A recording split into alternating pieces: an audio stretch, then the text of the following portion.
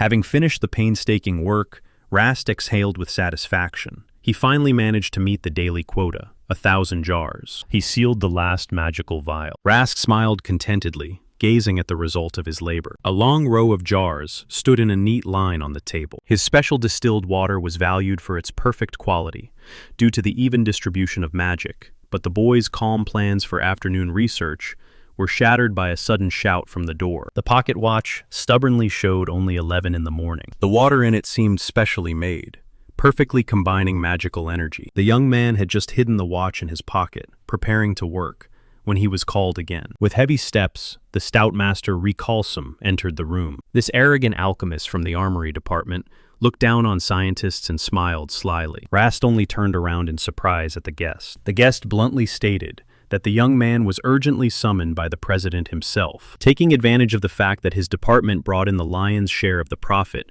Recalsum constantly complained about the researcher's budget. He passionately loved finding reasons for new quarrels and disputes. Recalsum always looked for a reason to quarrel, and brazenly picked on him at every convenient opportunity. This time, he again rudely pushed his things on the desk. The boy only tensely watched this, trying to hold back anger and already anticipating another mischief. Taking the box with distilled water, the impudent sarcastically remarked that the black workers should just quietly do their duties and not open their mouths. Immediately after this clash, the young man was summoned to the senior management's office. He approached the tall, massive doors.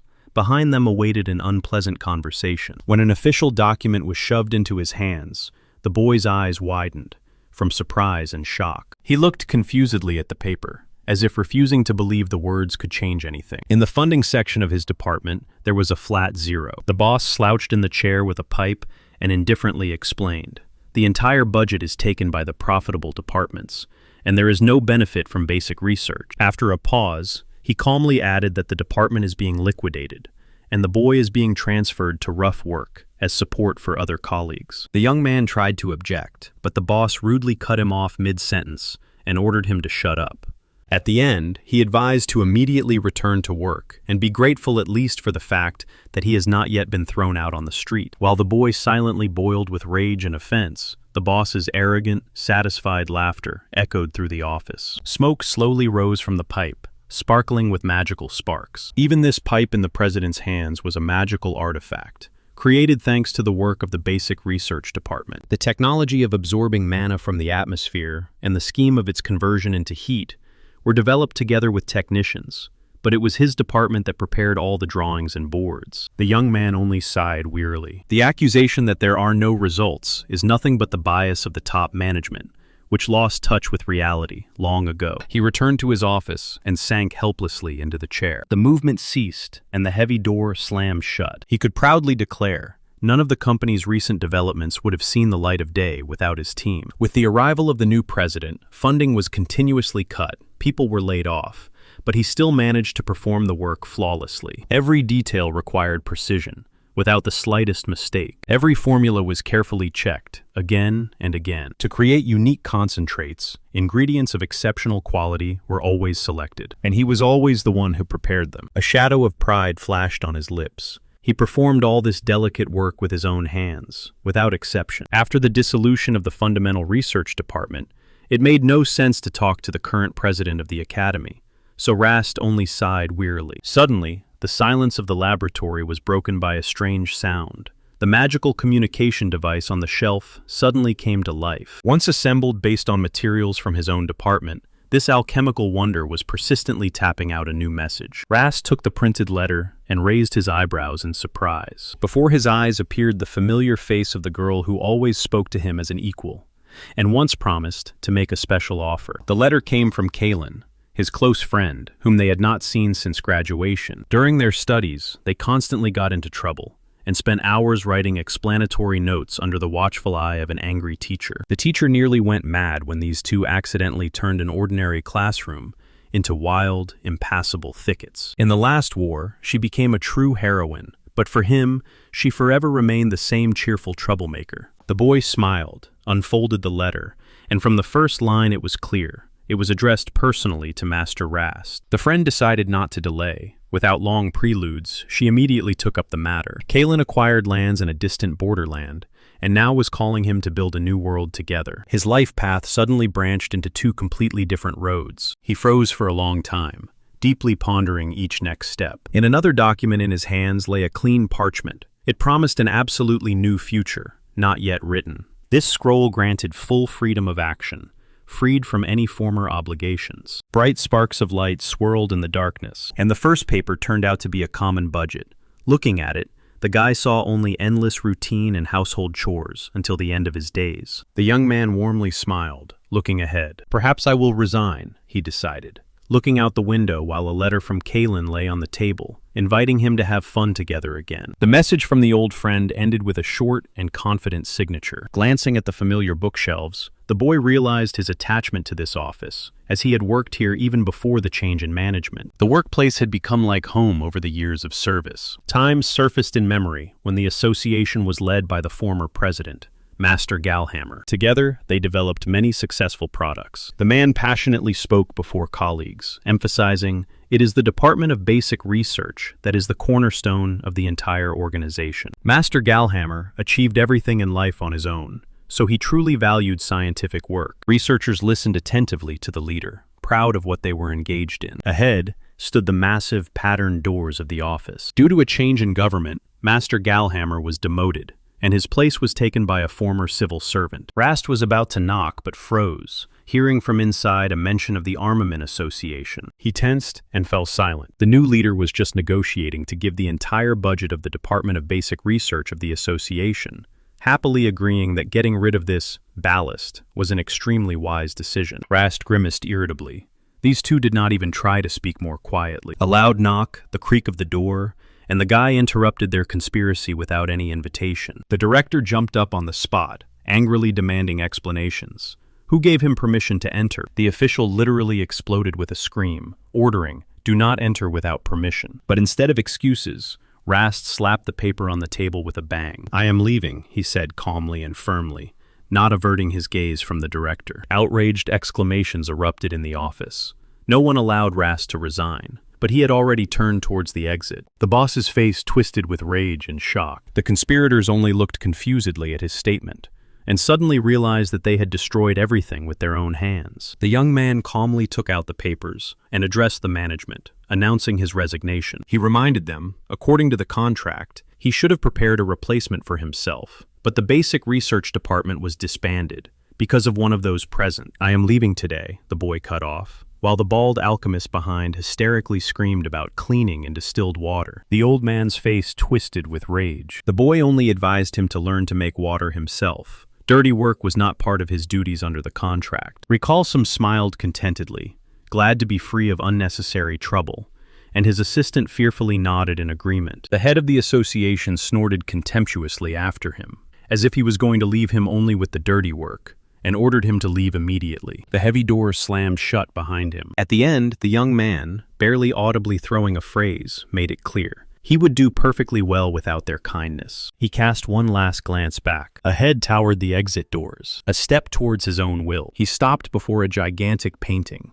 A majestic white dragon bowed before an unknown mage in a dark cloak. The stairs beneath his feet suddenly flickered with strange sparks. He stood right by the stairs and, holding his breath, adjusted the heavy backpack on his shoulders. His gaze slid over the canvas with the majestic dragon. It turns out, he would no longer see this painting either. The boy sharply turned towards the exit. Quietly, almost in a whisper, words of sincere gratitude escaped his lips, like a relief. They echoed through the empty hall. The door closed with a dull thud. He tilted his head back and looked at the clouds, and only then understood.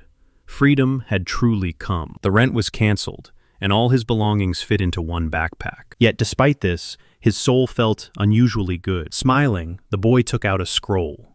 Now he could boldly set off to the lands of Kaylin. One move, and the ancient paper flared with magic. He sharply threw his hand forward, casting a spell. Shining magical seals instantly swirled around. The boy boldly squinted and sharply called his beast, Hippopo. Before him appeared his faithful riding beast, Hippopo. The youth smiled confidently and gave the signal to move. Hippopo rushed forward along the cobblestone road, heading straight for the borderlands. Their goal was far to the north, in the territories that Kaylin was actively developing. The boy only awkwardly recalled her promise to take care of him. He still considered himself just an average alchemist. The wind fiercely blew his cloak. At some point, he suddenly clearly realized he had not been out in the fresh air for a very long time. He used to often walk these paths in search of useful materials. Now he simply inhaled the pleasant aroma of the first flowers and exposed his face to the gentle wind. All the heavy stress of recent days finally began to fade from his thoughts. The boy sighed with relief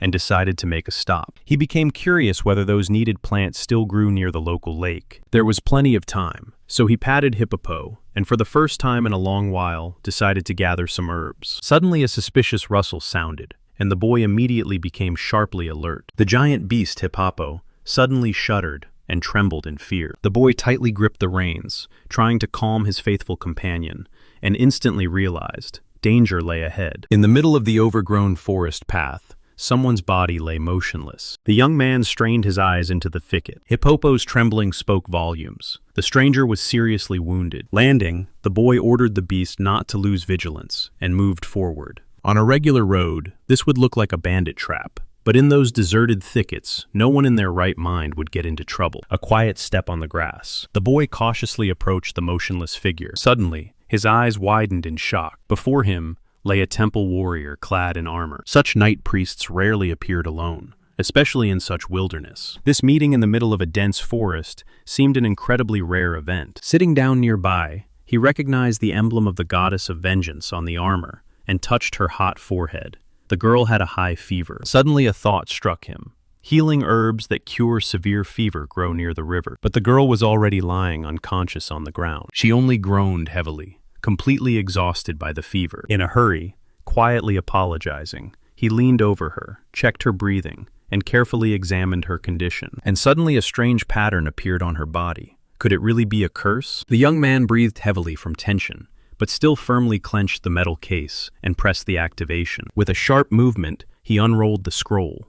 It immediately hovered in the air above the unconscious girl. She moaned softly, and her face burned with a terrible fever. He immediately called up the display menu. His gaze became maximally focused. The first hexagonal symbol flashed on the paper. Complex formulas and magical diagrams unfolded before him. At first he thought that a curse had been placed on the poor girl. The device did not detect any direct deadly threat, so the boy was already about to simply inform a specialist about her location. But suddenly he realized the raging fever was caused by poison. From this discovery, he involuntarily froze, as if pressed to the ground. It was a special poison of the familiar, and the necessary potion was not found in his supplies. Everything became clear. Without rare ingredients, the antidote could not be brewed, and there was no time to waste. He strained his eyes into the dark thicket of the forest, as if he could read the answer there. Quickly rummaging through the things in the bag, the boy decided to craft a new tool. Leaving his unconscious companion under the watch of his faithful pet Hippopo,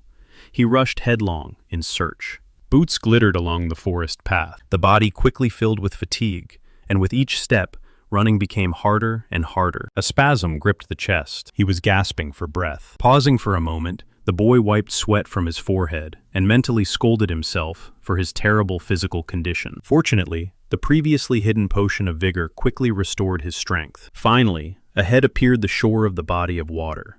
There still grew the necessary medicinal herbs. Suddenly, he noticed something strange. The clearing with plants noticeably narrowed, as if someone regularly gathered them just for him. So he had to hurry and cut only the most necessary. These stems were supposed to draw the poison from the girl's body and save her life. He hastily gathered a whole bunch of the life-saving stems. At first, he found special herbs capable of closing wounds. Nearby grew flowers that helped quickly restore strength. By themselves, these plants hardly saved anyone, and even ordinary potions made from them gave only a weak effect. Even if the girl had made it here, she still would not have been able to save herself. But the boy only smiled confidently. Noticing clean water, he decided to perform a simple transmutation. For this, he chose a special technique tuned for speed. The tools instantly flew into the air. "Activation!" the command echoed, and the symbols on the scroll flared up. He took a deep breath. He focused all his attention to the maximum. For a moment, silence fell, as if the very air had frozen. And in the very next second, he removed the gravity restriction, activating all the formulas. The river water obediently rose up and swirled around the scrolls. He immediately selected 5 targets for magical manipulation. The boy's gaze focused as if aiming a sight. He directed the cleansing spell forward with a light movement of his hand. A water sphere flared up before him, surrounded by holographic magical formulas. He was sincerely proud of this technique, ready to call it the best result of his fundamental research. At first, he applied this method for water distillation, and later recorded it on a scroll of advice, to work more conveniently. The resulting moisture turned out to be much purer than any ultra-pure water. Only water, and nothing more. Every day he created 1,000 such spheres, so he could repeat the entire process even with his eyes closed. But even despite this, for a perfect result, he still had to manually adjust the energy flow. Understanding that such a liquid instantly dissolves other substances, the boy added healing herbs to it. Suddenly, the cleansing magic flared up. The water instantly split and completely absorbed the medicinal plants. He raised the finished sphere of extremely concentrated potion upwards. The newly created golden potion hung in the air, and the boy immediately activated the third scroll to partially control gravity. The elixir turned out absolutely pure, without any unnecessary impurities. Golden liquid obediently flowed straight into the open flask. He tightly clenched the vial in his hand and quietly said, "Not bad." Only rushing back to the camp remained. But suddenly the silence of the forest was torn by a strange, piercing scream. From the depths of the thickets came a swift and heavy thud. An unknown beast was rushing headlong, digging its hooves into the ground. The boy tensed, trying to see the threat through the leaves. His eyes widened in surprise. A round pink boar suddenly flew onto the path with a scream, and a symbol was burning on its forehead. The little one tried to break sharply, but the hooves treacherously slipped on the wet grass. A loud bang sounded. He was flipped upside down, and he tumbled, funny and helpless, straight into the bushes. The forest silence was broken by a dull rumble, and a flock of frightened birds flew into the sky. The boy smiled nervously. He recognized. It was Hippopo, mercilessly trampling another victim again. He ran hard toward the noise and called his favorite, his heart clenched. Could something have happened to him? And just as the boy ran out onto the path, he was breathless from what he saw. The giant hippopo calmly shifted from paw to paw, not taking his eyes off the master. Only nearby, in a deep pit, lay a completely crushed monster, resembling a conscripted monster. Only after making sure the danger had passed, the boy rushed to the wounded girl. Sitting down beside her, he immediately realized this predator was pursuing her deliberately. Wasting no time, the boy quickly took out a vial and began sprinkling healing pollen on the deep wounds. It was necessary to stop the bleeding immediately, before it became too late. The medicine worked instantly, and the injured body was enveloped in a pure white glow. The magical shine began to draw together the edges of the torn flesh, restoring its vitality. The terrible cut on the chest hissed, and the black poisonous aura began to evaporate from her body. The girl quietly moaned and finally opened her eyes, in which strange double pupils trembled. She barely recovered and quietly moaned through the pain. Suddenly her eyes opened wide in fright. The girl instantly jumped to her feet and snatched a sword,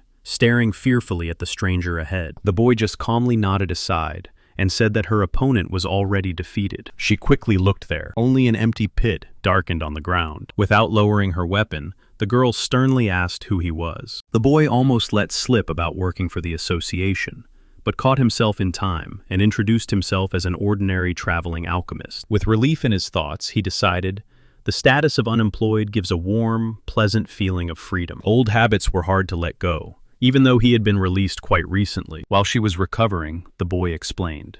He had already healed her external wounds, but inside there was still dangerous poison. As soon as these words reached her, she tried to move forward, but began to fall, so he had to stop her and warn against excessive effort. A thin glass with medicine hovered for a moment before her face. The boy smiled warmly, as if ready to help from the very beginning. The elf girl quietly nodded her head down and sincerely, without any doubts, thanked him for saving her life. But as soon as she looked up, anxiety flared in her eyes. She asked how much this healing potion would cost. Rast immediately understood what she was afraid of, that the treatment had started not just for nothing, but for profit, and now they would demand a large sum from her. He only smiled awkwardly, and immediately realized how unpleasant a misunderstanding it had turned out to be. The alchemist began assuring her that he had no hidden intentions, although he understood why she did not trust him. The matter was not deceit at all. He simply wanted her to recover quickly and be able to take the medicine on her own. Hearing this, the girl smiled with relief through her tears and sincerely apologized for her distrust. She was convinced of his selflessness, and because of this, the boy became a little embarrassed again. Rast thoughtfully rubbed his chin, but the elf girl stubbornly insisted. She would not take such an expensive potion for free. Then the boy gently suggested another way out. She repeated again that her conscience would not allow her to take the potion for free. Then Rast introduced himself as a traveling alchemist, heading to the northern border, and offered to make a contract. In return, someday, she would protect him with her sword. With a friendly smile, he extended his hand to her. He gently asked the name of the beautiful knight. She gripped the sword hilt tighter. The boy handed her the vial of potion, calling it a simple loan. She accepted this gift as a sacred debt, and she promised her steel would cut through any trouble that befell her savior. Proudly straightening up, she introduced herself as Taula, a knight of the goddess of vengeance Aracely, and the third of the three swords. Her eyes flashed with determination as she swore by her own blade. The young man only smiled awkwardly, feeling that the girl had taken his gesture too seriously. He no longer dared to contradict such a warrior. Taula took a sip, and as if rooted to the spot, froze.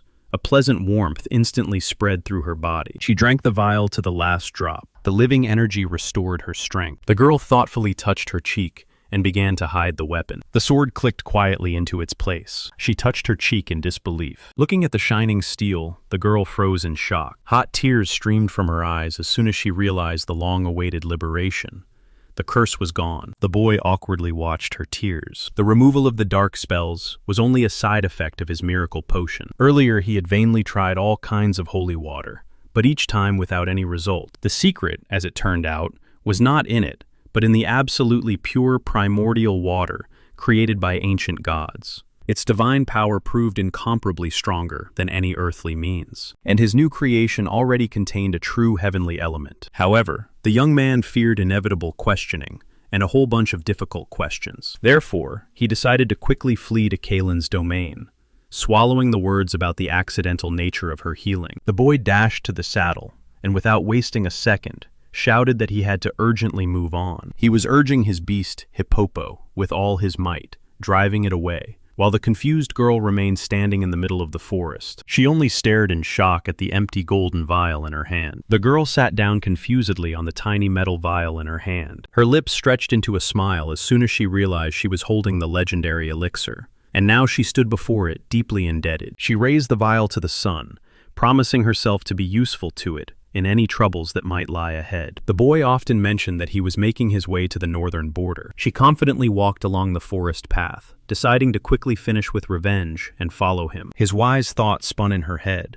Strong foundations have always been the cornerstone of any endeavor. His face, with a sly smile, appeared again before her eyes. This rule applied everywhere. A simple base always played a decisive role on the way to the goal. But few people truly understood this. He understood everything, until the very end. The boy stopped his strange riding beast named Hippopo and decided to spend the night under the open sky. The bonfire crackled pleasantly in the night silence. After saying goodbye to Taula, the traveler held a course strictly to the north. Since he joined the association, every night of his passed in a stuffy laboratory, tirelessly mixing reagents. While the boy was examining the map, the greedy Hippopo almost took his food away. The young man only smiled, recalling how Kaylin once called these briquettes a disgusting mixture of grass and earth. Yet the alchemical concentrates from fruits and grains wonderfully saved him on every distant journey. The sky was slowly brightening. He fell asleep with the thought that by tomorrow afternoon he would finally reach civilization. The next day, the traveler ordered the beast to stop right at the entrance to the village of Toma. Ahead, half-ruined, neglected huts were visible, no hints of safety. The boy gently patted his faithful companion on the snout and thanked him for the help. With a summoning spell, he transformed the giant hippo into pure magical energy and sealed it in a pen. Now, it was time to act alone. After saying goodbye to his pet, he set off alone toward the abandoned village. The man suspiciously measured the stranger with a glance and sharply asked who he was, but the blond youth only smiled good-naturedly. The boy introduced himself as Rast, a traveling alchemist, and this so shocked the lumberjack that he immediately began to stutter, after which he quickly called the guest to the elder. The guide hastily moved forward, showing the way. Around stretched a wasteland, and by the road darkened an old abandoned well with a fallen bucket. The neighboring houses stood empty. They were completely overgrown with wild ivy. A rusty wooden sign creaked lonely on chains, as if complaining about the silence. Rast quietly noted that neglect prevailed around, and the man gloomily only confirmed, People left their homes and whole families. They stopped in front of a sturdy brick house with a tiled roof. The young man suddenly raised his head and noticed something strange. The companion hammered on the door with all his might and loudly shouted to the elder that he had brought a real alchemist. Rast noticed fresh kagero branches hanging near the entrance and immediately guessed, somewhere nearby grows this rare tree. The door opened, and before them stood a bald, gray-bearded old man with a monocle, the kind who did not believe his own ears. His cane struck the ground with a ringing sound. Then the boy calmly reached into his bag. The bearded man explained to the elder that he had not checked the stranger's documents, but the stranger's appearance already resembled an alchemist, and the best proof of his words was supposed to be that very special silver badge. Rast himself at that moment smiled friendly and introduced himself as a traveling alchemist, holding the badge right in front of him. The elder gasped embarrassedly and, hurrying, adjusted his monocle, approaching to examine the item closely. He introduced himself as the elder of the village of Toma, and respectfully asked if the guest really held the highest rank in the association. Rast had never even thought about such a thing before. Only a few wore such a master's emblem. This medallion determined the exact rank of each alchemist and was a pass to the higher society.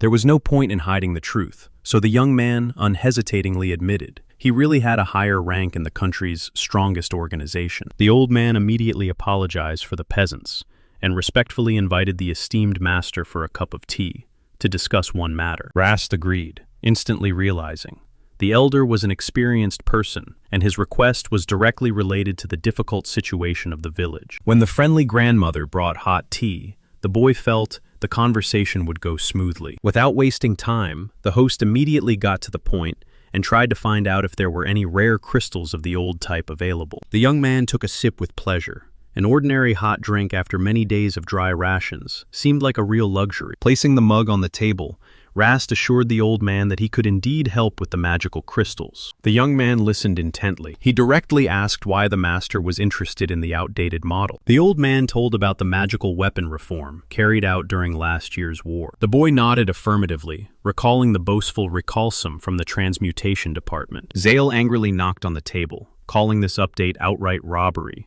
despite the old man trying to calm him down. The young man asked, "Tell me more about it." Agreeing with his words, the old man ordered Zale to bring the samples. Soon, there were already 2 pistols on the table, from different generations. For the inhabitants of remote settlements, who did not know how to hold their own in battle, these pistols were the only salvation from fierce monsters. The old man's eyes dimmed. The master quietly asked if everything had changed now. The old pistols worked flawlessly, and only required rare replacement of magical crystals. Placing his hand on one of them, the old man recalled the exceptionally precise and durable model H-32. The young man froze, staring in awe at the weapon before him. Its main motto from the very beginning was the calm of the fighters, until the very end. The Alchemists Association began developing this rifle precisely when the young man joined, and the project was led by Master Galhammer. At that time, the concept of simple and economical weapons was considered too primitive, but true fighters rated Galhammer's work with the highest marks. On the other hand, the new model ER-001 turned out to be a completely different story. The old man tried to calm his comrade, but Zale only clenched his fingers fiercely and, calling the new model worse than crap, completely tore it apart. He continued to rage without any restraint, and every time he saw the advertised creation, his disgust only grew. But the greatest nightmare was the terrible energy consumption. Because of it, they had to repeatedly buy insanely expensive new-type magical crystals. The elder agreed with the criticism and added, "Although the power increased, this weapon constantly breaks and fires involuntarily. Once rifles had enough power, but now alchemists have completely stopped producing old crystals, along with the cessation of manufacturing former models." Zale shrugged and complained that they had to buy this useless thing. But due to supply disruptions, they can no longer get crystals, even for the old Gash 32 models. Because of this shortage, in distant villages the number of wild monster attacks sharply increased. Hunters fired only in extreme cases, conserving ammunition, but the weapons still failed and exploded right in their hands. The young man sadly stared into his wooden mug, while people talked about how they were abandoning their homes en masse and fleeing to safer regions. The old man sighed heavily, confirming, fear had already gripped everyone, without exception, especially families with children. The boy awkwardly scratched the back of his head and, without losing his smile, admitted that he did not have a single piece on it. The men first nodded sadly, then immediately asked hopefully if he would give them at least a part. When he refused, both instantly drooped, as if enveloped by deep disappointment. But the young man cheerfully squinted, took a sip from the mug, and added that he could easily make them. Hearing this, the dark-haired warrior twitched with surprise, and the boy, unable to hold back, exclaimed, "Is this really such a wonder?" The very next moment, the room was filled with turbulent tears of relief and loud cries of boundless gratitude. They shouted with delight, still not believing that they had been so suddenly lucky. The elder finally composed himself and nodded heavily, confirming their agreement. The boy carefully placed the mug on the table and, smiling, began to talk about his reward. He cunningly raised his finger up and, as if casually, asked for a very modest fee for the services, materials from the Kagero wood. As soon as the elder and his assistant heard this, both simply froze in place. Their faces became extremely puzzled. The brunette just shrugged, not understanding why he needed this weed, since Kagero grows here at every step and is considered completely useless. The men silently exchanged glances, each suspecting in his thoughts that the guest had either lost his mind or was hiding something. But the young man only noted with satisfaction that large supplies were wonderful, mentally replaying again the old forgotten tradition of decorating the chief's doors with these branches. Rast recalled ancient books that described a special tree in every village, and asked the elder to take him there while the fruits were just ripening. The elder gladly agreed, and gestured for the boy to follow. They set off on the road, and immediately a whole line of curious villagers followed them. The boy looked back and realized with surprise, almost half the village was following them. He only smiled awkwardly, since in such a backwater, the appearance of an alchemist was an unprecedented event, although he was also surprised by the complete absence of children among the locals. Soon they reached the Kagero forest, its beauty impressed from the very first glance. The elder quickly assigned the companions to work, and Rast asked the people to collect dry branches and fruits from the ground. The alchemist took one of the spiky fruits in his hands, preparing to start the transmutation. When a considerable pile of raw materials grew before him, Rast sincerely thanked the assistants for their work. Holding 3 scrolls between his fingers, he explained to those present that magical crystals are usually created by another method. The standard method always required hunting monsters to obtain their magical stones. Rast, eager to impress the villagers, activated 3 scrolls simultaneously, and a wave of surprise and genuine admiration immediately rose in the crowd. For him, however, this process remained absolutely familiar and simple. He knew some of the villagers understood a bit about alchemy, so he wanted to win their trust with an impressive demonstration. Frightened and shocked, the people in the crowd whispered among themselves, staring at how 3 magical scrolls hovered in the air at once. The young man sharply activated them all together. He decisively put together the last word of the cleansing command. Powerful gusts of wind rose around, lifting the glowing symbols. Usually, magical stones were obtained from monsters, where energy from the atmosphere crystallized over the years. But he decided to direct his personal invention straight at the surrounding air. If you filter power straight from the atmosphere, then hunting monsters for resources would no longer be necessary. The light streaks quickly drew together, folding into a cloud with an extraordinarily high concentration of mana. The peasants around looked at each other in confusion, not understanding at all what was happening. Of course, he was the sole creator and user of this purification scroll. The boy focused, the magical cloud compressed to the size of a tiny dot right above his palm. He stretched out his hand and caught the ready fruit. It was the fruit of Kagero, the best material for holding the accumulated energy. The magical scroll hung in the air, emitting a strange glow, and beneath it, a weak stream of air began to swirl. The young man aimed, and with one gesture, activated the polishing scroll. In the middle of the clearing, a real small tornado spun, causing the peasants behind to huddle together in fear. The boy smiled with satisfaction. The response from the magic turned out to be more powerful than he expected. Immediately, a commotion arose around. People, without looking away, stared at the amazing whirlwind. Without wasting a second, he swung and threw the magic-infused Kagero fruit straight into the epicenter of the storm. The cutting process began because the strength of the future crystals depended precisely on the jeweler's precision of wind processing. The boy felt. This scroll worked more subtly than it seemed at first glance, and now he could control the speed and density of every speck inside the whirlwind. He decisively stretched out his hand forward, increasing the density of diamond dust. A whirlwind flashed with thousands of bright sparks, sharp, dazzling, like a burst of light. The village girls froze, holding their breath, enchanted by such beauty. The young man only snorted ironically inside himself, noting with a thought that girls everywhere are the same and adore everything shiny. Perfect facets glittered in the air. The output power of the accumulators now depended on them. Any magical stone required a strict balance between size, capacity, and output. Otherwise, the whole endeavor became pointless. The boy decided not to split hairs, and mentally reproduce the exact proportions of ancient magical crystals. He cast a fixation spell, sealing the wild elements inside the fruit of Kagero. The energy obediently merged with the fruit. The young man confidently stretched out his hand forward. A pure, flawlessly cut magical crystal flashed in his palm. The boy skillfully gathered into physical form the elements scattered in the air. He smiled with satisfaction, and the villagers behind only stood dumbfounded and whispered, unable to take their eyes off. The young alchemist offered the old man to test the new magical weapon live, and he agreed with obvious apprehension. As soon as the weapon was in the old man's hands, the barrel flashed and sparkled, accumulating destructive power. He slowly raised his hand to the sky. Taking a breath, the old man aimed upwards. Behind, everyone held their breath. Frightened villagers did not take their eyes off. The young man remembered how they rejoiced at the first crystal he created, and realized these efforts were not in vain. A deafening shot rang out, and a colossal pillar of light pierced the clouds, forever changing people's perception of weapons. To provide the village with reliable defense, the boy decided to launch mass production. He resolutely spread his arms to the sides and activated 3 alchemical scrolls at once. Sparks of pure energy swirled around. People simply froze in shock, looking at such an unprecedented miracle. After an hour of hard work,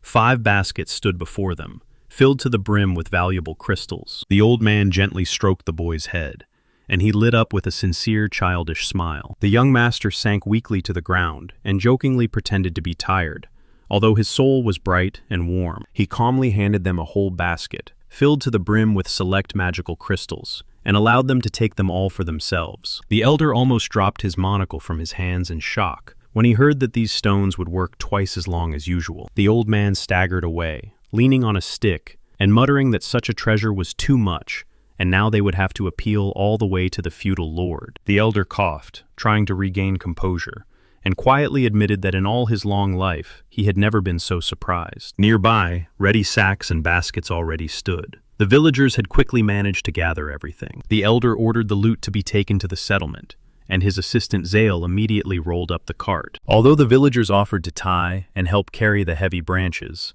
the boy politely refused and raised his hand. A magical glow burst from his palm, enveloping the gathered cargo. With a single spell, he nullified the density of the diamond dust and lifted the entire pile of rare materials into an air tornado. The huge whirlwind spun wildly, relentlessly pulling the fragments together. In a moment, the entire pile of branches obediently hung in the air, turning into a weightless package that simply flew after the boy. Throwing the bag over his shoulder, the young man smiled and addressed the elder, asking for a serious conversation. The old man, just petrified, with his mouth agape and glassy eyes. Barely recovering, the elder ordered Zale to finish the work, and called the young man home with him. The sun softly illuminated the cozy rural house on the outskirts. The boy immediately realized the elder had already figured out his plans to set off on the road, so he did not try to hide. 2 mugs of hot tea steamed on the wooden table. After hard work, the drink seemed especially tasty, and the joy on the people's faces gave a pleasant feeling of fulfilled duty. The boy raised the mug to his lips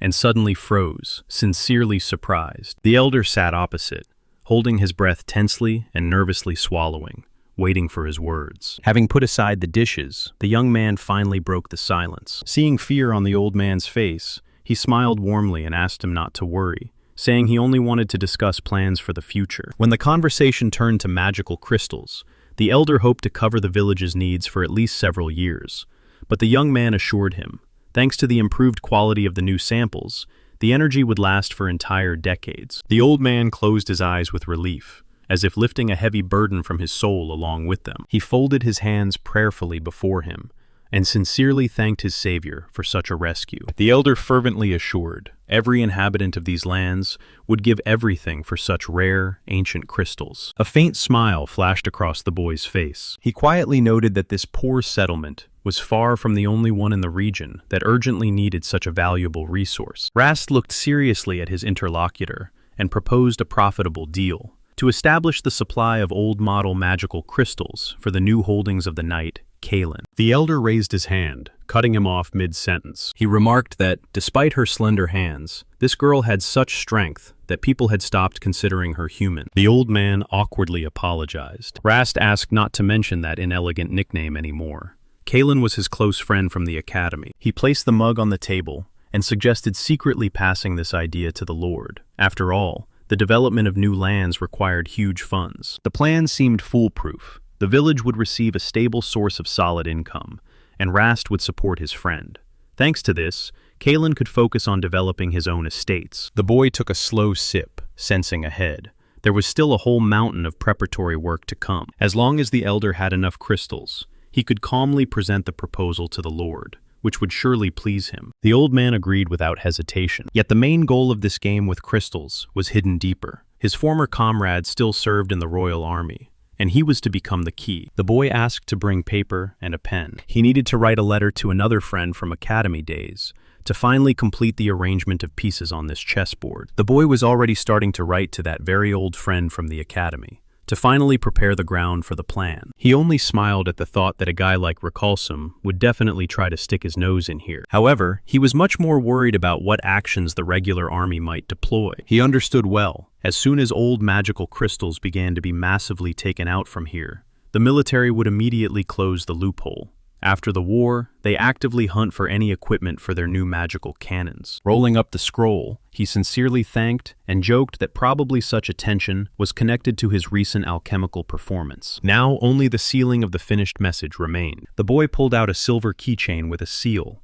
on which the coat of arms with the image of scales was clearly visible. A warm smile appeared on his face as he looked at this family symbol. Slowly, drop by drop, a hot, dark drop of sealing wax flowed onto the edge of the paper. Barely waving his hand, he lowered the metal stamp onto the scroll. Under the metal press, the hot wax hissed and held in the necessary outlines, taking the shape of the family coat of arms. He confidently pressed the seal with his finger, finally completing the work on the letter. When Kova was done with the papers, the young alchemist announced his departure.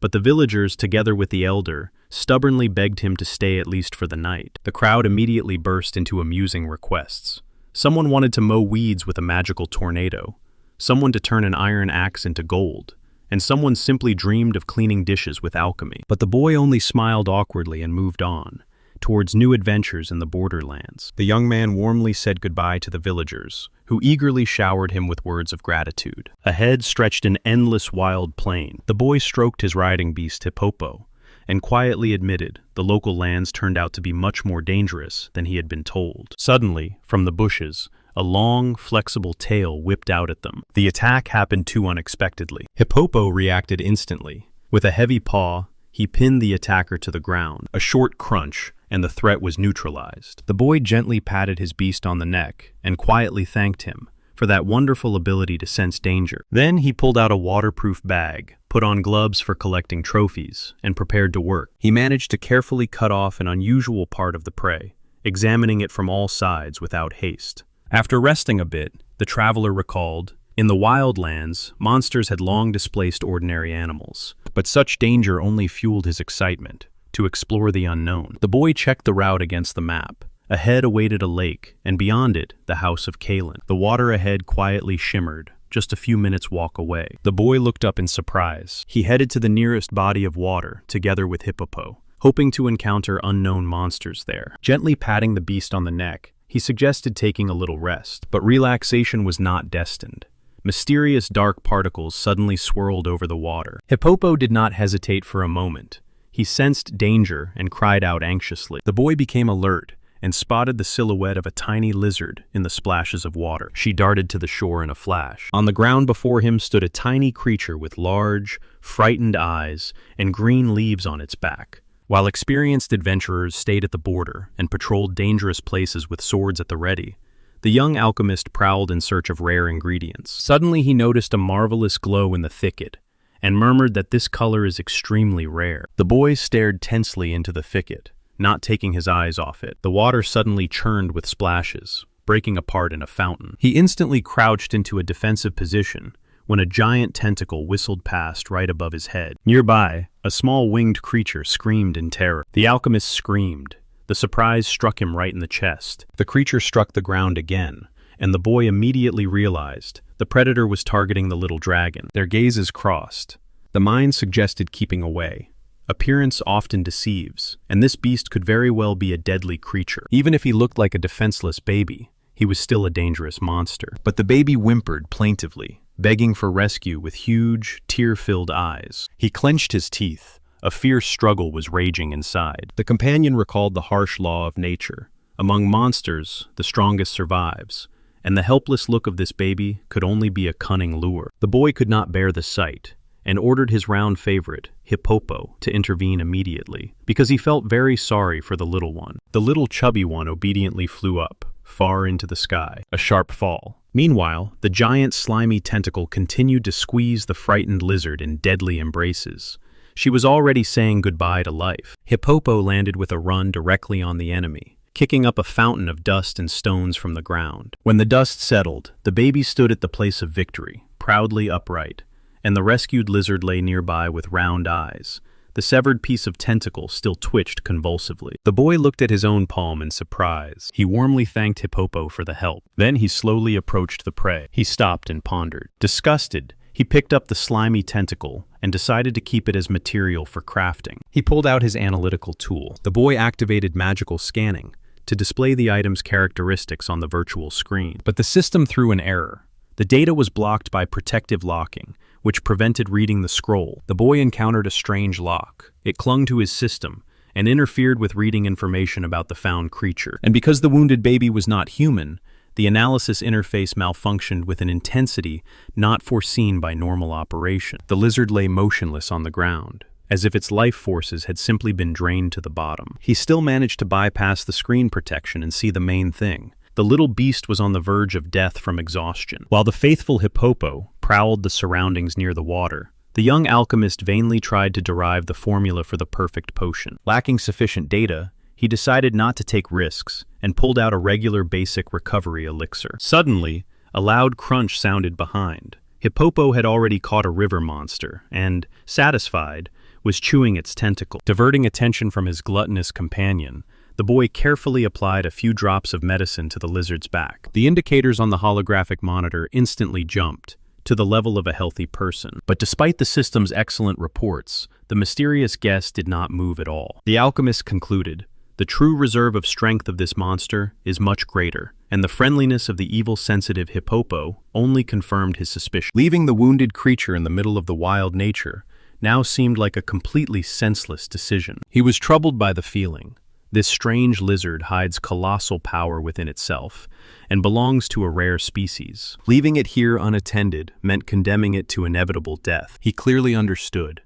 Without help, this little one is doomed. After the disappearance of the giant catfish, the water source in the middle of the wasteland will quickly attract many new dangerous monsters. The boy asked his faithful beast Hippopo whether he should take the baby with him, and the beast growled in agreement. He thoughtfully looked at the tiny creature. Urging the horse, he looked at the map right in the saddle and decided to ride along the river flowing from this reservoir. Finally, tents appeared ahead. The camp of Knight Kalen. The young man slowly approached the palisade. Suddenly, Hippopo roared anxiously and sharply sank to the ground, as if he was rooted to the spot. The boy called his beast in surprise. A mighty paw heavily froze on the ground. At that very moment, a slender armored leg silently landed nearby. The young man fell silent in astonishment. Taking out the pendulum, he loudly announced, "His name is Rast. He is an alchemist of the highest rank, and he arrived here at the invitation of Knight Kalen. He officially requested to be accepted as an honored guest. His guild united those who sought the hidden truth, and the young man himself held the title of Master Alchemist." Suddenly, the silence was broken by a strange rustle in the tall grass. The noise was approaching, forcing him to instantly crouch and prepare to defend. Two warriors in cloaks with covered faces smoothly emerged from the hiding place. One of the girls caught the spear and respectfully greeted Master Rast. The boy, surprised, only opened his mouth in confusion. The warrior explained, "The local creatures can imitate human appearance, so they had to check the guest." Only now Rast realized why his faithful Hippopo was so nervous. One more step, and they would have been in the zone of enemy attack. The girls did not take their eyes off him, hiding their faces behind dense bandages. The young man friendly objected, and even evaluated their clever disguise, suggesting that the cloaks were made through transmutation. The warriors called their masks ordinary clothing, but still admitted, Lady Kaelin did not praise his cleverness for nothing. The alchemist said not a word, but noted to himself that these things too much resembled magical artifacts, with their own secret. He carefully examined the mysterious patterns of the blue and red eye, embroidered directly on the fabric. Both the blue and red eye together formed a strange, unfamiliar to him, coat of arms. The girl in the mask looked suspiciously at the mount, trying to sense which monster was lurking on her back. She sharply stepped forward. Her companion nervously dimmed, already understanding. They could never defeat either Master Rast himself or his formidable beast. The older sister immediately stopped the quarrel and ordered the younger one to be silent at once. Rast smiled with relief. After all, he least of all wanted to start service at the new place with a senseless fight. Bowing her head, the girl with the mysterious sign on her headband politely apologized for the audacity of her younger sister, but she only snorted indignantly and did not dare to argue further. The boy quickly clarified. The younger sister sees enemies from afar, and the older one instantly reads the level of foreign strength. Both of them obviously possessed some special visual gift. Placing his hand on his chest, Rast assured the girls of his peacefulness, and swore on the medallion that he would personally be responsible for the white lizard. The little white dragon, meanwhile, was peacefully sleeping, and did not know what commotion had already arisen around. The guard turned anger into mercy, and offered to take the guest directly to Lady Kaelin. He spoke kindly, and she sincerely bowed in response. Soon, the girl gestured towards the spacious tent ahead. At the communication headquarters, work was in full swing. Operators were frantically trying for the 5th time to restore the connection while the magical devices with roots buzzed threateningly. In this noise, amid a veil of silence, Rast carefully drew back the curtain. The boy was instantly noticed. He quickly surveyed the hall and immediately understood. This is where all the information from the front line converges. Suddenly, a girl rushed at him at full speed, her cloak fluttering. Rast only smiled awkwardly. She grabbed his hand with all her might. A spark even flashed, and exclaimed joyfully that she had finally waited. Kaelin laughed loudly, declaring that he had somehow aged too much. Rast sighed and tried to put her in her place, cutting off that it was none of her business. But he caught himself in time and quickly corrected.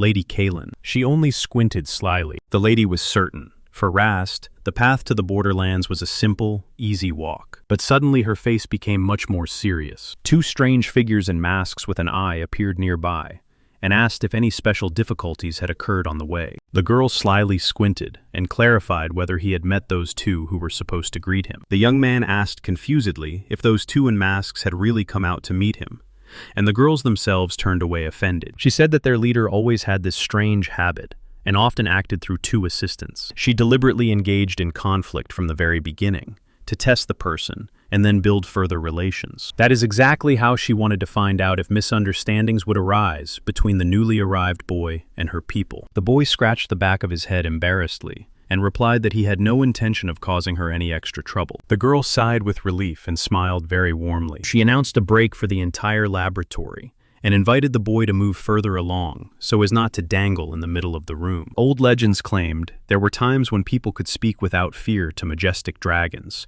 and share the whole world with them. But since then, everything has turned upside down. The world is indeed saturated with magical elements. They affect plants, animals, and even the earth itself.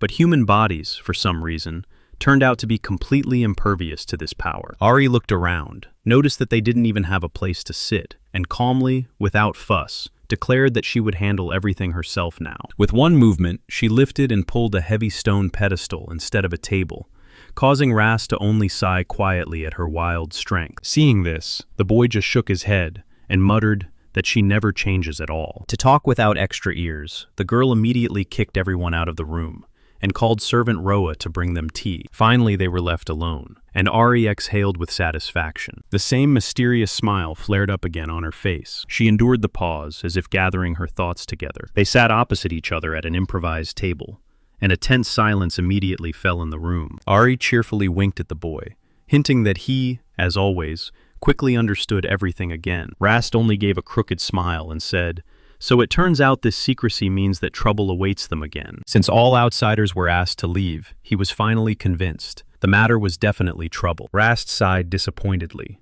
He had hoped for a quiet life and peaceful extraction of magical elements from the earth. Lady Kaelin agreed that without magic, the harvest would simply wither, but immediately added, she called him not without reason. She smiled playfully and called him the genius of the academy. These words clearly struck the boy deeply. In anger, he asked her to stop, recalling that it was she who once invented that stupid nickname. It seemed he had finally come to terms with the inevitable, and directly asked what exact problem Lady Kaelin intended to pin on him. She only had to say it. The girl's face instantly became serious, and her crossed fingers barely twitched. Kaelin entrusted him to investigate and cure the mysterious disease rapidly spreading through the camp, and assigned a separate tent for the work. The boy listened carefully to her explanation, trying to immediately assess the scale of the upcoming work. His confident step silently confirmed his agreement to take on the task. Before leaving, he only briefly said that he understood everything. At first, Rast decided to personally deal with the first symptoms of the unknown plague. Walking past the tents with a strange pack animal, he wondered why the disease affected people only after arriving at the camp. Feeling the hostile and wary glances of the settlers upon himself,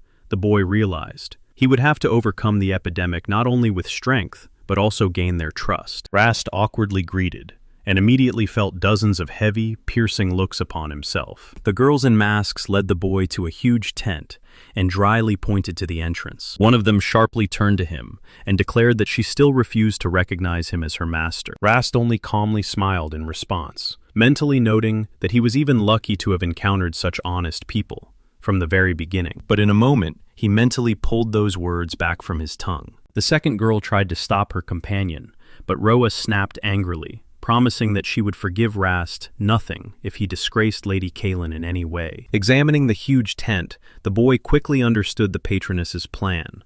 This luxurious gesture was meant to show the entire district his special status in the camp, and Kaelin's high expectations. He tightly clenched the magical feather in his hand, realizing he needed to immediately prepare everything necessary, even before Ari and Roa began bringing the first wounded here. Inside there was no furniture, only bare dry earth. And this truly pleased the boy. Kaelin knew well what she was doing. Rast focused and confidently stretched out his hand forward, activating the magical seal to summon his assistant. In the middle of the empty tent, a bright light flashed, and from it appeared a beautiful black rose, his unique transmuted beast. Sitting down nearby, he gently asked Rose to weave a strong and reliable bed for the wounded little lizard. Stems with long, sharp thorns instantly came to life and obediently moved forward, intertwining into a sturdy frame. The magical glow enveloped the plants, which twisted tighter and tighter, as if obeying an invisible hand. Flexible, thorny vines obediently entwined the bed,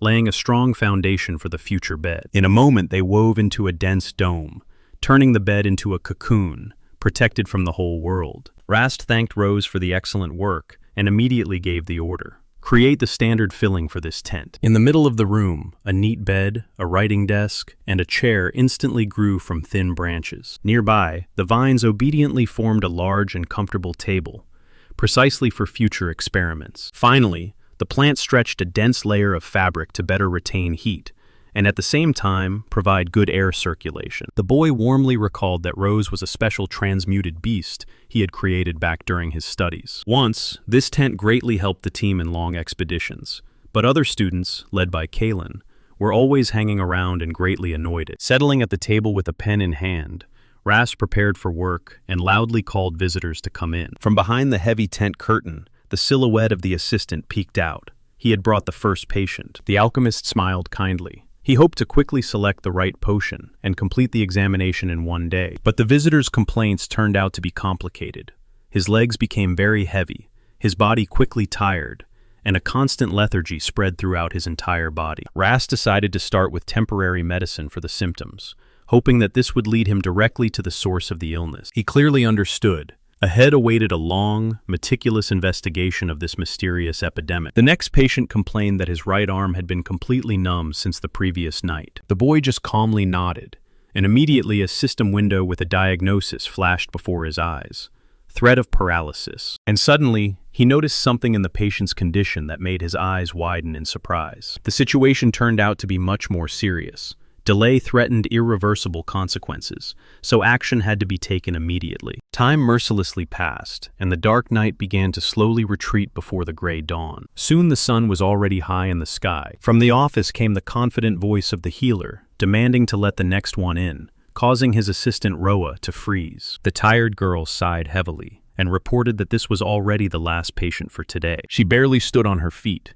The continuous stream of visitors gave her neither a break nor a chance to exhale. While the grateful patient showered compliments, Roa wearily reproached his partner for his too fast work pace. The last sick person complained of wild fatigue and numbness in the body, but the healer only raised his hand and promised to instantly create the needed potion. Magical screens flashed right in the air, and the boy quickly selected an individual composition of medicines to ease the symptoms. Handing over the vial with the ready decoction, he mentally reminded himself he must find the root cause of this ailment as soon as possible before people become cripples. The man distrustfully clenched his fingers into a fist and exclaimed in surprise that the numbness had completely disappeared. The boy froze in surprise, intently examining his own hands. The next moment he genuinely beamed with happiness and loudly thanked his rescuer. Roa only smiled awkwardly in response, recalling that during his time working at the association, no one had ever been so happy about his potions. The mysterious partner also warmly thanked Roa for today's help. The young man looked at her gently. The girl quietly replied that it was simply her duty. Even with her face covered,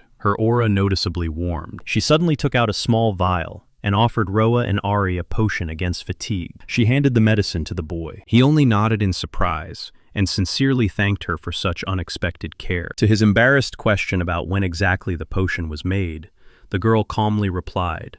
She brewed it in the breaks between patients and immediately ran out of the tent, leaving Roa alone with his thoughts. The work for today was finished. Roa perfectly understood. Melting the ice between them would not be easy, so he decided to simply be patient. Rast sat at the table to compile an interim report for Kalen, comparing his notes with the medical histories on the old scroll. Throwing on his cloak, he decided to add everything he had managed to learn about the magical crystals and the source of the plague. Right on the street, smiling guards approached him and sincerely thanked him for the help. While the young man wondered how quickly it had gotten dark, he warmly waved his hand to them, understanding that the first suspicious glances had changed to respect only because he had truly helped. The guards behind his back only shook their heads in surprise. In just half a day, the young man had healed the entire camp and confirmed the status of an old friend of Lady Kalen. The night tent was drowned in deep silence. The guard opened the passage, and Rast stepped over the threshold, ready to hand over the papers.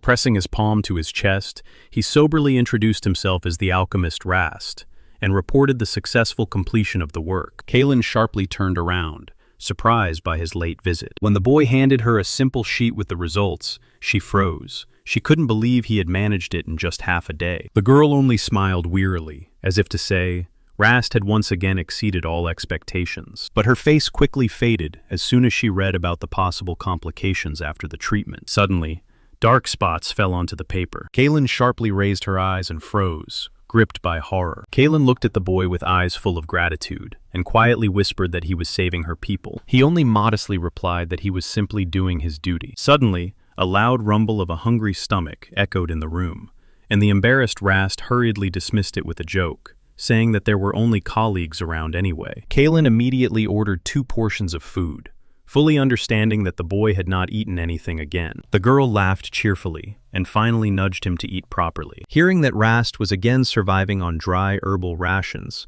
Kalen exclaimed indignantly, for a distinguished alchemist, this was a real disgrace. She wiped tears of laughter and quietly said that she had not laughed so sincerely for an eternity. Outside, night had long fallen, and a lone guard was keeping watch near the tent. Taking advantage of a pause while waiting for the dishes, the girl spread papers on the table and asked her companion to tell her what they would do next. The next morning, Rast was already standing with a mug of hot drink, watching the white lizard. It was still sweetly sleeping in its nest. The little creature was sleeping soundly, curled up under the protection of thorny branches. Suddenly, the young man screamed in fright. He had just met the gaze of 2 servants in eerie masks, who silently stared at him. Shaking off the numbness, he decisively drew back the tent flap and was already about to get to work. Seeing the girls outside, Rast greeted them confusedly and wondered how long they had been standing there, while they gratefully asked about his condition after the difficult night. 2 guides in strange paper masks thanked him for the potion that Roa had given. The boy smiled awkwardly in response,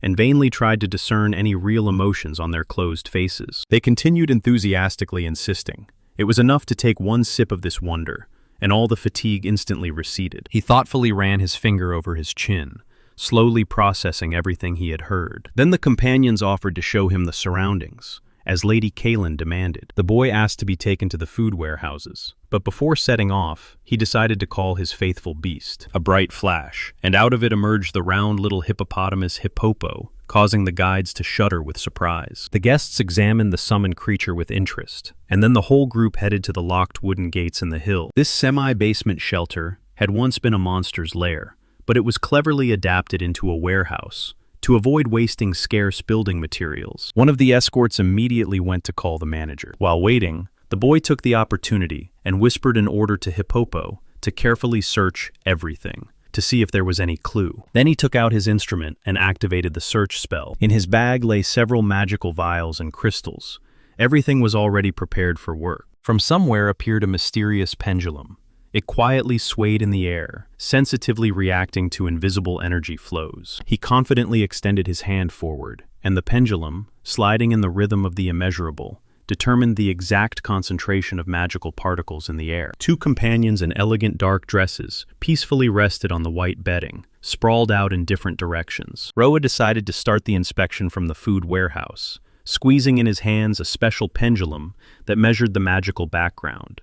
The crystal on the chain suddenly began rapidly describing circles over the cracked ground. The boy knelt down on one knee. Carefully, in gloves, he pressed his palm to the dry soil. It turned out that the magical energy here was so dense that it sterilized the ground instantly, leaving no chance for any bacteria. His companion in a mask, without averting her gaze, watched the strange oscillations of the crystal with surprise. Having read the data from the magical scroll, Roa noticed nothing suspicious, and a familiar explanation surfaced in his mind. Storing food in semi-basement caves here was normal, because the strong concentration of magic in the wilderness perfectly destroys microbes. He ran his fingers along the stone wall of the cave and made sure that the high level of energy was preserved absolutely everywhere. The food warehouse inside was packed with barrels and sacks, which were securely held by a natural, magical barrier. Holding his finger on his chin, the young man realized the local food after thermal processing was indeed safe,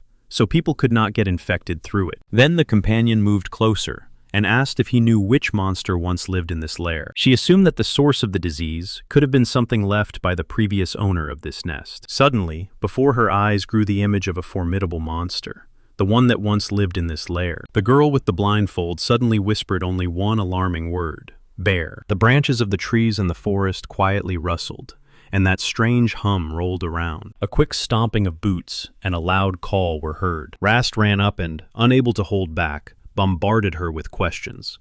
What kind of beast they had encountered. But the girl simply introduced the companion as the storekeeper, and he was stunned with surprise before the legendary master. The peasant bowed and immediately rushed to thank for the younger brother. He fervently expressed gratitude for the rescue from the terrible numbness that almost killed the little one. But the grip was too strong, and a sharp, burning pain pierced the boy's hand. The man passionately promised he would do everything possible as soon as the young master needed help. Rast mentally thanked fate and recalled that yesterday he really treated a boy. Inside, the shelter looked sad. There was almost no food left on the shelves. The boy asked if he could inspect the food warehouse, and this request surprised his companions. In the dust and among old barrels, his dowsing pendulum suddenly reacted to something strange. His attention was immediately drawn to old tubs and a clay jug that stood apart from everything else. On the wooden racks, bags and woven baskets with food supplies lay neatly, without unnecessary fuss. The boy slowly lowered his hand, and the pendulum immediately flashed with magical sparks. He thoughtfully pressed his palm to his chin, as if weighing something in his mind. Everything local, both vegetables and grains, had been treated against plant monsters, as well as the meat of animal creatures. After the inspection, the researcher nodded to the man in gratitude and allowed him to close the door. He found no poison or any traces of a monster. Then the young man turned to his faithful companion, Hippopo, whether he had found anything, and gently thanked him as soon as he heard the answer. The beast only quietly snorted toward the cloudy sky. There was no 100% certainty,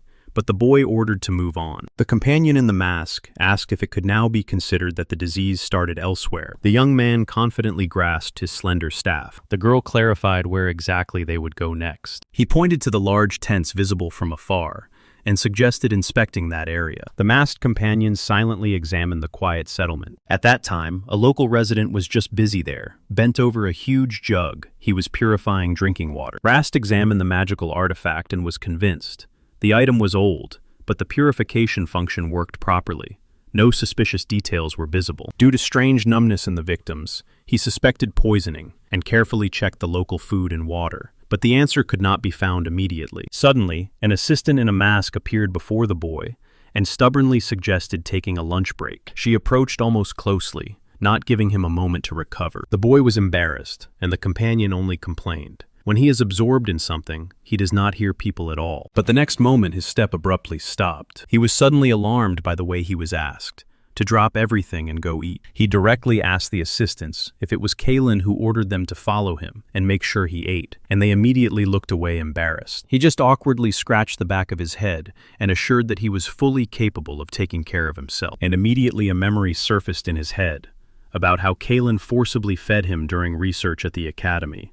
So he agreed with a smile. The assistants only sighed with relief. In a moment they reached the camp canteen. The girl showed the tables under the long canopy and invited him to sit. The assistants rushed to get food from the neighboring tent, while Rast calmly stayed waiting at the table, entrusting them with the choice of dishes. He was explained that food is prepared in the neighboring tent, and they dine here, at long tables under the canopy. On a clean baking sheet, a thin stream of carefully crushed powder from magical stones was sprinkled. Seeing the treat, the giant magical boar, Hippopo, happily snorted, demanding his portion. For transmuted beasts, the balance of magical elements is vital, so Rast carefully mixed the stone dust with special herbal granules. Hippopo, with a sparkle in his eyes, immediately began devouring his favorite dish with both cheeks, and Rast watched him contentedly. The beast grumbled contentedly, wiping out everything to the last crumb. Soon, soldiers returned from the kitchen and brought dinner. A simple army ration of dried grains, spicy vegetables, and meat from monsters killed on the march. Rast inquired about local life, and the fighters explained.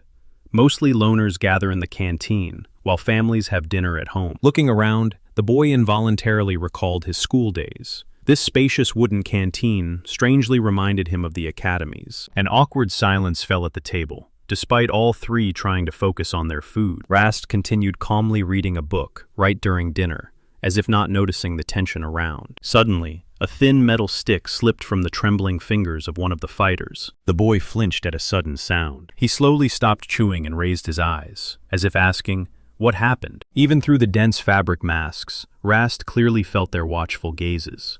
They were obviously about to say something. Two assistants in masks, with the eye symbol, whispered to each other, wondering if any new patients had appeared today. While the modest meal cooled on the plates, Rast asked if they had noticed anything in common among all the patients. In response, the girl advised Mr. Rast to postpone questioning, at least until the end of the meal. She added that there were no new infected, and that she saw nothing in common between them. Suddenly, Roa pondered. The young man only smiled gratefully in response. But the girl suddenly recalled an important clue. Most of the victims were lonely. The small, round assistant on the roof jumped up, immediately praising Roa for his excellent observation. Roa added that she brought this food straight from the tent for loners. Rast turned to Ari, indicating, "Here indeed many lonely people are dining, and this is definitely not accidental." He sharply threw his hand up and cast the spell of transcription and projection. The boy's guess was instantly confirmed. Fingers smoothly slid through the air, pulling out an invisible thread. Rast immediately understood something extremely important on the flying sheets, and sharply stretched his hand forward, causing his companions to hold their breath in surprise. Complex alchemical formulas unfolded before his eyes. The boy quietly pressed his finger to his lips. The companions only exchanged confused glances. His face suddenly lit up with joy, and he quietly announced his discovery. His finger confidently slid over the lines of the report, dispelling any doubts. A sharp scream demanding to stop eating immediately suddenly broke the silence of the hall. Meanwhile, Rast was intently staring at the papers, trying to recall exactly where he had already seen this strange composition. One of the girls quickly explained in panic. The monster's poison affects the nervous system and is entirely responsible for all the patient's symptoms. She could no longer wait. she burst out screaming at the top of her lungs, ordering everyone in the tavern to drop their spoons. At the tables, people froze in fear. The terrible news about the poisoned food overwhelmed them with a wave of shock. And at that moment, Rast jumped up with inspiration. He finally remembered where this recipe originated. The girls immediately rushed to him, hoping to snatch at least a crumb of a clue. But a new look at the pillar nearby again confused the boy, throwing him yet another unsolved riddle. The boy confidently put together all the pieces of the puzzle. Most of the infected had passed through the local canteen, and always came from the singles tent. So, since there were no problems with water purification in the pitchers, he finally found the solution, leaving the attendants in complete stupor. The head cook approached the guests in confusion, and whispered that she was responsible for the entire kitchen. Rumors about the appearance of the mysterious savior instantly spread through the camp, causing people to whisper, could it be that he really solved the mystery? The woman looked at the boy fearfully, and asked in a trembling voice if something was wrong with the food. Rast calmly asked for permission to inspect the kitchen, hoping to find confirmation for his suspicions there. He politely introduced himself as an alchemist, investigating the disease by order of Lady Kaelin, and apologized for such a sudden visit. The boy took out a magical scroll, and the flash of runes in the kitchen immediately confirmed his worst fears. The boy turned to the silent assistant Roa, with a request to urgently deliver a message to Lady Kaelin. Grabbing the shining crystal, Rast smiled confidently and ordered everyone to gather in the ruler's tent in an hour. Exactly 1 hour later, everyone gathered under the dome of Lady Kaelin's large tent. The ruler looked intently at the alchemist and asked if he really managed to overcome this terrible plague. Rast began explaining from the camp map. Upstream, in the lake, lives a monster, and its poison affects the nervous system of people. Lady Kaelin even screamed in surprise. They had always carefully purified the river water in a special jug. She insisted that their old jug was supposed to completely neutralize any poison. His thought constructed the entire purification chain. The poisoned water was supposed to become clean right in their old jug. Suddenly an idea struck his head, and the boy sprang up and rushed to the main tent. He said firmly, "The issue is not with purified drinking water. The root of the problem is in the water used for household needs." The manager and his assistant stood, stunned, listening, while the young man meanwhile revealed the bloody truth about the source of the infection. He checked the tent for singles and found microscopic doses of the monster's poison on freshly washed clothes and on the dishes. It turned out that for usual household needs, water was taken directly from the river, without any purification. The nuns in masks immediately recalled the numerous sick from that tent and explained, "This poison slowly accumulates in the body, both through the skin and through the mouth." The old manager burst into tears from shame and declared that he was ready to take full responsibility for this tragedy upon himself. Suddenly, someone's gloved hand sharply and decisively stopped his lamenting. Lady Kaelin firmly objected and added that the decision to divide the limited supplies of clean water equally was made by her alone. She sadly lowered her gaze and, blaming herself for the mistake, silently suffered from guilt. The assistant hurried to calm her lady, insisting that this was not her fault at all. Gathering her strength, Lady Kaelin announced a new plan, to redistribute the water and immediately defeat the monster poisoning the river upstream. But the young man only smiled carefreely and said that he had long ago finished off that monster when he was saving the white lizard. At his words, those present literally dropped their jaws in amazement. Kaelin looked at Rast in surprise and asked if he could see the future. He only awkwardly scratched the back of his head, attributing everything to coincidence and the help of his pet hippopo. The assistant carefully studied the scroll with the recipe and confirmed, the potion's composition is absolutely flawless. Kaelin still could not believe that he single-handedly cured all the patients in one night, and the very next day found and destroyed the source of the infection. While Rast was embarrassed by such attention, the companion in the mask cut dryly. His abilities go far beyond common sense. The boy returned to the villagers and ordered them to immediately pour out all the water they had used for cleaning. He warned, "The river left after the monster is still poisoned, so taking water from there without thorough purification is not allowed for now." Suddenly, someone in the crowd sharply called out, "Mrs. Kaelin!" Having made sure there were no more monsters in the pond, the companion in the mask reassured the people.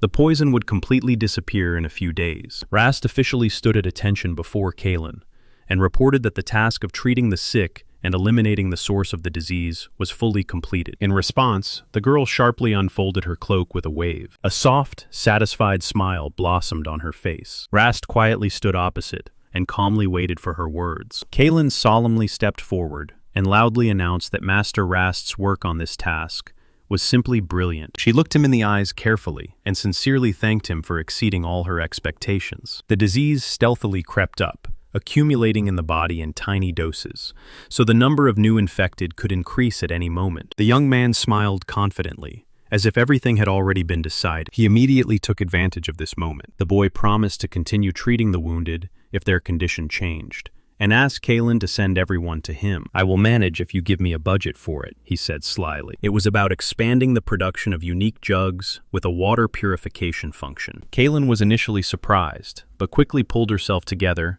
and confidently nodded, closing his first mission in these lands. While the caravan set off on the road, he stubbornly waited in his thoughts for the moment when he could finally enjoy life on the outskirts, without unnecessary illusions. At that time, the boy did not yet know what intrigues were already being woven behind his back in the Alchemists Association. At that very moment, the elegant Ari appeared on the scene, slowly and smoothly adjusting her hair. She wore a mask with an eye pattern, and she faithfully served Lady Kalen from the Admiralty. Two figures in cloaks were leisurely walking along Porcelain Street of the capital. One of them called out to the girl. Ari only smiled mysteriously under the mask in response, and asked again about Master Rast. The girls set off to find a huge water jug. It was exactly what Master Rast ordered to be fetched. After the very first meeting, the older sister felt this boy was completely unlike other people. She was still living through that shock. Then, just realizing the boundless power of Rast and his tamed beast, against whom she and Roa had no chance. They were considered the strongest fighters under the leadership of Lady Kalen, so now Roa struggled with conflicting feelings towards the young alchemist. Her fist involuntarily clenched.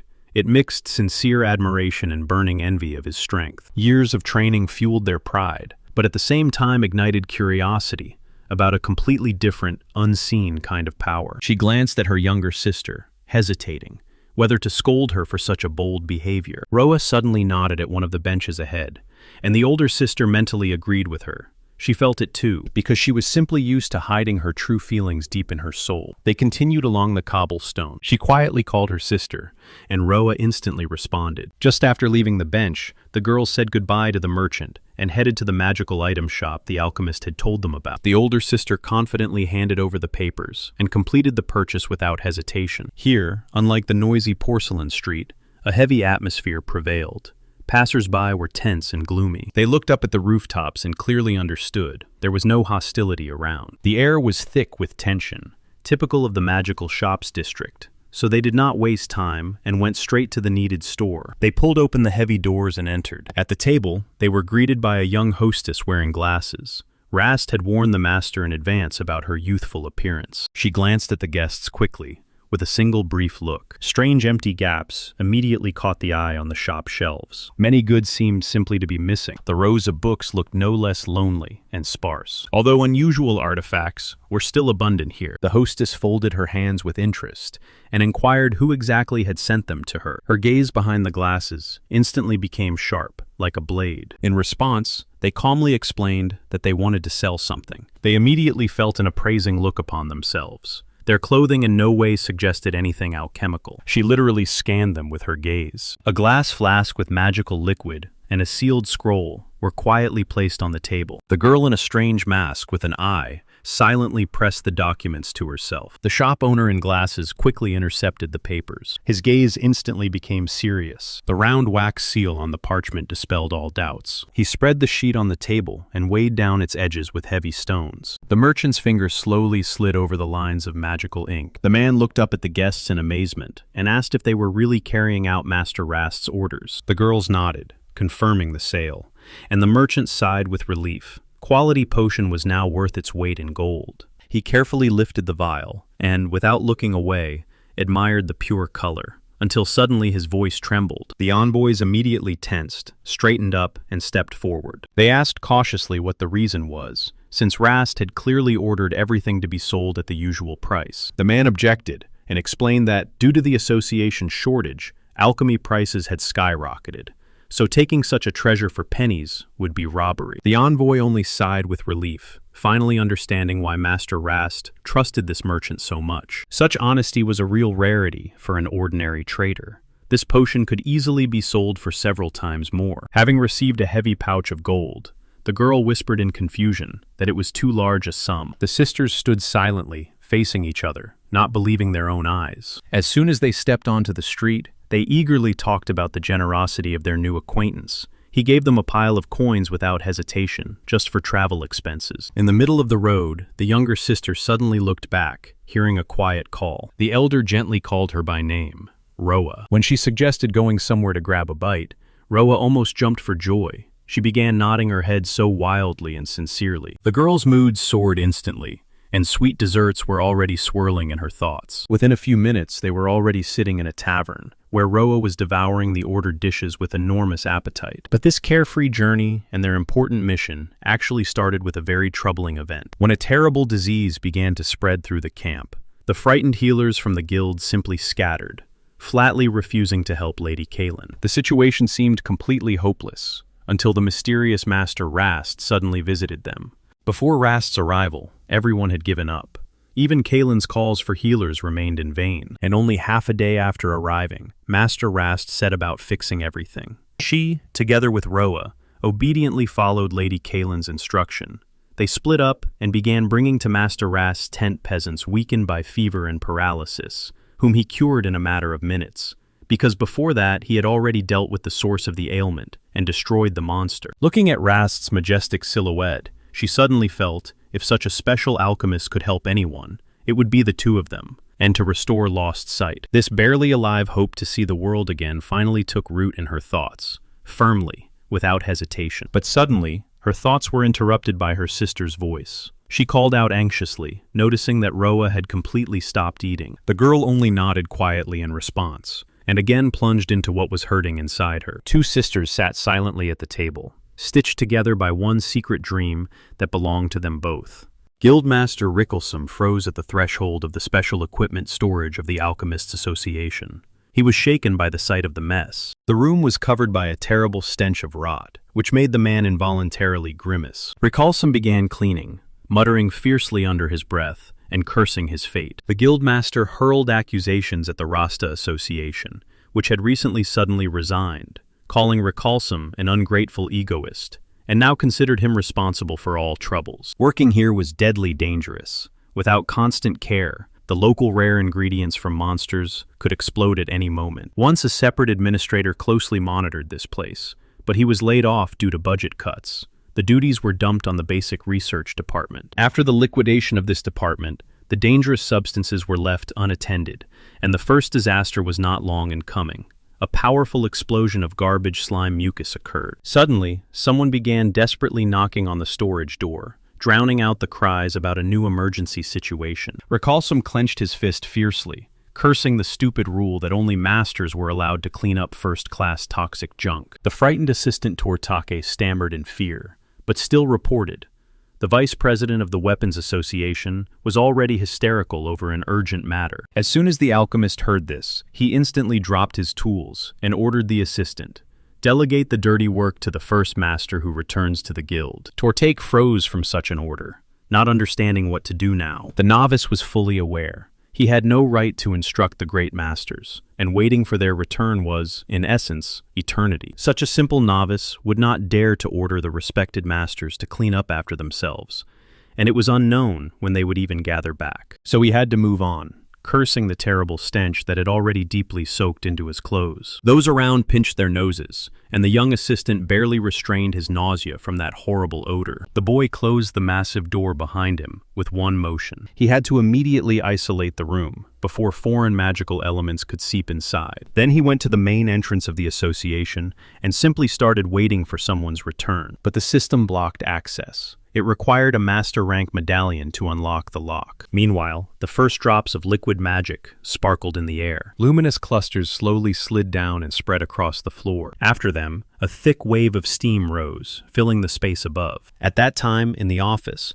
the vice president of the Weapons Association, Han, was raging, lashing out at the alchemist over the delay of transmutation materials. The giant was furious. All agreements and deadlines had long passed. He looked contemptuously at the interlocutor and called him a little boy. then threatened a huge fine for breach of contract. This equipment was awaited in the army for use in the future war. Suddenly, the office door burst open with a bang and swung wide. The bored young man sighed heavily and demanded to immediately call Recall Sam. He was tired of waiting. At that moment, a balding man rushed into the room out of breath and, scattering apologies, apologized to Mr. Han for being late. But the newcomer did not manage to take a step. Both hosts pinched their noses. An incredible stench followed him, thick as a cloud. The older man wrung his hands, begging the guest to stop and explain from afar, despite everything, why he had come. The guest froze in confusion, not understanding what was happening. He felt as if he was being mocked, so he took offense and sharply asked if this was some kind of stupid joke. But as soon as the man sniffed his own sleeve, everything fell into place. After working with the slime trash, he hastily sprayed deodorant on himself, completely forgetting how much his clothes stank. Burning with shame, he hurriedly apologized to Vice President Han and promised to immediately go change. But as soon as he took a step, a whirlwind of outrage and angry swearing burst upon him. It was as if something clicked in the poor fellow's head. He suddenly remembered the promise he once made to these people. Meanwhile, the screams in the room did not subside.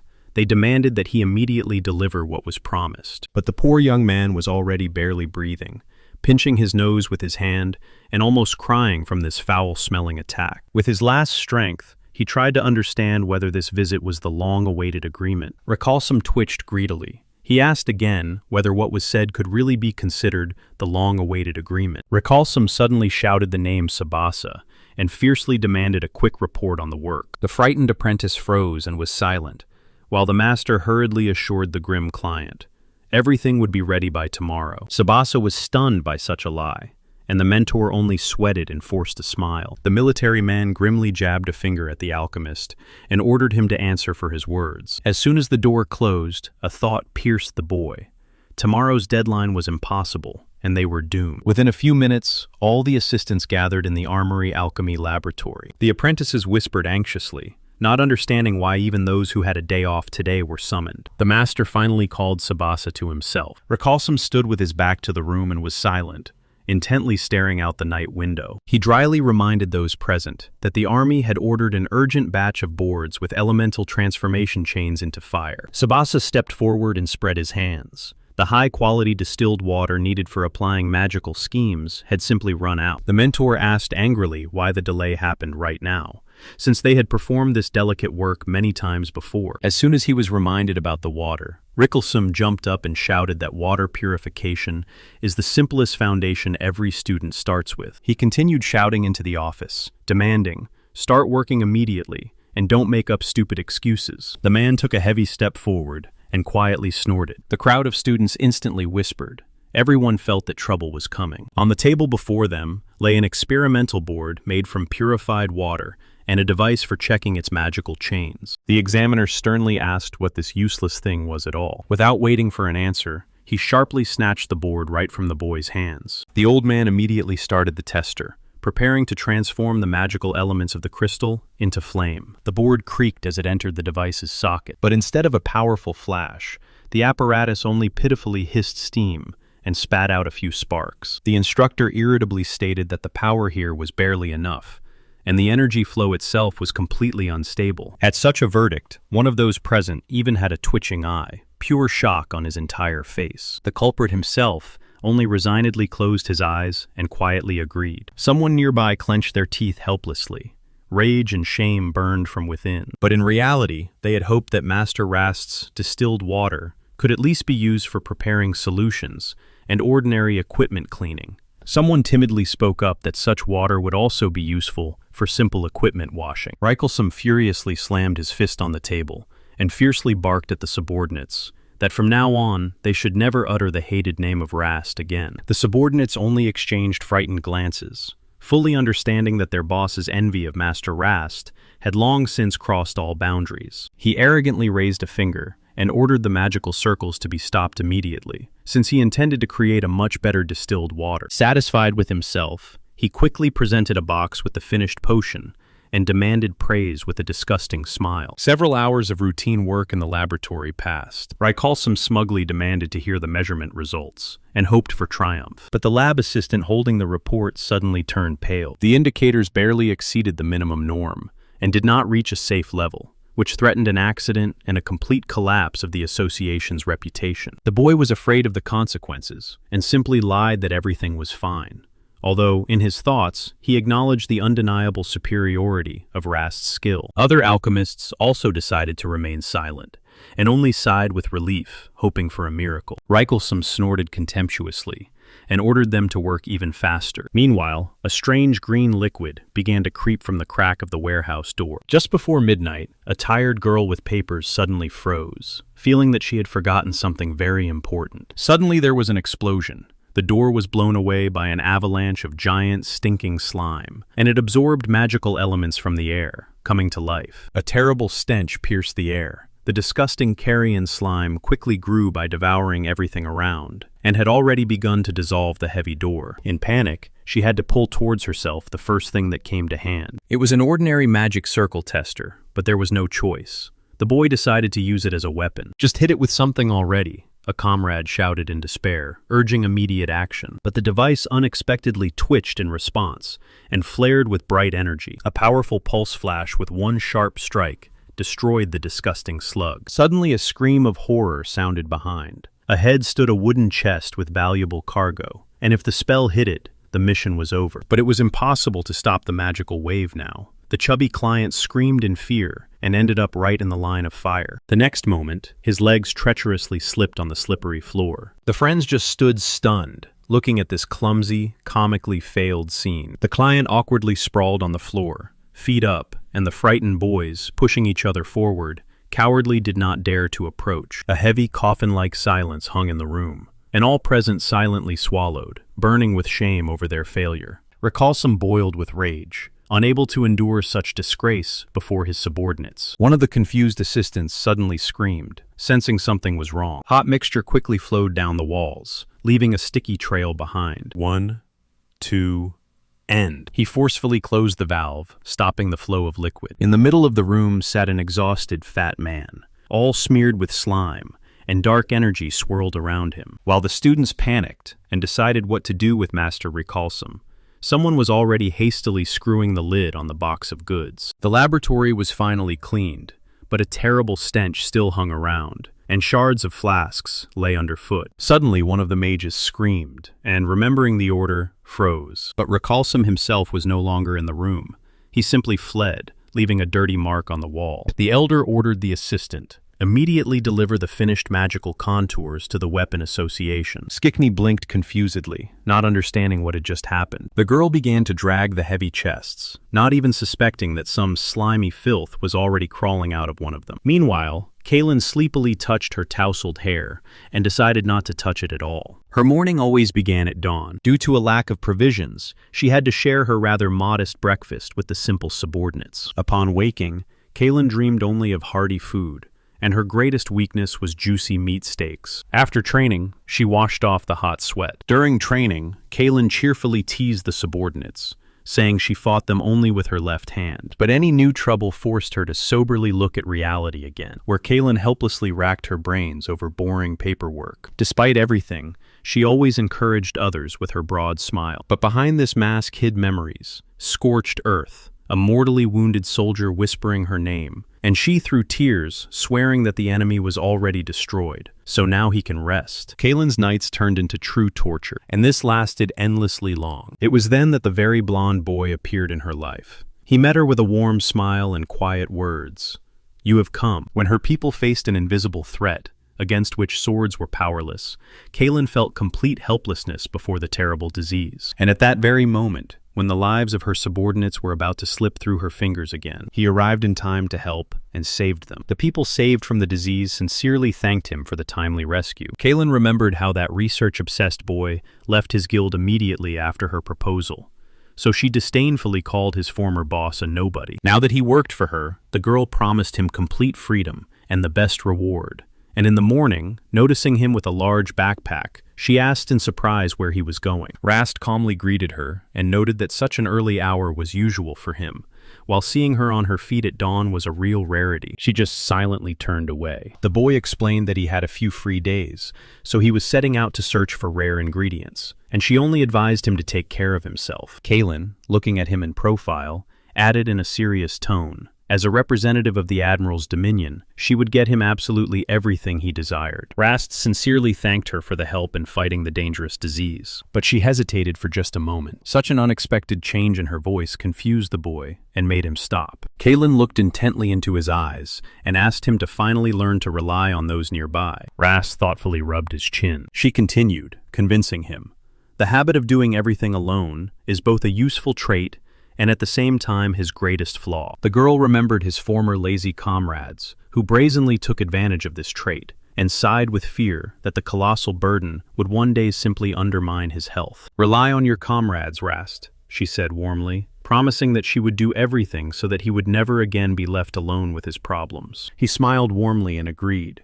Kalen had become a strong, reliable leader. The boy laughed cheerfully in response to a light, friendly slap, while the girl hurried again to start her day as early as possible. She cast aside all worries, looked confidently ahead, and called to give her all once again. The young alchemist Rast was returning from an outing, calmly swaying in the saddle on the back of his giant beast Hippopo. They had been wandering the wild lands for several days. All the necessary materials from the monsters were already in the bags, so only the jugs for water remained to be fetched.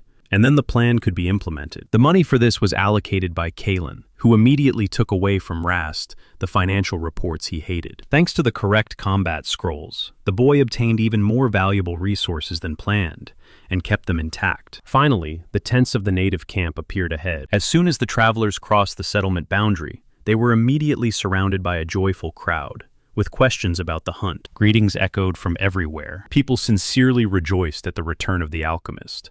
Everyone hoped that this would add daily portions of water. In the crowd, Rast immediately noticed Litna, who was in charge of the food supplies, and headed towards her to talk. The boy explained.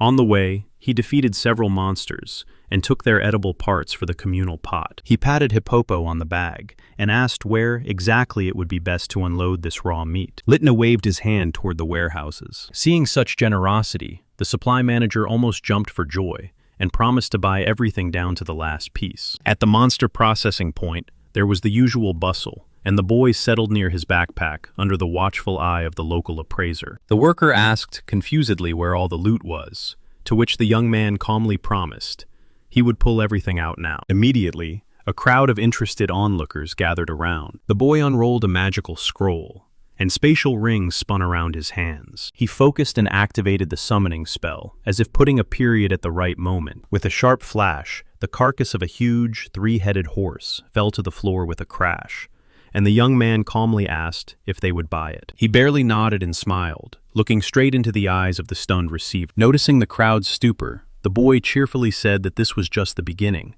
and then proceeded to empty his supplies. In a moment, the platform was piled high with rare monsters. Poisonous thousand bats, infernal horses, and valuable mole bears. The receiver grabbed his head and muttered barely audibly that this was already too much. Even the stern, bald giant rubbed his chin in surprise. Among this crowd he saw a strange creature for the first time, one he had never encountered before, and the young man only smiled contentedly, listlessly naming his trophies. The bald guild member with a scar looked at the next loot in surprise, something he had never seen before. The young man only modestly smiled in response to the sincere surprise of the experienced warrior. The bald guild member with a deep scar on his face acknowledged Roa's considerable strength, who had dealt with dangerous mole bears and hellish horses, and declared that he would definitely face him in a duel someday. At such a proposal, Roa hastily fled, causing the giant to only sigh in disappointment after him. On the go, the boy awkwardly smiled and asked to be called after the evaluation of the loot was completed, shifting all the work to the guild. Returning to his cozy tent, he warmly greeted the intelligent Rose, named Rose. From the outside, his temporary dwelling looked like an ordinary gray tent, nestled in the middle of the military camp. The boy examined the wounded monster in the corner and noted with relief the condition was at least not worsening. He thanked the flower for her care, noticing that she obediently gave the sick one medicine left over. Roa took the bottles in his hands and pondered how difficult it was to treat monsters with human potions. Due to the excess of magic, they could simply kill the beast. The medicine had to be given for a long time, and in small portions, but the careful Rose handled this task without any fuss. After finishing the examination, the boy stretched sweetly and went outside, towards new affairs. Next to the canopy where huge jugs stood, a mysterious accomplice in a mask was already waiting for him. She thanked Roa for delivering the heavy clay vessels and was sincerely surprised at how he managed to transport such fragile cargo intact. Inside, he thought that thanks to the special power of her eyes, her comrades themselves would easily avoid any troubles on the way. Carefully running a finger over the perfectly smooth clay, not a scratch, the client asked if no other difficulties had occurred on the road. Meanwhile, in the capital, clouds were gathering, and every moment noticeably tightened the nerves. The townspeople noticed how suddenly the goods had become more expensive, and anxiously wondered, had something happened to Lady Kaelin? And far, far away, in snowy Re-Kalzam, someone loudly sneezed from the bitter cold. The young man calmed his companion. He said that the incident had already been reported to Lady Kaelin, so now everything would be fine. Returning to work, he prepared the jugs and asked everyone to step back. After checking the vessels, he solemnly declared, "The purification is completely ready." The boy spread his arms to the sides and launched a magical transmutation around himself. He covered his face with his palm and focused on the delicate work with the flows of power. In the air before him, a shining whirlwind spun with a loud rustle. At first, he ground the magic stone into the finest dust, achieving maximum density. Then the young man released the accumulated power that maintained the purity of the water in the flask. The resulting powder poured in a thin stream into the neck of the vial. The enchanter added perfectly clean water there, and the magic allowed him to hold it right above the vessel. Dissolving the magical powder, the water rapidly changed its structure, and finally returned to the usual physical laws. He triumphantly raised the vial, and declared that the solution for creating the magic circle was completely ready. His companion, with a talisman on her face, was mesmerized studying the drawings, unable to hide her amazement at his skill. Suddenly she sharply turned around. The boy noticed her curiosity and smiled slyly. For the next step, he unfolded the folio, removed gravity from the solution, and activated the water purification contour. With one smooth motion, he wove complex magical formulas into the air. A beam of light cut through the crystal. The liquid magic obediently spread along the walls of the large clay jug. The contour firmly rooted itself in the clay, as if it had been there from the beginning. He only had to attach the power crystal, and the work would be finally completed. Promising to do the same with the second jug, the boy excited the girl so much that she trembled with delight. She literally glowed with happiness. Both jugs now gleamed with such purity that it hurt the eyes. The companion exhaled with relief, saying that now they would have plenty of water, but he only dryly remarked that this was just the beginning. He explained that in its current state, this thing could only hold water. Both looked at each other in confusion. Suddenly, the girl confidently declared that she wanted to create a new magical item so that they would never have to carry water with them again. The boy jumped up in surprise, not believing his own ears. Although her hidden power was somewhat frightening, he still agreed to take her with him. After all, there was no danger nearby. Soon they reached a quiet forest pond. The boy gently asked his faithful pet Hippopo to check the water just in case. The little one happily splashed into the pond. Meanwhile, it was time to prepare a special device for collecting water, a sturdy tube with a rare magical core, coated with a mixture of catfish poison to scare off local monsters. In a moment, the satisfied Hippopo climbed onto the shore, firmly holding a fresh fish in his teeth. Thanking his favorite, the boy felt that after the death of the giant catfish, other small creatures had already begun to gather here. While he was assembling the device, the companion curiously asked if a magical stone from a special monster was really needed for its operation. The boy touched the panel and confirmed the suspicion. Before his eyes flashed how for the sake of this crystal, he had to endure hellish heat right near the volcano itself. The girl sat down next to the water, and he, without hesitation for a moment, said in a calm tone that he was then hunting a monster named Paralyzing Cloud. The boy only quietly nodded, confirming the girl's suspicions behind the mask.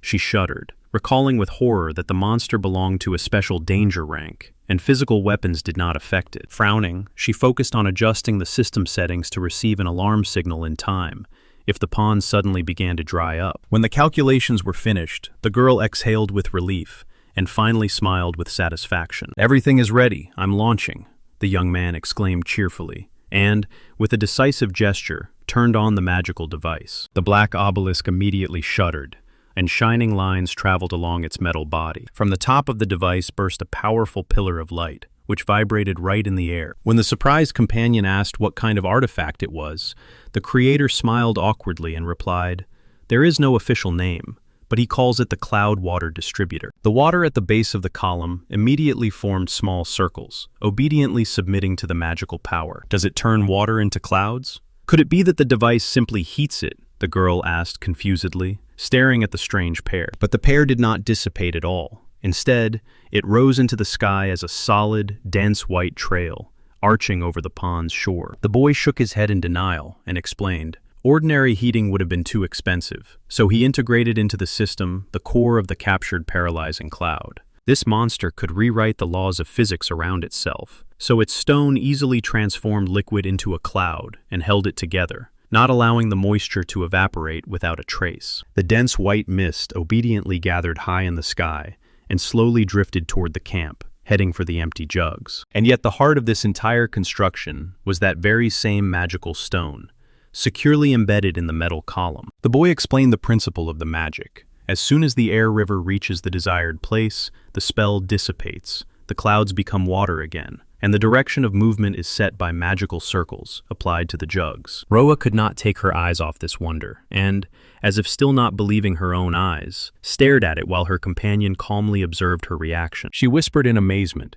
"Carrying water in such a way is simply impossible." The girl gripped the spear tighter, staring into the boundless celestial river right above her head. Smiling, the boy raised his finger and suggested she try to disperse that cloud herself. Roa hesitantly nodded and prepared to strike. The wind from her jerk cut through the stream, but it did not even move, and Roa gasped in surprise, while the boy contentedly explained the resilience of his magic to external disturbances. Roa sliced through the air with force, but the heavenly water did not even flinch. Such resilience was a necessity, as in this wilderness, ordinary pipes would quickly be smashed by monsters, and there was not enough protective means for the entire journey. The boy quietly laughed at her childish enthusiasm and commanded, "Return." Taking the horse by the bridle, they set off back to the camp under the shade of the magical river that slowly flowed right across the sky. Ancient alchemy had three powerful techniques. The first allowed changing life itself and growing obedient transmuted beasts. Those masters who fully mastered this power embarked on the path of unheard-of wealth. The young alchemist Rast looked around the new camp with satisfaction. They had just set it up in the middle of the endless wasteland. The boy successfully finished the work and let clean water into the jugs when his faithful assistant approached from behind. The girl was deeply worried. She was breathing heavily and barely uttered that Rasta urgently calls Lady Kaelin. Lady Kaelin immediately handed him a sealed scroll. Her face openly expressed anxiety. They entered the tent. The girl brought 2 letters, one already unsealed, and the other under a secret seal.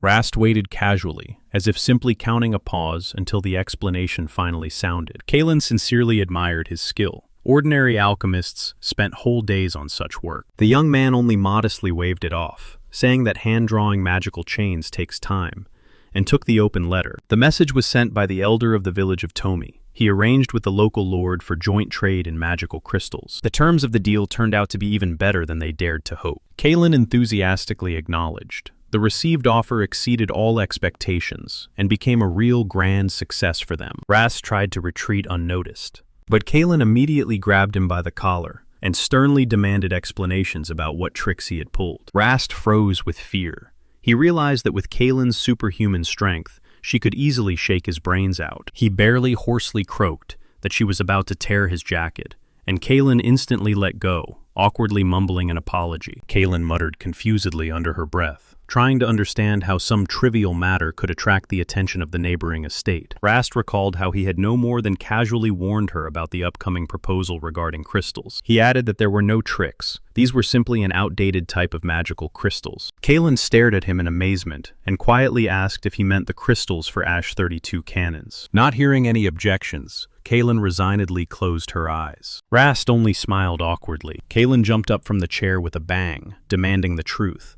Could it be that he really knows how to create them? Having received an affirmative answer, she helplessly fell back into the chair and grabbed her head. Rast asked in surprise if they had such cannons, and Kaelin replied that this weapon could no longer be found anywhere. Kaelin objected and explained that most of the fighters here were those he once led himself, and they were excellent in martial arts. He unrolled a paper scroll and, without losing his smile, confirmed. That was indeed the case. Kalen immediately shifted the conversation to more serious matters and asked if he realized that by his actions, he was effectively declaring war on the capital's elite. In response, he only slyly closed one eye, said not a word, but his gaze made everything clear. Kalen shuddered at such a reaction and indignantly fixed his gaze on the interlocutor.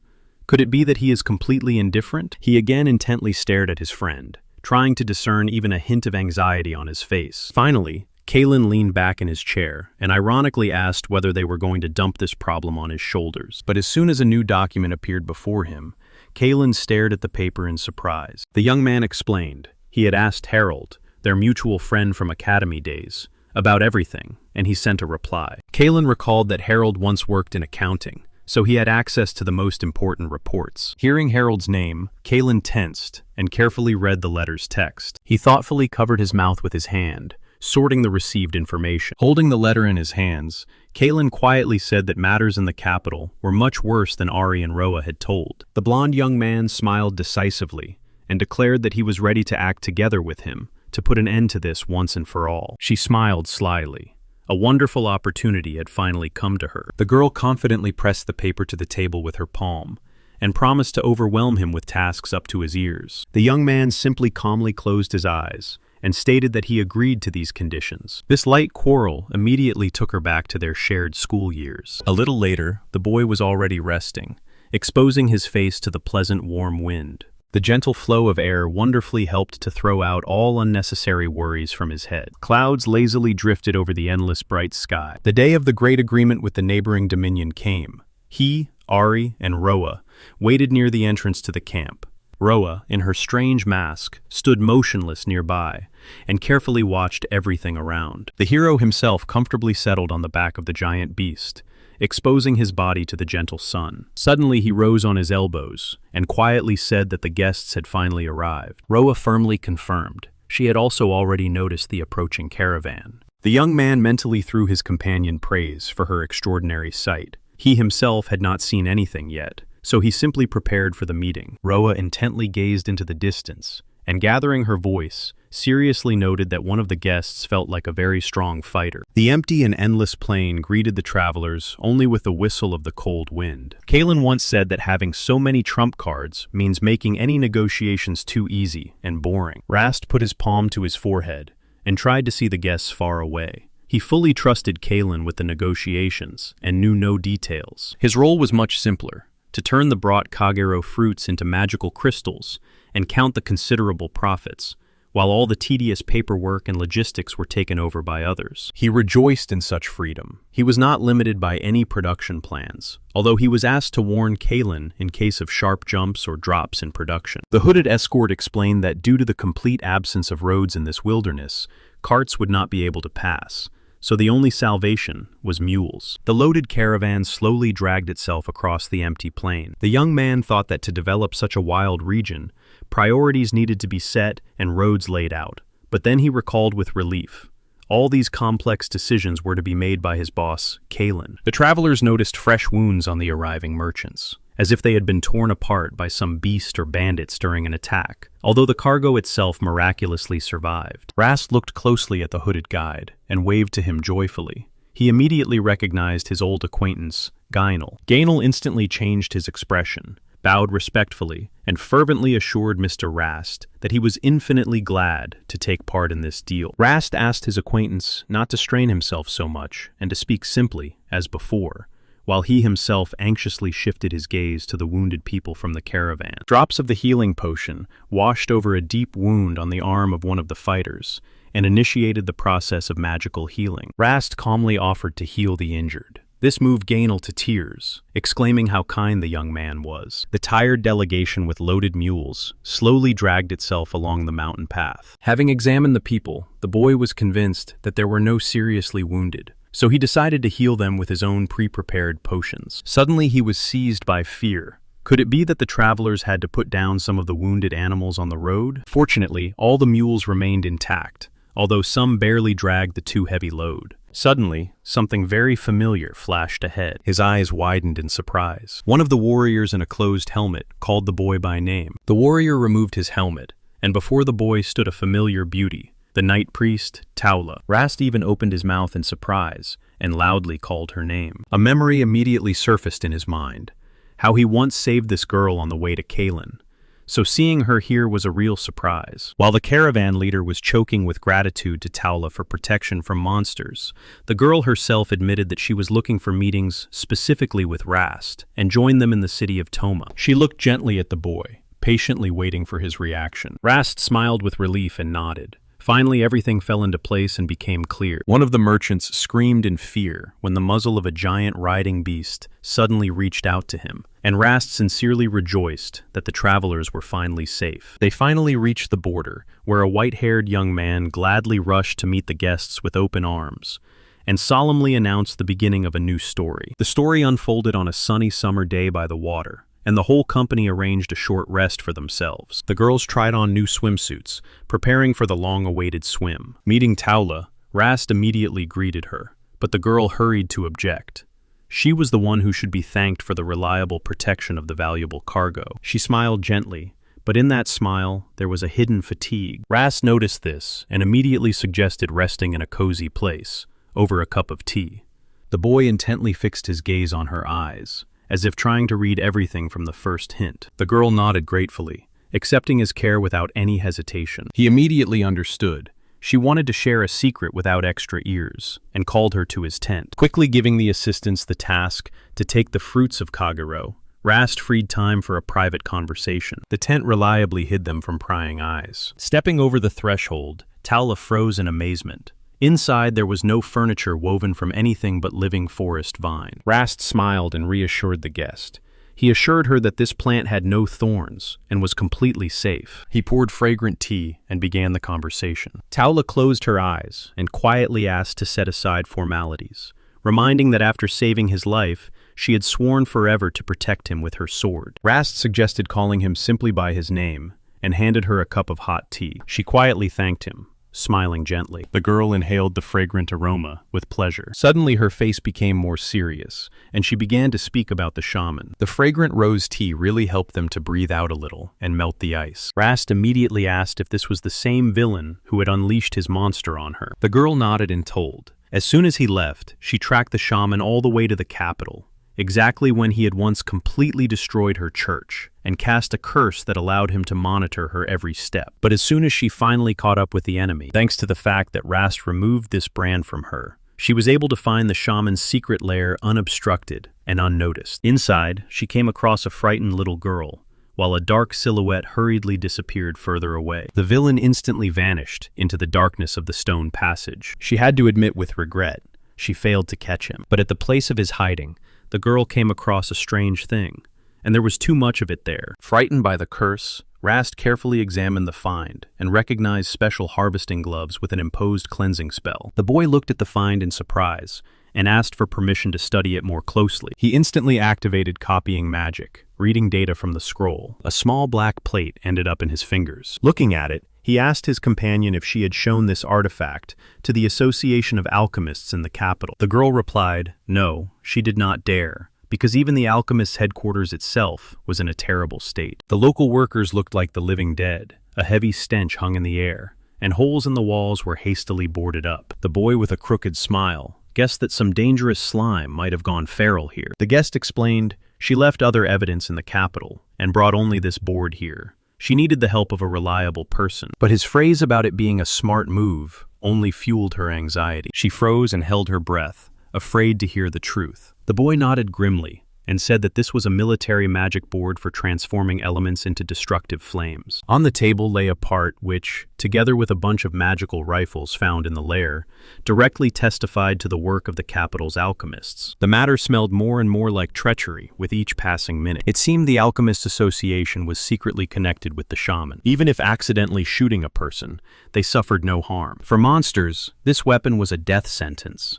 An excess of magical elements quickly exhausted and killed them. The young man explained that any change of element consumed energy, so such pistols were considered toys for those without combat experience. Therefore, Spending resources and turning pure magic into fire, using this board, against monsters made no sense at all. The girl instantly understood, and tensely asked if it meant the weapon was prepared for war against humans. While the drink was pouring into the cup, the boy warned. A serious problem was brewing. He resignedly closed his eyes. This mechanism had a terrible defect, and could accidentally detonate right during the shot. Judging by the condition of the board, part of it was simply eaten away by slime scavenger, and such negligence at the former workplace frankly upset him. The customers received a common defect, capable of injuring both the shooter himself and everyone around.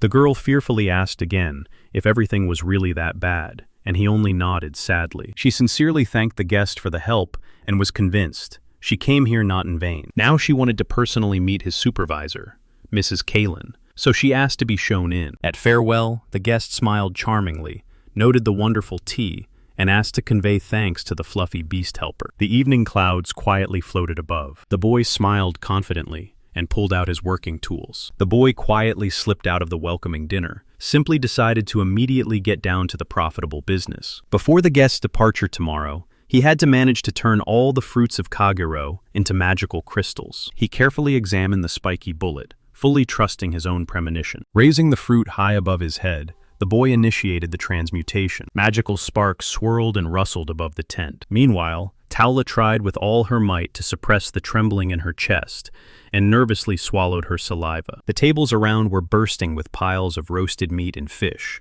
so much that it took one's breath away. Opposite sat the ruler of these lands herself, Lady Kalin, and it was she who ordered the food to be served. For Taula, this festive reception became a true test of endurance. But as soon as a juicy roasted game appeared before her, her eyes lit up with hunger. The grim advisors sat on both sides of Lady Kalin, when suddenly one of them called the girl. Lady Kalin smiled warmly and hospitably welcomed the guests to the Admiral's domain. Kalin accepted the invitation to a hearty dinner with relief, sincerely thanking fate that her goddess did not force her followers to starve. But as soon as the first piece of meat touched her lips and entered her mouth, she froze for a moment, in amazement. The rich taste of the juicy meat instantly filled her entire being, and the freshness of unknown herbs pleasantly tickled her receptors and spread warmth throughout her body. The girl closed her eyes. A powerful concentration of pure magical energy was felt in the dish. She whispered that the dish was literally overflowing with high-quality magical elements. Kalin asked if it was perhaps a two-horned linehorn,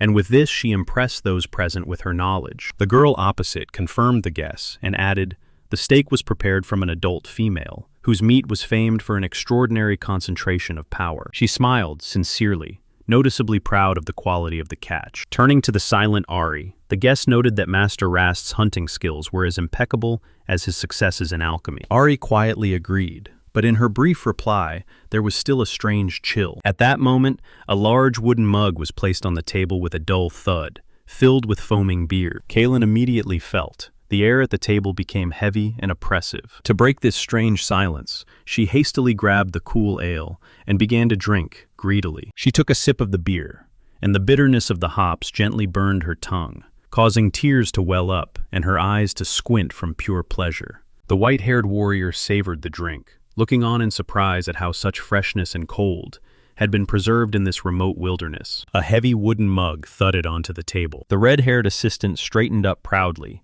and explained that it was Rast's merit. In his free time, he crafts useful artifacts to improve life in the camp. The guest shook her head in amazement, and did not even manage to wait for the spectacle of that advanced, cooling magic in such a wild land. He does all this just for us, whispered the red-haired girl with a warm smile. Sincere devotion to her master shone in her eyes. The guest caught this fervent defense, and immediately understood the girl. With such a leader, one really wanted to stand firm. But the next phrase instantly made her tense, and cold sweat appeared on her temple. The neighbor at the table directly asked why the white-haired woman had even gone to Rast's tent before lunch. The warrior's gaze froze.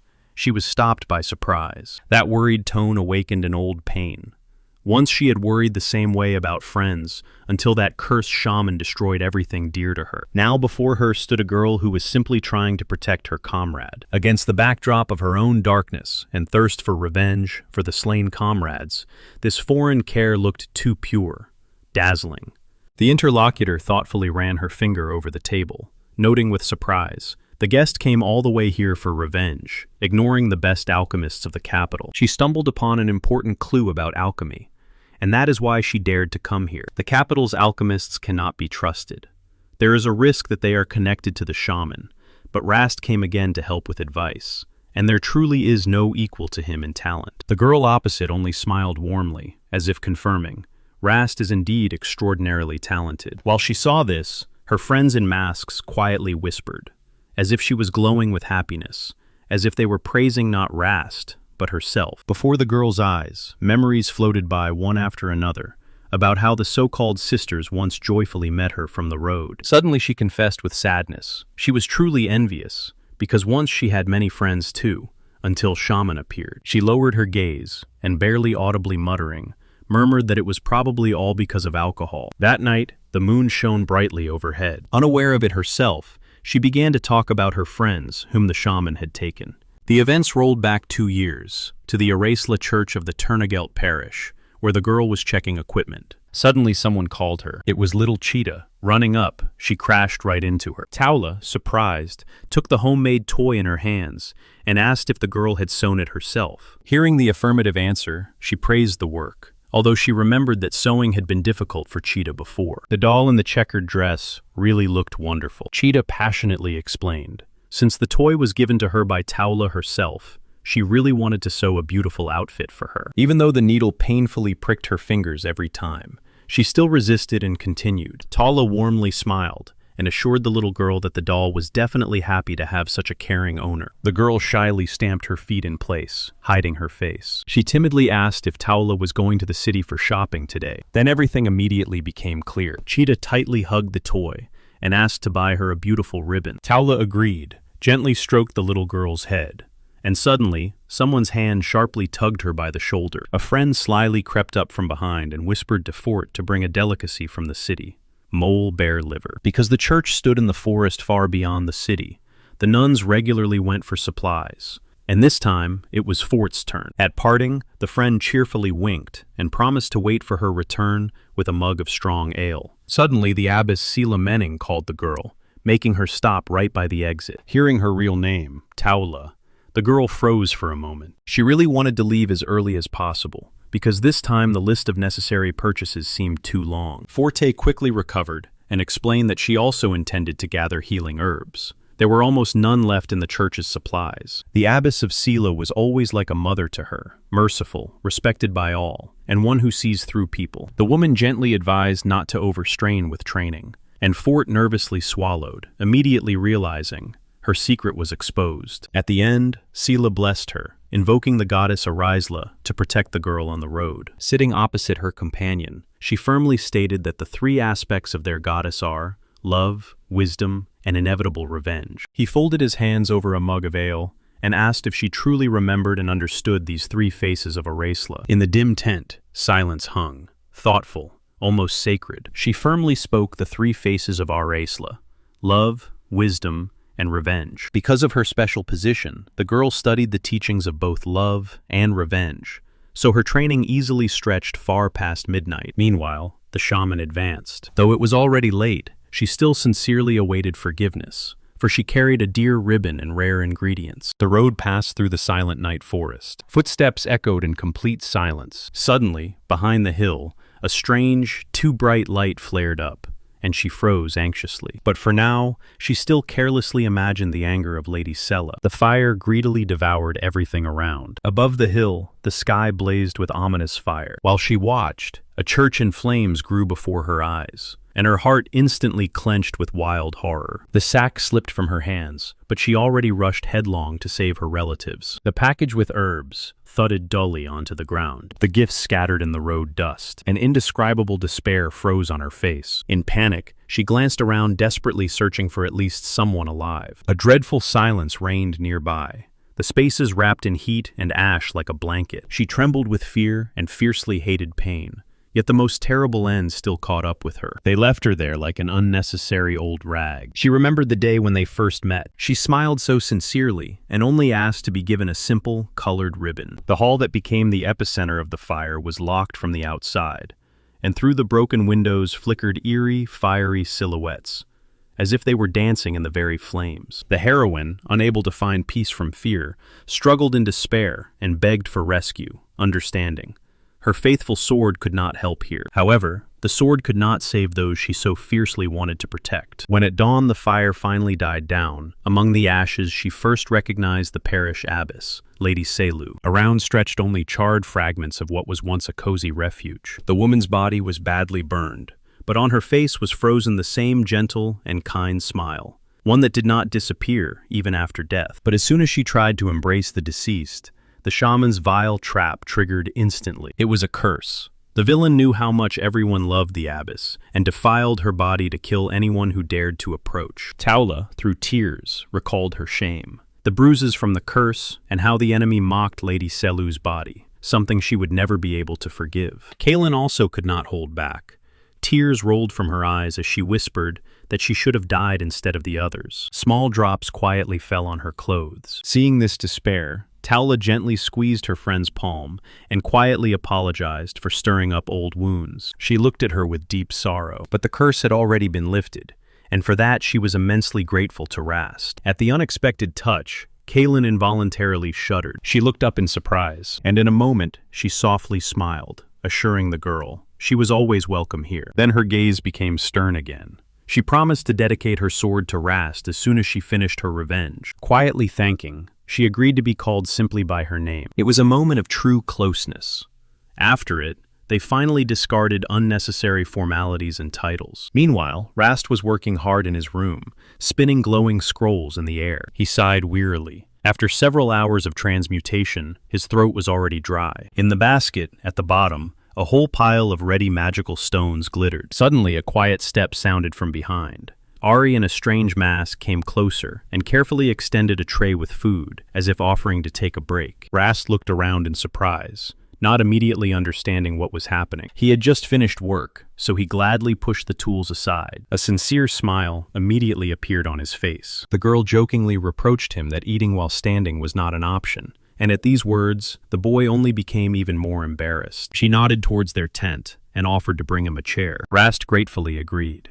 Settling down next to the tent, he awkwardly apologized for the trouble, but Ari just waved it off. Then he raised the wooden mug to his lips. The cool ale wonderfully refreshed his throat after several hours of continuous work. It turned out that the cook Litna was glowing with pride. He had been inventing this element for whole days, tirelessly trying and gathering results from mistake. Ari quietly giggled and said that the master was preparing this special batch specifically for the welcoming banquet. Rast, savoring the unusual aroma, immediately noted the excellent quality and guessed that the dish used ingredients from some monster plant. The girls recalled how the local warehouse manager once eagerly hunted a barley monster. Supposedly, he was responsible for provisions and even brewed drinks himself. Before them lay a juicy, thick steak from a two-horned beast, the kind they had been served quite differently before. Rast happily dined, praising the local cooks for how skillfully they diversified the dishes, when suddenly, one of the girls called him for a serious conversation. Rast pushed aside the utensils and prepared to listen, and the interlocutor in the mask directly asked if he had noticed their special abilities. The question about the mysterious power of both sisters hung in the air, stuck in the throat of silence, and stretched the tension. The girl silently waited for his reaction, not averting her gaze, the very one hidden beneath the mask. Rast only calmly smiled in response, and admitted that he had guessed this during their attempt to set up an ambush near the camp. The boy guessed that their powers were connected to assessing the strength of others, and the girl confirmed this by revealing their cards, Roa's ability to see through walls, and her own gift of foresight. She barely nodded, and confirmed that the boy was almost entirely right. The sister explained, Roa can see very far and peer through objects, while she herself can look into the future. In the boy's mind, the puzzle finally came together. Roa possessed two powers, and her sister could foresee the future. He propped his chin with his hand and was genuinely impressed. Magical eyes were considered an incredible rarity. The ability to see the future seemed to him something fairy tale-like, something only whispered about in ancient legend. The girl hurried to clarify. Her power had limits. It only responded to danger and showed scenes a few seconds ahead. The girl in the mask modestly lowered her head and said that her ability to see the future was nothing special at all. The boy objected in surprise, insisting that such a gift was an incredible power in itself. He sincerely insisted on his point, trying to dispel her doubts. Then he awkwardly scratched the back of his head and asked if she now knew his fighting style as well. He coughed awkwardly, shaking off embarrassment, although behind the mask her mysterious smile was easy to imagine. The girl was silent. The boy looked at her seriously, not understanding why she so easily revealed the secret of her magical eye and the conditions of its operation. She said that her family was her sister, and all those people who, together with her, were mastering these dangerous lands. Pressing her palm to her chest, the girl said that he had earned her full trust with his actions, so she asks, "Listen." He looked intently at her. Finally, the boy nodded and quietly asked, "Tell me everything." He seemed to turn completely to listen. The girl slowly touched her mask and confessed that this was exactly what she wanted to talk about. She stretched out her hand into the darkness, touching the air with her fingers, and nodded toward where a mysterious light flickered ahead. She silently raised her hand in a dark glove, as if inviting him to focus and look closer. The young man carefully stared into the void and almost without doubt assumed before them was a magical seal, because he clearly felt the elements stirring within it. The surprised partner confirmed his words and admitted that he sees things through. She added that before them were special magical artifacts, and in the whole world, only 2 remained. He only awkwardly smiled and waved his hand, assuring that he had only half guessed. The girl in the mask, in response, slowly shook her head. Then the boy raised his index finger and directly asked if she wanted him to fix these things. Seeing her hesitation, the young man thoughtfully extended the thought. Refusal to repair means one thing: her own power will continue to grow. She sharply raised her head, impressed by his unusual insight. The boy smiled warmly and instead offered to create 2 new artifacts for her, although it would take time. She already wanted to object to something, but he gently stopped her with a palm gesture. But despite everything, the girl still knelt on one knee and swore that she would definitely repay this debt. The young man asked her to stand up immediately, and with a slight smile advised to remember these words well. He gently but insistently extended his hand to her, encouraging her to stand up. The young man asked the interlocutor to stand up and recall what he had just said. He reminded them, from now on, they are all one family, risking their lives side by side to master these lands. A quiet confirmation sounded in response. The girl in a strange patterned mask carefully caught every word he said. The boy smiled warmly and promised to support them and Roa, because now they are his new family. After thanking for the dinner, he quickly got ready, and ahead of time, suggested inspecting their special clothes tomorrow. The young man returned to the magical crystals, and the girl stayed near the tents, and quietly promised herself to wait until the next day. The caravan leader grabbed his head and could not believe it. How was it possible to transmute such a mountain of material in just one night? He looked around confusedly at the endless rows of bags, trying to understand how they would eventually take all of it. The hour of amazement passed, so the man sharply ordered the fighters, "Immediately load the mules." He frankly admitted the young man exceeded all the expectations of the village elder. Hastily leaving the embarrassed boy, the man rushed to call the important authorities. The young alchemist only quietly and modestly smiled and watched him with his gaze. Soon, an elegant official Memels came out to them and introduced himself as an envoy of the Dominion of Debilton. Even the stern warrior woman next to him could not contain her amazement upon seeing such a quantity of ready magical crystals. The boy blinked in surprise. Everyone went inside the tent to start negotiations about payment. The official laid out magical equipment for signing documents on the table, and reminded how the elder advised to prepare the money in advance. A massive metal seal settled heavily on the paper. The young man did not take his eyes off the official's hands. Memels raised the tool, and the room was flooded with the bright light of the activated magical circle. A powerful flash of energy thundered, cutting through space. The first sparks flickered on the ground. Contours of the magic circle began to appear on the tiles. The complex geometry of the spell flared to full strength, blinding everything around. Rast looked at the amount in the document and froze.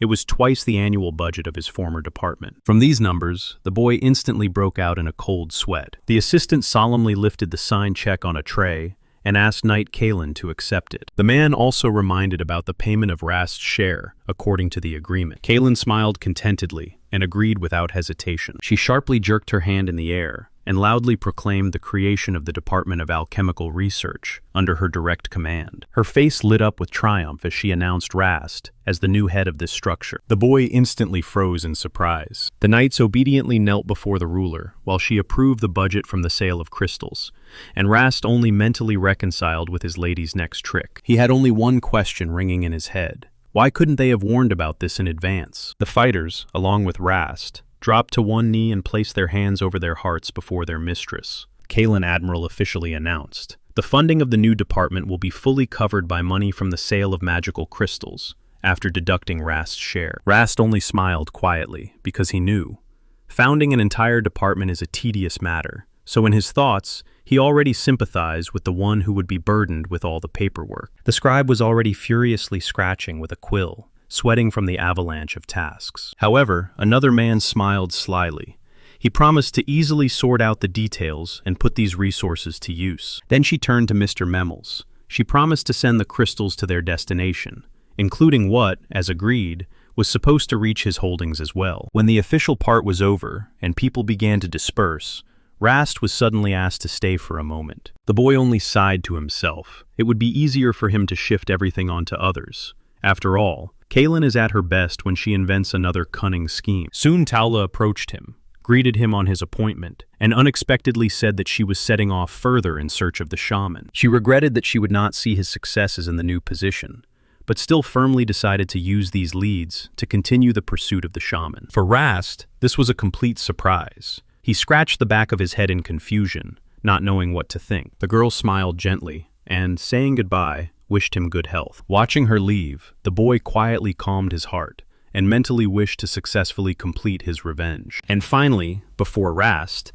they unrolled a scroll with the duties of the alchemical department, and fully relied on his common sense. Above the military tent, an unfamiliar coat of arms proudly fluttered. Rast agreed to the new conditions with relief, and sincerely rejoiced at least that he would be able to continue his research. His tasks turned out to be quite straightforward: fundamental science, transformation of magical crystals, and solving camp troubles with alchemy. But the conversation did not end there. The girl sternly reminded him, he has full freedom of action with the budget, but must report every expense to the accounting department. She wanted to expand his alchemical department to the scale of an independent organization, and entrusted Rast to come up with a name for it. The boy pondered in confusion. His own organization required a special name. Rast decisively decided to stay as far away as possible from the influence of the greedy Alchemists Association. He was not going to rush the choice, so he simply returned to his current work, using magic to lift the scrolls into the air. Variants were already spinning in his head, whether to tie the name to the Admiral's domains, or perhaps choose his own unique alchemy. Suddenly, familiar voices sounded near the entrance to the tent. They were asking for permission to enter. They were the mysterious sisters Ari and Roa, whom Rast had summoned for an urgent examination. Rast asked his faithful Rosa to make 2 chairs for the guests.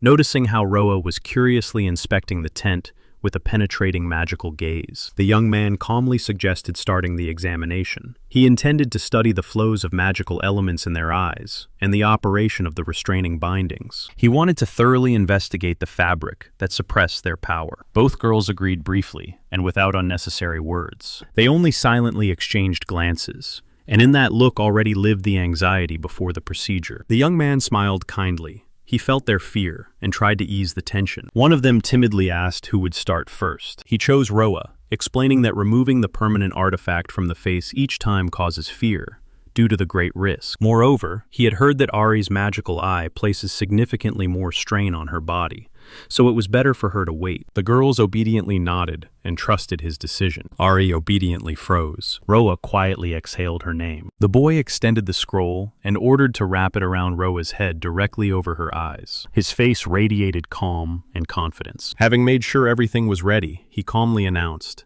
it was finally time to begin. The assistant in the mask unfolded a white bandage, preparing for the ritual. The fabric barely shimmered with magical sparks. She slowly pulled the strip over Roa's face, covering her eyes. Ari quietly commanded to start, and the girl obediently nodded. As soon as the knot was tightened, the young man placed his palm on her forehead, sealing her sight with a magical spell. He slowly withdrew his hand. Roa shuddered from the sudden cold of foreign energy, but did not move. The magical seal flashed with bright light, finally plunging her world into complete darkness. Ari asked how she felt, and the girl confirmed.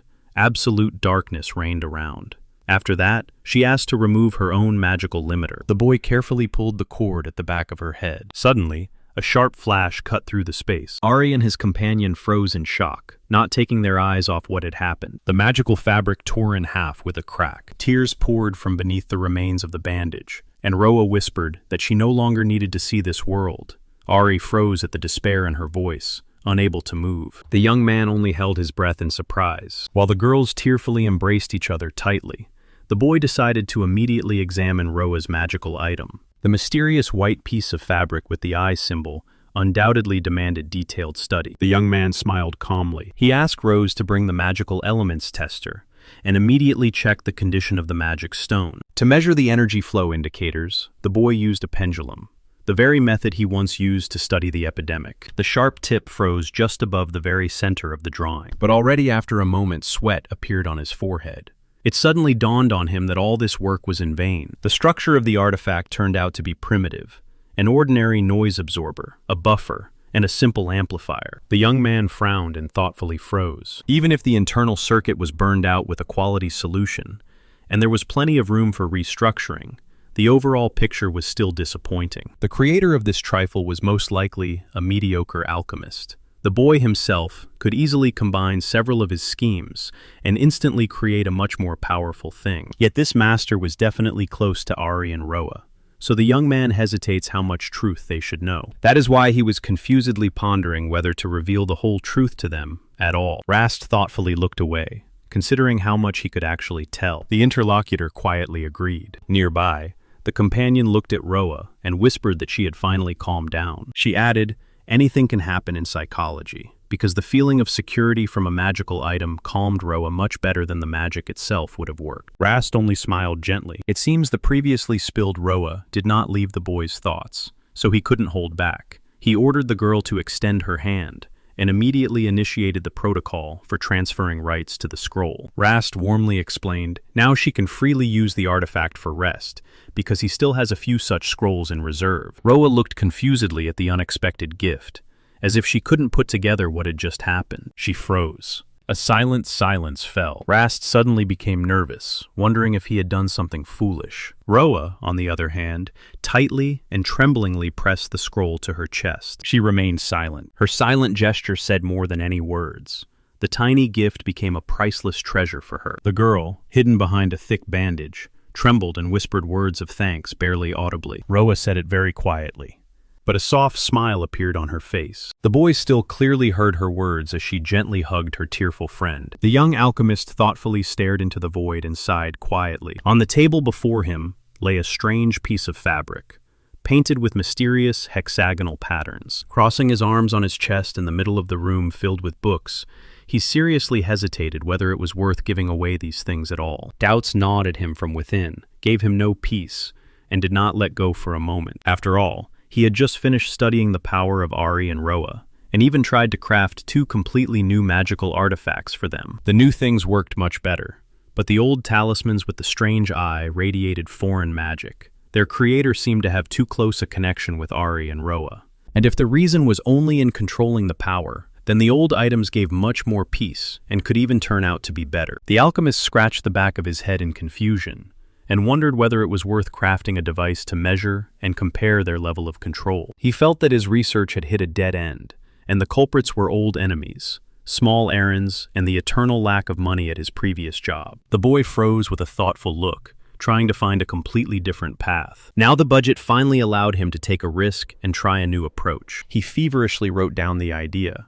Instead of chasing power, it was necessary to make the devices completely turn off and on automatically for very tiny intervals of time. His eyes suddenly widened, as if a light had flashed instantly from a sudden revelation. Enlightened by the sudden idea, he decisively nodded to himself. The pen quietly rustled, drawing a smooth, even line on the clean sheet. The boy put aside the tool and lifted the already finished drawing. He sat in the tent and focused intently on checking the formula, trying to assemble its parts into the correct whole. Having finished the work, he called Ari and Roa, and, thanking them for the long wait, finally looked aside as if giving the start to the next step. Before him, wearing bands with the symbol of an eye, they stood cautiously, while he solemnly announced the creation of 2 new magical items. On the wooden table, delicate glasses softly gleamed.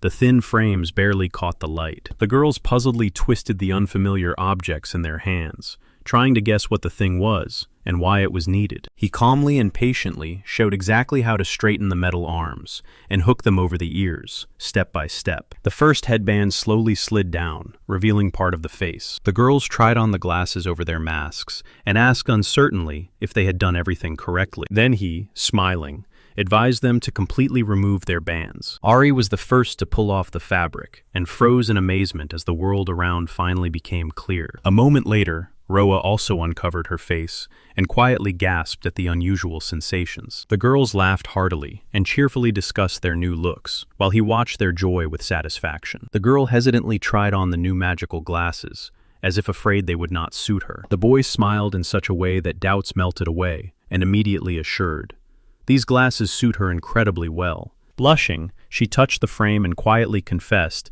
that she was not used to such an appearance at all. The spear tip flashed for a moment near the quiet pond. The boy decided to explain on his fingers how to work with the new toys. So he started with Roa's equipment. The boy looked around in surprise, trying to find Ari's gaze. At that very moment, Roa pierced the giant armored salmon with a lightning strike, which had jumped out of the water. She calmly lowered the spear and quietly said that she was completely satisfied with the result. The boy shouted from the shore, asking about the effect of the magical item. Instead of answering, she confidently adjusted her glasses. The spear worked perfectly. The monster's armor, strong as stone, did not save it from the precise hit. It turned out that a simple touch to the frame instantly switches the artifact to power restraint mode. While they were examining the prey, the boy guessed. Roa was aiming exactly at the gaps between the plates, and the fish went upstream after Hippopo defeated the river boss. The girl continued training in the water, and her companion was already counting whether it would be profitable to sell the strong scales. Roa tried on the updated glasses, and briefly, without unnecessary words, confirmed, "They are really good." In response, the young man asked whether they would slip off during the fight, and whether the modes switch smoothly. He just shrugged his shoulders, as if to say, "Let Roa say whatever she wants. Complaints, remarks, any little things." Their companion stood nearby and indignantly nudged Roa to respond more politely. Then Roa calmly laid everything out. From now on, she fully controls her magical eyes. She added that switching vision modes through walls and over long distances happens without any obstacles. The young man pondered her words and suggested that during battle, physical control would be more reliable than voice control. The girl touched the temple and agreed. Controlling by touch at a critical moment is indeed much more convenient. She explained that she holds the spear with her right hand, so she would like to move all the switches to the left. The boy immediately extended his palm and promised to fix everything. He took the glasses and began gathering all the distributed functions onto the left temple. The magical contour flashed in the air as soon as the young man started restructuring the spell. In a moment, happy Roa was cheerfully jumping on the riverbank, holding the updated artifact in her hands, and her smile involuntarily warmed the good mood of her friends. The girl in glasses quietly approached Roa, immediately noticing how happy she was. She paused for a moment, resting her cheek on her hand. Watching the satisfied boy, she smiled warmly. Suddenly, just in front of his face, the spear tip flew past with a quiet whistle. Roa looked puzzled at the companion, who confidently thrust the weapon forward. At that very moment, an armored salmon jumped out of the water and hit the spearhead directly. A loud splash thundered. The girl stood firmly on the shore, holding the weapon with one hand. The huge fish was impaled firmly on the tip. In the splashes of water that fell on her face, a soft smile flashed. Roa guessed. She had calculated this jump with her magical eye of future prediction. She relaxedly turned to him. The boy smiled warmly and thought that sisters are so alike in their joy.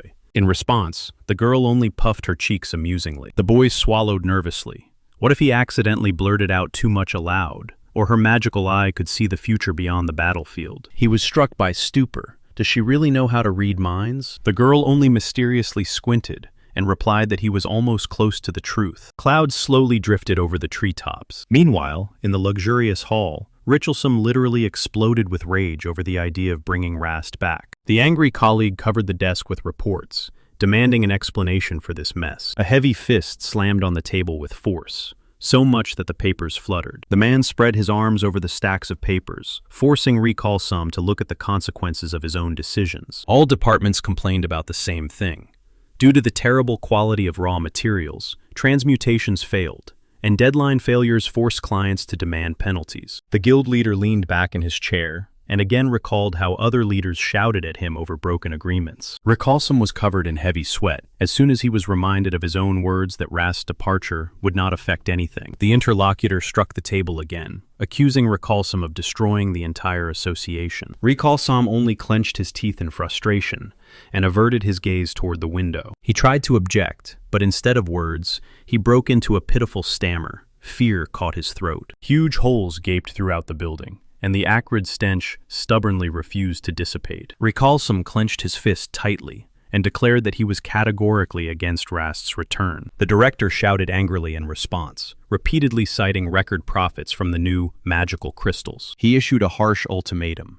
Either Recalsam cleans up the consequences of Rast's absence himself, or he goes personally to bring him back. Recalsam had no choice but to bow his head submissively. He barely restrained his rage, blaming all his troubles exclusively on Rast. The man abruptly turned around and walked away. Ahead loomed the cracked doors of the armory alchemy department. A heavy, angry step echoed down the corridor. The subordinates flinched in fear. The rumble and crumbling of the walls took their breath away. Recalsam sank heavily into the chair, literally boiling with anger. The alchemists whispered to each other, urging to just pretend as if they noticed nothing. Hearing a rustle behind him, he irritably snapped, "Why is it so noisy around here?" At that moment, a frightened assistant burst into the office shouting, "Master Recalsam, we have a serious problem." Meanwhile, the department head Sito smiled smugly, enjoying this feigned calm. But the idyll was broken by Tsubasa.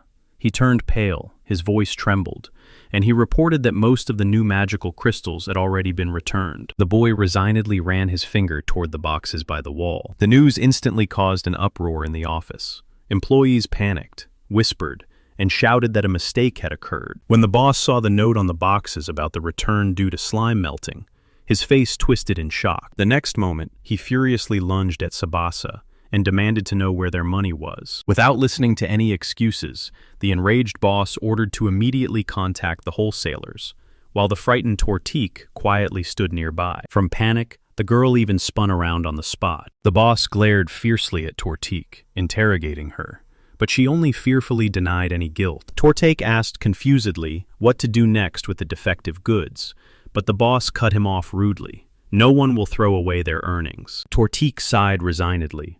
She had to go check the nearest storeroom. Upon parting, the chief simply ordered to free up space in the storage, throw out the old junk, and he himself went to deal with the delivery. The workers hesitated, doubting whether it was really worth getting rid of things just because of their age, even though the warehouse belonged to their department of armed alchemy. But as soon as they opened the doors, they immediately realized, after simple cleaning, all the returned cargo would easily fit on the shelves. On the old neglected shelves, worn boxes and jars huddled. The inscriptions on them had long been erased by time. The black-haired girl with ponytails carelessly waved her finger to the side and suggested, "Throw out these old wooden boxes." The boy came closer and looked intently at the closed wooden lid of the large crate. She waved her hand cheerfully. Supposedly, this is the vigilant trash from the poor department of fundamental research. Nothing more than junk. The boy slid his fingers under the lid and, with a slight creak, pushed it aside. The girl sneered mockingly, amazed that the department still managed to keep even such worthless things, and again urged to throw everything out. Skickney checked the contents with a magical pendulum and, noticing a reaction to the transparent liquid, called it ordinary defective potion. But when he looked deeper into the crate, he stopped short and uncertainly objected to her proposals. The comrades exchanged worried glances and agreed to first consult with Master Recalsam. But his partner was afraid of the mentor's anger and ordered Skickney to secretly throw all these jars into the river. Skickney sighed resignedly. He already understood that all the dirty work would fall to him again. He immediately remembered the angry master, who always shouted at them over any little thing. Meanwhile, the girl leader commanded the team to clear the place and start bringing in the magical crystals of the new model. The rest set about arranging the boxes with the new model crystals on the shelves. The girl carefully examined the wooden box with the dangerous magical concentrate and decided it must be closed immediately. A heavy lid slammed shut with a creak. Rast once actively used this substance in his early research, so now she decided to borrow the mutated beast to transport the boxes to the river. The magical waste flowed directly into the water. It did not cause immediate harm to people, so it was best for the conspirators. The clear solution poured freely into the river and aroused no suspicion among the local residents. Fish swam calmly in the glowing water, and this meant the secret intrigues of Tortika and his people would be exposed only when it was already too late. Every beautiful rose held a secret inside, tangled between sharp thorns and magical glow. The corpulent nobleman barely restrained his rage, blaming some Rast for all his troubles. Meanwhile, in the communication room of the Alchemists' Association, magical transmitters buzzed, and urgent dispatches flew from all over the kingdom, one after another. The young clerk Tsubasa took out a fresh tape with a message, and froze as if all the blood had instantly drained from him. At that very second, the door burst open with a crash, and an enraged boss stormed into the office, wanting to hear the news immediately. Unable to restrain himself, he bit into Tsubasa with a scream from the threshold, demanding to see the report at once. Tsubasa had not yet blinked, when the man with a sharp jerk snatched the paper right from his hands. Cold sweat instantly appeared on the leader's face. He feverishly glanced over the lines, unable to believe what was written. Tsubasa responded only with a resigned and frightened nod. The boss's fingers trembled from uncontrollable fear. The report stated that someone had dumped a huge quantity of rare magical crystals of the old model onto the market. "This cannot be!" the alchemist wildly shouted, his voice hoarse from powerless rage. Suddenly, a thought of betrayal among those present flashed through his mind, but he immediately dismissed it. Imports were completely cut off, so purchasing ingredients from outside had to be forgotten, and isolated attempts at smuggling did not save the situation. Rehalsam raged.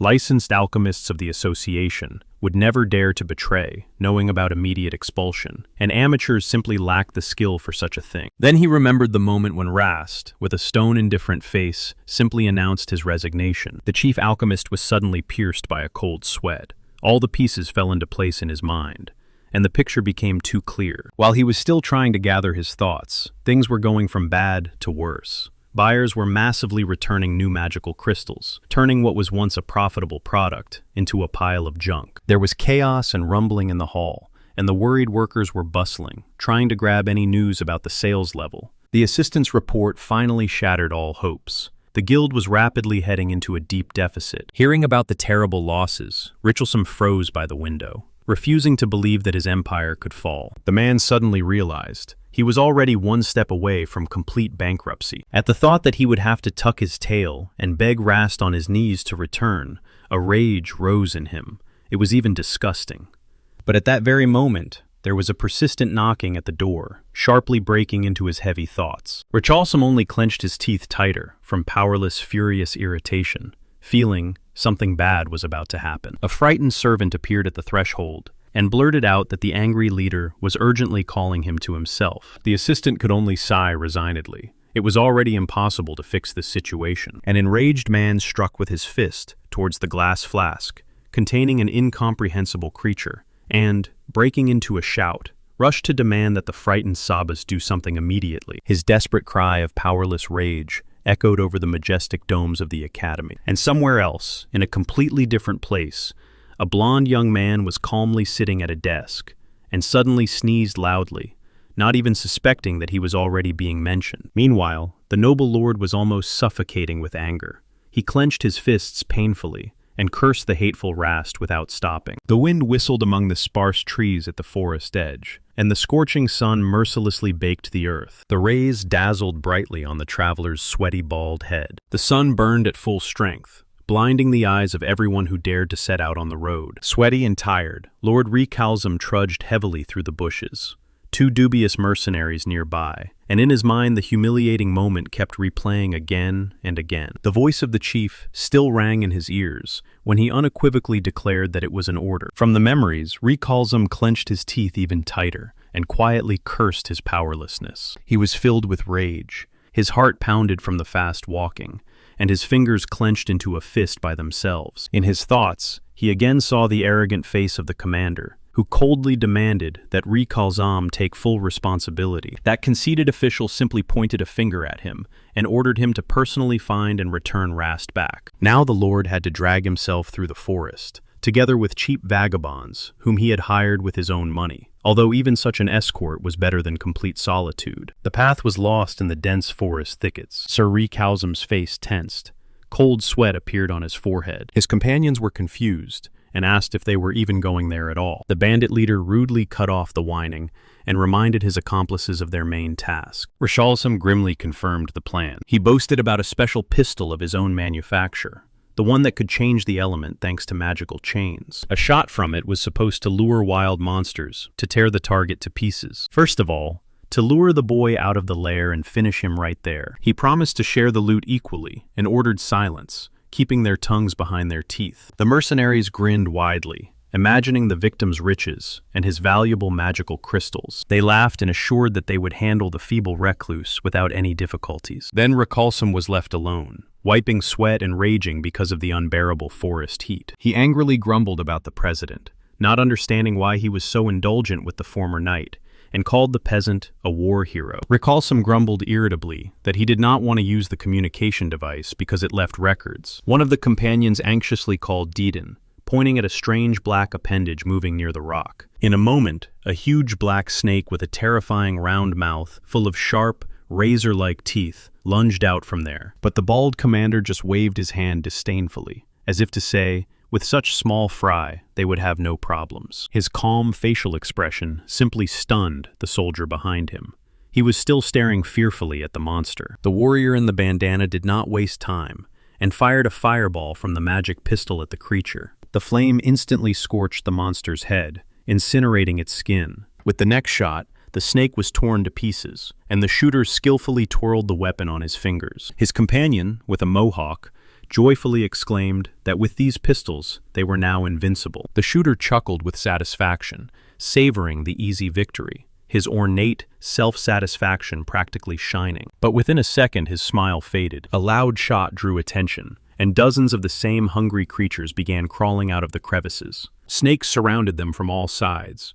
The guys froze in pure horror, and the shooter helplessly whispered about the simply incredible number of enemies. Deedon shouted desperately to draw magical contours. Excessive use of elements could break everything, but panic took over completely. The soldiers began shooting chaotically into the crowd of monsters, relentlessly advancing. But the monsters only increased in number. They rolled like a continuous avalanche, directly at the stunned fighters. The magic pistol in the mercenary's hand sputtered pitifully, and emitted only a cloud of smoke. Chaos was already blazing nearby. Weapons were failing en masse, and black worms were swarming the squad in a whole wave. The panic-stricken fighters shouted to Rishalsam, begging him to give them working crystals. He only sneered contemptuously. "I have no spares," Rishalsam snapped, and coldly turned away from the squad. The mercenaries exchanged confused glances. They finally realized they had been abandoned to their fate. Suddenly, dull thuds of boots rang out. They simply slipped away into the forest, leaving the enraged Rishalsam shouting after them. He looked at the worms underfoot with disgust and raged, for he was forced to dirty his hands with this small fry. He sharply grabbed a plate and shouted the activation command. A circle of interspatial communication flared up in the air. The man pressed his palm to the plate, summoning the parasitic beast to inhabit his body. From the flash of pain, his face instantly became covered with sweat. From the portal, with a disgusting sloshing sound, fibrous, slimy flesh began to spill out. A bald giant in a black cloak smashed the sticky trap to pieces with a single punch, splattering everything around with slime remains. He wildly thrust out his jaw and shouted to the enemies that they were mere small insects to him. His eyes blazed with furious rage. 30 years ago, he was just a gloomy young researcher who always carried a whole pile of books with him. It was then that he witnessed a terrifying miracle. Scaly creatures were devouring giant mushrooms alive. A blister burst on the black skin, and spores scattered. Pale mushroom caps instantly sprouted from the wound, breaking through the tough scales. Glowing specks flew up into the night sky. The beast suddenly threw back its head and screamed in wild pain. The parasite sharply darted upward, finally finishing off its host. 30 years passed. The aged alchemist stood before a huge clearing, covered with hundreds of similarly infected snakes, his heart pounding wildly from sheer horror. He struggled to breathe and could not believe his own eyes. The old man groaned hoarsely when he saw the disgusting mass writhing right at his feet. Then suddenly a wild shriek tore through the space. The alchemist jerked back, instinctively retreating. He held his breath and fiercely fixed his gaze into the darkness. The creatures crawled out of every crack, one by one, and he weakly struggled and showered them with cursed dust. The last scaly tail hissed, and disappeared into the thicket. Suddenly, a shadow swiftly leapt out of the thicket. A sharp crack shattered the silence, and a wild scream burst from Recalsom's chest as something firmly latched onto his thigh. Cold sweat appeared on the forehead, and the face twisted with rage. He tried to shake off the attacker with a powerful kick, but the sharp fangs were already deeply embedded in his flesh. "It bit me?" he said in surprise, looking at the strange black creature. With one swift strike, he cut the monster in half, calling it a worthless weakling. A strange steam rose from the fresh wound, but Richelsom decided that an ordinary potion would quickly fix everything. Looking around, he saw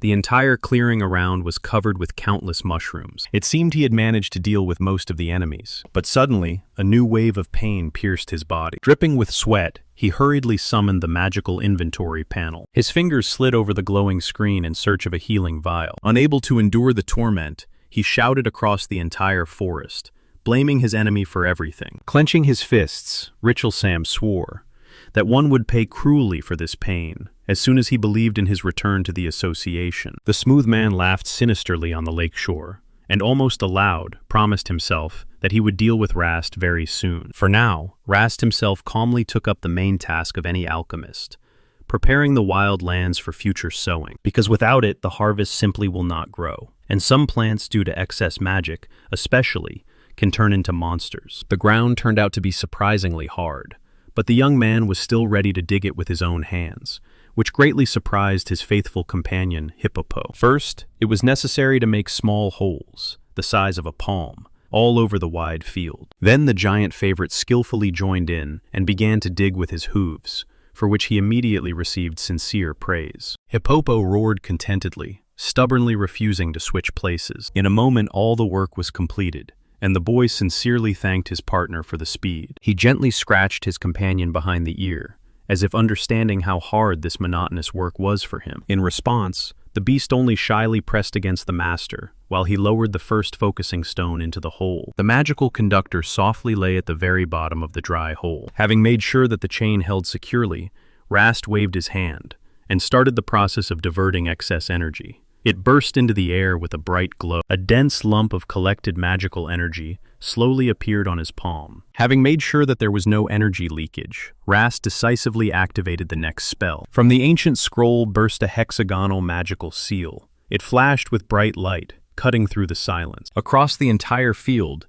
dozens of the same stone platforms obediently rose from the ground. The boy smiled contentedly, admiring the result of his work. The slabs spun rapidly, turning on earthen supports. Pillars of dust rose higher and higher, as if the very air decided to break free into the sky. Suddenly, the amulet on his sleeve faintly jingled, quietly but distinctly. In his mind, he gave himself an order, to act as cautiously as possible, and not to drain too much magic. But the next moment his hand suddenly froze, as if it had hit an invisible boundary. The boy looked surprised at the woven thread on his sleeve. A memory surfaced before his eyes. A comrade awkwardly handed him this amulet, thanking him for the gifted artifact. Then she quietly explained that in her native village, this trinket has been passed down for ages, from hand to hand. The girl looked at him too seriously, as if something important depended on that gaze. And the next moment, she shuddered in fear and blushed deeply. He only smiled gently, and asked if she had woven this amulet herself. She nodded awkwardly. The glare on the glasses hid her eyes. Rast, with a warm smile, examined the talisman on his wrist and marveled at the strange condition. If necessary, this protective cord simply had to be cut. Ari confirmed. Yes, if needed, it really must be torn. While the preparations were ongoing and the wait was long, the young man settled more comfortably to read old scientific works. The first to come into his hands was a study about how magic in the soil affects the quality of grown wheat. Rast clearly remembered. Before his exile, he secretly copied each of these works, preserving unique knowledge from the former leadership. In the work, the researcher claimed that magical elements do not change the true taste of food. They only deceive the human brain, making it enjoy more intensely. The magical fog slowly thickened. The next document described the direct influence of magic particles on the human body. The water around suddenly swirled, and stone platforms rose above the surface. The giant hippo snorted discontentedly. Suddenly, from behind the trees, a worried Ari jumped out with a spear at the ready and called to Rast, warning about the arrival of a stranger. Her gaze behind the glasses was sincere fear, This visitor definitely did not come in peace. In the middle of the scorched wasteland, the companion guessed that the man was a scoundrel and asked if he had at least given her some name. The girl sadly lowered her eyes and barely audibly sighed, "Recall Sam." Hearing this word, the man fiercely clenched his teeth, and the space around him was instantly enveloped by a black aura of anger. Somewhere nearby, a man bared his teeth in a sinister smile and quietly hissed the name, "Recall Sam." Rast felt that something was wrong and suggested to his companion to discuss everything on the way back, extending his hand to her. The girl looked confusedly at his palm, hesitating as if she did not know how to respond. He was simply waiting for her answer. In a moment, they were already galloping on a mighty beast, and the boy ordered her to hold on tighter before the acceleration. Rast's gaze was intensely focused. The companion blushed from the sudden jerk. She held her breath in excitement. The beast flew across the wasteland at a crazy speed. Leaning against Rast's back, the girl marveled at how smoothly and quietly Recalsome overcame the bumps of this wild land. The boy guessed. The pursuer appeared here because of magical crystals. He explained that behind this was his former colleague from the Alchemists Association, the one who was always looking for reasons to quarrel. Rast smiled gently and asked if something was troubling her. The girl only silently lowered her eyes, as if lost in her own thoughts. Ari stared into the void and quietly admitted.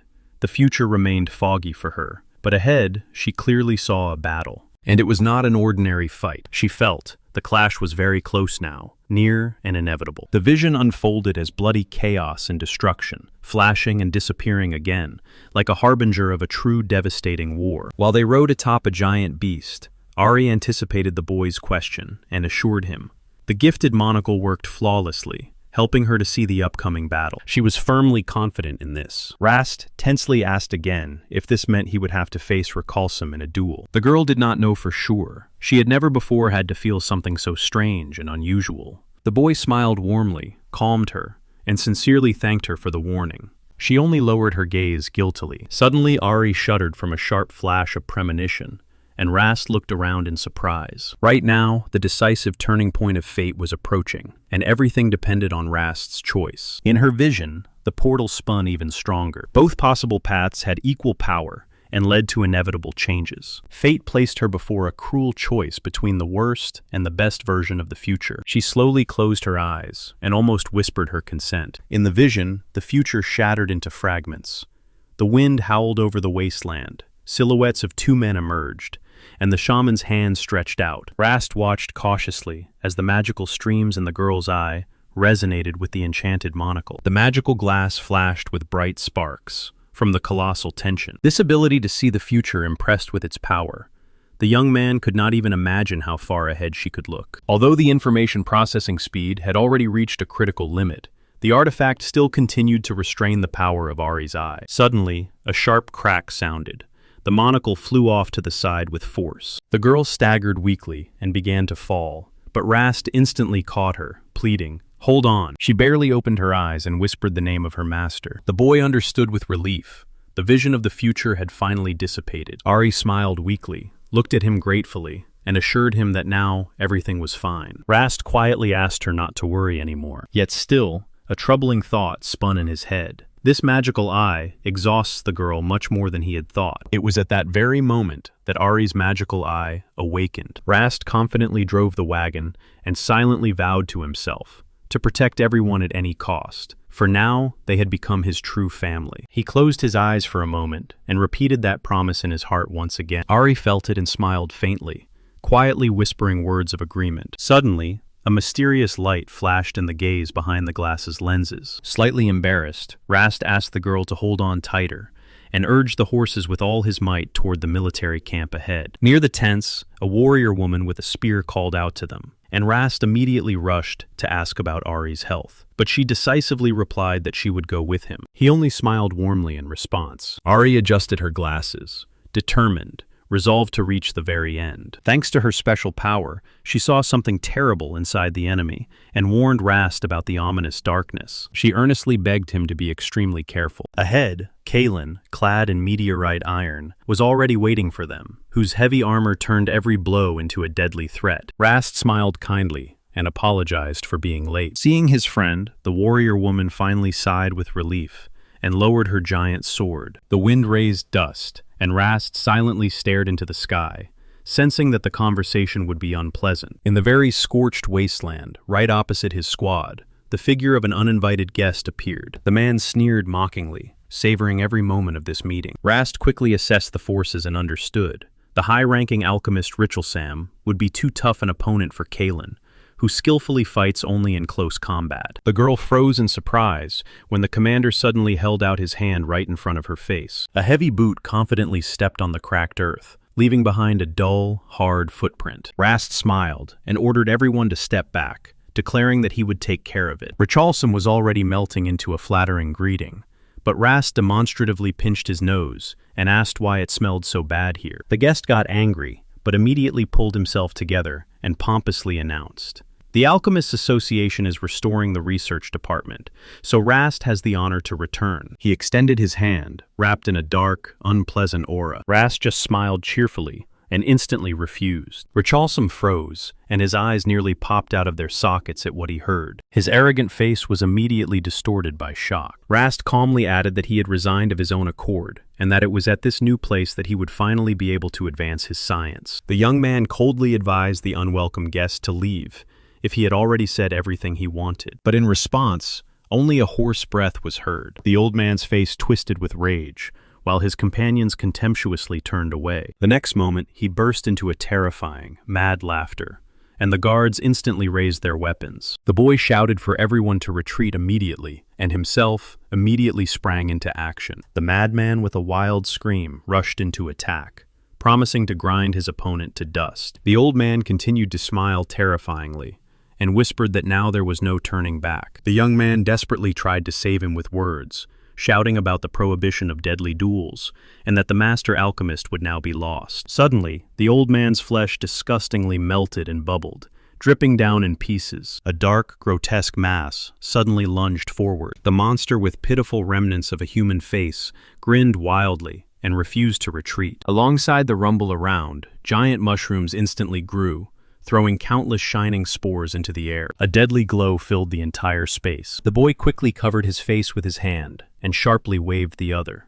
"Step back. Don't breathe this poisonous mold." Underfoot, the mushrooms suddenly crumbled, and following that, tiny sprouts grew from the mass. Quieting to a barely audible rustle, the first limb pulled out from under the cap. The mushroom stretched upward, swinging its whole body as if something pushed it from inside. The companion in the mask only gasped when the monsters right before his eyes began growing limbs. Alone they posed no threat, but in such numbers, and with poison inside, it was simply death without options. The horde of mutants moved as a solid wall, so the boy decided to finish them all with a single strike. He pulled out a magical scroll and whispered words of apology before wiping them off the face of the earth. The boy froze in a battle stance. Glowing shards of magic surrounded him from all sides. The palm shot a wildly spinning polishing disc into the air. The masked companion immediately recognized the spell.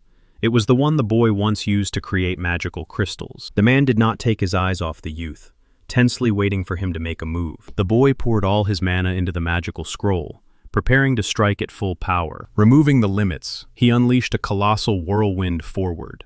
It spun into a destructive hurricane. He sharply shouted the command to remove the limit, releasing the furious power that instantly turned into a giant vortex. The boy steadily and unhurriedly stretched his hand forward, deciding to smash the unknown mutated beasts into tiny pieces, while allies watched his power in stunned silence. A huge tornado rolled across the field with a wild roar, pulling in a whole horde of living mushrooms. He dragged the element as far as possible from the camp, while the bald enemy helplessly squinted already from the first hits of mud. The furious airstream ground his army into a homogeneous mush, erasing the battle look from the monsters' faces, and leaving only mushroom smoothie. Sticky chunks flew at crazy speed, straight into the opponent's face. Blow after blow, the disgusting slime mercilessly glued the man's eyes and mouth shut. The whirlwind continued to rage wildly, scattering the remains of his troops for miles around. Finally, the storm subsided, and the young man lowered his hands with relief, hoping he had cleared absolutely everything. In the dead silence of the wasteland, only a huge pile of gray mush remained. While the allies excitedly babbled about his wild strength, strange sounds suddenly came from the depths of that stinking mountain. Someone under a thick layer of dirt was convulsively grasping at the air, like at a saving straw. From the gigantic hill of slime, the bald enemy finally crawled out. He was coughing heavily and spitting repeatedly. He stared with eyes full of furious rage and roared at the top of his lungs, mourning his beloved mushrooms and promising cruel revenge. The boy froze in confusion, trying to understand how the circumstances had shifted so suddenly. And then a disgusting mass appeared before him, and suddenly a mysterious scroll was in his hands. He looked at the find in surprise, not believing his own eyes. At that very moment, one of the magical seals in the air flared with an ominous light. A giant, predatory mushroom grew on the battlefield, and the stout Richelson began scattering his magical plates around. A heavy, dark fog rapidly settled and began spreading across the ground. The youth quickly realized this was not an ordinary smokescreen. The enemy, meanwhile, fled. The stout figure of the alchemist instantly disappeared into the mist. His companion was outraged at such impudence, and the warriors in masks were already preparing to give chase. But the boy sharply stopped them, warning of deadly poison underfoot. His gaze became intensely focused. Despite strange antics, Richelson was still an alchemist of the highest rank, so the hero raised his hand for a counterstrike. For this to happen, he had to completely remove the restrictive seals and unleash the hidden power. He extended his hand forward and whispered a cleansing spell. Dazzling magic burned away the poisonous fumes. The boy focused intensely and fixed his gaze on the target. Around the mushroom monster, a wall of semi-transparent hexagonal shields instantly grew, and following that, huge gas spheres began swirling in the air above the battlefield. Satellites watched from afar, whispering to each other. Do not approach the barrier that compressed and divided the air into layers. Such delicate work required colossal concentration, so the boy acted extremely carefully. He compressed pure oxygen into a dense air bubble right around the mushroom and activated the next spell. The gas trap completely isolated the monster in a deadly environment. Only a spark remained to be ignited, and the boy decided to use ordinary sunlight. With a single gesture, he drew a huge glass prism in the sky, which caught the scorching rays of the sun. Suddenly, a blinding flame burst forth, and the ultra-high concentration of oxygen spun a devastating explosion that burned everything inside the barrier. When the fire finally died down, only the charred skeleton of the mushroom remained on the scorched earth. The boy pulled out a special glass jar with a cleansing effect to collect the dangerous purple smoke that the remnants continued to emit. His female companions accidentally inhaled the sweet, poisonous gas, and now stood stunned, drooling from the high. Twisting the lid, the young man exhaled with satisfaction. Finally, this threat was eliminated. Roa activated the far-seeing eye, and Kalen was already about to run after, when suddenly a warning shout sounded from behind. The enemy was coming straight ahead, but the threat from the rear instantly crossed out all plans. Kalen tensed, feeling that trouble was near. Roa screamed with horror in her voice that something was coming at them. At that moment, the air shook from a powerful explosion. It hurled a pile of stones upward and spun dust into the sky. Through the smoke curtain, the silhouette of leathery wings appeared. Kalen froze in shock. Rast sharply looked back, feeling his heart drop for a moment. A whole horde of armored salmons was rushing at them. Due to sudden evolution, they had grown wings and taken to the air. Rast could not believe such terrible timing. Noise filled the young man's head, to chase after Richelzam or stay and hold the camp defense with everyone else. There was no time to think. There was absolutely no time left. An unexpected sharp shout made him flinch, and he sharply turned his head. The red-haired warrior instantly took command, ordered the fighters to hold back the winged creatures while the evacuation of civilians continued. Every life, above all. She closed her eyes for a moment, preparing to meet this blow. The girl in armor screamed desperately, begging above all to think about their own survival. Her companion turned to Rast and asked if he intended to catch up with Recalsum, promising to accept any of his decisions. She screamed again with all her might, calling for Master Rast. At that very moment, Rast's own instincts shouted about danger literally at the top of their lungs. Rast only sighed in confusion. The voice in his head, firm and unequivocal, ordered him to catch up with Recalsum. It was exactly the decisive now or never that Ari had once warned about. He had only one choice left, to stay here and defend the camp along with the others, or to rush after Recalsum. The young man resignedly closed his eyes, and remembered that Kalen and the others did not know how to fight flying enemies at all. From the sky, a huge swarm of winged creatures with tough scales was advancing on him, to places Rast simply could not reach. Without magical artifacts or alchemy,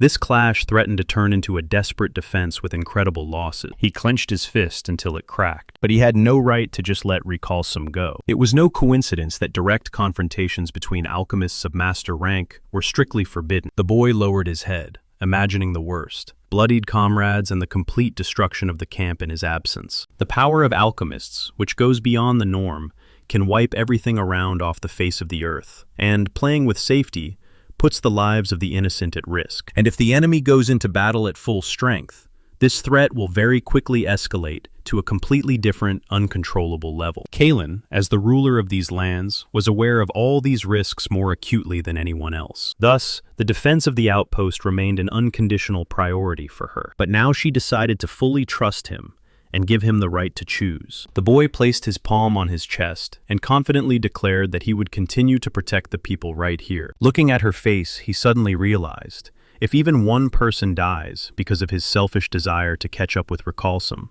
Kalen would take all the blame upon herself. She would never reveal her weakness or show pain to others, because that is what her duty as the head of the camp demands. She punishes herself in complete darkness, experiencing this sorrow and tears alone. The young man smiled softly and added that they would finish off recalcitrance at the first opportunity, as soon as he dares to return. The girl obediently closed her eyes and agreed with relief. She silently looked at him, stunned by his sincere support and understanding. A huge flock of celestial salmons flared up over the camp, and Rast was ordered to immediately destroy these monsters. Rast calmly agreed to carry out the order, but Ari desperately begged him not to do it, and instead to catch up with recalcitrance. The boy replied that too much was demanded of him, but promised to give his all. The girl cried out through tears that he must catch up with recalcitrance, but Rast sharply ordered her to be silent. The female commander intervened. She harshly reminded that she was the one giving orders on the battlefield, and demanded the duty be fulfilled. Ari helplessly fell silent. She did not know what to object to. Rast quietly apologized to her and moved forward. The girl in the mask confirmed the order and led the squad forward. Somewhere deep in his soul, Rast did not doubt the future at all, in what his friend had prophesied to him. He remembered how at his former job, he had unconsciously become uninitiative and just went with the flow. But now fate gave him a choice, based on the trust of comrades who were always ready to cover his back. Hope was born again in his heart. The boy's gaze became determined and focused, and the flock of sky salmons was already swooping down on the camp with a wild scream. Rast ran with all his might to the camp, clutching in his thoughts the promise to protect every resident and preserve all that dear thing that was given to him here. One part of the enemy pack began descending directly on the tents, while the other unexpectedly took course for the capital. The boy froze in confusion, seeing how the flying salmon split apart. He feverishly pondered, had something gone wrong in the capital, and could this split be considered a good sign for the siege? At this time, a fierce battle was raging in the camp. Roa and Ari were shooting monsters with harpoons directly from the air. Rast carefully examined what was happening on the battlefield. The defenders shouted that they could handle it themselves. After all, each of them possessed military skills. One of the fighters rushed after them, promising to cover their leader. Rast only clarified where the unarmed people were hidden, and approved the decision to take them underground, to a place where enemies from the sky could not reach them. Now he had to act extremely quickly. He flew inside a large tent and sharply pulled back the curtain. Nearby stood tables, and on them, rows of various alchemical flasks lined up. The boy stretched out his palms to them and instantly launched a rapid transmutation. The glass bottles clinked loudly. They were caught by a magical flow, one after another in the air, barely trembling.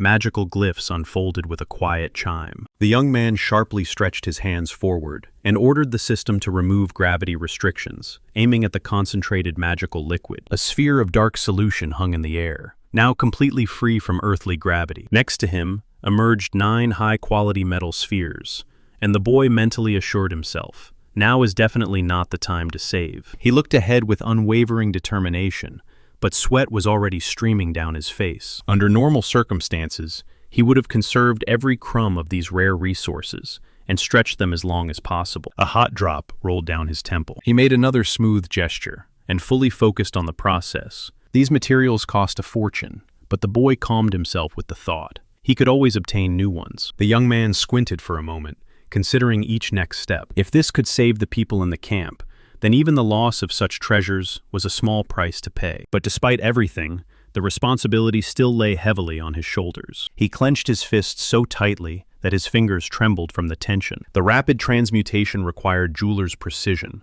like threading a needle, and he had to manage several active processes at once. He clenched his trembling wrist until it cracked, trying to maintain focus. He simply had no second chance or new materials. From the tension, his eyes almost popped out of their orbits, and suddenly, control over the energy slipped from his hands. Everything around spun like in a whirlpool. Consciousness was rapidly fading. Complete darkness. But suddenly, an image of a girl appeared before his eyes, and her woven amulet cracked with a snap. This instantly pulled him out of oblivion. He screamed wildly, grabbed his head, and with his last strength, clung to reality. The gaze finally cleared. He exhaled heavily, realizing, one more moment, and he would simply shut down. But there was no chance to relax. To create a single such scroll from monster skin, cores, and magical stones usually required a lot of time and scarce resources. He had to make them all. Otherwise, against a whole army of enemies in the sky, there would be not even a crumb of chance left. Gathering all his strength together, he finished work on the last, 9th, magical scroll. The finished scrolls obediently hovered in the air around the boy. His gaze slid over the rope on the floor, and he remembered the words of the companion in glasses. If necessary, this connection can simply be severed. The boy carefully lifted the thread and quietly whispered, "Thank you, Roa." He froze for a moment, staring into the emptiness before him. Any doubts in his eyes finally disappeared. He tightly squeezed the thread in his fist and moved forward, fervently believing that the others were fine. Rast stood in the middle of the city square and froze, stunned as he stared into the sky.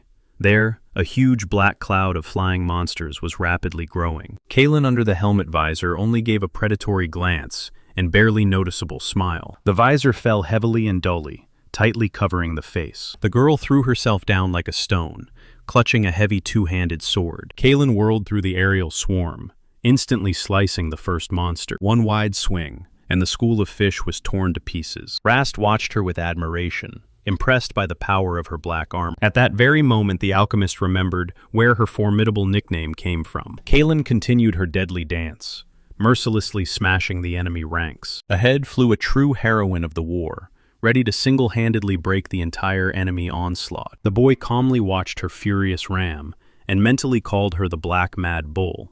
Despite incredible strength, she catastrophically lacked her own mass. So she put on the heavy armor and took the giant sword, and turned into a devastating projectile that tore the ground with a roar. The dust had not yet settled, and Rast was already watching in amazement the lightning-fast attack of his partner. She smiled and assured him that he could have handled it himself. Everything ended in a matter of seconds. The girl cheerfully picked up. At his speed, this is generally not a problem, while a frightened flock of birds circled above the city. Suddenly, she sharply pointed her finger towards the cleaved monster. Her smile vanished instantly. Her face grew serious, and her voice sounded cold. It was still too early to relax. While the boy asked in surprise about some eggs, the partner explained that scattering such filth around guaranteed trouble in the future. Inside the guts of the defeated creature, there really swarmed a whole nest of slimy parasites, ready to spread at any moment. The huge monster's body was literally bursting with hundreds of disgusting eggs that spilled onto the ground. The girl looked at Rast with hope and asked, "Take this upon yourself." Rast only smiled confidently. He pulled out his magical scrolls and decisively commanded to begin. The paper ribbons tore into the sky, drawing a colossal glowing circle around the alchemist. The residents of the nearby village froze and looked up enchanted. They immediately recognized the handwriting of their master. Even the mysterious spies in masks turned anxiously towards the flash, sensing a sudden surge of power. One of them could not take his eyes off. He was struck by the scale of that young master's power. From the sky, like an avalanche, predatory creatures rushed. He ordered Roa and Ari to step back immediately and rest. Instead, he himself pulled out special scrolls and cast the embodiment spell. Using destructive scrolls within the camp was dangerous. They would have blown everything around here apart. Quickly saying "Rose," the boy released magical cards into the air. A giant transparent barrier instantly rose before the predators. He firmly held his hands up, fueling the magical protection with power. The pack, gaining speed, crashed into the obstacle at full force. But the shield did not even flinch. The air trembled from the fierce blows of claws and wings. The boy stubbornly remained in place, motionless. The beasts helplessly crashed against the magical wall. The dome reliably kept every structure in the camp under protection. The companions watched this in shock, genuinely impressed by such power. Rosa's flexible vine sharply sliced through the air. The youth smiled. He liked how skillfully he transferred parts of Rosa into another space using the scrolls. A gigantic celestial salmon flew before him. Its strong scales accumulated magical energy, and its developed fins maintained balance in the very air. Loza Rosie playfully poked the boy in the cheek while he pondered whether these fish absorb magic from the atmosphere for the sake of flight. While the sky was covered by an innumerable swarm of creatures, he apologized to Rosie for the burden and promised to carefully cut her after the battle. A cloud of winged predators covered the sun. The time has come for a cleanup. The young man sharply waved his hand. Dozens of scrolls flew into the air, preparing for activation. For now, Litna, who usually managed the kitchen, shifted a double-edged axe onto his shoulder. The weapon whistled as it drew a deadly arc. Flying creatures rapidly surged toward the food warehouse, and the defenders quickly realized the enemies had no end in sight. One of the warriors accelerated and struck his chest with his fist, shouting that he would become the bait. Hearing behind him that he was called commander again, Litna turned around in surprise. He only smiled bitterly and quietly reminded that this rank had long since remained in the past. In the very heat of the battle, a desperate order was shouted. Hold the circular defense, and under no circumstances break the formation. The enemy pressed from all sides, and their hide proved too tough, and the fighters, confused, asked their leader what to do next. The young man thoughtfully rubbed his cheek, feverishly running through in his mind how to break out of this trap. They did not know how much longer they could endure, but now there was only one thing left: to believe. Lady Kaylin's message was short and clear. They had to hold out no matter what. However, it was precisely because of their trust in her that the squad was able to survive. So now they had to go to the end. The boy raised his weapon and shouted with all his might to his comrades, "Continue the fight." The hand gripped the weapon tightly. Although in his voice he pressed, "Stand to the death," in his soul he was already looking for a gap to retreat, and fervently prayed that Lady Kaylin would come to help. And in the sky above the wooden barricade, a whole flock of winged creatures went wild. Suddenly, he was called. The monsters rushed headlong for a new attack. The boy again said that he was no commander at all, but at that very moment, his gaze was fixed by something strange ahead. Suddenly, a dazzling pillar of light flashed ahead, and the stunned youth could not comprehend what was happening. He confidently and briefly replied with a firm no. But in a moment, bizarre black shadows swirled in the sky, and the fighters froze in fear. What if this was not a new monster? But the spectacle shocked even more. An unknown force began to devour the celestial salmon alive. Meanwhile, at the front line,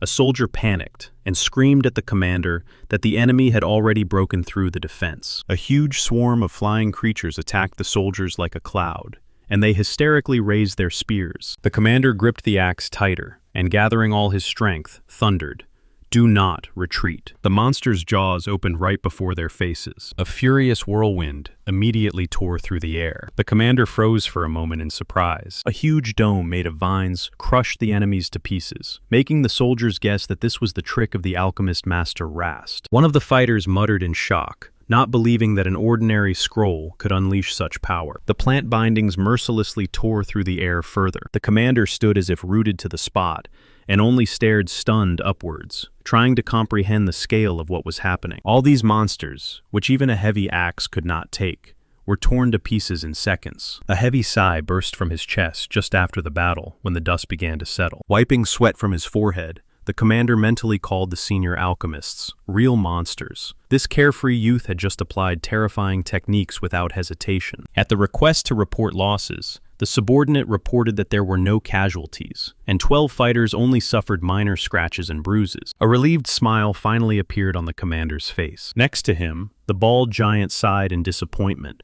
scratching the back of his head from his own helplessness. The sky above them cleared, but the warrior still felt a gloomy heaviness in his soul. It turned out their defense was simply redundant against such power. The giant muttered gloomily that they were useless here, and at these words, the commander froze and mentally called him a fool. The warrior blinked in surprise. He could not understand where his comrade's reaction came from. He reminded the giant that if they had not evacuated the civilians in time, and the enemy had not broken through the defense from the very beginning, the tragedy could have been avoided. Leaning on his giant axe, the leader stared at the sky and asked his comrade if he really intended to whine over his own weakness in the face of foreign power. Then he friendly patted the giant on the shoulder and reminded him how important it was to stick to their roles.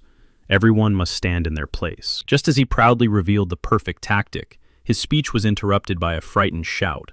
"The transport mules are under attack." Wasting no time, the commander raised his fist and ordered several fighters to immediately move out to clear the rear. Following it with a gaze like rays of the sun, the warrior smiled warmly and was convinced that Litna was truly the best commander one could wish for. Shin hung at a dizzying height on the rail track of the American roller coaster and vainly tried to read Tatsu's thoughts.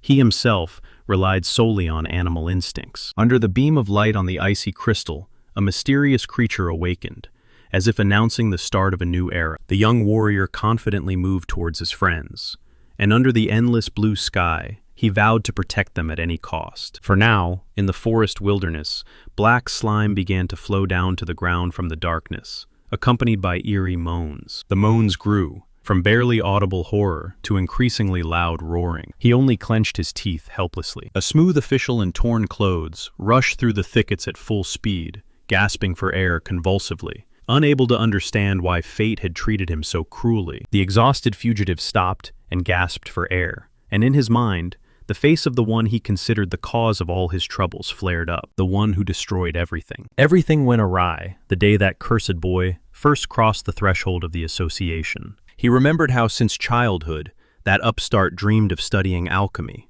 and how every day he annoyed everyone with his silly talks about magical elements. The boy sincerely wished to learn the secrets of nature. Even when his mother disgustedly ordered to throw away the found mushrooms, he was fascinated, seeing in their very appearance the first glimpses of true alchemy. But then no one supported him. And still, he confidently raised his gaze to meet his fate. Father sternly cut off his thoughts about recalcum and asked if he studied alchemy today. The boy slowly stepped forward, with the great hopes of his alchemist parents and his own dream of becoming the youngest master in history surfacing in his mind. And then his dream came true. He headed the weapons alchemy department, to the loud applause of colleagues, while the old jealous man boiled with rage and jabbed him with objections, fearing his genius. The jealous man literally went mad with anger and swore to make Rast taste despair and destroy everyone around him. He cursed his name again and again. The man was trembling with anger in the semi-darkness. A malicious whisper spread through the empty corridors, as if someone was carving it into the walls. Suddenly his body shuddered, briefly, sharply, as if struck from within. He was burning with the thought of another's triumph. It burned inside and demanded immediate revenge. But the next moment, the amulet cracked and shattered, forcing him to feverishly search for salvation in an alchemical vial. He tore off the cork in one motion and greedily drained the potion. But the miracle never happened. The man helplessly trudged forward, not understanding why everything went awry. A wild fright froze on his face, from the clear realization of his own helplessness. In panic, he pressed the wound, but could not understand why the healing did not work. Only empty, broken bottles lay on the ground. In a fit of anger, he dried up all the potion supplies, but even that turned out to be insufficient. He had to resort to the last step, to feel for a special device under the torn uniform. At first, he planned to hold out until the association, where there were definitely better quality medicines. But he had no strength to endure further. He activated the mechanism. This thing always fiercely dirtied clothes, but now he no longer cared. Loudly pronouncing the spell, the man opened an interdimensional portal and summoned the king of Myxomycetes, the parasitic beast number 4. From the dazzling flash, long, disgusting tentacles instantly burst out. The slime immediately wrapped around his fingers. Huge sticky ribbons twisted around the man, wrapping him in a cocoon. The monstrous mass moved onto his face and neck, implanting itself just under the skin. Feeling new strength flowing into him, he dryly ordered the creature to carry him to the capital. A huge black sphere, made of vile slime, burst forward with a wild roar, and smashing trees, carved its path. The magical barrier cracked loudly in half, scattering pieces in different directions. The man instantly found himself near the capital's gate, but the guard's shout forced him to stop abruptly. Recovering after a harsh landing, he applied a return scroll without any hesitation. He was rushing for medicine, but time relentlessly slipped away, and it was already becoming too late. On an ordinary day, his wounded and tattered appearance would surely attract the guard's attention, but now no one cared about him. Chaos reigned all around. Destroyed houses, wounded people on the cobblestones, and soldiers desperately trying to restore order. Flying through the crowd, he caught only fragments of panic, about the destroyed army and the terrible fish-like creatures that supposedly fell from the sky. His breathing faltered, and his throat burned from fatigue and increasing pain. The terrible infection on his back throbbed stronger and stronger, as if ready to poison his entire body at once. His only salvation was the Alchemist's association. There, he stubbornly believed, the needed potion would definitely be found. He tried to hold on, telling himself, just around the next corner, this horror will finally end. And just as he turned, instead of the magnificent white stone building, only smoking ruins rose before him. He simply froze in place, unable to utter a single word. Shock took his breath away. The idea that he might have simply turned the wrong way instantly crumbled. Only a bitter realization of complete helplessness remained. Rahalzam froze before the ruins, not believing his eyes. The magnificent building of the association had turned into a pile of stones. He was trembling with despair. He had given his whole life to this work. Suddenly, a quiet rustle sounded behind him. He sharply flinched and felt a foreign presence behind his back. From the shadow of the hood came a mocking voice. It greeted Master Rahalzam. The guest silently and attentively surveyed the empty street, not believing his own eyes. The barrier had so easily cleared the block of people. The alchemist was stunned by what he heard. The stranger smiled slyly, sinking into the memory of the wild spectacle. A pile of armored salmon was falling straight from the sky. At these crazy images, the smile on his face grew wider and wider. The alien's gaze again fell on the completely destroyed building of the association. Dark tracks spread across the ground, and he immediately felt foreign magic had penetrated too deeply. It seemed the monsters were not rushing blindly, as if they were flying toward a specific bait hidden inside the building. The horde moved purposefully, heading only toward the main office of the alchemists. The newcomer added, the rest of the city suffered only minor damage, although the attackers' plans were somewhat hindered by one annoying warrior with a sword. The enemy separated with only minor damage after a powerful strike. The sudden attack of the armored salmon turned out to be a coincidence, but an extremely successful one, at least for a short time. But this success lasted very briefly. From the darkness emerged a mysterious figure in a hood, and mockingly said, "This is a huge disappointment," causing the bald merchant to shudder with horror. The frightened man threw back his head, and stammering, asked who was standing before him. The merchant's face was covered in cold sweat. The stranger's ominous aura pressed like a heavy silence. The stranger introduced himself as an ordinary, unimportant person, but suddenly took out a payment with magical chains and declared he came to thank Master Rahalzam for supplying defective goods that ruined his plans. The same defective part flashed in the light, the one because of which everything went awry. It was because of this mistake that the stranger's grand scheme completely failed. The heart of Rahalzam sank when he finally grasped the full seriousness of his situation. The merchant asked confusedly about the reward, and felt the noose around his neck begin to tighten. The next moment, the attacker clutched Rahalzam's face with a death grip, making him scream wildly in pain, and easily lifted him off the ground. While the victim writhed in agony, the madman smiled brazenly and whispered that he had found something amazing. "The demon inside you grows wonderfully," he said with satisfaction, noticing the man's unique compatibility with mushroom magic and his soul filled with negative emotions. Rahalzam nervously pressed his palm to his forehead and tried to calm his trembling, while the mysterious guest assured him no thanks were necessary. The stranger in the hood snapped his fingers sharply. The stranger's face spread into a predatory smile, as he promised to bestow a special gift upon Rahalzam. At that very moment, black arrows of corruption burst from the fat man's body with a wild hiss, causing him to arch from sudden hellish pain. The skin on his face cracked at the seams, and his veins filled with blackness as the human form rapidly dissolved. Distorted muscles tore through the clothes, turning the former nobleman into a mass of wild, uncontrollable flesh. In the night silence above the city roofs, the guest's quiet, satisfied whisper sounded. He was glad to have stayed right here. He promised the frightened creature a complete rebirth, and in the darkness of the room echoed the first heavy beat of the new monster's heart. The darkness shuddered from a heavy, muffled blow. A stranger under the hood smiled sinisterly, preparing to quickly go to meet the appearance of the mysterious woman, and finally wished the monster a happy demonic life. A predatory grimace stretched in the semi-darkness, reinforcing that mocking wish. Suddenly, a bright white flash cut through the darkness with a hiss, causing the stranger to flinch from surprise. A dazzling blade of light spread even wider, mercilessly cutting the night darkness in half. The pain in the right leg suddenly began to recede, as if someone was taking it away from inside. The villagers anxiously bent over him, holding their breath in anticipation. Someone loudly asked if he was conscious, and then suddenly everything went dark. Only the dull beating of the heart remained. Another heavy blow, and consciousness trembled again. He sharply opened his eyes, but in a moment the priest fell onto the cobblestones and croaked a scream from unbearable torment,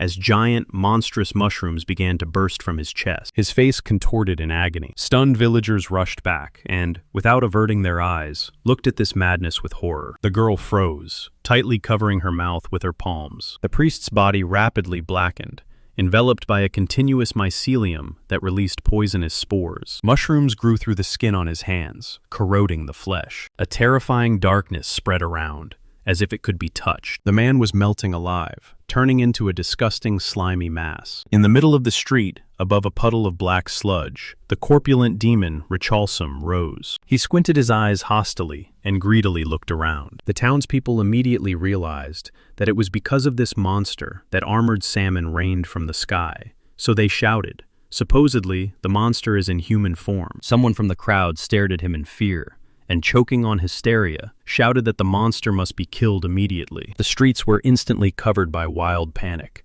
People scattered, saving their skins wherever they could. They ran blindly and shouted over each other. Who is better to call? Knights, the royal army, or at least wounded alchemist apprentices? Meanwhile, strange mushrooms began to grow on Richelsom's face, barely crackling. The demon grimaced insultedly, sincerely not understanding why he was being looked at with such horror. But the people decided that those mushrooms were releasing poison, and they caused a terrible crush on the road. Richalsum tried to extend his slippery hand forward, begging, "Well, wait." But no one listened to him, so he could only watch them gloomily until they disappeared. And then, just a moment later, the sight of a magical musket flashed right in front of his face. A squad of royal soldiers blocked his way. They lined up in a row and aimed their weapons. The young commander coldly raised his palm and commanded, "Fire all at once." The squad of soldiers took aim at the strange figure in the middle of the street and froze, ready to strike at the first order. They aimed directly at the demon, and the magical weapon was already charging.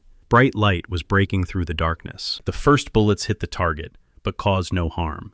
The captain sharply ordered to cease fire, feeling that ordinary magic was powerless here. Shells simply dissolved in the monster's body, confirming the worst fears from the report. Harold ordered to stop firing, and, as if rooted to the spot, strained to look at the dark silhouette. One of the fighters abruptly suggested attacking, but the commander immediately rebuked him, emphasizing, "Around the enemy are deadly poisonous spores." They already had few people, so risking it like that was pure suicide. Therefore, Harold gave another order, to charge other magic plates and strike together, with one blow. For now the creature shuddered with horror, and began to squeeze words out of itself. Supposedly, it is a human, not a demon. The man, distorted by mutation, pleaded, extending a slime-covered hand, hoping to break free from pain and receive mercy. But no one heard his plea. The command sounded, and a new volley covered the target without mercy. The unfortunate man only managed for a moment to see in the broken window his own grotesque reflection with mushrooms on his head. The flame flared instantly, engulfing his body, and he burst into a wild scream from pain under the cold stares of the soldiers. Only when the screams began to subside did Harold raise his hand and command, "Cease fire." The flame had no effect. This monster adapted to the fire in seconds and became stronger. The commander, in a cold sweat, ordered, "Draw the blades." Steel clanged, breaking free from the sheaths. The squad, with a battle cry, charged at the huge black slug. Suddenly, the monster, with a loud splash, fell through the cobblestones. Could it really have escaped through the drain? The young fighter froze in confusion, not knowing what to do. The slug was already disappearing into the depths of the dark underground tunnels, so the young man could only curse helplessly. And somewhere in a completely different place, the wind was swaying a foreign flag. There, among the hills, a sizable military camp was spread out. The red-haired leader was calculating the losses after the attack of the sky salmons, and promised special bonuses to those who distinguished themselves in battle. Next to the smiling blonde boy stood two silent ones, in strange masks with a painted eye. They did not move a step and did not make a single sound. The leader finally called them by their names, Ari and Roa. Two fighters in masks silently stood aside, watching the gathering.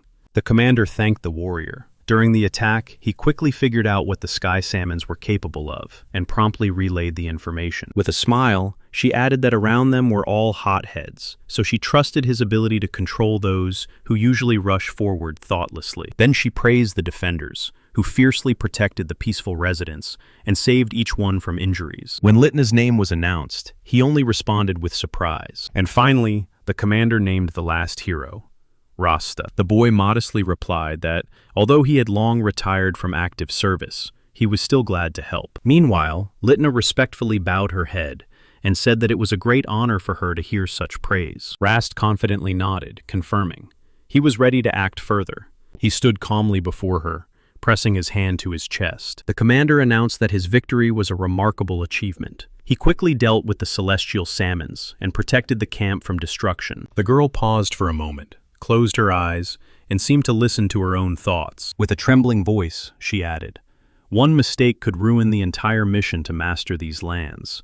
So her gratitude simply knew no bounds. A sincere smile flashed across her face as she admitted how glad she was about his joining the team, and they firmly shook each other's hands. Rast smiled warmly and quietly thanked the people. But the next moment he froze in confusion. The first timid applause sounded around. Yet in a moment the entire crowd burst into loud applause and grateful cheers. At that very moment, the boy felt the heavy burden from the treacherous Recalsom's escape finally dissipate. He looked at the joyful faces and felt true relief. His companion only smiled gently in response. She stepped forward and addressed everyone present. As it turned out, the celestial salmons had even managed to attack the capital. Moreover, she had already filed an official complaint against Recalsom for his treacherous attack on the master. The news about serious destruction in the association affected Rast, although he did not intend to return there. There was also complete chaos in the royal castle, so no one was going to wait for any instructions from above. Rast decided to take advantage of the moment and immediately launched a mass distribution of magical crystals. The girl gladly agreed,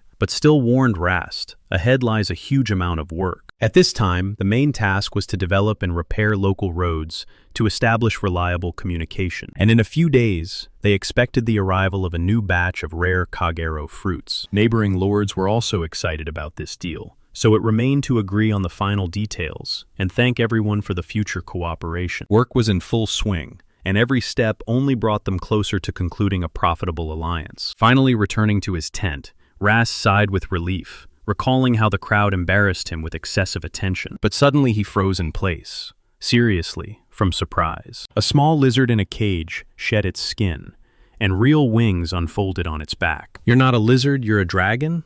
the boy exclaimed in shock, poking his finger toward the tiny creature. Until that moment, he had never seen a real dragon up close. The little one responded only with a sweet little face, and left the bewildered master alone with the question of what to do with this wonder now. Rast remembered how easily he was deceived then, not even suspecting whom exactly he had picked up on the road. His thoughts were interrupted by a strange object in his hand, the most ordinary grassy brick, which, frankly speaking, did not add any clarity to this strange situation. Still not believing it, he confusedly questioned the little one, how she ended up all alone on the broken path. The tiny little dragon carefreely fluttered its wings in response, as if these questions did not concern him at all. The boy handed him a piece of ration, but the little one suspiciously sniffed the unknown thing. Seeing this, the youth wondered what to feed such a guest at all, and began rummaging through the supplies. He tried to insist, showing that it was a completely edible cracker, but the little one proudly turned away, demonstratively ignoring the treat. At that very moment, the little dragon comically sneezed. The sneeze was so powerful that the cracker was simply blown away under the puzzled gaze of the culprit himself. The baby, frightened by his own sneeze, whimpered plaintively. The boy remembered that dragons are generally carnivorous, so he decided to look for some dried parts of monsters. But suddenly, the little one pulled out its vine tail and pointed directly at the table with reagents. The young man was almost stunned with amazement, calculating in his head a safe dose for such a tiny creature. Could it really want his magical potions? Thanking his home vine Rosa for opening the cage, he carefully pushed a bowl with liquid inside. The baby closed his eyes contentedly and began greedily slurping the drink. The potion disappeared in a matter of seconds, leaving the boy with a bunch of new questions about the diet of this wonder. The bowl in front of the little creature gleamed after being licked clean, to the very edge. The young man only watched that crazy appetite with a smile. The baby squeaked contentedly, but other animals usually instinctively shunned its kind, except for the hippopotamus Hippopo, who seemed not to mind at all. The boy nodded toward the dark rose and mentally asked, "Cover me, if suddenly everything goes awry." He carefully poured a little more potion into the bowl, monitor the condition. Meanwhile, he immersed himself in a scroll of charts, trying to find at least some clue. And yet, surprisingly, the baby showed no negative reaction and stubbornly continued licking the dish. Suddenly, the boy's gaze froze, as if something had finally fallen into place, and the little one simply lay down to sleep right under the protection of the thorny vine. Casually, he yawned sweetly at the end. Looking at the sleepy wonder, the young man thought, "It's time to come up with a name for him." Later, he told this news to his acquaintance. She stopped chewing in surprise and asked about the dragon in shock. She froze like that, mouthful, fork in hand, and silence, while her brain tried to digest what she heard. He waited until the end and fell silent, staring at his friend to catch her reaction. The girl raised her eyebrows in surprise and noted that a real dragon would be the first such find in hundreds of years. After all, these creatures had long been considered just a good fairy tale. The boy recalled the entire process of rescuing the baby and assured that it showed amazing cleverness,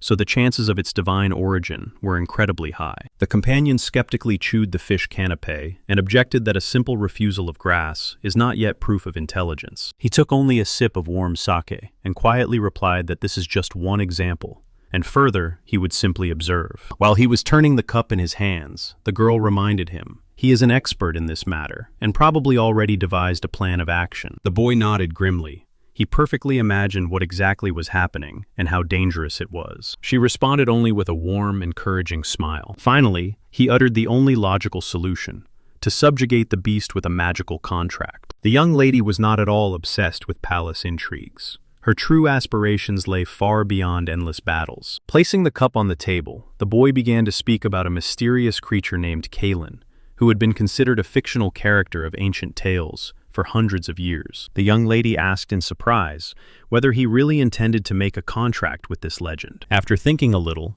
she smiled gently and gave her consent. But she immediately warned, before any step, it is necessary to prepare reliable protection, special roses. The youth began to instructively explain that there is a grain of truth in every fairy tale, while the lady was already set for a very long and boring lecture. The delighted alchemist hurried to thank her, but she instantly interrupted his passionate speech by pressing a finger to his lips. Looking at her carefully, the boy seriously assured that he understood everything perfectly. Now only one mysterious name spun in his head: Kalin. The young lady playfully winked and declared that she definitely wanted to be nearby during the ritual, so she asked to be called as soon as everything was ready. On the way back, she teased him with a question whether he was doing all this just for fun, and he awkwardly laughed. The time to act had come, and a mysterious family crest brightly flashed on her outfit. His gaze fell on the frightened creature, and suddenly it occurred to him. Roa had looked at this tiny dragon with great suspicion from the very first second. Without wasting time, Roa became alert and ordered her companions to hold their defense. But already in a moment her voice faded.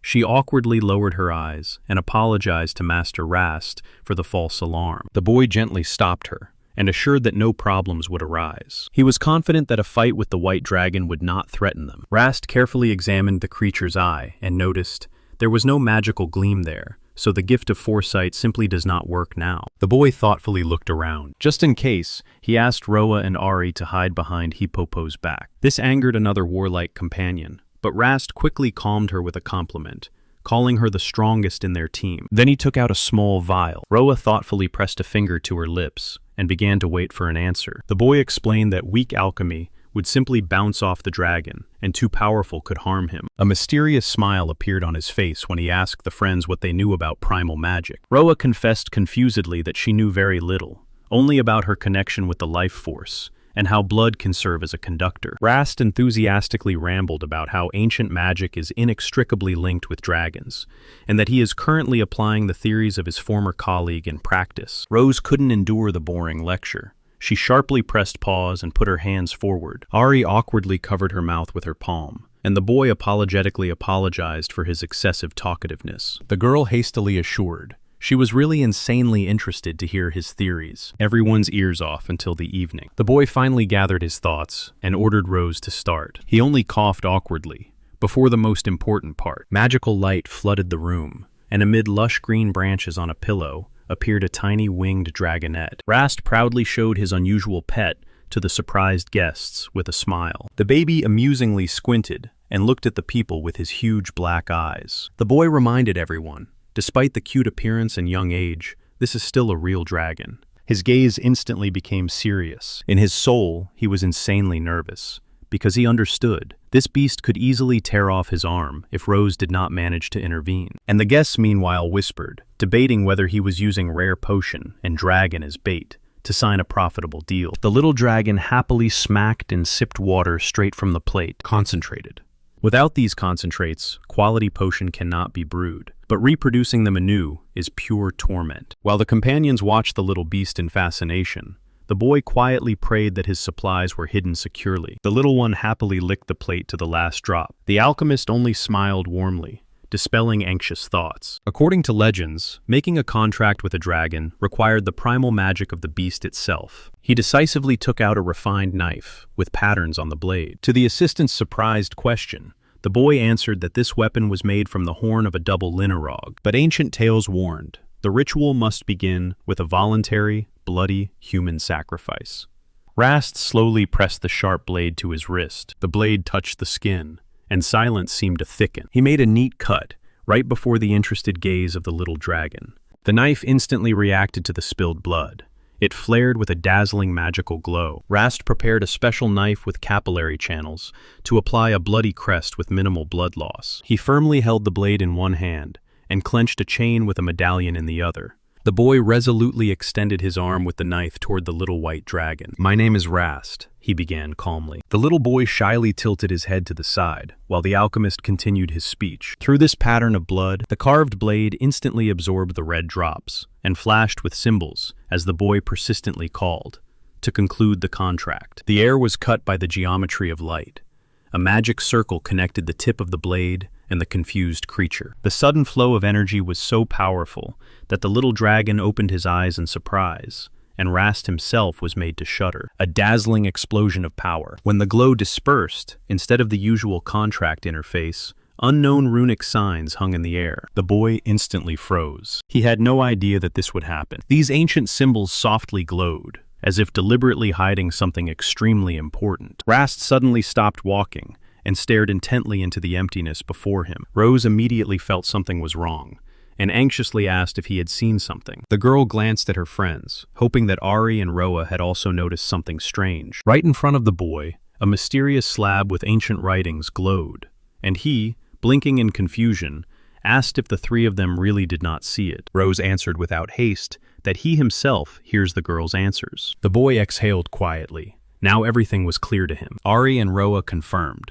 There really was absolutely nothing in front of them. Rast still pointed with his finger at the strange polygonal tile hanging in the air right before his nose. To be safe, he quietly whispered a spell, summoning the thorny vines. The young man calmly smiled at the girls and explained that it was just in case. The sharp spiked stems obediently entwined the whole group along with the horse, forming a reliable protective barrier. He looked warmly at Rose and was satisfied with his work, but she only smiled proudly in response and declared that she did not need such protection. The girl carelessly waved it off, saying that it was completely unnecessary for her, and the boy blinked in confusion. Rast was mesmerized by the strange, glowing rings, until suddenly he realized only he could see this interface. The young man squinted intently. He slowly stretched out his hand. The palm hovered over the mysterious runes. A flash, and a powerful wave of magic spread through the room. Rast recoiled in shock. Suddenly, tiny dragon wings fluttered before his face, and it squeaked sharply. His companion watched this in surprise. The boy gloomily asked the little one if he was really asking him to touch the pen. The girl in glasses peeked with her special eye and saw absolutely nothing. She angrily furrowed her brows, clearly displeased. The other girl had no idea what exactly he was feeling in the void. They talked about primal magic that can bypass any concealment techniques. A unique graphic scheme unfolded before Rast's eyes, one that was not in any textbook. His finger touched the glowing ring on the panel. The boy's face was lit by a slight spark, and he smiled, contentedly, without a shadow of doubt. He realized the danger each symbol carried, so he mentally urged himself to maximum caution. But the thirst of the explorer proved stronger than fear, and pushed his hand forward again. Strange symbols obediently changed with each touch, forming a clear sequence. A sudden rustle made him sharply shudder. Before him appeared a small, white dragon, which seemed to perfectly understand these ancient signs. On the chain, quietly swung the antique scales of the medallion. The boy tightly clenched the chain in his hand. Suddenly, from his fresh wound flowed a strange, pure glow. The medallion instantly reacted to the blood and flashed with a dazzling light. The boy sharply thrust forward his hand with a magic circle, and behind, they desperately shouted the name Rose. Huge spiky vines with a crackling sound entangled the carriage and the frightened horse. The flash completely blinded the boy. In the middle of the dense thickets, the squad was accompanied by a mysterious mount beast. The boy frowned, trying to understand what exactly was happening, and suddenly his eyes widened in surprise. A dark, symmetrical pattern appeared on the baby's body. The little beast itself joyfully shone and fluttered its wings. He turned his head, slightly bared sharp teeth, and quietly squeaked. The boy stepped closer and asked in amazement, "Could it have grown so much?" He slowly extended his palm towards it, a silent pause. But already in a moment, the young man smiled sincerely. On the baby's chest, a majestic sign of the sacred runner of the heavens was displayed. When he looked into those big eyes, he gently said that the little one urgently needed a name, and it instantly was born in his head. A warm smile lit up his face. He already surely knew the name for the little one. And just like that, touching the tiny paw of this baby with the tip of his finger, he concluded an official contract with the little dragon Saluk in front of the amazed Kaylin and her masked assistants. Late at night, peace reigned in the military camp, until footsteps sounded near the alchemist's tent. On the shelves of his modest laboratory, clean chemical glassware was already neatly arranged, ready for future experiments. Rast turned his head in surprise at the sound that suddenly echoed right by the entrance. It was Kaylin. She decided to visit in the middle of the night and brought a bottle of wine with her. The girl smiled cheerfully and suggested having a friendly gathering, which they hadn't had for a long time. Looking around his friend's dwelling, she curiously peeked into a wooden box with clean flasks. Without much thought, the guest decided to borrow exactly this laboratory glassware instead of ordinary glasses. Rast instantly flared up with indignation and quickly began to rant that he carefully cleans every flask from dust, because even the tiniest speck can completely ruin the results of transmutation. He passionately declared that he simply could not turn a blind eye to such a barbaric attitude toward his instruments. Seeing that his friend would not back down, the boy sighed and asked Rosa to arrange a cozy corner for them. Kaylin slyly squinted, stretched out a small bag of snacks from behind her back, the very ones she had secretly stolen from Litna. While the girl poured the drink into the flasks, their pet little dragon was spinning on the carpet and suddenly sneezed amusingly. The flower's pollen got into its nose. Kaylin looked at Rast in surprise, just realizing he allows this little one to roam freely around the camp without any restrictions. The boy calmly confirmed that he saw no point in keeping the loyal little dragon on a leash. While the heroes were relaxing on the mat, a funny but very hungry sound came from the side. The grumbling of the little dragon. The winged baby sniffed curiously, caught familiar scents and froze for a moment. The boy noticed this look and smiled as he handed him a bottle. The little dragon instantly flew up and settled on the boy's shoulder, while Kaylin only smiled playfully, teasing her friend, as if his potion tasted like ordinary grass. The boy pretended to be offended, but the girl cheerfully raised her glass for a toast. She closed her eyes again with pleasure and continued to tease him about his strange culinary and alchemical talents. But the little one did not understand jokes. He was eagerly slurping the magical potion straight from the deep bowl. The clinking of glasses dispersed the evening chill. Sitting opposite the girl, the boy sincerely proposed to drink to their unexpected meeting. He smiled warmly in response, agreeing that she had become a true and valuable friend to him. At that very moment, it flashed through his mind how much Kaylin had changed his life, pulling him out of the boring alchemist's guild. It was thanks to her that he got close to all these amazing people, and eventually found a new family. The boy still could not understand. Would he still be rotting in the association if he had not taken a different path back then? From such poignant thoughts, his cheek suddenly betrayed him with a blush, and he hastily averted his gaze awkwardly. The boy suddenly coughed from the strong drink, and Rose just stared at him in surprise. He quickly took a large gulp, trying to quell the fire in his throat. The girl quickly diluted the fiery mixture with water, and the boy thanked her gratefully. The drink was called Fire Spirit, and Rose laughed as she warned, "It can burn everything that comes in its way." Setting down the glass, the boy finally asked what exactly she wanted to talk about. The glass quietly clinked and fell to the floor. Rose gently stroked the little dragoness, murmuring that this brat came here by no means just for plain water.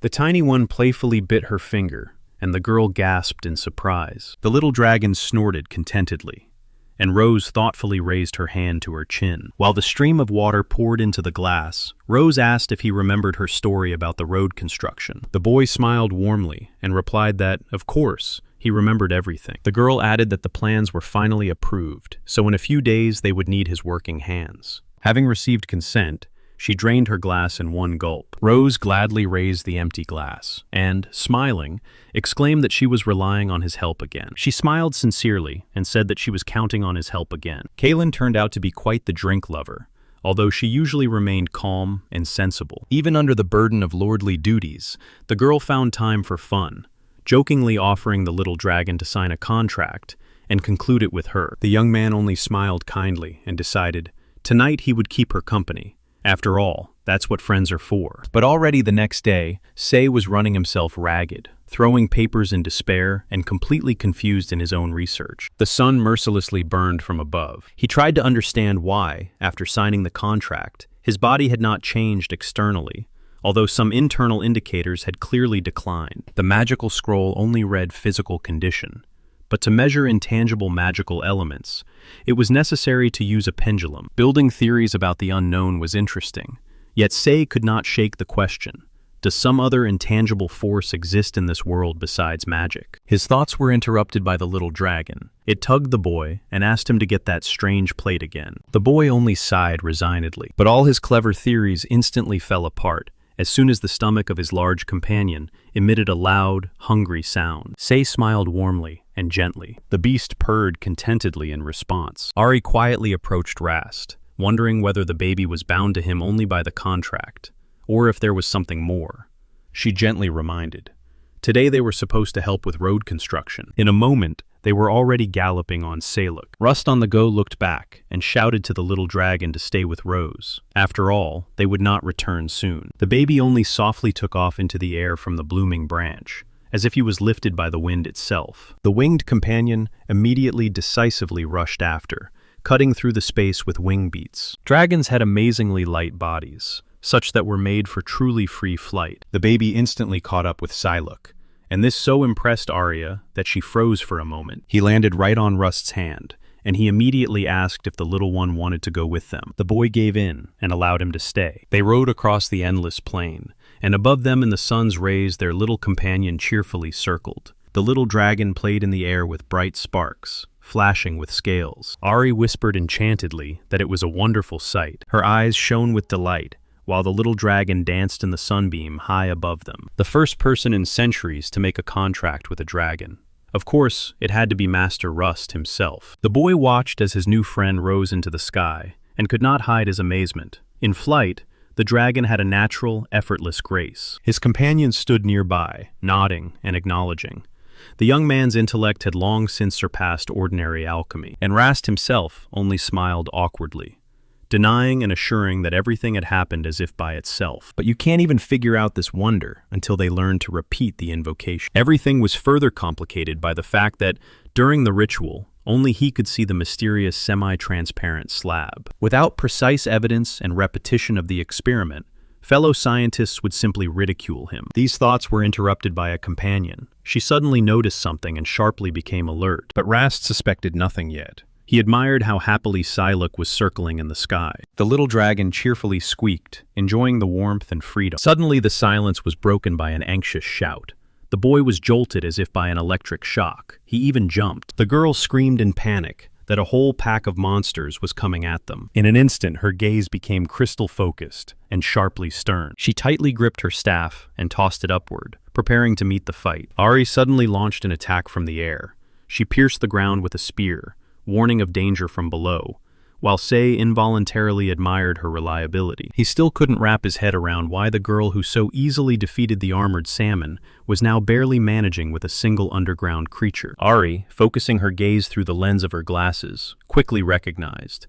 The enemy belonged to the mole type. The girl pointed forward and warned about the appearance of two more creatures, ordering Sei to take the one on the right. The white dragon obediently soared into the sky. The ground beneath them shook, and the first monster squealed as it emerged to the surface. Its stocky, rocky body grew right before the hero's eyes. Sei quickly commanded his riding beast, Popo, immediately turn right. The faithful beast obediently dashed to the side, and Ari was already hurrying to help. The centipede turned out to be too agile, moving its legs extremely fast. The boy gripped his weapon tighter, understanding he could not allow this creature to go underground again. At that moment, the white dragon darted down like an arrow and tore the ground right in front of the frightened beast's paws. Ari froze in shock, not averting her gaze from the spectacle. He also froze for a moment, as if his heart had been switched off from surprise. The mangled carcass of the monstrous beast lay motionless among the stones. Suddenly, the majestic white dragon flew into the sky,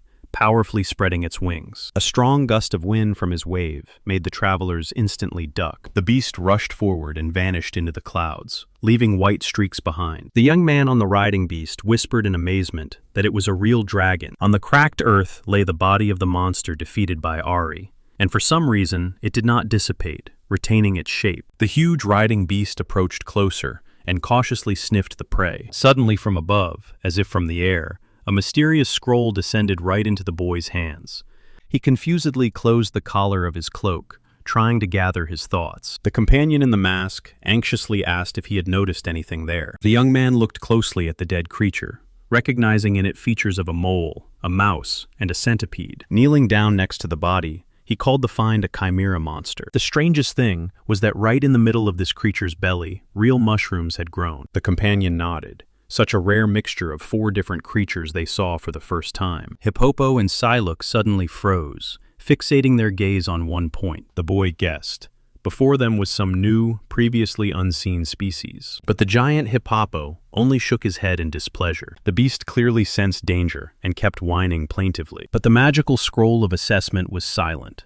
No traces of poison appeared on it. The boy worried about the companions. After all, their giant sensed something extremely disgusting. After such a reaction from the animal, he wondered, was it even worth collecting this? He asked the girl if she minded staying for a few minutes, and she willingly agreed to help. The sky above them remained clear, carefree, as if washed from memory. The boy ordered the companion not to touch anything without protection. He was going to treat the beast's paws with a potion, so he asked her to keep watch around. In front of them on the ground lay a truly mangled mess. As soon as he sprayed the find with the solution, everything around flared up and hissed, releasing thick clouds of black smoke. The girl nodded gratefully, and they finally moved on. The girl, sincerely thanking, briskly moved alongside, and the travelers slowly continued on their way. While the companion was humming to Rast that everything was ready, he anxiously stared into the void. For a moment, he imagined a suspicious movement, and there, in the middle of the dry grass, a fresh mutilated pit was quietly smoking. The ground trembled from powerful blows,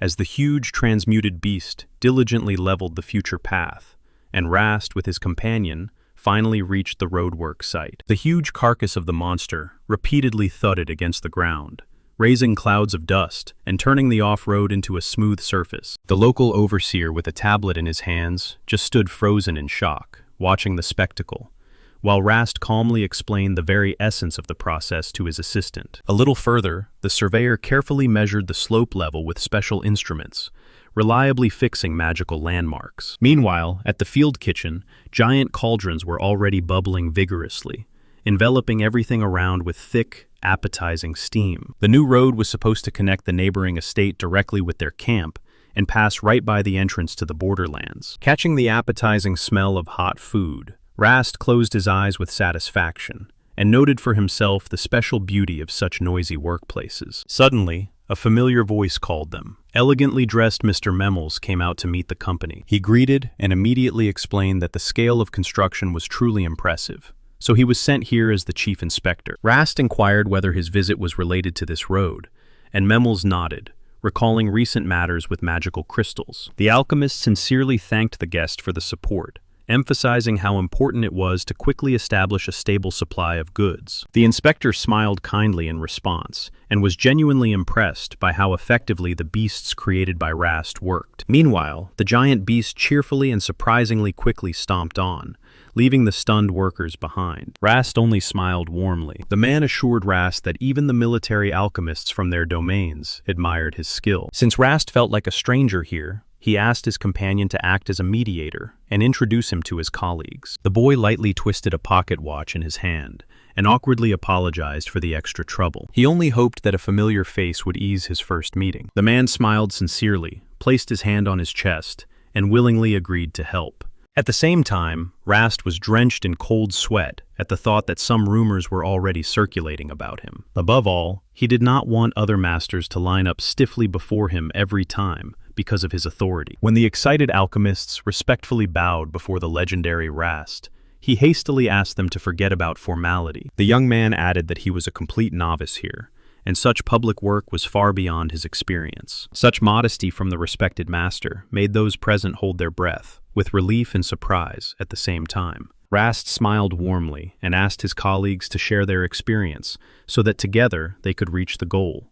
The boy looked at the sky and in his thoughts rejoiced that the first wall of distrust had finally been broken. Suddenly, he felt a strange movement nearby. Right by his shoulder, from a cloud of sparkles, a winged, magical creature fluttered out, and Rast froze in surprise. 4 workers instantly froze in surprise. They bombarded Rast with exclamations, examining his snow-white little dragon and recalling ancient legends. Suddenly, the boy was loudly called. Little Say suddenly let out a thin squeak, and this greatly surprised everyone present. The little dragon obediently squeaked once more. Rast only smiled awkwardly. The majestic atmosphere quickly dissipated, but suddenly the boy became alert. A girl appeared on the hill and shouted that a huge pack of pseudo-moles was coming towards them. Rast immediately ordered Ari to warn the fighters about the enemy's characteristics and began preparing for battle himself. The senior construction worker sharply commanded, "Urgently retreat to the center, under the engineer's protection." The alchemist was the first to activate summoning magic,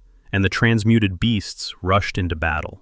The squad of marksmen with magical rifles instantly formed a straight line. 4 engineers simultaneously raised their hands, and glowing magical gates flared up in the air. From the portals, with a muffled roar, huge clawed paws of the summoned monsters stepped onto the ground. 3 fierce mutant bears bared their claws and roared deafeningly at their creator's team. The white-haired youth immediately recognized these monsters. In the army, battle bears were extremely popular due to their strength and agility. But each alchemist could control only one. He slowly squeezed the metal device on his chest, preparing for battle. Suddenly, the girl with the monocle pointed her spear at the hills ahead and began the countdown. The plain before the mountain seemed completely dead. No sound, no movement. 3, 2, she exclaimed tensely, not taking her eyes off the horizon. Suddenly, the ground in the middle of the field buckled and shattered into pieces from a strong underground shock. At the count of 0, a gigantic black beast burst out of the crevice, causing the soldiers to freeze in terror. "Magic weapon, fire!" the officer commanded, and the shooters fired in unison. The girl held her breath, watching the attack tensely. The youth remained completely calm. Shells rained down on the monster's black hide, but bounced off with a clang, leaving no trace. The shots did not cause the enemy any harm, and while panic grew among the fighters, the boy calmly watched the monster. The huge black creature loomed menacingly over the battlefield, ready to tear through the defense. The youth recalled that previous enemies were mixtures of different creatures, but this giant looked completely pure. The body of the giant monster shuddered from a series of bright explosions. The shells landed exactly on target. The commander of the shooters sharply ordered, "Prepare the second wave and open fire." From the powerful blow, the beast's flesh began to crumble, and for a moment, the terrible truth was revealed. Before them was a colony. The soldiers confirmed that the hits were perfect, but the weapons again caused almost no harm to the enemy. A multitude of ordinary moles, tightly clustered together, forming the semblance of one giant monster. The young man only silently squinted. The news about the colonial type of enemy brought only new problems to the defenders. So, by order, fierce, mutated predators rushed into battle. The pack instantly latched onto the monster's base, trying to tear it apart. The claws mercilessly tore the flesh, cutting everything without mercy. But behind, the girls fearfully shouted that the monster was too big, and the beasts were only tearing moles off the surface. The giant sharply twitched his powerful paw, and with one devastating blow threw the attacker away. He was sure he was capable of defeating this monster. Ahead loomed a giant black figure, and the frightened fighters suddenly realized neither magical rifles nor summoned beasts yielded any result. The boy with a little dragon on his shoulder confidently declared, "I take it all upon myself," and sharply ordered everyone to retreat as far as possible. Took a step towards the enemy. For a moment, a barely noticeable smile flashed across his face, and words about combined activation burst from his lips. Fingers tightly gripped the magical scrolls. With a single wave, he tossed them upward, forcing them to unfold. 6 unfolded scrolls hovered in the air around him, under the surprised gazes of the fighters. Unite! He briefly clenched the order with his voice. The glowing signs drew close together tightly, intertwining into a single whole. A giant hexagonal circle flared on the ground, completely blocking the monster. The monster jerked, trying to break through the defense with its giant paw, so the people behind screamed in fear. A dazzling flash of pure energy covered the dome, destroying the enemy from within. The girl in glasses and the soldiers exhaled with relief, thanking the Hippo brothers for the rescue. Silik sharply activated Serial Embodiment as the enemy strike shattered the ground very close by. He only clenched his teeth from wild tension. The shadowy little mushroom swung and chopped the enemy, splattering black goo around. The creature began to crumble into dust with a crash. The white giant roared fiercely at the top of its lungs, and the little partner trembled with fear. The ground beneath them cracked loudly. The young man shouted that this was not the end yet, and began to recite a spell, calling everyone to the chase. From the round portals, dozens of tiny spear of Saluk fell into the air. Grabachik froze in surprise when one of the newly arrived little ones stood on its paws and growled fiercely. The tiny beast leapt forward in a flash and smashed the enemy's shadow to the ground. The black paw crumbled into fine dust. The other little hippos rolled cheerfully, unable to contain their joy. While the huge herd of spears was sweetly galloping around, the giant calmly watched them. The boy asked confusedly if it was really his Siluk who had performed such a miracle. The little dragon suddenly flew into the air, and the boy just stared in surprise at the strange flying creature. The little animal widely opened its mouth, accumulating a dazzling glow inside. The boy instantly realized and shouted with all his might for everyone to lie down on the ground immediately. A powerful beam of energy burst from the dragon's mouth, cutting through the sky. A dazzling flash scorched everything around for a moment. In a second, this attack incinerated the giant flying mushroom, leaving no trace of it. The wind scattered the ashes, and the clear sky stood overhead again. The puzzled beast only blinked its eyes, while the exhausted young man sat on the ground. Nearby, people screamed with delight, stunned by the dragon's breath and the power of the young alchemist. The witnesses just swallowed hard in amazement. The young man raised his hand and ordered the beast to return. A relieved sigh echoed. The crowd behind him was still wildly celebrating the victory, while the boy silently watched this commotion. An awkward smile appeared on his face. He himself did not expect such a destructive power. The crowd erupted with joyful cries of gratitude, watching the fading light of magic. Rast closed his eyes contentedly. The experimental scrolls worked, even without long preparation. But suddenly, electric disturbances crackled through the transmutation circle. The boy looked around in surprise. A faint squeak sounded behind him. The magic still needed to be stabilized, but Kalen's budget and the rare local materials had already given a wonderful result. A tiny white dragon nimbly climbed onto his hand and purred gently. Seeing this miracle, the people around again burst into cries of delight. The entire camp began chanting Master Rast's name, making him a little embarrassed. He only smiled modestly. Under the continuous loud storm of applause, the boy bowed low to the audience, accepting their ovations. Under the full moon on the cliff's summit sat the sacred white dragon, the one born to rule the heavens. In a moment, such a force flared that only a bright green circle remained on the sand among the clouds. People around immediately exhaled and started murmuring. The flash was colossal, but no one was hurt. Rast tightly held the little dragon in his hands. Just now before his eyes it used its true breath. The crowd was still stunned, bursting out with exclamations at what they had seen. The soldiers raised their heads to the sky and marveled. This beam managed to tear through the clouds so easily. The tension finally released, and smiles finally blossomed on the faces of the fighters. At that time, Rast silently and seriously pondered how to share the glory with everyone who stood here, and not to break their expectations. He was caught by a dull confusion.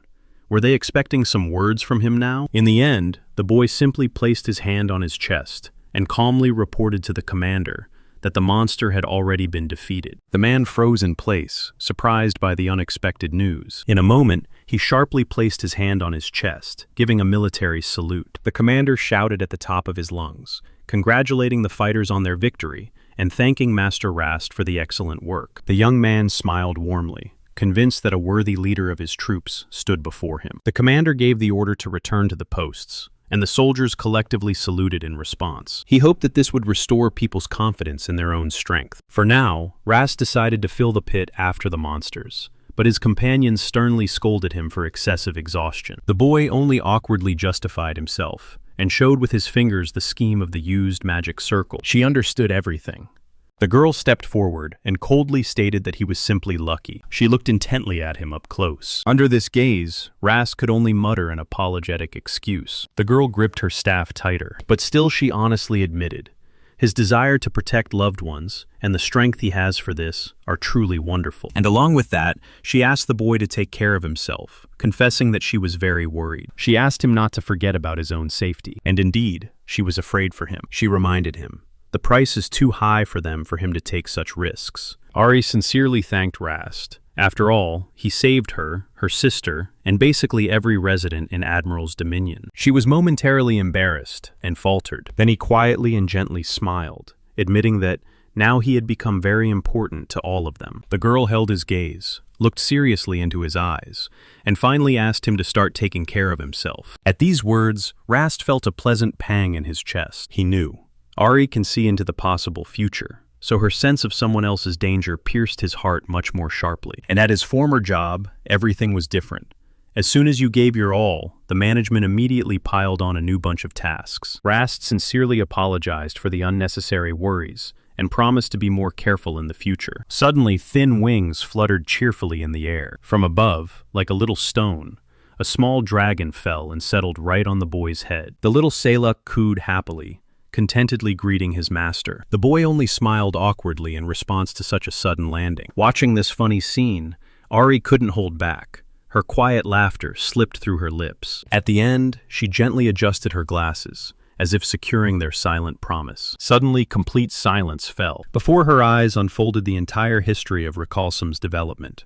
From an ordinary infant to a majestic mage who eventually lost his human form. And at the final stage, he completely turned into a giant, grotesque slug, with mushrooms on his head. Memories melted away like smoke, and were once again engulfed by darkness. For now, darkness reigned in the damp underground tunnels. Only the squeaking of rats and the incessant dripping of water disturbed the silence. Water slowly oozed from the ceiling. A dirty stream slowly rolled through the sewer, carrying its waters further and further. Suddenly, something sharply moved in the darkness. Frightened rats instantly froze, raising their heads cautiously. Recalsom, in his new shapeless form, slowly lifted a small rodent right up to his distorted face. He quietly hissed that lately, there had been too few rats in these collectors. The monster raged madly because of the night Rast. He exterminated all his pseudo-moles and ruined his plans. This man hindered him from unpunishedly subjugating living creatures and expanding his own army. Recalsom released a cloud of spores,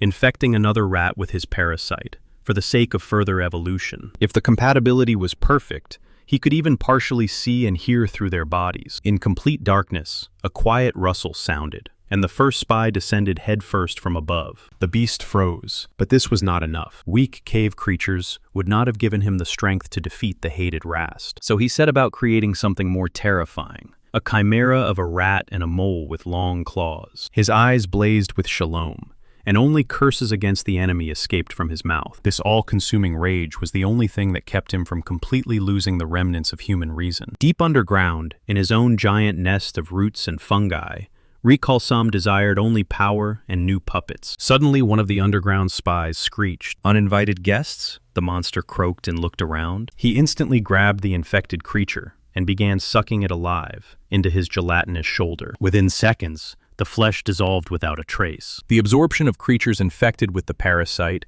immediately triggered the process of a new, even more terrifying transformation. Adventurers slowly moved through the dark corridor, while the monster greedily devoured their memories. The name Dedina echoed in him with pleasant nostalgia. The maw twisted into a quiet, sinister laugh. Long ago, they simply threw him into these depths, and themselves successfully escaped. A huge, pale carcass stirred in the nest among the roots, preparing to warmly welcome the guests. He widely spread his short paws, and the cave trembled from a low roar. He firmly decided to arrange a warm reception for the ant mushrooms. On the cover of the new chapter, the mysterious Roa was depicted. She was resting in cool water. Complete calm prevailed around. The villagers had just finished working in the fields. The sun was already setting, so it was time to return. The boy relaxed on the ground and thought.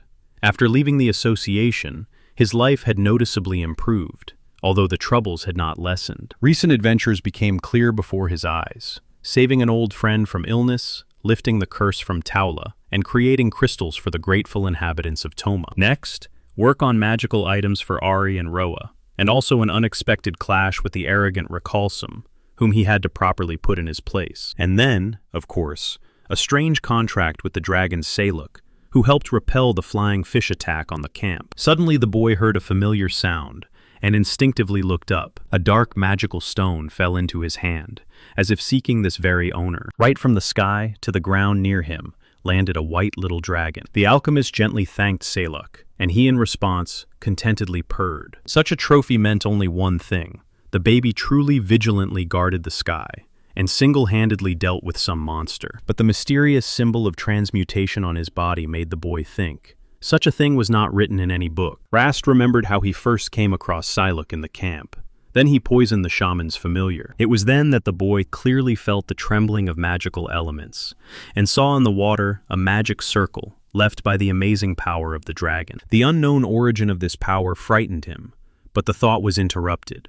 From the side of the camp, a loud call thundered. The rocky road stretched further, deeper into the wasteland. The interlocutor offered to show Rast something important. It was Mr. Memels, and he sincerely rejoiced seeing the young alchemist near the fire. Although Rast doubted his own abilities, the man assured, "Their alchemists are powerless, so hope is only in his knowledge." Memels enthusiastically praised his skills, so much that Rast could not hide his surprise at such a high appraisal. Stopping near a pile of stones, Rast immediately noticed something strange. What he saw up close only further fueled his astonishment. Memel told, a tamed creature found this huge stone slab while clearing the road from debris. The owner of the monster, and the very culprit of the find, stood nearby and repeatedly averted their gaze awkwardly. The boy only thoughtfully snorted, carefully peering into the ancient stone. He thoughtfully snorted to himself, not taking his eyes off the mysterious stone slab. The companion anxiously explained to Rast that local alchemists had discovered anomalous magical flows here.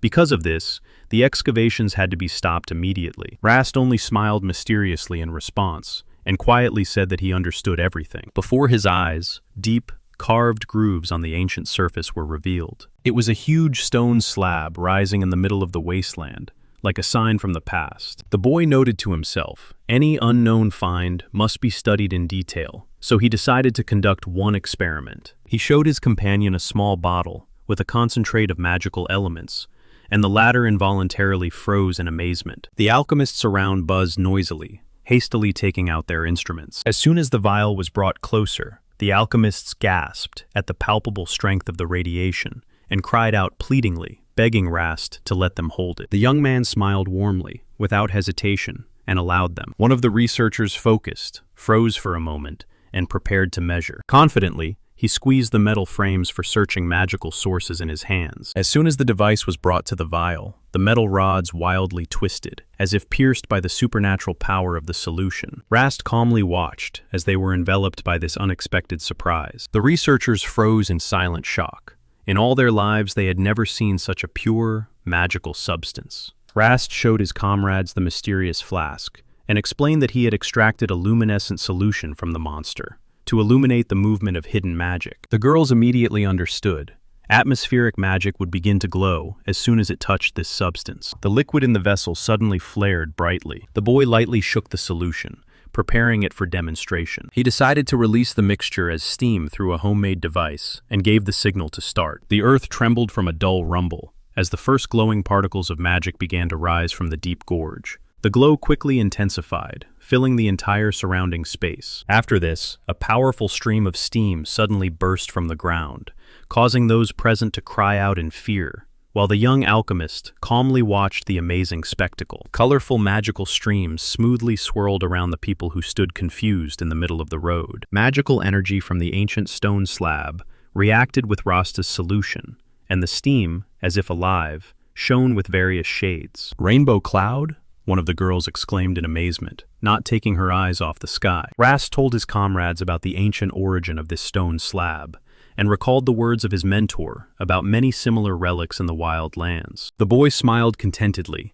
and asked if they liked the result of the experiment. The girls quickly began to note observations, how the ancient artifact absorbs magic and pushes it in the desired direction. The satellite warmly smiled and praised Rast for the excellent work, surprised at how deeply he knows it, considering his age. Rast calmed the worried mammals. The stone slab can be removed completely safely, as long as it is not soaked with magic. Without hesitation, he confidently agreed to help and immediately called his transformed beast Hippopo, ordering to move the giant boulder. Hippopo managed instantly. With one powerful jerk, he hooked and lifted a heavy stone boulder, so that Memels froze in place from astonishment. Rast smiled and asked Memels where exactly to drag this fragment, while the obedient beast carried the load on its back. The local workers just looked at each other in amazement.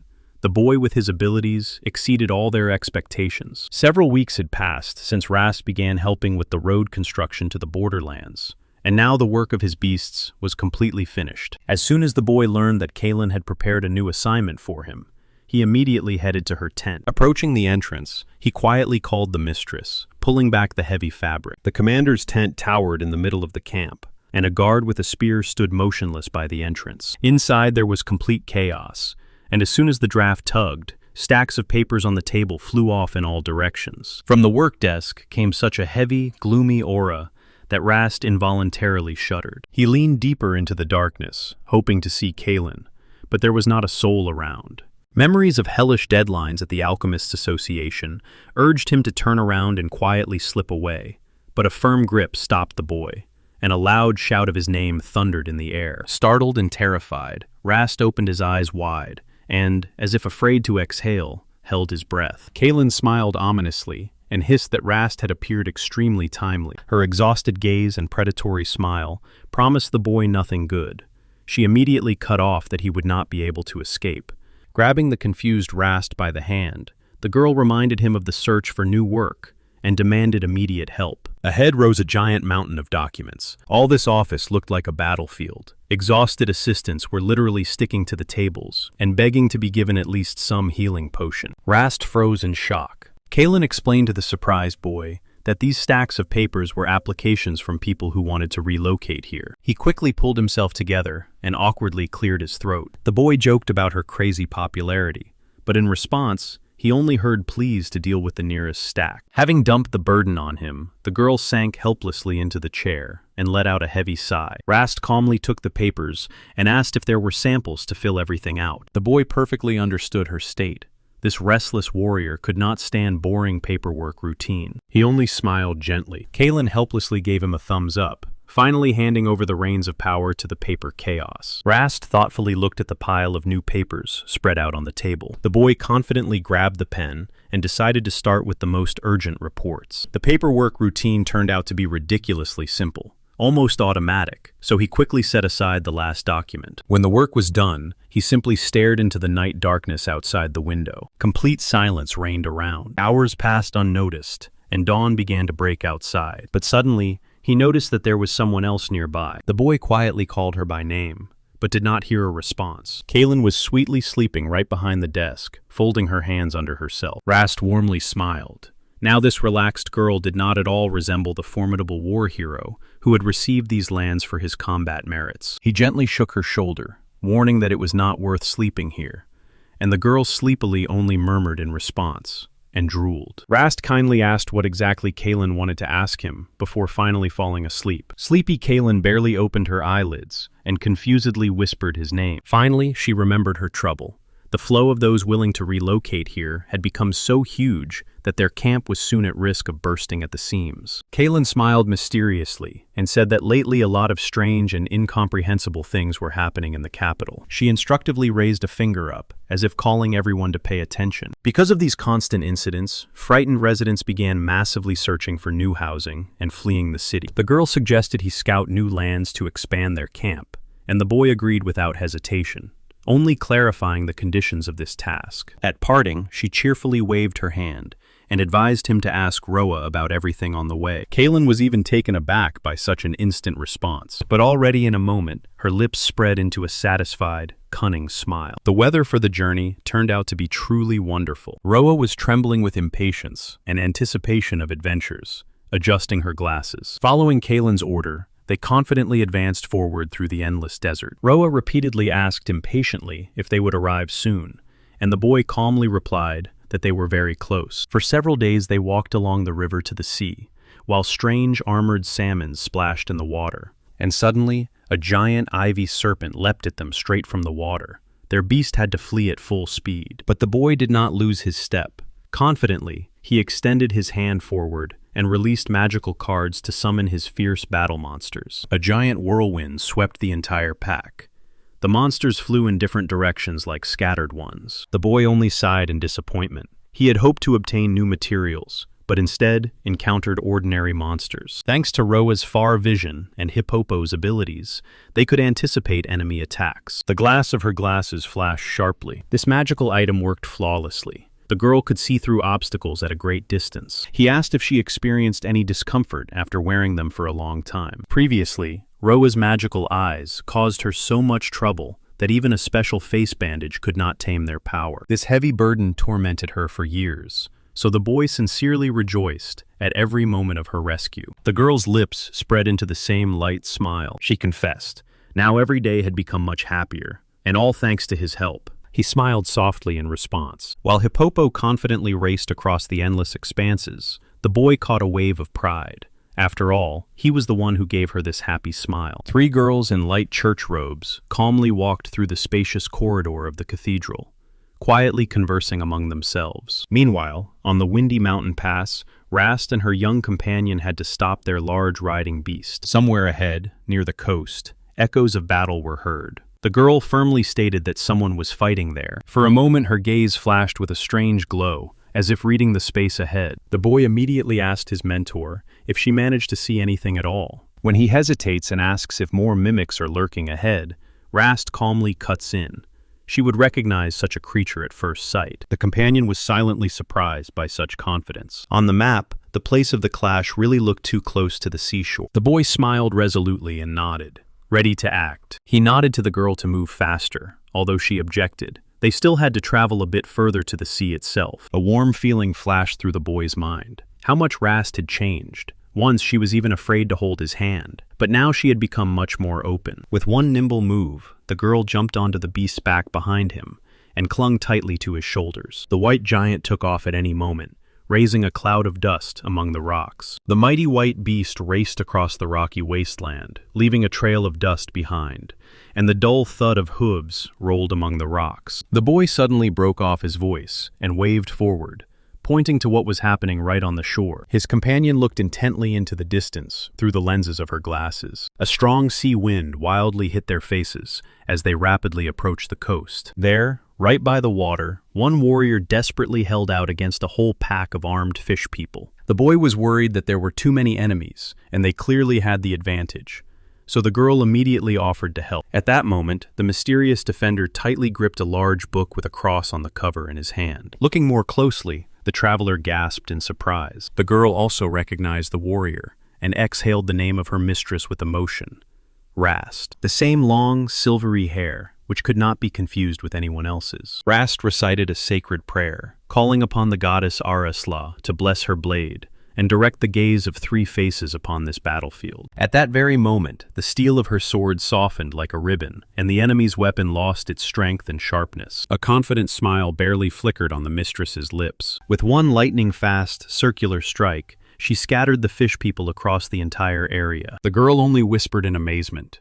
Could she really be that strong? Rast watched Taula. She was fending off monsters with the power of divine blessing. But seeing the enemy's numerical superiority, the boy ordered Hippopo to rush to the rescue. He shouted her name with all his might, breaking through the chaos of battle. The girl sharply turned and froze in surprise in the middle of a swing. Rast? She barely breathed out, not believing her own eyes. Assessing her condition, the boy immediately realized she was exhausted and began to act without delay. The next moment, Taula completely lost strength and helplessly fell onto his chest. Rast lifted her with one hand and immediately cast the copying spell. He pulled a healing vial from his bag and ordered her to hold her breath. The girl only weakly groaned, struggling greatly to keep her eyes open. Several metal flasks whistled as they sank into the ground, forming a protective barrier. Suddenly, an alarming cry sounded from the side. Roa jumped onto the snowy clearing with a spear at the ready. She screamed that a new wave of monsters was rising from the sea depths. Roa rushed to hold back the enemy's assault, while Rast tried to finish the treatment as quickly as possible. Roa feverishly mixed reagents, fighting for the life of the unconscious Taula, whose body was rapidly cooling. Only the final touch remained, and the healing potion was ready. The boy carefully poured the medicine into her mouth, knowing that the body absorbs magic even without swallowing. He gently pressed the girl to himself and quietly called her by name. Just pouring it on the skin also did not work as effectively, so oral intake promised the highest speed of action. Pulse and breathing finally leveled out, and Taula quietly groaned, returning to consciousness. But there was no time to relax. The entire shore swarmed with sea monsters controlled by someone stronger. Roa glanced over the scale of the disaster and instantly understood everything. From behind, a desperate scream from his partner broke the silence. She demanded an immediate retreat. The boy did not rush to flee. He directed the riding beast straight at the enemy horde, deciding to deploy the secret prototype. The finger confidently pressed the activator button. Roa, at full speed, dropped the experimental device right into the thick of the monsters. In a moment, an explosion thundered, and the shocked partner sharply turned toward the sound of destruction. Little Roa let out a piercing squeal, warning the masters of the looming threat. Rast sharply shouted for everyone to close their eyes, and threw his special device under the water monster's feet.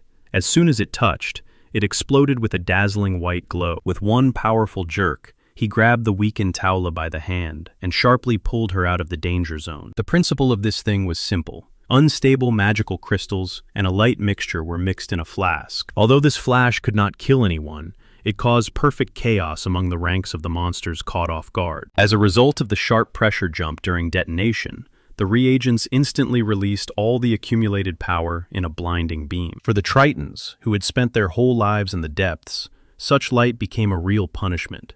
They instantly lost orientation, while the squad rapidly fled, riding the beast. Taula slowly opened her eyes and looked around, immediately attracting the attention of her companion in glasses. The girl gasped in surprise. Rast smiled kindly and asked the girl how she felt after everything she had been through. They stopped to rest at the foot of the cliffs, and Taula, confused, tried to understand exactly where she had been brought. She pressed her palm to her temple, accepting the obvious thought. She had been saved again. Taula felt weak again and warmly thanked Rast, bitterly blaming herself for not managing the condition of their first agreement. Rast only smiled kindly in response and asked her not to worry about trifles. They definitely had something to talk about, but first, they just needed to come to their senses. The young man did not forget to thank the faithful Hippopo, who only snorted contentedly in response. The noble princess also sincerely thanked Roa for the rescue. Roa blushed from the unexpected gratitude. Looking at her dirty armor, the princess asked where the nearest river flowed,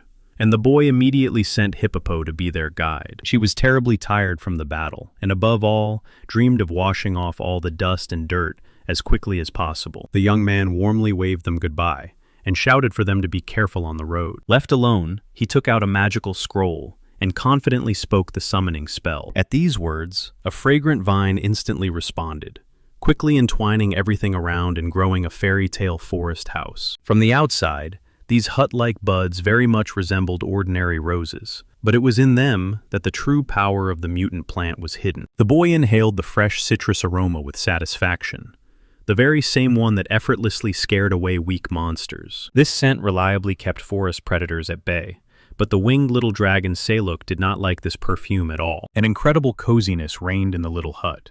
Soft light poured through the windows, and in the middle of the room, a table made of broad leaves had grown. Suddenly, one of the flexible branches gently touched his sleeve. The boy smiled warmly and sincerely thanked the plant for its faithful service. His clothes suddenly fluttered, and dark ribbons tore off from his shoulders by themselves, washing away the remaining dust. The young man looked into the bag with supplies and took out everything needed for dinner. The magical paper bird flew into the air, taking all the dirt with it. It loved cleanliness above all else. Rolling up his sleeves, the boy began to cook fresh meat of the two-horned beast on the metal stove. With a wave of his hand, he activated the magical scroll, and it obediently hung in the air before him. With a sharp knife, he quickly sliced the juicy tenderloin into equal pieces. The alchemist smiled with satisfaction, watching how the protein coagulated evenly and correctly under the heat. The meat sizzled appetizingly on the hot stove. Now it remained only to neutralize the strong smell of game. For this, he squeezed a few drops of concentrated juice from a fragrant herbal leaf. The finished steak looked flawless, confirming the culinary skill of the young alchemist. Soon his companions returned,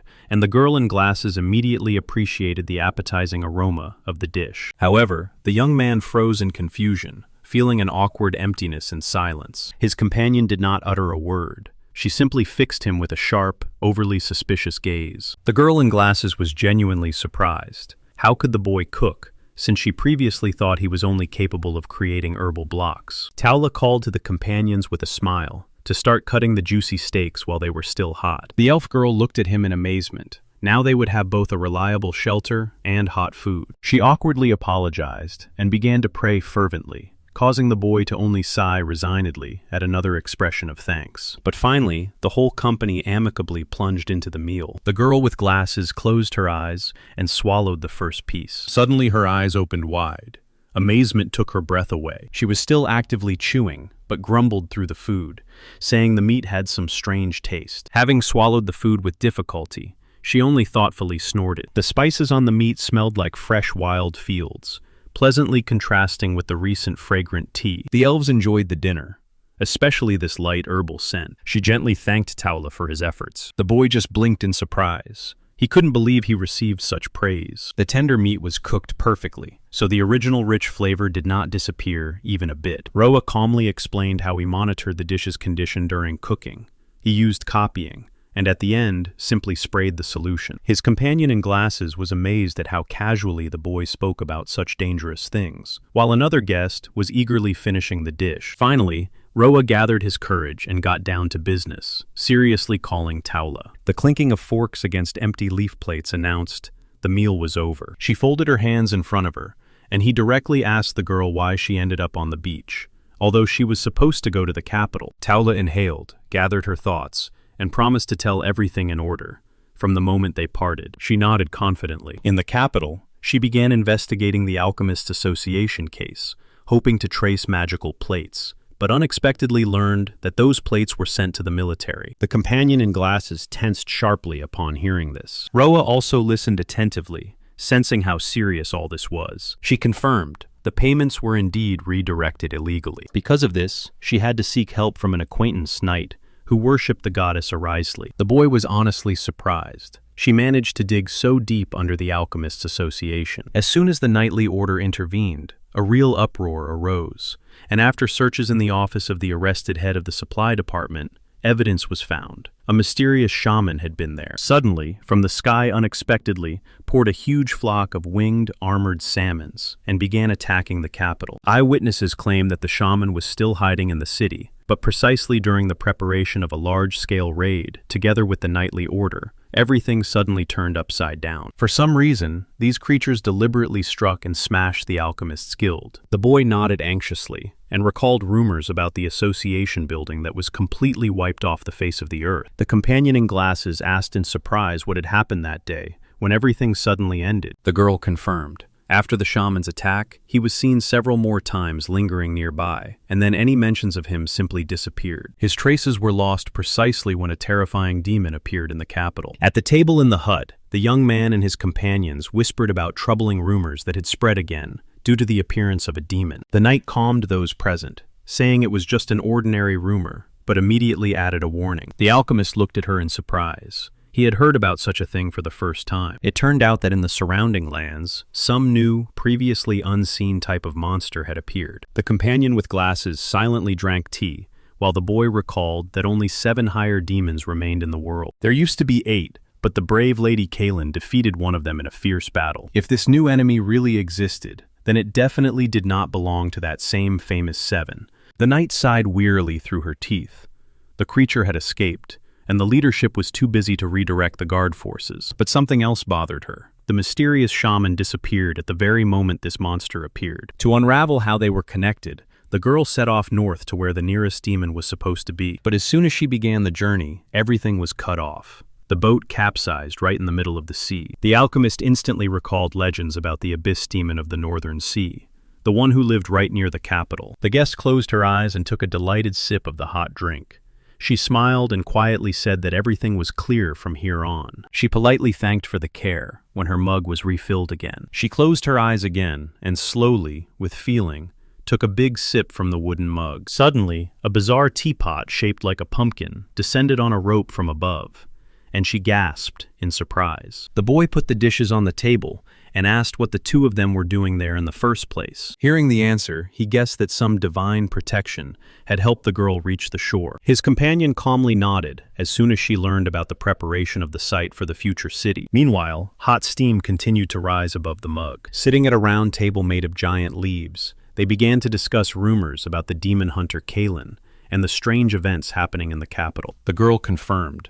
At first, these oddities did not scare anyone. They seemed trivial. The boy immediately became alert and asked again what mysterious things were being referred to. The storyteller explained. After the small pests disappeared, some creatures switched to bigger prey, and stray dogs and cats began to disappear from the streets. And although the townspeople were initially only happy when suddenly all the rats and disgusting insects vanished from the basements, the joy did not last long. The real horror began when the line reached the people themselves. She quietly admitted that she herself was not sure whether these terrifying disappearances were somehow connected. The boy only grimly cut in. In these parts, there is no peace to be found. No one kept records. Homeless and foreign adventurers roamed the city endlessly. Meat or bread left unattended instantly became covered with mold. And in the capital, food began to rot at a furious speed. The boy became worried.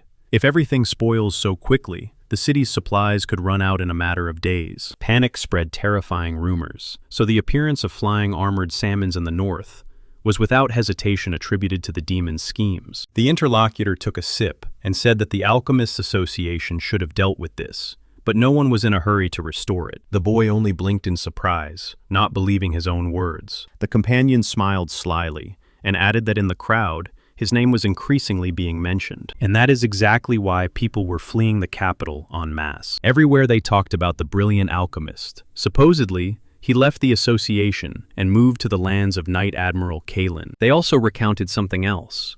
Just arrived, he overcame a rare disease and even took a majestic dragon into his service. He only sighed irritably. Through modern means of communication, rumors spread in an instant, although he himself had long since severed all ties with the association. But suddenly the girl turned to him with a request. Looking straight into his eyes, she timidly asked if she would be allowed to accompany them on this journey. The young man briefly replied with a question.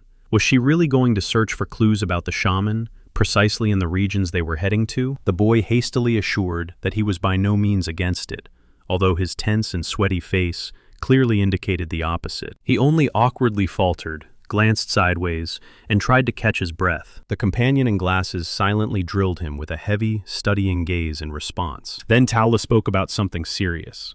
She suggested that the sudden attack of giant armored fish might have been a planned action by a hostile shaman. Hearing that this shaman was most likely hunting alchemists, the boy jumped in surprise. It immediately became clear to him they wanted to use him as ordinary bait, although he tried to object because there was a lack of direct evidence. The girl calmly nodded in agreement. A light, awkward smile slid across her face, and she announced, from now on, she would be under his care for some time. Thus, Taula officially joined the team, and the whole trio amicably celebrated it with a shared table in the tent. Ahead of them awaited a journey through picturesque mountain ridges and the ruins of long-forgotten cities. It was these ancient ruins that were one of the potential points where a future settlement could be founded. The companion in glasses immediately pointed forward with her finger, silently urging the boy to look at the horizon. Mounting strange white beasts, the heroes set off to fly around the pre-prepared locations to visually assess the scale of the future construction. The boy cheerfully asked if it was comfortable for the girls to ride, and boasted that he personally improved the summoning scroll, so that these two obedient hippo brothers would appear. Taula shyly looked away, and her cheeks instantly flushed with a thick warmth of blush. The boy only looked at her in surprise, quietly calling the girl by name. Meanwhile, the priestess tried to get into the saddle, holding her posture as proud and dignified as possible. The young man smiled inwardly. Such church knights, obviously, were not used to riding in real battles. He only squinted his eyes and smiled slightly. The poor girl was covered in sweat from the tension, and gripped the wooden rails with a deathly hold. Suddenly, the road ended at half-ruined stone walls. The travelers froze in place and, holding their breath, gazed spellbound into the space ahead. Right before them stretched the gigantic ruins of a forgotten ancient city. Thin green shoots were breaking through the stone slabs, and this eloquently testified to the wildly dense magic in the local air. The boy stopped the beasts near the ruins. He suggested reusing the surviving cobblestones and the even sections of the road, and Taula agreed with this. The young man turned to the girls and asked what they thought about building a new settlement here. Taula adjusted her glasses and added, "Access to the sea and a safe distance from the Triton's domains made this place a perfect option." The young man thoughtfully examined the ruins, not hiding his surprise. In such a cozy corner for monsters, there were none at all. Despite the relative safety, this anomaly needed to be thoroughly studied, and it was necessary to find out what exactly caused it. While they took a short break to rest, the companion recalled, Lady Kaelin had long dreamed of access to the sea. A private harbor, salt extraction, and maritime trade looked like a promise of colossal prospects in the future. But demons and tritons ruled those waters, so the boy already felt crazy assignments awaited ahead again. The companion asked what he planned next. The nun nodded briefly, and immediately assessed how strategically important this territory was. The young man chose the strongest building as a base, and activated a scanning spell to find monsters. The magical pendulum slowly and rhythmically swung in the air. Suddenly, a strange rustle sounded from behind. The researcher was the first to flinch with alertness and look toward the sound. The boy sharply stretched out his hand forward, ordering the squad to freeze. The young man held his breath, but ahead stretched only empty cobblestones covered with dust. The crystal pendulum in his fingers suddenly trembled, as if reacting to an excessively high concentration of magic in the air. The companion in glasses immediately asked about the find, but the boy only thoughtfully rubbed his chin. With such a composition of elements, he saw nothing unusual. He confidently lowered his hand palm down and explained, "A magical line runs right beneath their feet." The boy only calmly smiled and added that such a phenomenon occurs quite often, especially within ancient magical circles. His companion in a hood asked confusedly, "Could it be that these magical lines are really so rare?" Roa began to explain the ancient technology. Even before the advent of alchemy, circles were drawn directly on the ground, and now they simply carry them in convenient scrolls. While the girls pondered what they had heard, Roa indifferently remarked, "The clustering of particles in the air precisely indicates the most likely place where the old spell stands." Casting his gaze over the huge paved square, he concluded that this magical circle must be colossal in size. Surely, that was the case. The companion doubted whether someone still watched over this place, but Roa denied it and suggested simply staying along the discovered line. Suddenly he stopped abruptly, and a stunned expression froze on his face. A step, and his soul touched a deep magical pattern on the pavement. Checking with the pendulum, the boy confidently led the squad past the half-ruined brick walls of the forgotten structure. They moved further over the cracked earth of the waterless desert, heading towards the distant mountain ridge. The young man suddenly froze in place. Something strange caught his eye. He stretched out his hand forward, showing that an invisible trail extended far beyond the ruins. Under a layer of dust and stones, they spotted strange double doors. It was here, at one point, that powerful streams of magical energy converged. The team looked at each other.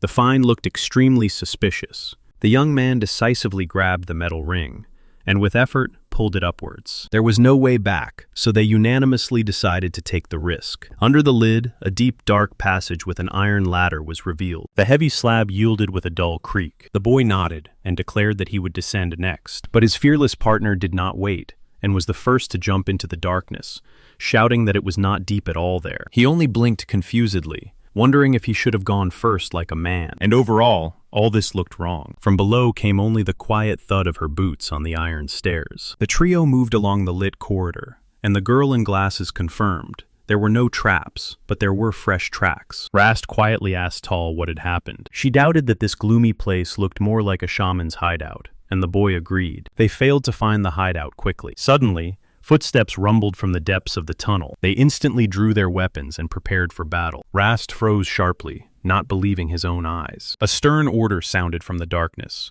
"Do not move, or you will be incinerated." Rast recognized this voice, and impressed, whispered the name of his teacher, Master Galhammer, barely audibly. The dark silhouette ahead also stopped, and, repeating in amazement, voiced his name. He took a slow step forward. The girl in glasses squinted tensely, looking ahead warily. Taula held her breath in amazement. From the darkness emerged Master Galhammer himself, the former head of the Alchemist Association and Rast's mentor, and he was frankly surprised by this unexpected meeting. The sudden encounter in the gloomy stone corridor made both men freeze in astonishment. The boy immediately hurried to dispel the awkwardness and introduced his companions to his acquaintance, Master Galhammer. The old man only kindly inquired about the circumstances that led his former protege to find himself in this dungeon. The young man hastily explained to the girls that this experienced master had helped him take his first steps in the Alchemist Association. The companions silently exchanged glances. Galhammer squinted slyly. When the boy tried to object, the old man just laughed loudly, and calling him a stubborn bookworm, declared that he always ignores girls for the sake of his rust research. With a hearty laugh, he slapped the young man on the back with all his might, and wished him success on the personal front. But in a moment, the cheerful tone disappeared, and the master, offering to drink tea, promised to finally reveal the true reason for his appearance in these ruins. Figures in long cloaks strode through the majestic corridors of the castle. Rast asked his old acquaintance in surprise if he still worked here, but Master Galhammer sharply cut him off. He had long since left the association. They quickly moved further down the dark tunnel. The master was demoted a year ago, but he did not want to just sit and get paid for idleness. Galhammer asked if Rast had left, and the boy apologized for his silence and admitted that he had accepted a new job offer. The old man waved his hand and sincerely rejoiced that the boy had not rotted in that association out of a sense of duty to him. Rast guiltily pressed his hand to the back of his head and regretted that he could not protect the basic research department from closure. Galhammer was stunned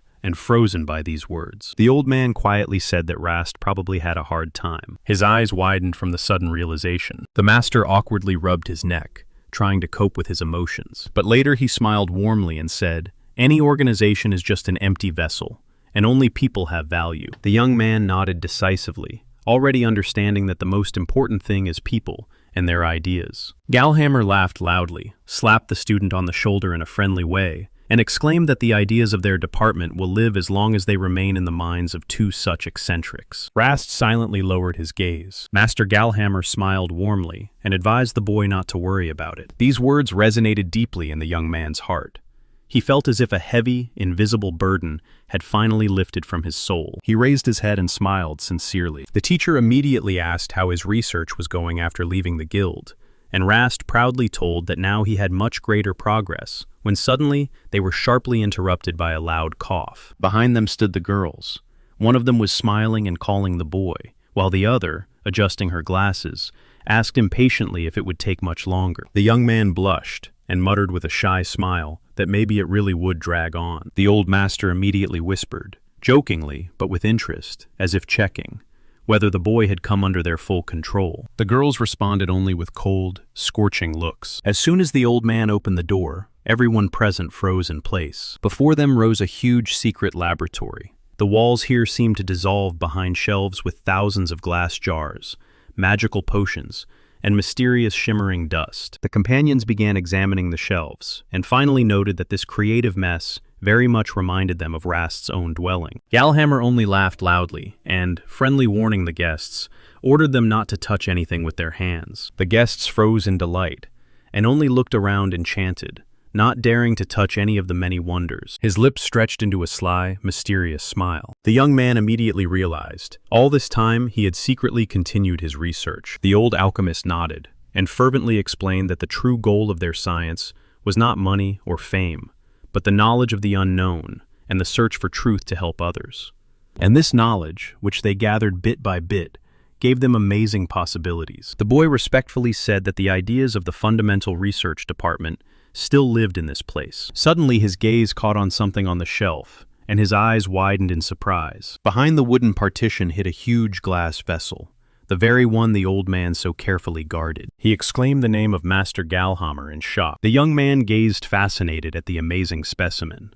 Nothing similar in size and color had ever come his way before. Inside was hidden an extraordinarily rare parasitic fungus, with the expressive name Winter Beast Summer Grass, a true treasure and the dream of every alchemist. The impressed boy couldn't resist and asked if it was used as a medium for separating magical elements.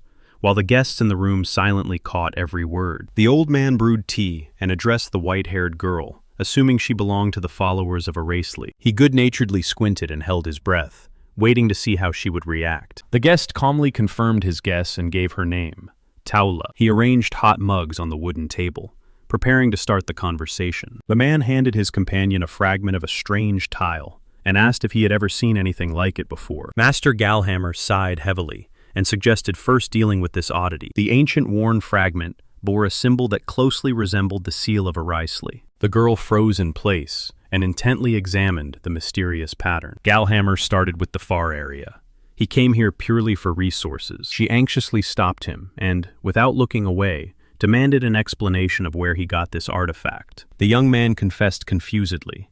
He thought that the old master was the one who drove away the local monsters. The master recalled that once there was not a soul in these wastelands, and monsters did not enter there either. When they analyzed the reasons for the stagnation of the local magic, they agreed on the idea of a gigantic magic circle lying right on the surface. The boy nodded. He had seen this circle, and it was indeed enormous. He also explained his own. He found the dungeon in a place where suspicious lines of power intersected. Galhammer unfolded the maps. He got here the same way, by uncovering an entrance to already existing underground tunnels. He lightly tapped on the table, as if placing a seal. This hideout was built long before their arrival. The boy looked at the dungeon in confusion. It had been arranged before them, and the old man only briefly nodded. The young man could not shake the thought. Why were these tunnels built at all, and why are monsters afraid to come here? The old man squinted and asked if the boy had noticed one important detail. The herd number, 100 magic circles, made the young man shudder in shock. He mentally pictured this colossal structure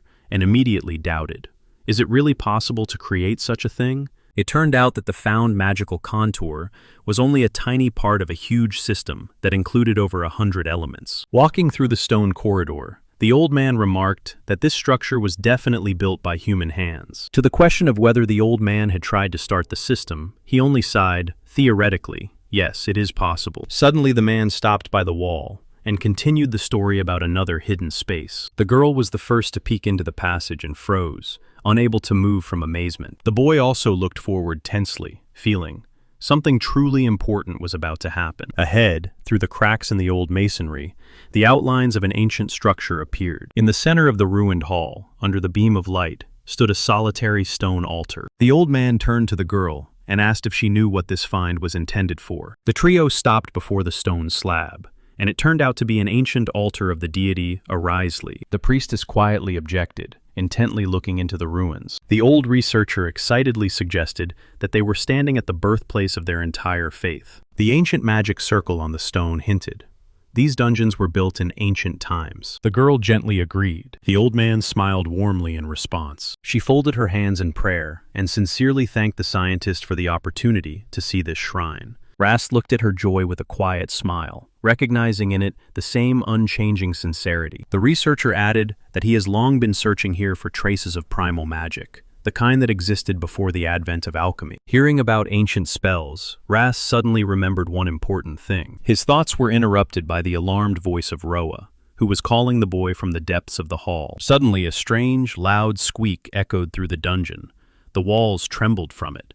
Everyone instantly became alert and began trying to identify the source of the unusual sound. In response to the old man's question about a pet beast, Rast did not falter and calmly said that he had made a contract with a real dragon. Hearing the strange rumble from above, Galhammer guessed that there were openings nearby, through which the sound came from outside, and the boy immediately became worried. He recognized the voice of his little dragon Saluk. But when the young man, to figure things out, asked about the use of primal magic, the old scientist froze in shock for a completely different reason, because of the real deal with the dragon. Wasting not a second, the young man apologized, and without delay, rushed to the exit to the surface, leaving the old man in shock, who shouted questions after him for a long time. On the go, he cut off the explanation with one sentence, that ancient magic was used by Saluk himself. The scientist flared up with curiosity, and immediately began demanding details. After all, his research is dedicated to the transition from primal magic to alchemy. While he was climbing up the ladder,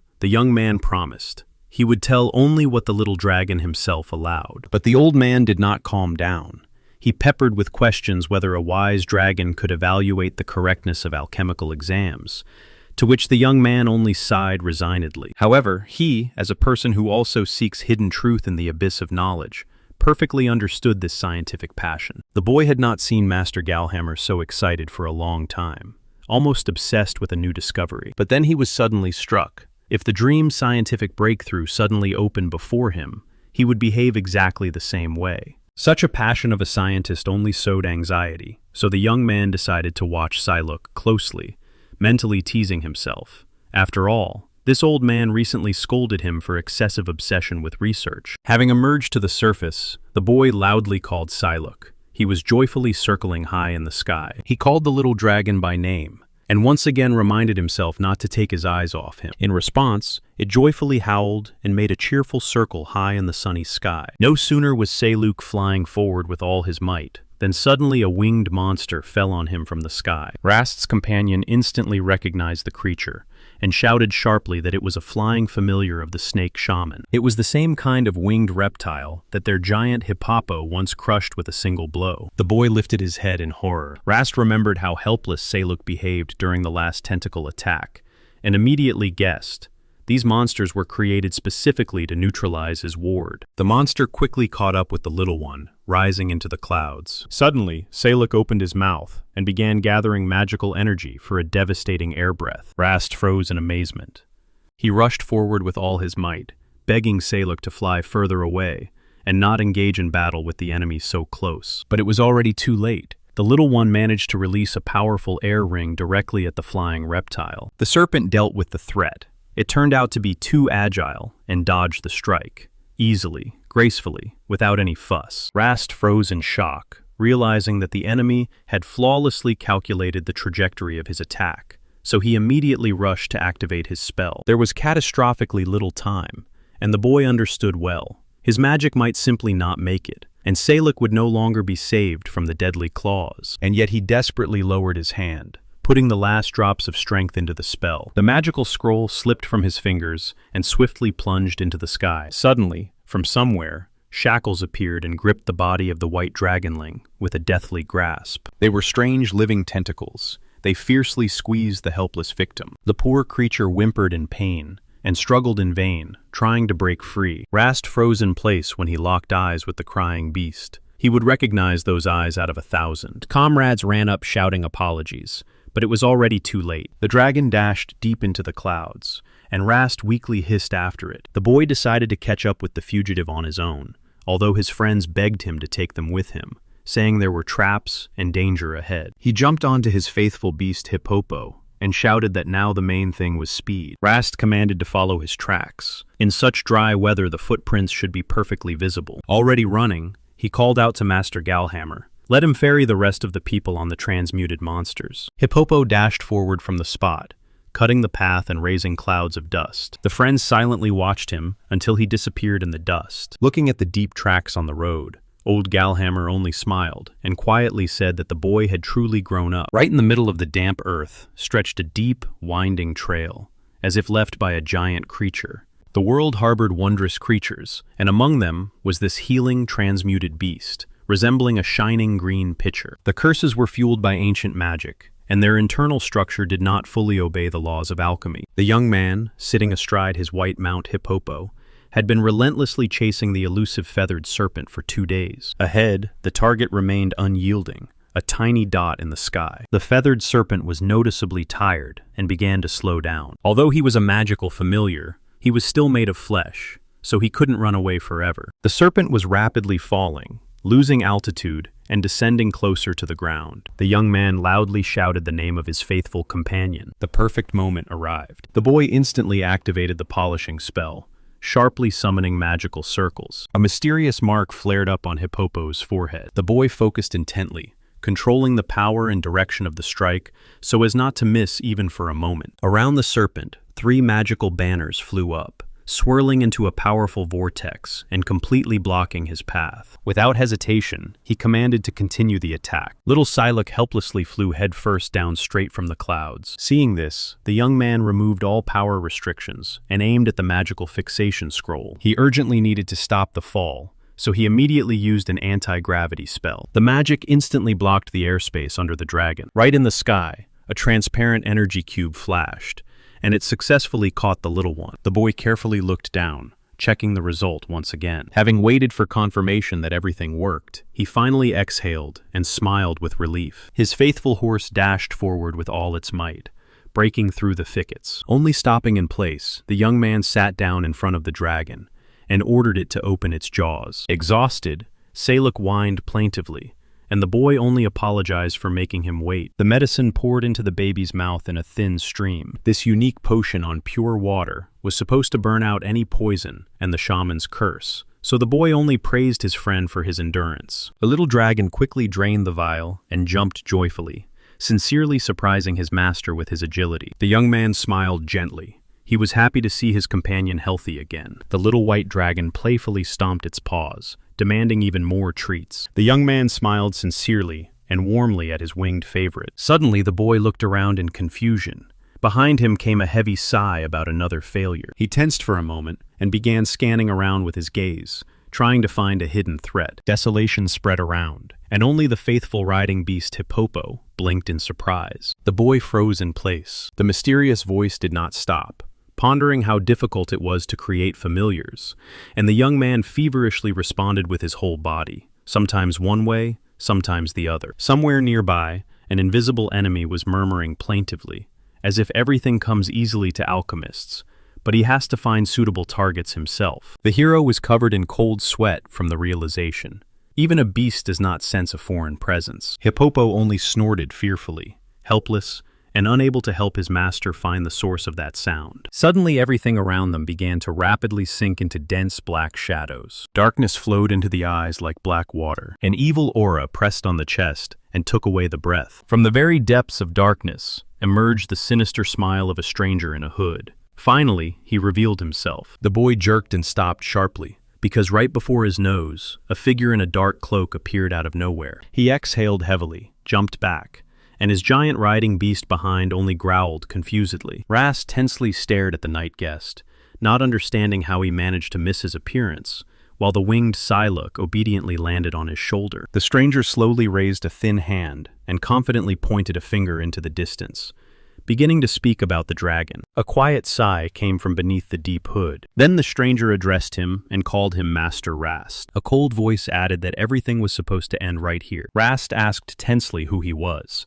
and the stranger smiled boldly and immediately complained that the aliens always ruin everything. He fell silent, not lowering his eyes. The boy directly inquired whether he was the same shaman. Rast smiled calmly and replied that he was just a simple alchemist. The shaman spread his hands wide and frowned displeased at this nickname. Then his gaze darkened. He called alchemists mere imitators and upstarts. His snake eye burned the boy with contempt, like heat through the skin. The boy did not even twitch an eyebrow. He calmly endured the enemy's poisonous gaze as if it was worthless. The stranger sharply jerked a finger toward the boy, calling him the main problem, and at the same time suggested not to touch it now, to postpone it for later. The boy mentally cursed himself for the truth and realized that strange catfish really was the familiar of this guy. The enemy accused the boy of destroying a creature created specifically for the slow torture of the demon killer. The boy glanced puzzled and wondered whether he was talking about Taulu, or maybe about the stalker girl. The stranger grumbled, displeased. The youth even lifted the curse from that annoying stalker. But the boy still did not understand what this weirdo was babbling about at all. The dragon put the full stop.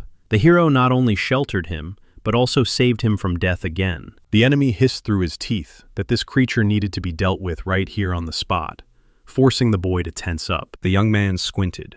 Anger inside was already boiling at this guy. The enemy only smiled mockingly and confidently in response. The hero clenched his fist painfully, because this bastard spoke as if he was just playing with human lives. The little dragon also sensed danger and growled aggressively towards the enemy. The little one pressed against his cheek, not stopping the fierce growl at the enemy. The boy closed his eyes and gently stroked the little dragon's head, trying to calm him down. The friend firmly grabbed Sei by the shoulder and whispered pleadingly for him to finally calm down. A figure in a dark hood froze before them and only smiled mockingly. For a moment, everything around was engulfed in thick darkness. The boy looked ahead completely calmly and a small white dragon settled on his shoulder. Hearing the new name, the young man quietly asked which recall psalm was meant. The stranger answered softly. The boy handled his rage perfectly. Unlike Master Recall Psalm, who was completely drowned in dark emotions, he mockingly remarked that people are often too easy to handle,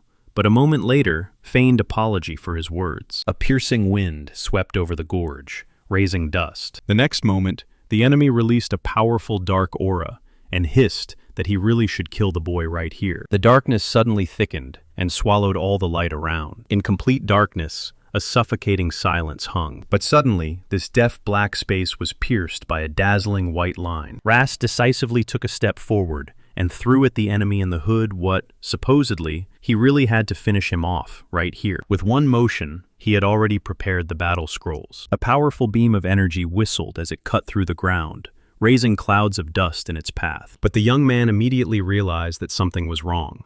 The attack passed through the target, and the figure of the opponent began to dissolve into the air, like smoke. It was a trap with familiars, and the enemy's voice behind mockingly confirmed the alchemist's worst fears. Rast raised his head and froze. A blazing stone boulder was flying at him from the sky. In the fiery trail of the meteor, a malicious silhouette was outlined. Cold sweat appeared on the boy's face. It was a real meteorite. There was no time to think. Rast sharply threw his hands forward and launched a combined magic activation. He removed all restrictions from the active scrolls to suppress the movement of the airspace around the threat. A gigantic three-dimensional protective circle flared up in the sky, the most complex and strongest magical construct he could ever build. The enemy watched this warily from below, not taking his eyes off. A blazing boulder with full force crashed into the magical barrier and, like into a snare, got stuck in its invisible threads. Above the cracked earth, a fragment of a black meteorite hung in the sky,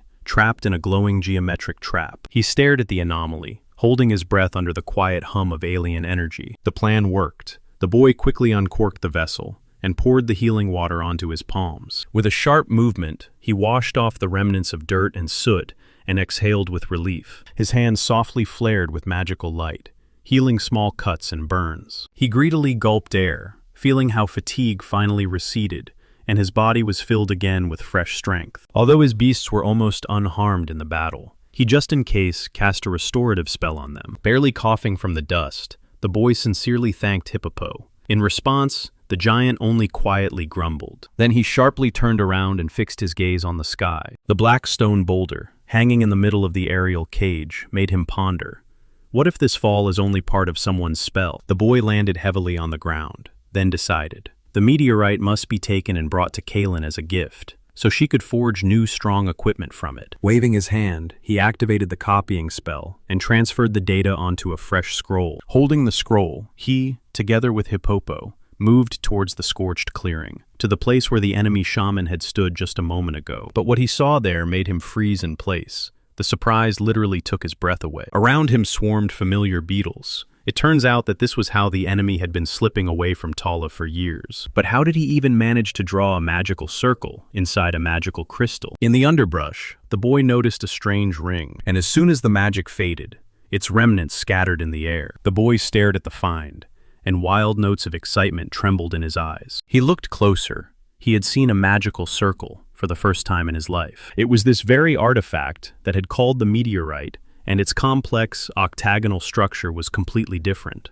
unlike any usual hexagonal formulas. But, unfortunately, the find turned out to be too fragile. It was enough to just touch it with his fingers, and it immediately crumbled. The boy only sighed sadly, as if a heavy stone had fallen from his chest. This indicated modern alchemy still had not reached the level of curses and primal magic. A firmness immediately appeared in his gaze. The very idea of such magic still caused him genuine delight. It was necessary to investigate everything immediately. This shaman would definitely attack again. They finally gathered together, ready to protect everything dear to them.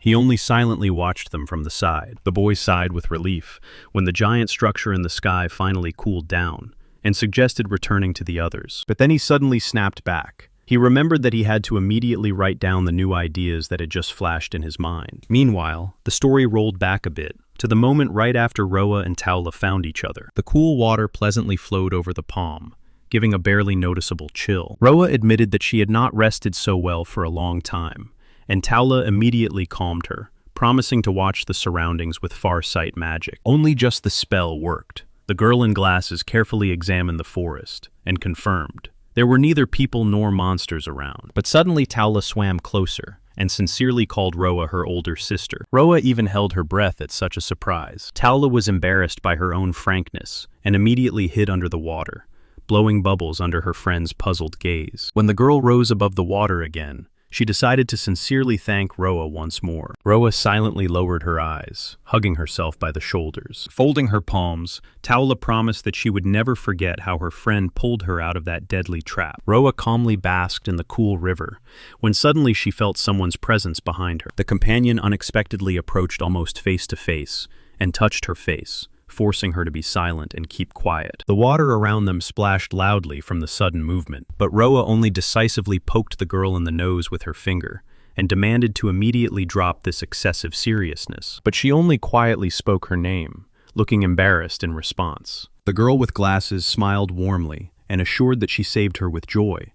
After all of Rast's friends are her friends too. Roa instantly moved even closer, clutching impatience inside, eager to find out the truth at any cost. Alongside a funny grunting from the water, their little boar surfaced, and Roa was momentarily confused and bewildered. But despite this, the desire to become stronger and more useful did not leave her. It lived in her head like an unrelenting ringing. While her friend washed under the waterfall streams, Roa again and again showered her with questions about the mysterious glow around her sword. However, her friend only gently smiled and explained, "It was the power of divine protection." At these words, Roa's eyes behind the glasses instantly sparkled with delight. The interlocutor was completely confused by such a stormy, sincere reaction. She hugged the active girl and added that she too was capable of mastering a similar power, although it would be extremely difficult without faith in the goddess Areslu. Her gaze lit up, and she exclaimed joyfully, not believing her own happiness. A sweet image from the past flickered before her eyes. The girl with glasses fervently asked to be taught this trick, looking at her friend with hope.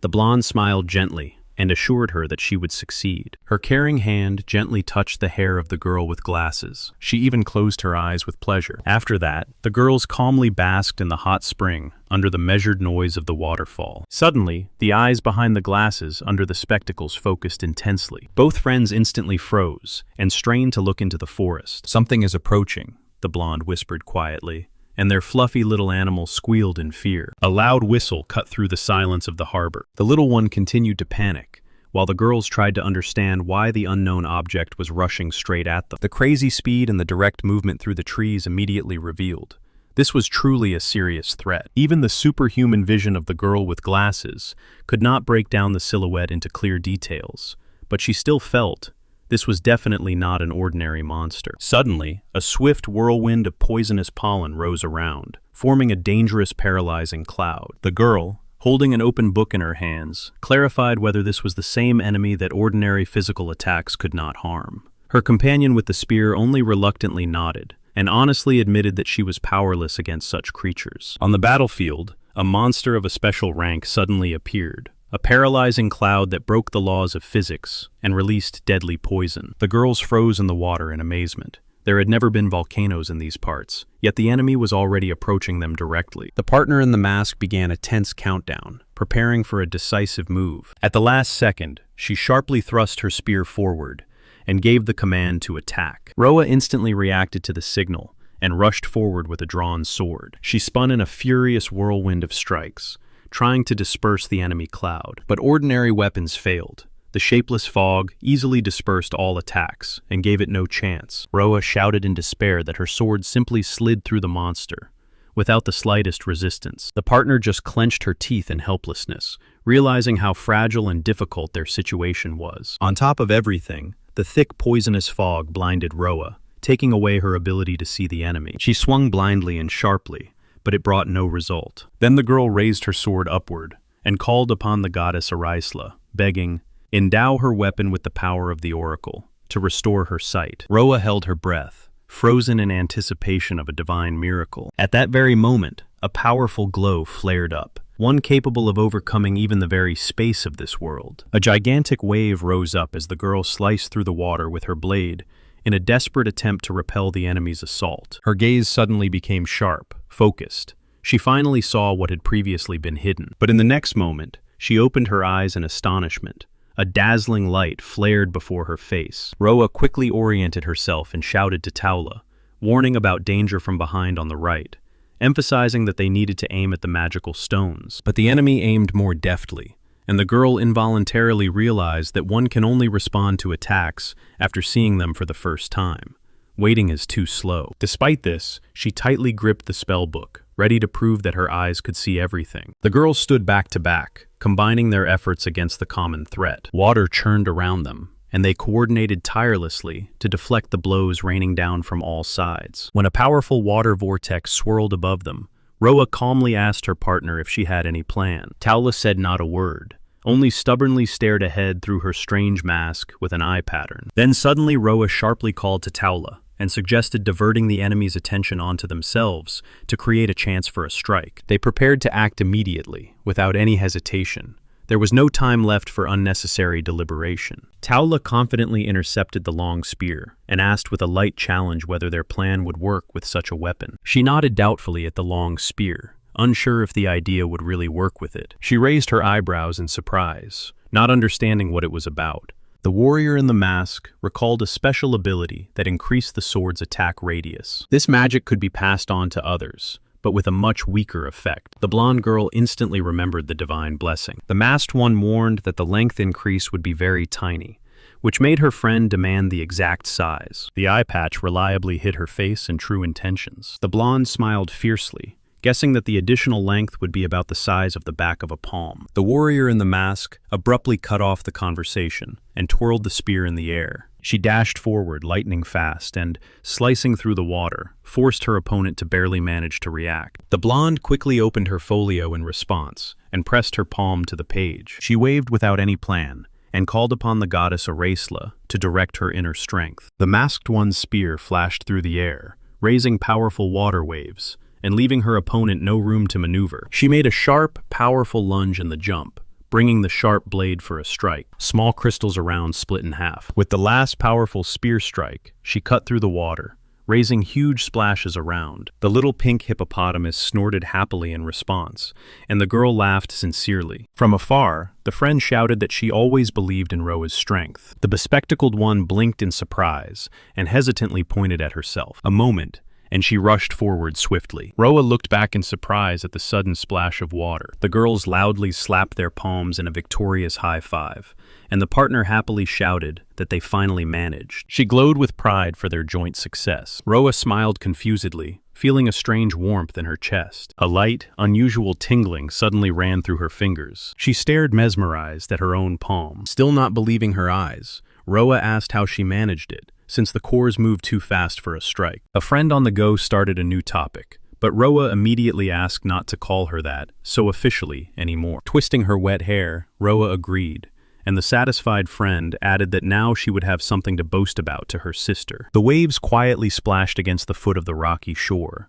and complete calm prevailed here. The little white animal squeaked joyfully and began gathering magical stones to please Rast. Meanwhile, the girls were analyzing the details of the previous clash. The girl with glasses thoughtfully told how she outsmarted the enemy and easily dodged deadly spears. Stepping barefoot into the clear spring water, she recalled the words of her sister Ari about how Mr. Rast does not know how to take care of himself at all. Hot drops ran down her face, and she stared thoughtfully downward. She glanced at her companion and quietly said that she ridiculously resembled their leader. The habit of forgetting about herself was the same. The blonde was involuntarily confused by surprise, as if the words caught her off guard. The girl with glasses did not stop and advised her to finally learn to trust comrades, and only then could they cover her back. At these words, she immediately remembered the moment when she decided, without hesitation, to become live bait. Meanwhile, the interlocutor turned her back to her and dryly cut off. The role of bait should be exclusively a last resort. A soft, uncharacteristic smile blossomed on her lips. The blonde silently looked at her,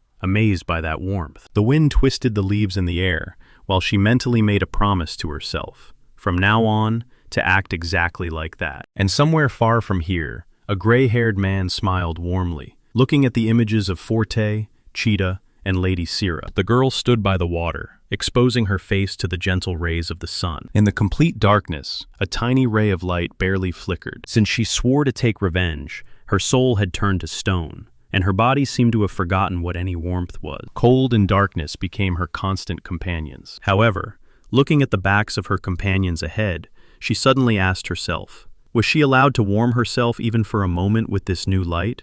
And for the first time in a long while, her face sincerely blossomed with a smile. This quiet moment gave her the longed-for peace. Slowly pulling on her stockings, she listened as her companion complained about their leader. He absolutely did not know how to take care of himself, and would eat grass alone without supervision. The interlocutor thoughtfully touched her chin, agreeing with this thought.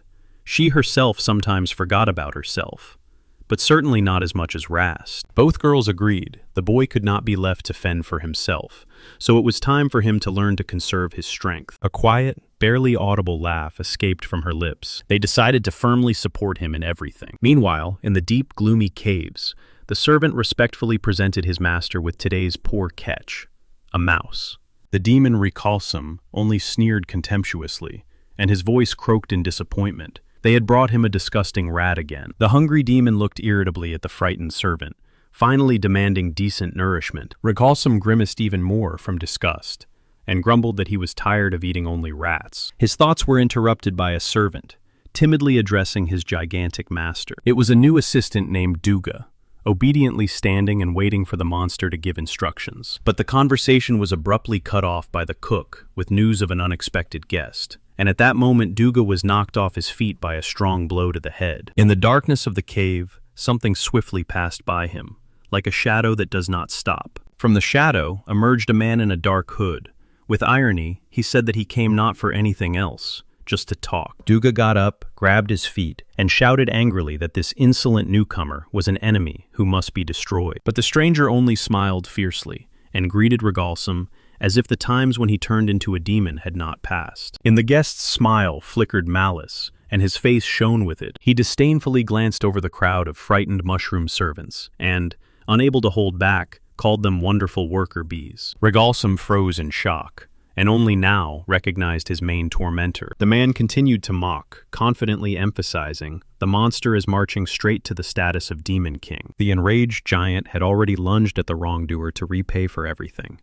But his body suddenly became completely paralyzed. The stranger said not to waste strength in vain, claiming he himself had placed a control curse on him during evolution. The mysterious stranger in a hood advised to imagine one's body in the best shape, hinting at the obvious benefits of such a state. The man's new flesh rapidly emerged from the mud, and he froze in shock, unable to move. She added that from now on he was even capable of alchemy, while he stunnedly examined his own back and shoulders. Mad laughter thundered in the cave. Now he was finally able to surpass Rast. The stranger only softly exhaled through a sigh, looking with surprise at such devoted loyalty to the former master. In a moment her face blossomed with a smile, and she calmly admitted Rast was simply a hindrance, so she killed him. The man's gaze froze in horror. His main life goal suddenly disappeared. From shock, the newly created man's face began to melt and slowly dripped down. In despair, he examined his own hands, as if an answer could be found in them. The girl indifferently explained, his new shell is unstable, so this decay is only limited by time. But he no longer listened to her, feverishly insisting that Rast could not have simply died. The stranger, without the slightest pause, laid out everything in detail, how she brought down a meteorite using a valuable magical item, and incinerated the enemy by tearing his body to pieces. Images of fungal monsters flickered chaotically in his mind, and a furious denial.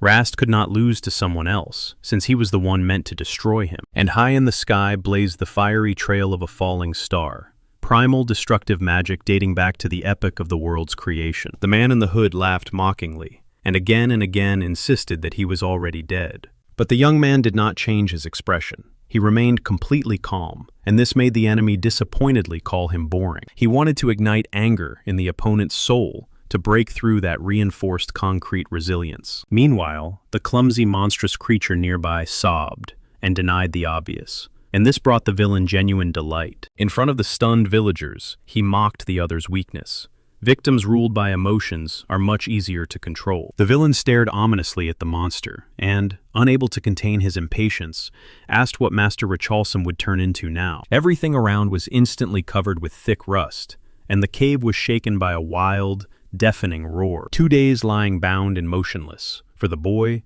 it became a true torment. And now, Seluk looked completely happy and grumbled contentedly in response. He thoughtfully squinted his eyes. Before him again appeared a bizarre magical barrier and a mysterious shaman. The cunning smile of the sorcerer stubbornly stuck in his memory. He tried to understand whether before him was truly the legendary three-dimensional alchemy. Suddenly the earth shook from the stomp of the huge, four-tusked elephant Rast. On his back sat the smiling Master Galhammer, together with Roa and Taula. He shouted happily and waved his hands as if tossing joy into the air. The master good-naturedly remarked, "His student, they say, would definitely handle the monster without any problems." But in a moment the old man stared in surprise and asked where all his clothes had gone. In response, the old man only froze helplessly and simply became speechless. The boy awkwardly scratched the back of his head, as if really having accidentally achieved victory over the feathered serpent. He embarrassedly explained that it was only about that winged serpent which he had managed to defeat. Galgammer and Roa froze in shock when they learned that the shaman had used a complex, multi-layered transformation circle. Rast calmly confirmed this,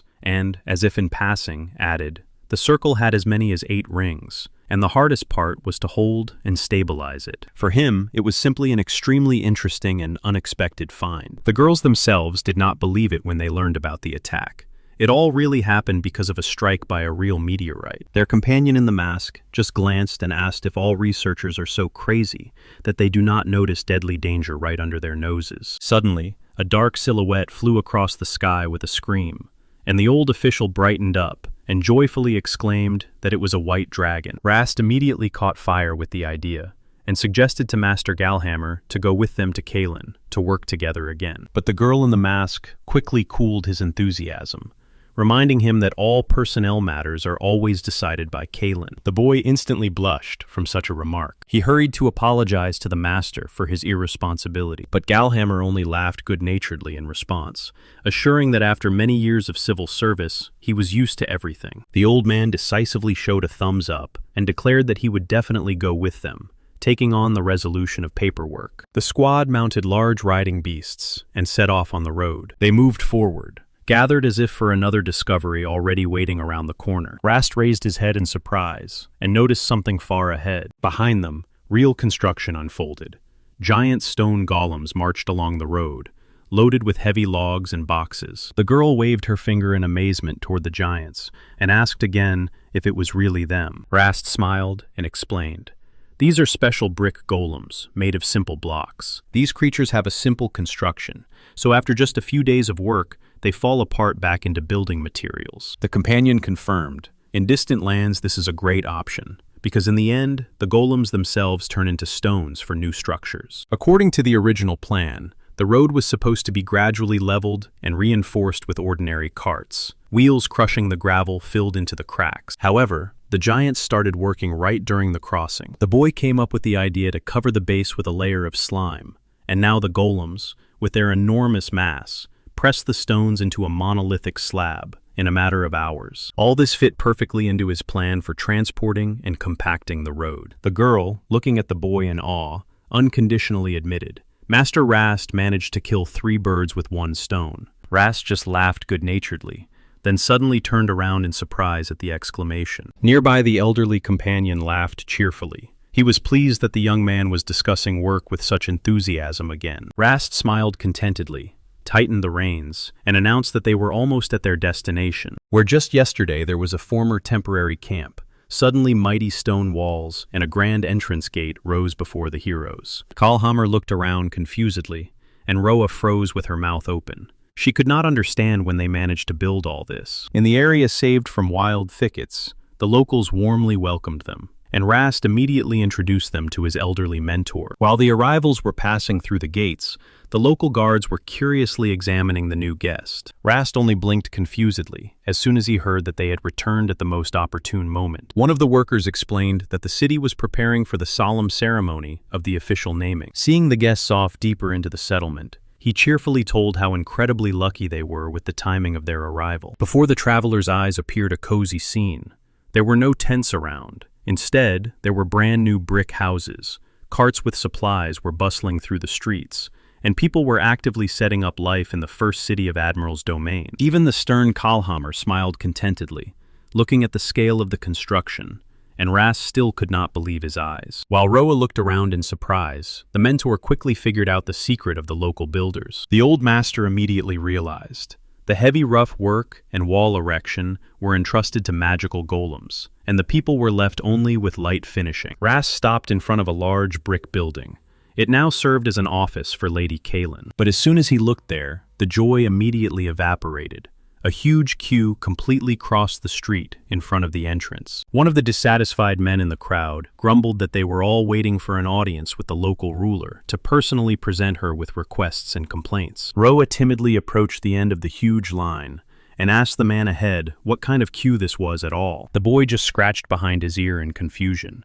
Such a reaction made him feel awkward. The interlocutor asked in surprise whether he had also come to the meeting with Lady Kaelin, and Roa awkwardly confirmed it. Seeing this endless crowd, Ras declared that the wait would be too long, so she decided to just go inside without the queue. And the queue really was huge, stretching across the entire cobblestone all the way to the guild doors. Suddenly a stern shout flew at them from behind, and Ras turned around in surprise. At the entrance, another girl noticed the brazen violators and sharply ordered them to stop immediately. Sighing from fatigue, she firmly demanded, "Let them go back and wait their turn with the other petitioners." When the girl asked to show the pass, Rast, with an absolutely impassive face, replied that she had no documents. The guard blocked their way, and in a tone that left no room for doubt insisted, without permission, they would have to stand in line. The rules are the same for everyone. Roa tried to calm his companion by reminding her of the order, but at that moment the registrar suddenly recognized both of them and exclaimed their names in amazement. But Rast just brushed off the unnecessary hassle and calmly walked past the stunned girl. A familiar voice saved the situation. Litna appeared at the threshold, and the joyful registrar immediately rushed to him, while Roa warmly greeted his old friend. The handsome guy kindly saluted them and sincerely congratulated the travelers on their safe return. The administrator ran up to her colleague and indignantly pointed at the guests who had come without permission and refused to stand in line. The man instantly turned pale and asked in horror if she really made these people wait. Ras tactfully coughed into his fist. The leader hopelessly lowered his head and grabbed his face in shame. He hurriedly introduced the young man as a high-ranking alchemist, head of a prestigious research department, and savior of his younger brother. The employee simply turned to stone. The boy took a step forward. Rust smiled kindly and gave his name. The man immediately added, "His companion is Roa Sard, the younger sister of the legendary Ari, who possesses magical eyes and serves under the direct command of Lady Kaelin." The poor guy literally got dizzy. Stammering, she asked if this was the same hero who defeated the terrible pandemic, and received a nod of affirmation. The girl panicked and began waving her hands chaotically. Bending over in half, she screamed that her name was Cherry Carr and started begging for forgiveness, while Rust awkwardly tried to calm her down. Finally, the conflict was resolved. Roa greeted the new acquaintance with a warm smile, and Cherry in the background desperately burst into a scream. Then the guy asked Litna to immediately take them to Lady Kaelin to deliver an important gift to her. As soon as they entered, Kaelin gaped in surprise, instantly recognizing Rust's legendary mentor. The girl laughed cheerfully and asked the old man, without unnecessary pomp, to simply maintain basic politeness. She laughed heartily, nudging the guest to forget about the silly palace ceremonies. The old man bowed respectfully and replied that he was extremely glad about this unexpected meeting. Kaelin only smiled and assured the guest, in her lands, pure meritocracy reigns, so political connections mean nothing here. The main thing is to show your strength. These words sincerely pleased the master, who could not stand all this boring political fuss. Roa watched them from the side and mentally noted, these two really got along wonderfully. The boy only snorted thoughtfully. And in general, where did Rast's clothes go? Kaelin sharply steered the conversation into a serious channel and asked why Master Galhammer and Taula ended up in such a strange place. A tense silence fell in the room. The topic of the mysterious shaman and primal magic had just come up. Then the old man remembered the boy and addressed Roa, asking if he wanted to share anything else important in this matter. Someone inquired whether Master Galhammer studied primal magic. After all, the underground ruins of the altar looked too strange, unnatural, as if something had gone wrong with reality itself. The girl in glasses squinted intently. She remained calm and confident, preparing to lay out all the details. Everything turned out to be nothing like what was assumed. The boy asked embarrassedly, could it be that her magical eyes noticed some anomaly there? She explained that her gaze had hit an invisible wall,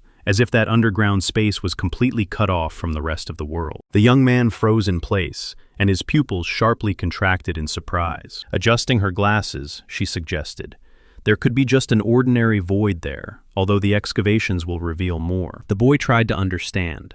Could it be that someone blocked her magical sight? Then that could explain why the monsters didn't even come closer. So the young man decided to question old Galhammer. The red-haired girl unfolded the map and proposed setting up camp nearby to regularly investigate the find. The master quietly confirmed her words and tapped his fingers on the table several times. Indeed, it turned out that the monsters could instinctively sense danger and keep away from the strange source of power. The gray-haired master smiled contentedly upon hearing the pleasant news. She placed her hand on the table and praised the leader Rast for his ability to act quickly. The girl smiled slyly and added that the boy was also lucky, with a mentor who instantly grasps everything. The old man promised to lay out the investigation results, acquired knowledge, and technologies, and she nodded approvingly. Rast beamed with joy and assured that he sincerely prides himself on his leadership. All present exchanged satisfied glances. Thus, another person appeared in the alchemy department on whom Rast could fully rely. A flag proudly fluttered over the fortress, and ahead of them awaited the solemn opening of the first city in the Admiralty domain. Before them stretched a brand new city,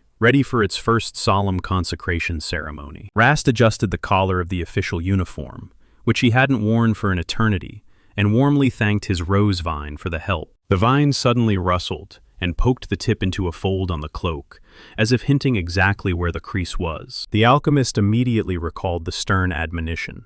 A master of his rank is obliged to look impeccable. The boy nodded gratefully and, as always, activated the magical formula with a habitual gesture. The spell instantly tightened the fabric, the uniform smoothed out to the thread, and fixed every fold in place. Examining the result, he was satisfied, when suddenly a voice sounded behind the door, asking if everything was all right. Rast smiled and replied that he was coming. It was time to go out. Apologizing for the delay, the boy went down the stairs and froze in amazement upon seeing Ari in a luxurious Western dress. The girl awkwardly explained that, according to family tradition, she had embroidered these patterns herself, and when the boy enthusiastically suggested automating such hard work, she blushed even more and asked him not to look at her so intently. Light flashed in her large glasses, and her cheeks were flushed with a thick blush of shame. The practical alchemist continued muttering automation formulas under his breath, and did not notice the girl's feelings at all. Ari stomped her boot on the cobblestones indignantly, as if demanding the stones be more polite and obedient. She anxiously showered the boy with reproaches for risking his life during the meteorite fall, and persistently asked him to finally take care of himself. She anxiously recounted that she had heard about his crazy deed, how he single-handedly stopped the meteorite and almost burned alive. So the boy was quite puzzled by this. The girl with tears in her eyes begged Rast not to take any more risks and to take care of himself. Her voice trembled as she confessed she wouldn't survive if something happened to him. Rast felt embarrassed, so he hurried to apologize for his recklessness. Suddenly the boy heard a suspicious rustle nearby. He sharply flinched and looked back at the sound. From behind the wall of the brick building, a wave of voices was growing. The companion urged him on, and only the surprised Rast obediently followed. Nearby, people in official uniforms were gathering, and Kalen's former subordinates proudly pinned medals on their military uniforms. The soldiers were whispering actively, waiting intently for the ceremonies to begin. They stepped onto the square decorated with bright ribbons, and the girl asked hopefully if this was the very place. Rast was genuinely surprised by such refined taste in the decorator. As soon as the boy praised the excellent work and asked whose merit it was, the girl proudly replied that she had done everything herself. She quietly called him again, but Rast only smiled mysteriously and stared straight ahead. The girl in glasses froze in confusion, trying to understand her companion's strange behavior. She irritably waved her hand toward the brick building, implying that this was exactly where they were heading. Rast only smiled awkwardly in response, and explained that from this point, The festive tribune was clearly visible. While the boy was surprised by the morning alcohol on the festive tables, suddenly a loud shout sounded from behind. An old mentor approached him with joyful laughter, holding a huge mug of ale in his hand. Rast instantly became embarrassed and asked if he should now maintain an official tone in the conversation. The master laughed cheerfully, reminding the boy that times had changed, and now the former student had become his boss. The young man awkwardly scratched the back of his head. Commanding a person of such stature was extremely unusual. They quickly came to an understanding, concluding that the old man would simply continue his alchemical research. Greedily sipping beer, the former teacher suddenly inquired about the fate of the underground ruins. At the end, he gave Lady Kaelin an order to immediately choose an official name for their new department. Remembering the important assignment from the mistress, the old man slammed a heavy mug on the table with a bang. The boy explained. The mistress entrusted the old man to invent an official name for the alchemical department and solemnly announce it during the upcoming ceremony. Loudly slapping the heavy mug on the table, the old man gratefully thanked for the help, and the young man immediately added that he had one more message from Lady Kaelin for him. Rast headed to the door and finally threw to Hell that this would be his post too, so the name had to be cool. Hell was sweating from such suddenness, and exclaiming indignantly that he was hearing about this for the first time, remained standing as if rooted to the spot. Hella just blinked confusedly in front of the calm Ari. The little spirit stubbornly tried to get the girl to talk, but in vain. She seemed in no hurry to open up. Ari unrolled the scroll and businesslike advised, "Just choose what lies close to your soul." Rast froze in surprise, wondering if she had guessed his plan in advance. The girl only smiled mysteriously and beckoned Master Rast to follow her with a nod. She touched the communication device on her neck and sharply called everyone to attention. As soon as a crowd gathered in front of the stage, it instantly erupted with a hum,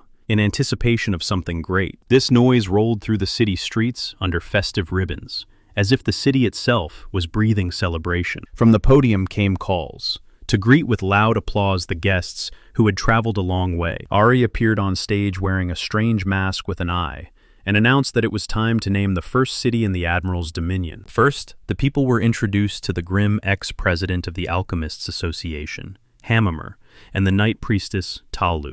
And finally, it was the turn of the head of the Alchemy Research Department, Master Rast. It was announced.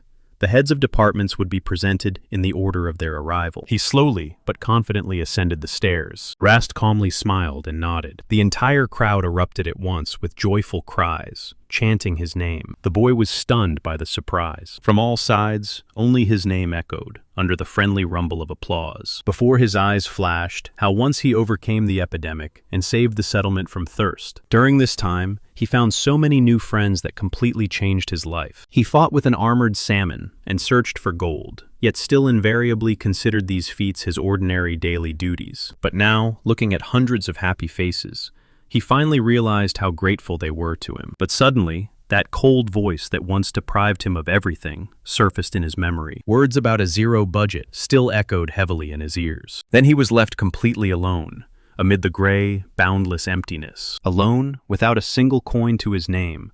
Once he stood on the threshold of a great deed in the middle of a bare gray wasteland. He finally felt in his place and smiled sincerely. On his chest shimmered an exquisite silver brooch. The boy cheerfully waved his hand and declared that in the association of alchemists he had never felt such respect, and that former colleagues now writhed with envy. For now, a huge crowd was bustling in the square in front of the palace. A gloved hand confidently rested on the podium. Footsteps rolled down the stairs, and the noise instantly died down, as if thousands of people held their breath in anticipation of the ruler. Lady Kaelin came out to the people and addressed the thousands of voices, openly admitting she is immensely proud of them. Her voice lingered on the darkest memories, on the horrors they had to endure together, from a deadly epidemic to sudden attacks by monsters from the sky. She emphasized that this harsh land had always been full of monsters, and the magic-poisoned soil had yielded no harvest for years. The people listened silently, and every spoken word stirred in them memories of their own losses and suffered misfortunes. Clenching the edge of the podium,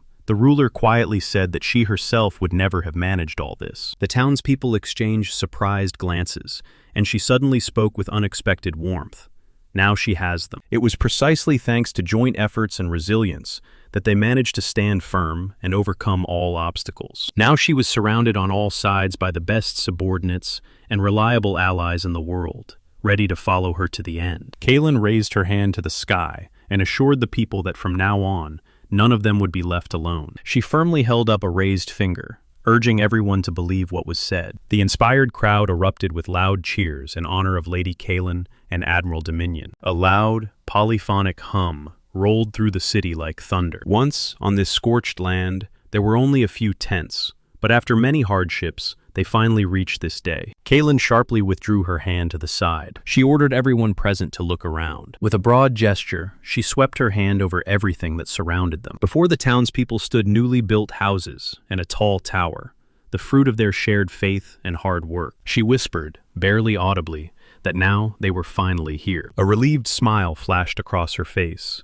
and a quiet "finally" escaped her lips. The fair-haired comrade smiled warmly, and mentally replayed her words about faithful companions nearby. His gaze shone with sincere pride for everything they had managed to achieve together. Kaylin sincerely cried with happiness, and loudly exclaimed that she was infinitely proud of each of them. The crowd erupted with joyful cheers, praising the possessions of Admiral and Lady Kaylin. Taking advantage of the Lord's authority, she decided to name the city they had built together. Her hand sharply shot up. She uttered the first words of the dedication. From now on, this place was named Habafulton, a harbor that marks the passage of time. The red-haired girl firmly raised her hand and announced to the crowd the new name of the settlement, Habafulton.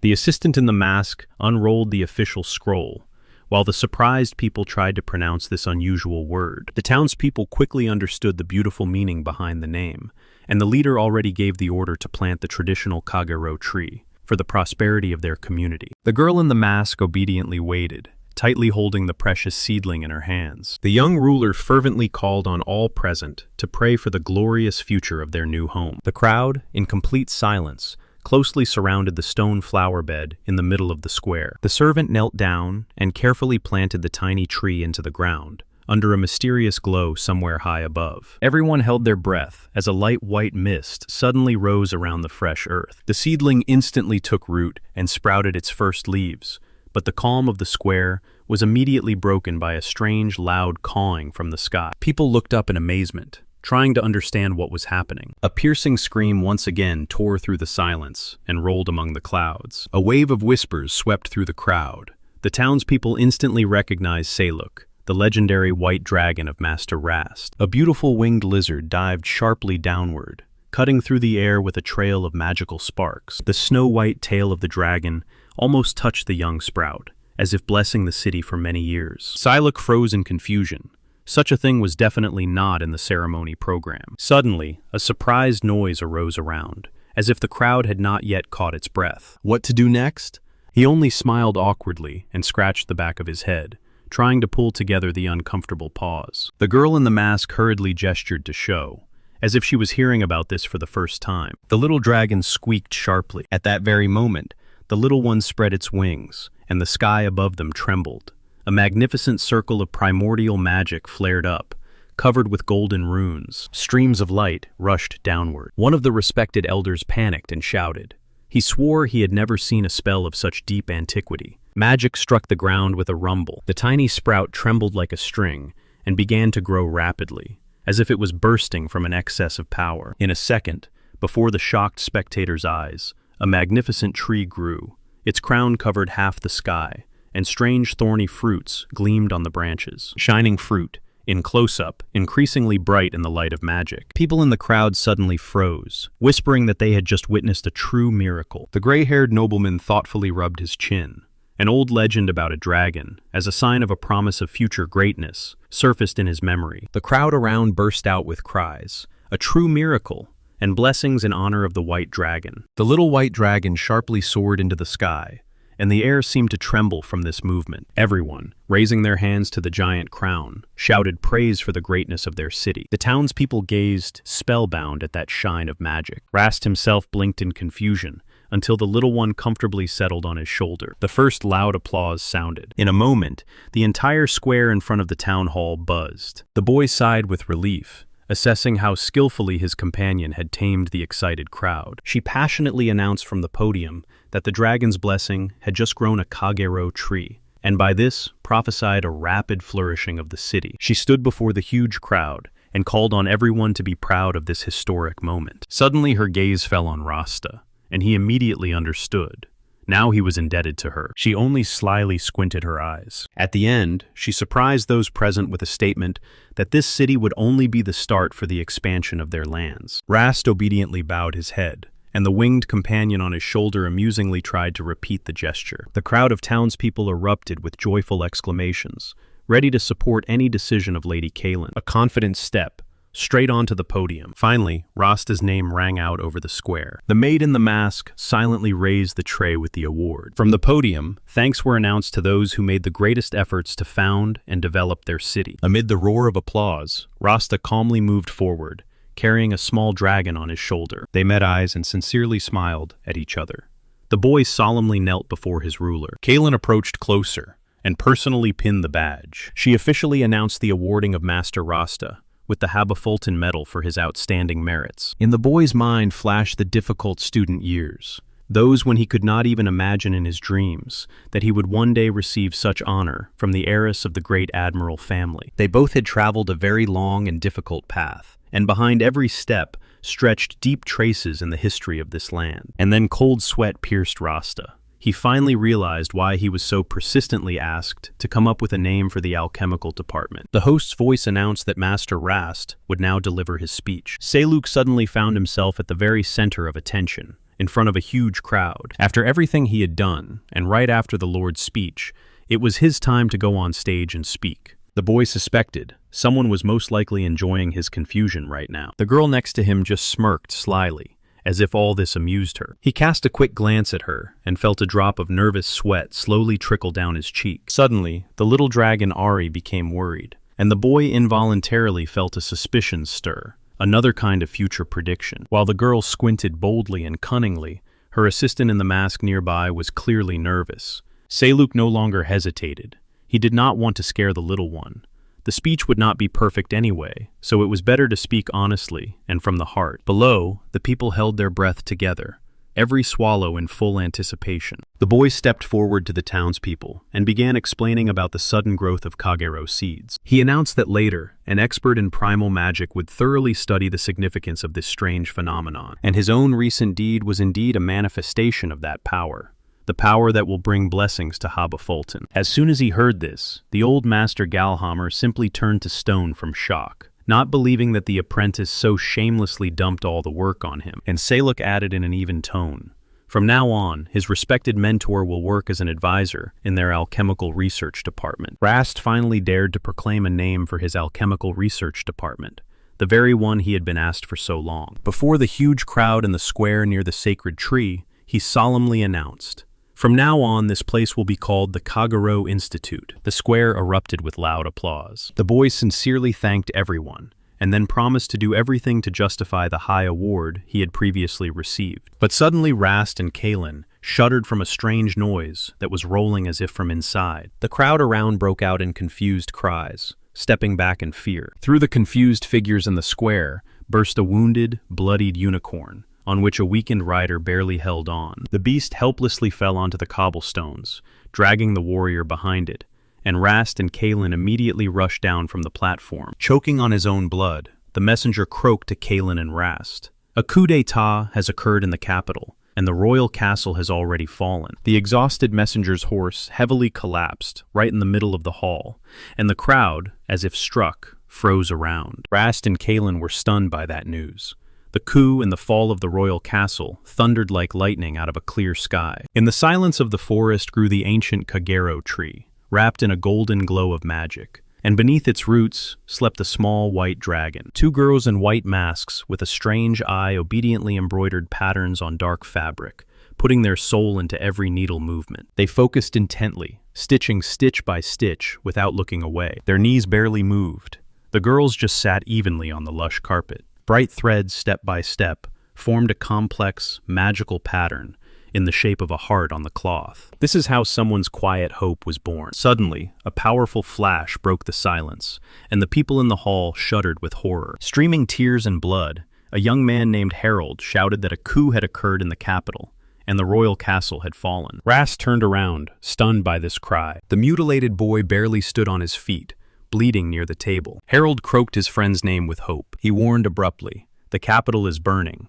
Enemies will be here any moment, and those who attacked are mercilessly used and pushed to act like puppets." Rast jumped to his feet in panic and rushed to him, begging to be allowed immediately to treat these terrible wounds. Overcome with anxiety, he stretched out his hands and insisted stubbornly, "Time will not wait. Treatment must begin immediately," responding to Harold's call again and again, by name. Kaylin easily lifted the weakened Harold into her arms. Harold just smiled carefreely, croaking that everything was as usual. The terrible condition of the wounded left no doubt.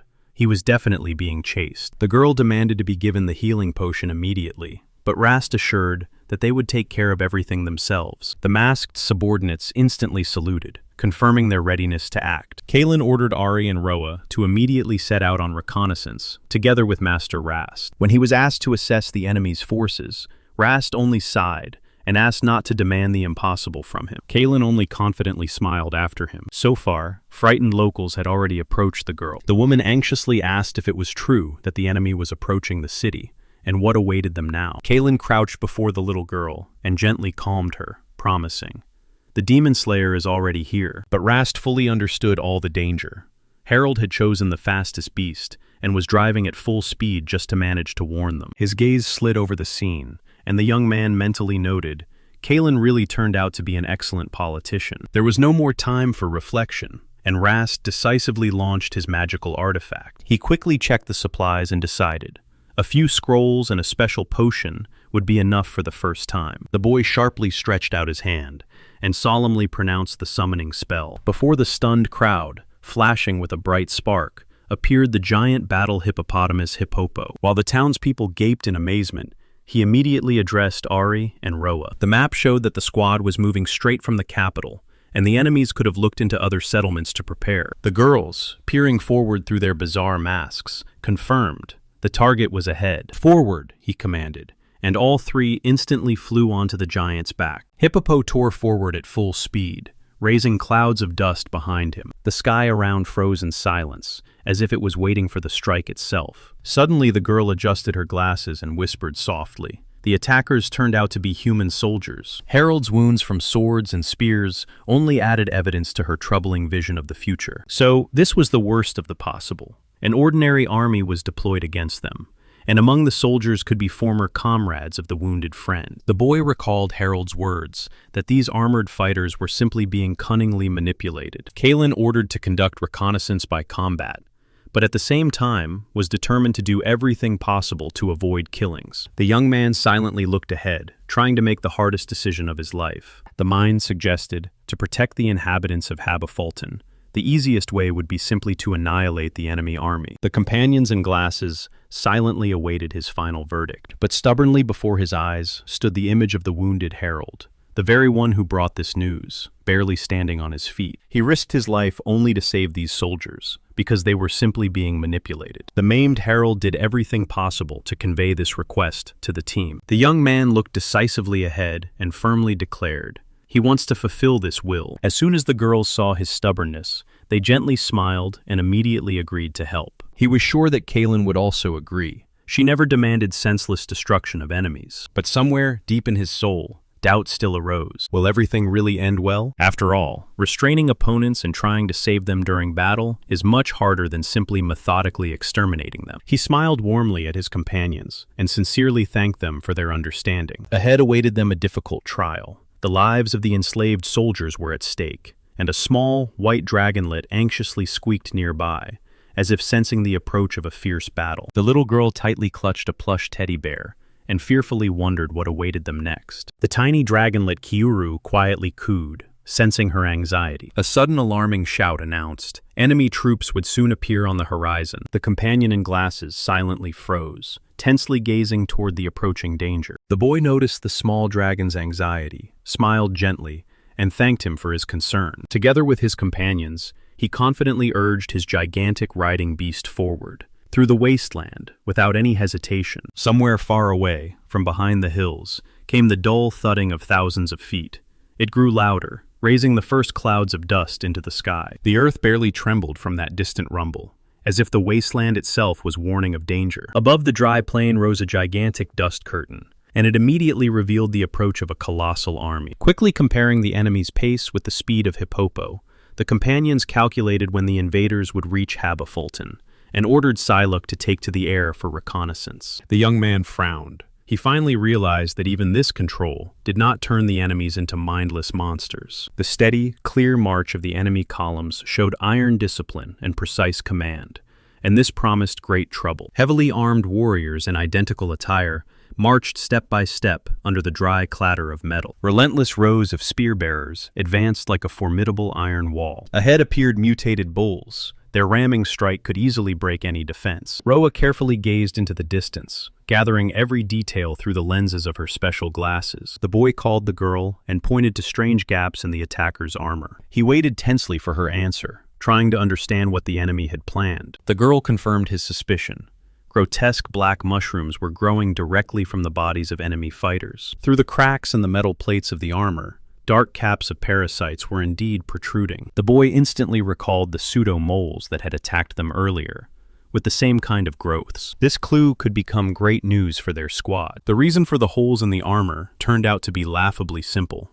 The mushrooms had grown so much that the iron no longer fit over them. Roa added that the parasites seemed to have completely taken over the minds of these unfortunate warriors. The commander guessed. Enemy alchemists hide the same mushrooms under their spacious cloaks, so he sincerely thanked his companion for the hint. He abruptly jumped up from his place and confidently announced the way out of this situation was already in his mind. A predatory, self-assured smile flashed on the boy's lips. The whole plan boiled down to one thing: quickly strike the enemy's left flank, and just as swiftly exit the battle. Rast decided to test this idea, and confidently slipped his hand under his cloak. In a moment, a magical device flared up in his fingers, which the boy immediately activated. He was intently staring ahead, waiting for the enemy to make the first move. The warning to his companion came just in time. The enemy squad on the horizon had already opened fire. Rast instantly waved his hand, and several protective plates flew forward. While the shooters on the enemy side continued firing, the young man quickly fixed the spatial coordinates for immediate blocking. In front of the giant hippo, on which the squad was rushing,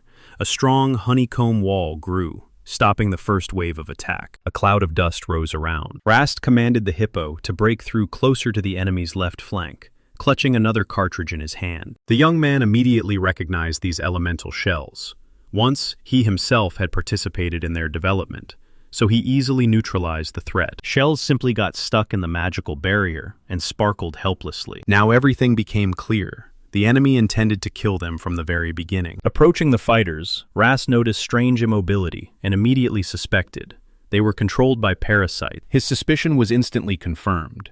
Dark fungal growths were visible on the soldiers' necks. She tensely stared into the chaos unfolding ahead. Rast swiftly threw the potion directly into the crowd of enemy soldiers. The boy loudly shouted, "Roa!" urging her to carefully watch how the medicine affects the parasite. Roa quickly turned the cart and gave the order to Hippopo to flee to Habafulton at maximum speed. Rast only smiled calmly, noting that the enemy riders had already rushed into pursuit. Behind them, a whole avalanche of armed infantry and heavy war bulls set off in chase. Without wasting a second, Rast stretched out his hand and activated the polishing spell. A huge whirlwind instantly swept away the first rows of pursuers. However, the young man only sighed. Without diamond dust, this wind had no destructive power. Still, the furious whirlwind easily lifted and spun the heavy war beasts in the air. To hold back the enemies, this was quite enough. The huge bulls blocked the entire road with their bodies. Then Rast raised his head and called out to Psylocke, ordering him to strike just in front of the opponent to intimidate. Roa noted his combat skills with surprise, and the boy casually replied that he had to fight constantly for rare materials. At that very moment, Psylocke opened his jaws and released a dazzling beam, one that made the earth itself tremble. An innumerable army of monsters filled the gorge, forming a continuous living wall. Suddenly, a blinding flash of light cut through the space. While the enemies scattered screaming in all directions, a small white dragon swiftly soared upward. Taking advantage of the panic, Roa shouted to her companions to flee, while the enemies were completely disoriented. They quickly drove away to a safe distance, leaving behind clouds of thick dust from the explosion. The tiny dragon proudly puffed out its chest, boasting of its help. One of the girls quietly called the boy to recount her observations. Roa turned to her attentively, impatiently waiting for details. For now, the little one gently nestled against his hand, begging for more petting. He nodded and confirmed, yes, he noticed the effect of the drug. The twin sisters thanked him and immediately asked if their experimental potion worked on the monsters. As soon as he heard the answer, Roa asked in surprise if the effect was really that destructive. It turned out, under the influence of the potion, the dangerous parasitic mushroom simply melted and fell off the armor. The girls grimaced with disgust, imagining this dirty, disgusting scene. With an exclamation of revulsion, both twins abruptly stepped back. Even the very thought of such filth made them shudder. Rast sincerely smiled and thanked both girls for their help. But in a moment, the smile disappeared from his face.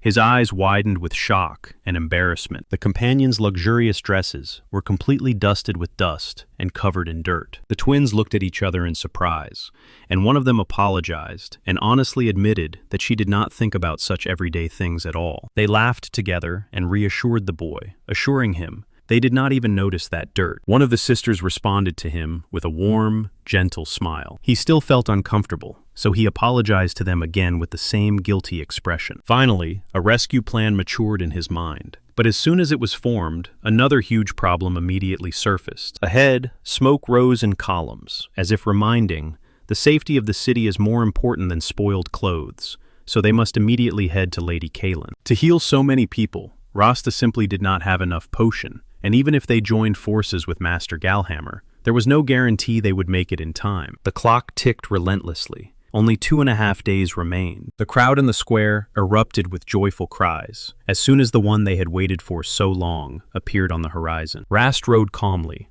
looking around amid the deafening chanting of his name. But suddenly, from the sky, as if from nowhere, hundreds of fresh paper sheets rained down on the heads of the people. One of them hit Rast right in the face with a swing. Having descended to the ground, the boy asked Arlie to quickly deliver the report to Kaelin, and she gladly agreed to help. While the girl went about her business, Rast unfolded the captured sheet and froze. The headline promised the swift fall of the royal capital. Next to the news about the selection of the city's name trembled an alarming note, as if a warning about great troubles. The boy looked confusedly into the text, trying to understand where such rumors could have come from at all. Suddenly, an energetic girl named Sherry Carr ran up to him and immediately began apologizing for her former audacity. She proudly poked a fresh issue of the Harva Fulton Post newspaper under his nose, hoping for at least some response. Cherry continued to bow low, seriously embarrassing the modest Rast. At his awkward question, the girl assured him, she herself conducts the reports, prints, and distributes this edition. Lady Kaelin simply noticed her talent. Suddenly, a loud voice rolled out from the crowd, and a familiar gray-haired warrior waved to him cheerfully. Rast sincerely rejoiced at the return of an old friend, but still one question spun in his head. How did they manage to get an entire printing press? While the girl enthusiastically wrote lines in her notebook, the interlocutor jokingly said that such success was only possible thanks to the exceptional nature of the mother beast. Everything relied on a tiny sprout. The boy took a sprout of the alchemical beast for communication and adapted it so that it read information, and greatly eased the work. The interlocutor immediately realized the young alchemist found a way out of a difficult situation, which greatly surprised even the inventor himself. It turned out that figuring out the plan was easier than easy, because with such an expression on his face, the boy always created something absolutely crazy. The old master only slyly squinted in response. All the joy of the discovery was plainly written on the boy's face, so much so that he awkwardly broke into a sweat from this overly perceptive obviousness. Suddenly the man announced that they were also ready to help, and this completely took the young man's breath away and left him in total confusion. The man laughed loudly, assuring that such a happy expression on the face is simply impossible to forget. Then he proudly reminded about his status as a consultant of the Kagero Institute. 4 newcomers came out after him, temporary members of the institute, who were slightly nervous and embarrassed under the watchful gaze. The master, without losing the smile on his face, added that Lady Kaelin seemed to have kept everything a secret. She personally entrusted him to arrange a nice surprise for the inventor, and he executed the task flawlessly. The young man froze, only looking in awe at the new comrades. Before him stood his own Kagero Institute, which, during his absence, had grown to incredible proportions. Rast remembered how Kaelin asked him to hurry with the name. He had no idea that during his absence, the Kagero Institute would grow to such sizes. So when did all this manage to happen? huh? It turned out that those huge golems at the entrance to Harva Fulton are simplified alchemical beasts of the Institute. The boy only nodded confusedly in response. Kaylin herself asked to unite these creatures into a full-fledged squad.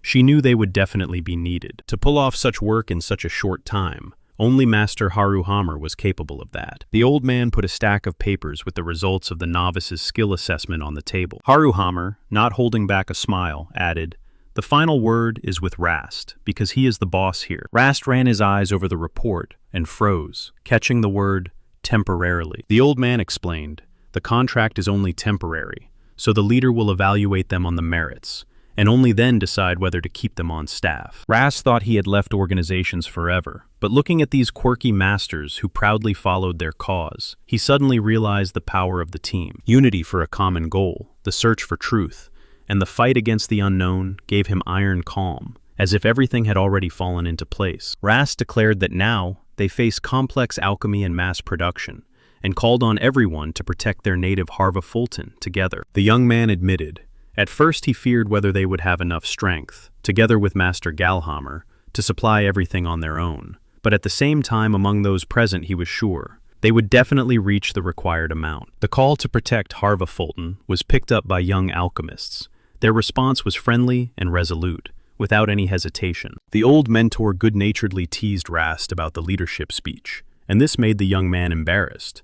He dismissively waved it off, and assured that such a role was by no means for him. The man only smiled mysteriously in response. Noticing this look, the boy asked again if the mentor had said something, but he instantly brushed off any inquiries. While Rast stood with his back turned, the old man quietly muttered, "What a joy it is to see a new generation grow." Meanwhile, the students simply froze in place from shock as soon as they saw the quality of the ingredients prepared for work. Rast calmly explained to them the essence of the unique unpublished technology, and the conversations around stopped only at the stern shout of the mentor, who ordered everyone to immediately get to work. The young man only watched everything with a warm smile, understanding the true happiness of alchemists lies in the relentless pursuit of new knowledge. He silently observed the students' work, mentally noting the amazing skill of the girl with the magical stones, and the incredible neatness of another boy. Rast decided to create a simple basic scroll to ease their work, so he was already about to get started, when suddenly he was timidly called. Before him stood the same focused girl. In her hands was a finished potion, and he kindly asked her name. Blushing from ears to fingertips, she barely whispered her name, Cheryl. The girl was so nervous before the recognized master that from embarrassment she could not stand still properly. Rast gently smiled, took the vial from her, and asked to borrow the magical solution for literally 1 minute. Rast calmly announced to Cheryl that she had passed the exam, and the girl almost cried with happiness. She looked at him with big shining eyes, still not believing her own ears. The boy's gaze instantly became focused. He lifted the flask with the dark liquid, and confidently declared that he would immediately put it into action. Dozens of magical scrolls flared up around him. He was launching processes in parallel, without any prototypes, correcting calculation errors on the fly, and assembling a completely new formula. The other team members in the workshop simply went silent, staring at this spectacle, not taking their eyes off. Rast looked at them in surprise, and could not understand why everyone suddenly fell silent. The old master lazily propped his head with his hand and sighed. With such weak endurance, one cannot survive here. The assistant started chattering excitedly.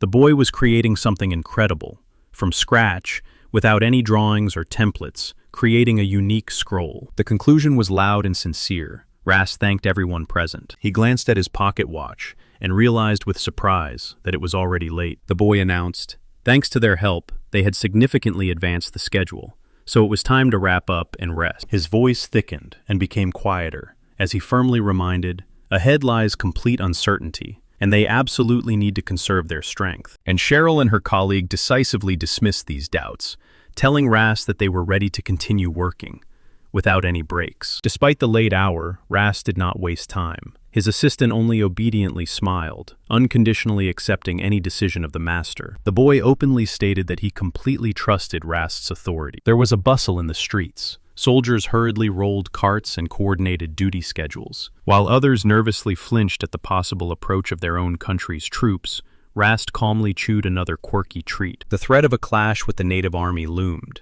but the youth tried to ease this inevitable stress with food. Here, a comrade approached him and handed over appetizing wild bison meat on skewers, just freshly prepared himself. Rast bit off a piece and almost swooned from the incredible taste, and the cook happily explained that this masterpiece succeeded thanks to the master's own invention. It turned out that for perfect slow roasting, he adapted one special device. Rast remembered this magical probe, which he once hastily crafted to detect poison in the river and control the temperature in the kitchen. The cook had already dreamily asked Rast to develop new cookware for even heating, so the boy only confusedly promised to think about it. After that, the young man suddenly pondered, surprised by such an unusual use of his developments. He was warmed by the thought that even those little things, created without great hope, can bring people real benefit and joy. Once at his old job, his mana research was called a waste of budget, but now he was finally convinced. His work is indeed needed by someone. With these thoughts, Rast approached the guard at the entrance and inquired if Roa and Arlie were present now. Rast turned around in surprise. He had just heard someone's voice. One of the guards handed him fresh, hot shashliks, as if saying, "Don't refuse a snack." The boy hinted that the girls were waiting upstairs, and Rast briefly thanked, his gaze fixed on the night sky, where the tall stone tower Harvafulton stretched upward. It quietly towered under the cold stars. Rast finally reached the roof and warmly greeted his friends in a friendly manner. The steep stone stairs were left behind in the dim light of the single torch. Arlie looked back with a spear in her hands, genuinely surprised at how he appeared in the middle of the night. He came closer and explained. He decided to visit them while tracking the enemy. The boy just smiled. It was indeed very fresh and cozy here. Having said these words, he handed them a hot treat on wooden sticks. Arlie awkwardly thanked him for the care, while Roa chewed vigorously and gave a thumbs up. Both girls instantly appreciated the delicacy, and Rast just beamed with a smile, happy about their appetite. Roa quickly swallowed the piece and immediately got down to business, asked if the countermeasures against the enemy were ready. Rust apologized to Arlie for dumping the report for Kaelin on her, but the girl calmly replied, "It's all right." She silently began to chew the received treat. Quickly swallowing the piece, the girl prepared herself for the conversation. Arlie announced the main news. The enemy march finally stopped. Rust immediately began asking how fast the enemies were moving, and whether they traveled at night without rest. Hearing the negative answer, he smiled with relief. Now they were definitely making it in time. The boy advised the girls to rest properly, and quickly left without wasting time. Left on the wall under the starry sky, the friends quietly admitted, he really behaved very nicely, although Littner prepared the provisions for them. Rust simply brought them food and thanked them for their service, while also casting a glance at the situation on the front. The girl mentally wished him a good rest. Meanwhile, a heavy silence stood in the room, and Kaelin sat with her head down. Rust quietly opened the door, and calling his friend by name, entered the room. Harold lay on the bed completely wrapped in bandages. As soon as he heard the voice, he immediately recognized it and made Rust, anxiously asking what was up with the comrade after the difficult reconnaissance. Rust did not take his eyes off his wounded friend, waiting for an answer, as if every second weighed more than the previous one. Somewhere behind the door a rustle slipped, and Rust weakly smiled, trying step by step to guess if it was Harold himself. Harold stepped into the ward, and Rust hurried to assure him that he was all right, and immediately asked how he himself was doing. He carefully touched the bandages on the face, and explained in a quiet voice. Help came late. The wound had lain untreated for several days. Harold lowered his head and mutely apologized, admitting that his decision had turned out to be completely wrong. To the anxious question about both eyes, Rast replied that he had lost sight only in the right one, but for a soldier, even that meant the end of service. Harold froze at what he heard, unable to look away from his comrade's mutilated face. Nearby, Kaelin quietly sobbed, reproaching herself that her magic had proven powerless to fully heal such terrible injuries. Suddenly, someone's fingers gently touched her hair. Harold lightly stroked the girl's head, calming her, and as if promising, he would handle it himself. Harold gently asked his friend not to blame himself. That was completely out of his style, and reminded him that Kaelin had also done everything she could. Through treacherous tears, Rast admitted that being with the two of them again made him feel like in his student years, and with a bitter smile, he reproached himself for allowing his guard to drop. He admitted, if not for that reconnaissance mission, the only way out would have been to exterminate all the enemies to the last. So Kaelin's order and the reconnaissance were truly not in vain. For a moment there was silence,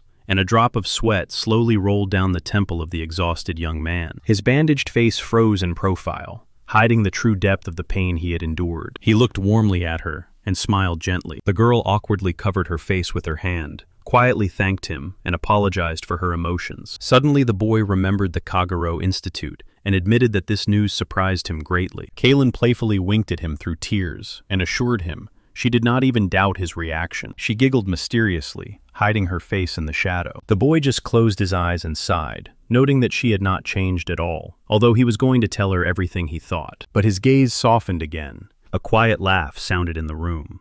He nodded quietly, accepting her words. Deep in his soul, he sincerely thanked all the employees of the Kagero Institute for their help. Suddenly, the girl turned to him and directly asked if they would be able to cope with the planned task this time. The boy sighed heavily, recalling that Kaylin and Harold had gone through hell in service and learned to hide their pain behind a mask of indifference. He quietly closed the door behind him. Taking a long scroll from the flexible branch of rose, the boy sincerely thanked his faithful assistant. The plant obediently hid in the shade. Then Kaylin made the right decision.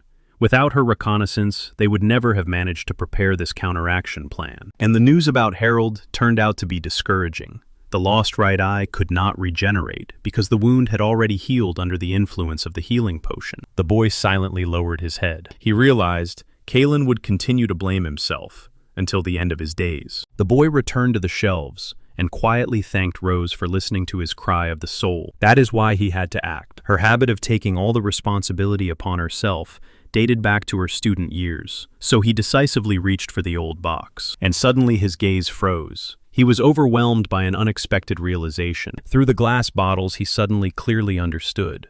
It cannot be left as it is. The boy took out and unrolled a huge scroll, his old development from the times when he still couldn't even shrink his own creations. Nervously rummaging among the cluttered shelves, he finally triumphantly exclaimed, having found the needed scroll. His face became incredibly serious, and only one thought spun in his head.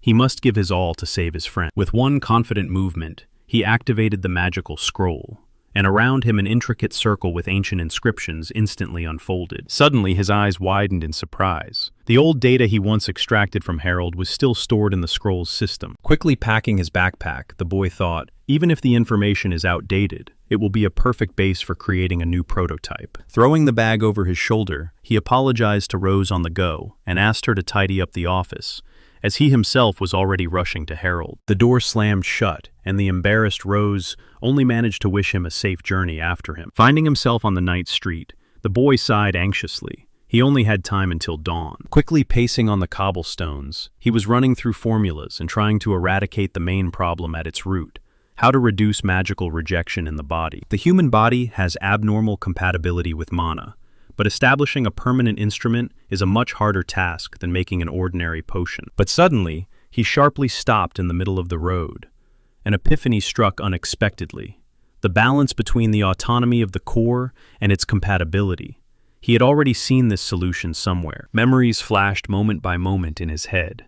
The mysterious Arlie and Roa, with whom he had once worked. Passers-by on the street froze in shock when the boy unfolded glowing magical scrolls right in the middle of the road. The boy's face lit up with a smile. He finally realized, if he copied the structure of Roa's mystical eye, the magical chain would work perfectly. His eye widened in surprise from the sudden insight. Rast immediately understood. It was only necessary to add one detail, and the formula would come to life with a clever trick. The next day, he walked down the street, completely immersed in thought, while magical scrolls flew and glowed around him by themselves. Passers-by only stared in amazement at the eccentric mage. A little later, Rast opened the door of the ward where the wounded Harold lay. He smiled gently and asked his friend if he had a free moment. In the room, the friends jumped up on the bed, frightened and startled, shouting the guest's name. "You, as always, create the impossible," whispered the wounded man, just as bright magical sparks flashed in the air. The boy carefully touched his face and felt, instead of a bandage, a new eye appeared there, flickering with a complex pattern. It was a unique crystalline prosthesis with built-in three-dimensional magical circles.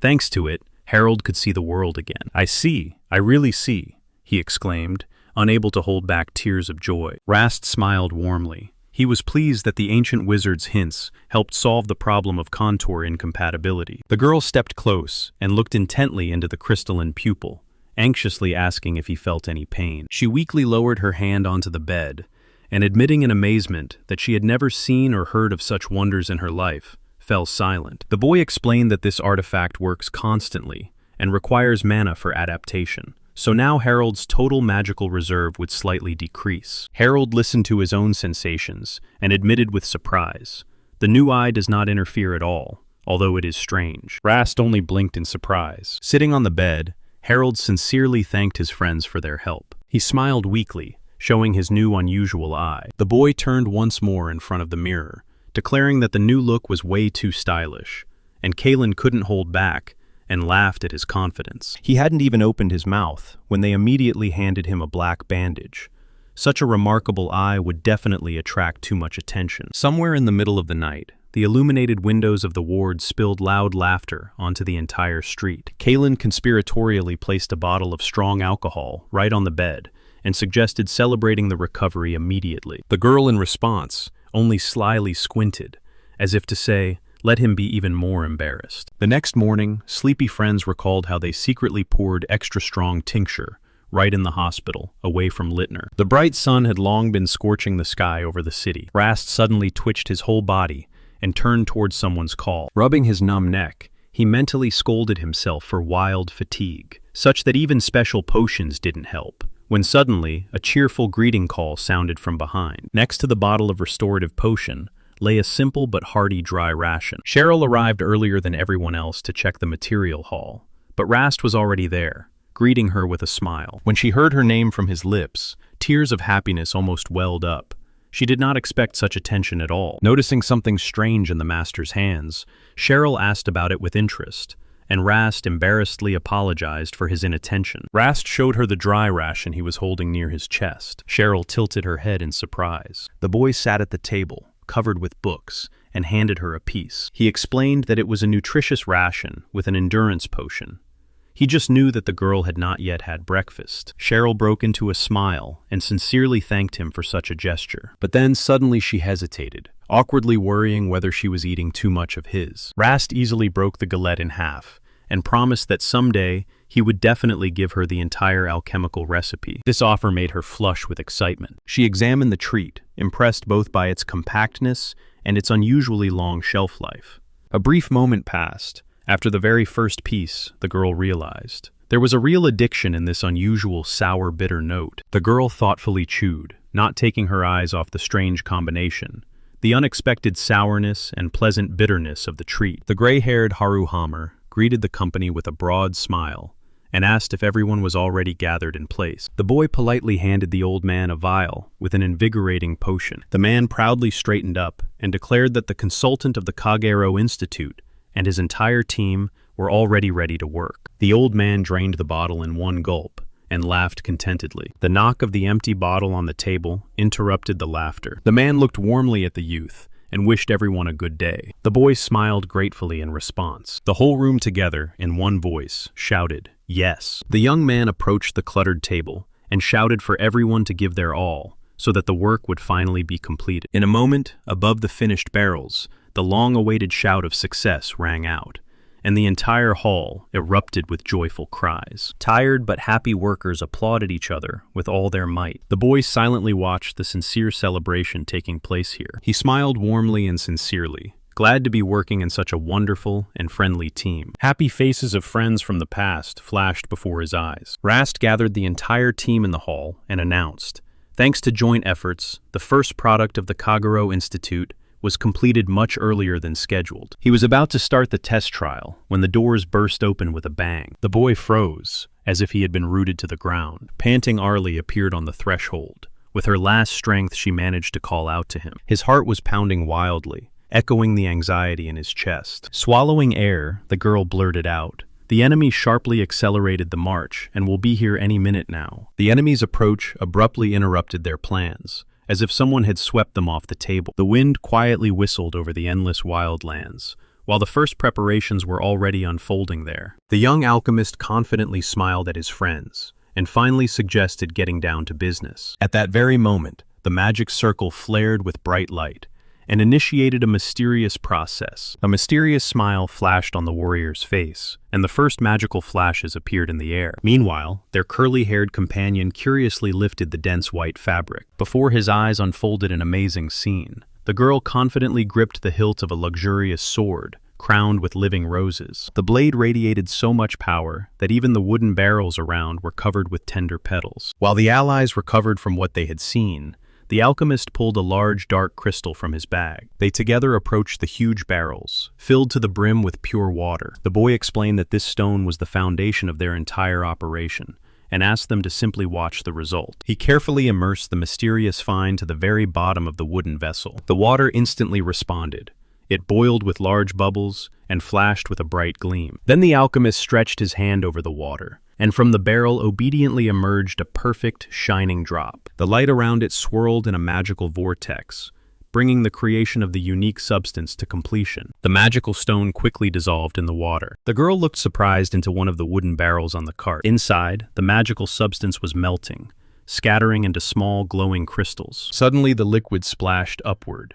She involuntarily closed her eye, while her companion warned her not to come too close. Something inside was stirring, humming, as if walking with a clatter. The next moment the water burst out with a roar, cracking and breaking the wooden boards of the cart. From the splashes onto the ground landed a large, semi-transparent rabbit. Rast calmly announced that he planned to call these creatures potion rabbits. She enchantedly stretched out her hand and stroked the liquid magical creature. The girl guessed. These beasts secrete a healing potion from touch, yet not a single drop wets the ground beneath them. Rast agreed, clarifying that they are rather a special kind of slimes, while their one-eyed comrade watched this dialogue in shock. He couldn't hold back and shouted that it was not about cuteness at all.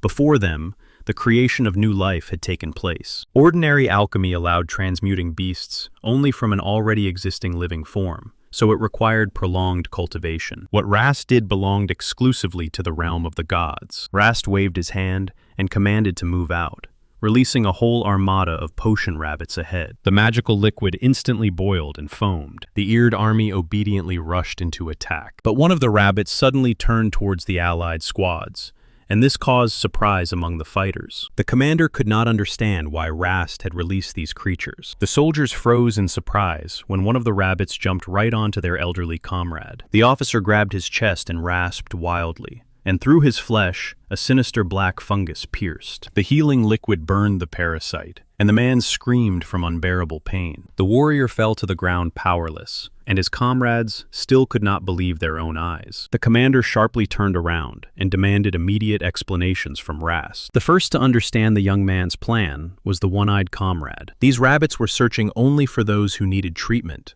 or who were controlled by the parasitic black fungus. Rast silently watched as his magic unfolded its effect. The man he came across turned out to be a spy, secretly leaking the army's plans to the enemies. Rast carefully examined the prisoner and confirmed. It was him who was controlled by the enemy parasite. The young man ordered the captive to be taken under guard to the barracks. He knew that one magical rabbit could only extract the parasitic mushroom, but not fully cure. The fluffy horde rushed forward swiftly. They were heading straight towards the enemy, not deviating from the course.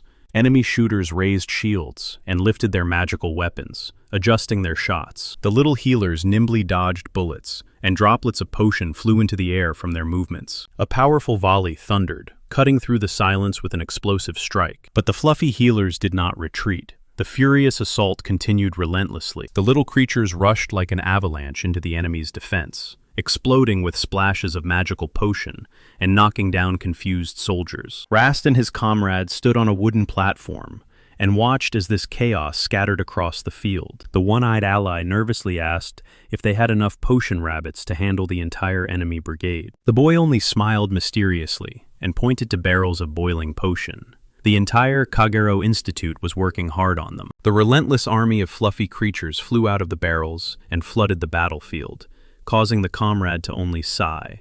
It really looks terrifying. Enemy fighters, gripped by panic, barely managed to fend off this unstoppable onslaught. Strange black spheres stuck to the warrior's armor, and no matter how hard they tried, they couldn't knock them off. A sharp blade cut through the dark shell, and small splashes flew in all directions. The white-haired tactician barely squinted and smiled. Even the attempt to destroy these spheres with a sword ended with them bursting and dousing the fighters with liquid. The hostile army rapidly melted away, leaving only bodies in the middle of the field, where the rabbits ran. A powerful shock impulse instantly scattered dust just above the ground. The boy wiped his forehead with relief, mentally thanking fate for a solid supply of potion and magical stones. Right on the tip of the enemy's blade, pure magical particles suddenly sparkled. He was so surprised that it took his breath away. In the middle of the enemy crowd, a familiar silhouette whirled like a whirlwind, and the boy burst out shouting, calling the name Lily. She raced across the battlefield like lightning, throwing enemies out of the fight with incredible speed. Her gaze remained cold, focused to the edge, even when the most dangerous strike was already flying in response. The royal person nearby narrowed their eyes predatory. Instantly, it became clear what exactly had captured the young man's full attention. Another strike of the blade cut through the air, raising a flash of sparkling droplets in a spray cloud. Lily dashed upward, flipped in the air, and raised crossed shining swords above her head for the final blow. Rast and Kalen watched the fight anxiously, and Ari noticed that the opponent held the sword even better than Taolu. Hearing this, Harold only quietly uttered Lily's name. The boy froze for a moment, trying to gather his thoughts together. Then he turned to his comrades and asked permission to handle this on his own. Rast agreed but set a condition. He would finally remove his eye patch. The friends remained waiting, not taking their eyes off his every move. Harold thanked them, and with a light movement, threw the patch to the ground. The enemies met on the scorched plain, 1-on-1. Behind, the companion in glasses asked in surprise whether Harold was an ordinary military accountant. Rast smiled and replied that this scribe knows how to surprise. Ari closed her eyes with satisfaction, anticipating a good fight. Lily swiftly closed the distance and struck the boy with a hail of blows from paired blades, without pauses or hesitation. Harold parried the sword strike, and with his free hand, reached behind his back. The next moment, he was already aiming at her with a concealed pistol. A shot rang out, and a powerful explosive wave threw the girl backward, tearing off her headwear. The warrior in the hat with the royal lily closely watched the enemy. The blades clashed with a loud clang, sharply, painfully in the silence. Harold desperately parried enemy attacks, holding back the furious onslaught in the very heart of the scorched wasteland. The girl suddenly realized the picture of the future in her visions shifted sharply, changing beyond recognition. In the air, a magical detail quietly twanged, like an icy string stretched between worlds. The allies understood. Harold was losing because his opponent turned out to be much stronger. The girl in glasses narrowed her eyes predatory, and sharply asked what that was. Rast only smiled mysteriously in response. The magic that slumbered in Harold's artificial eye finally burst out. The boy mentally rejoiced. The secret mechanism he built into the prosthesis had activated. Rast held his breath and felt that something was about to happen. The companion asked in surprise what clever trick made the warrior instantly speed up his movements and strikes. Harold's movement snapped like a string.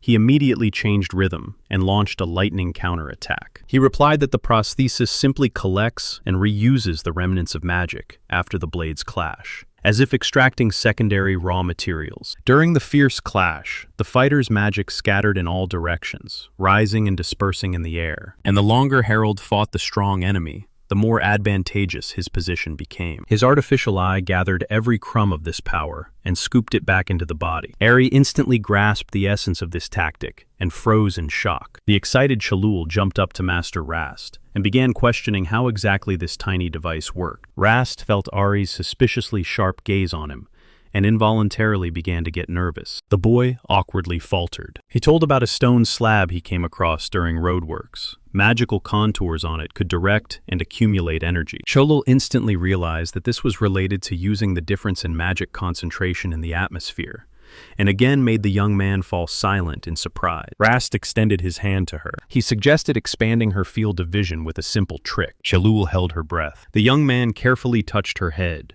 and a soft pulse of power rolled through the girl's body. When the magic settled, he gently asked if she now noticed anything special in Harold. The girl watched the battle in fascination, seeing streams of magical power with her own eyes for the first time. The creator of the artifact explained, "The device works thanks to the difference in mana concentration between the tip of the sword and the ocular prosthesis, releasing an artificial wind of magical power outside. Mana rapidly flowed from the blade's tip directly into the eye prosthesis, allowing Harold to confidently push the enemy back. It was only necessary to strike with one powerful impulse. The young man smiled, acknowledging.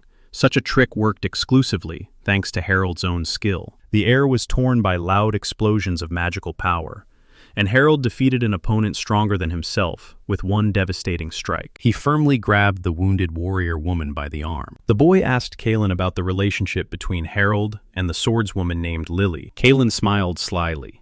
She had just remembered how he called her only his subordinate. Lily froze, stunned, looking at her savior as he decisively pressed her to himself. Harold took out medicine and carefully treated the deep wound on her head, stubbornly ignoring his own fatigue. Unable to hold back, Lily gently took his face and passionately kissed him on the lips. Against the backdrop of the silent battlefield, strewn with bodies, the two lovers finally remained alone under the endless sky. The young man hastily covered the little companion's eyes and jokingly said, Harold would have won even without his intricate inventions. Rast explained that he had reduced the huge magical circle to the size of an eyeball, thanks to a three-dimensional assembly, exactly like with the magical rabbit stones. He was about to show the detailed schematic drawing when suddenly he felt someone's heavy, piercing gaze on him. While Kalen could not recover from such a speed of work, Rast embarrassedly explained that he simply combined different elements and used the research data of Ares and Roa's eyes. The boy immediately apologized for using their secrets without permission. He could only nod guiltily in response. Shivers ran down his spine, from Ari's gaze alone, who silently appeared behind him. The girl coldly hissed.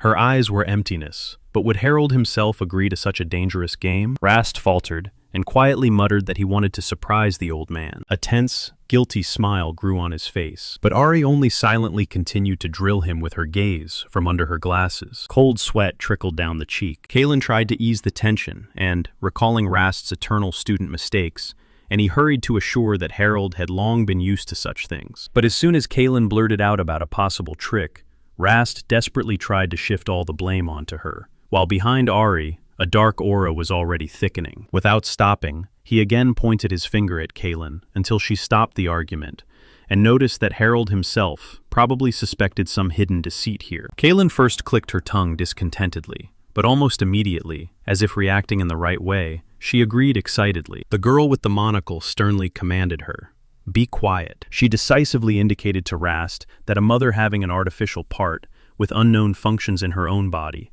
is extremely dangerous and worrying. While Harold enthusiastically praised the Wonder Eye, the girl kept scolding Rast for his childish desire to arrange a surprise. Rast shuddered from the surprise. She only smiled sweetly and slyly. For a moment, an awkward silence prevailed. Rast guiltily lowered his eyes and apologized for hiding the prosthesis's capabilities for the sake of a silly surprise. Harold asked in surprise if that was really the whole reason. The girl quietly clarified if he had taken care of the safety reserve. The friend accepted the apology without hesitation.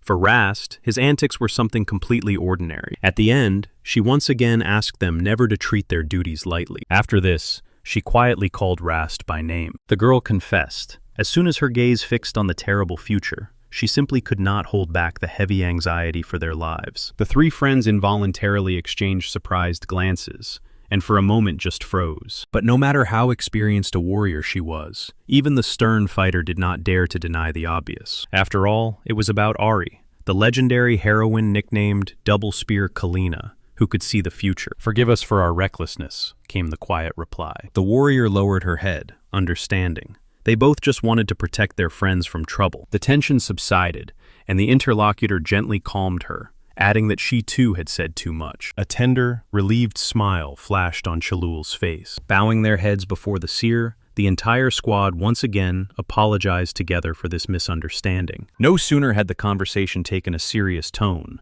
than it was immediately interrupted by a loud shout about the start of battlefield cleanup. The big guy, Galhammer, without any ceremony, pressed the boys to himself with iron embraces, laughed and teased whether they had finished chatting yet. In formation, the soldiers only smiled, looking at the restless youth. Meanwhile, Koto fervently thanked Rast for the lesson, and the comrades did not miss the chance to tease the boy, calling him henpecked. Rast only awkwardly joked back, and sincerely praised the girls for their help, which made their hearts start beating faster. Now both assistants were shining with happiness, and were ready to continue working side by side with their beloved master. Rast looked at the sky and announced that only one task remained: so he asked Koto to call the team from the Kagero Institute. The assistants prepared to listen. In response to the girl's question about what they would do next, Rast smiled and announced the task: to cleanse the land of the remnants of magic. Chalul's eyes widened in surprise. The prospect of shoveling magical waste only made her sigh heavily. She grimaced,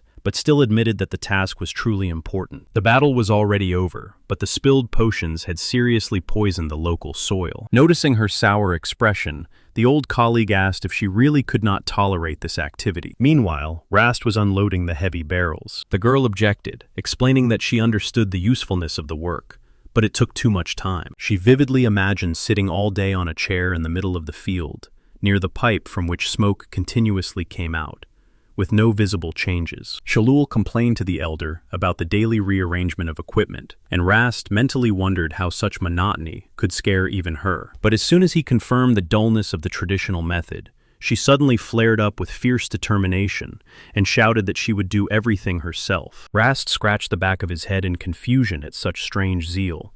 And just then, Koto ran up and reported that the rest of the people had gathered. The silver-haired youth in uniform prepared to observe without looking away. In the sky, one after another, the commands for launching magical conversion flashed. Rast thanked the cadets for their attention and solemnly announced the start of work. The boy spread his arms, and the earth was instantly covered by a colossal wave of magical power. The cadets froze, mouths open. Rast single-handedly enveloped the huge field with magic, demonstrating power of a completely different level. The assistant admitted that at first she thought it was just ordinary plowing of the field, but Rast explained, cleansing from magic and preparing the land always go hand in hand. The girl lowered her head and quietly apologized for her doubts. The cadets finally realized that Rast had been teaching them his craft so thoroughly. He stepped forward and loudly commanded, "Everyone unfold the issued control scrolls." Without turning his back to the students, the boy ordered them to take their work positions. Suddenly, Master Galhammer placed his hand on his shoulder and offered to take over the control. He casually snapped his fingers, and a moment later took control of the magical flows himself. Rast thanked the veteran for the help and went to check on how his students were doing. With a capable mentor and ambitious subordinates, the young man sincerely could not understand. Could everything really be so easy with such a team? This harmony gave incredible relief and a calming balance. A pleasant silence settled in his mind. He had never before felt such confidence in his own abilities. Suddenly, a worried noise arose near the castle gates. The guards instantly tensed. The youth quickly cut off the flow of magic and went to scout. Ahead, he saw an angry Taula, who had started an argument right at the entrance. Her companions, sparing no effort, tried to hold back the warlike girl from a senseless step. But Taula stubbornly rushed into battle, shouting that Lily had seen a shaman in the lair of a dangerous mushroom demon, and that every second of delay would cost lives. The girls tried to make the hot-headed one understand. The enemy controls an entire army of minions. The warrior flinched for a moment and hesitated, hearing a familiar name. The friend with glasses bluntly said, "With a sword against a cunning opponent, war will not work, and the power of blessing cannot be used endlessly." Taula helplessly lowered her eyes, clenching rage inside. Another girl also cut off the argument and called to come to her senses, reminding about Mr. Harold's words regarding infected puppets scattered across the country. She was unwavering. She would go there, even if the whole world called this act senseless madness. The boy knew perfectly well. Ordinary words about danger would not stop Taula, because this mission was the only anchor for her wounded soul. Only this desperate goal kept her afloat and prevented her from breaking down. Revenge became her only, highest duty, as the last survivor of the entire clan. Then the girl in glasses calmly announced that in that case, Roa would go with her. She knew well both the weakness of this girl and that Taula placed revenge above her own life. Taula froze in shock, not believing what she heard with her own ears. Dark, heavy black smoke curled closely at her feet. She feverishly protested. Roa fought at close range, and it was too dangerous, but the opponent only coldly caught her on the word. The girl fell silent in confusion, gulping air convulsively. The interlocutor mercilessly finished her off with words. "If Taula still goes, Roa will follow her without hesitation, to death." Then she added that they were both powerless before this enemy, and would hardly even be able to reach the shaman. Taula lowered her head, quietly asked for forgiveness, and whispered that she would never betray her friends. She remained standing in oppressive silence, completely crushed by this heavy realization. Soon it was time for the next step. The team walked evenly and unhurriedly along the paved cobblestone street. The boy promptly picked up. He suggested to the friends to voice their proposal to Kalen. In the strategic government office of Harbor Fulton, Kalen met them with relief. She was just about to send a messenger for them. The girl announced without jokes that she had gathered everyone present for a special matter. The young man immediately understood where her train of thought was going, while the ruler already called to start the meeting immediately. Resting her finger on the map, Kalen stubbornly declared, the knightly duty to the king and responsibility for her own people would not let her just stand aside. She decisively defined the main goal, to recapture the royal capital, and then the head of supplies. Rittner reported they actually had enough food. Rittner detailed that thanks to careful planning, they managed to maintain a significant food surplus. When the rear turned out to be so stable, the ruler called the team to express their own thoughts. After a brief discussion, Kalen admitted, a large-scale campaign is too dangerous, so she turned to the seers. But Ari and Roa regretfully replied that they saw nothing. The girls apologized once again, confirming this time their magical vision was simply silent. The ruler finally realized how risky an open war was and tried to find other moves. While Kalen was addressing Lady Tolly, the young man with a barely noticeable smile already guessed. Everything again boiled down to his favorite plan, a breakthrough by a small group of elite fighters. The interlocutor tightly clasped her gloved hands and asked what he thought about recent events. He assured that Gaborfulton would be calm in the near future, and this message revived her considerably, because the city's safety remained the top priority. In the darkness of the corridor, someone snorted with interest. The silence was suddenly broken by the anxious shout of a servant calling Lady Kalen. The guest seriously added, the enemy base is deep in the dungeons of the royal capital. A confident smile flashed across her face. A man with long hair addressed Master Rast, warning of a large-scale threat ahead. The boy decisively declared that he would definitely go with them to the capital. After all, he owed Rast. He stepped forward firmly, urging himself to repay the rescue right now. Lady Kalen confirmed. The victory over the invaders was entirely due to Rast's unique alchemy, which sobered the enemy soldiers and worked better than an entire army. She thoughtfully touched her lips, and then she addressed the boy again. The lady, taking out a vial of potion, asked if he could establish mass production, since this potion would be the key to liberating the capital. She emphasized, the key to liberating the capital is Master Rast's potion, so it was extremely important for her to hear the young man's personal opinion. Rast smiled warmly, and despite his nervousness, politely thanked her for the kind words. On the chessboard lay toppled pieces while they discussed the problem. Due to paralyzed trade and a shortage of rare herbs in Harbor Fulton, supplying the capital with the potion was impossible. The young man thoughtfully pressed his fingers to his chin. In the council hall, Ari decisively declared that her title as Demon Slayer was not earned for beauty. She acknowledged the futility of an immediate army campaign, but immediately ordered Kalen to hold the rear. Even if the best fighters were sent on the mission, the spectacled warrior stubbornly insisted on her point. Her strength was such that she was ready for any trials. Kalen gasped in outrage, unwilling to sit idly by. She blinked in confusion. The assistant instantly guessed her lady's warlike intent. She directly asked if she just wanted to stretch her fists in the capital after boring paperwork. Kalen anxiously began to justify herself, but her friend sternly stopped her. Her life was now too valuable for the entire people. A mocking smile flashed on Ari's face as soon as she spoke about her friend's unspeakable disappointment over the lost chance to fight. And as soon as the words flew up, her voice became heavy again. All the people of Harbor Fulton and the conquered lands needed her wise leadership. Rast interrupted the conversation, explaining that after the fall of the capital, Kalen remained the highest-ranking noble of the kingdom, so her death on the front line would erase any hope. Kalen sighed resignedly, admitting defeat, and asked what the boy thought, on whose lips the same mysterious smile had already appeared. He touched his hand to his heart and firmly asked Lady Kalen to give the order to take the capital, assuring that he would return the city and present it to her, like a gift wrapped in a ribbon. A sinister darkness weighed heavily on the royal capital. The majestic castle gate now stood empty. A long line of exhausted people slowly descended the stairs, and strange parasitic mushrooms sprouted from their heads. Once a noisy city of merchants and travelers had died out, and the surviving inhabitants now obediently moved deeper into the dark tunnel. People stood obediently in line, clutching plates with disgusting slime.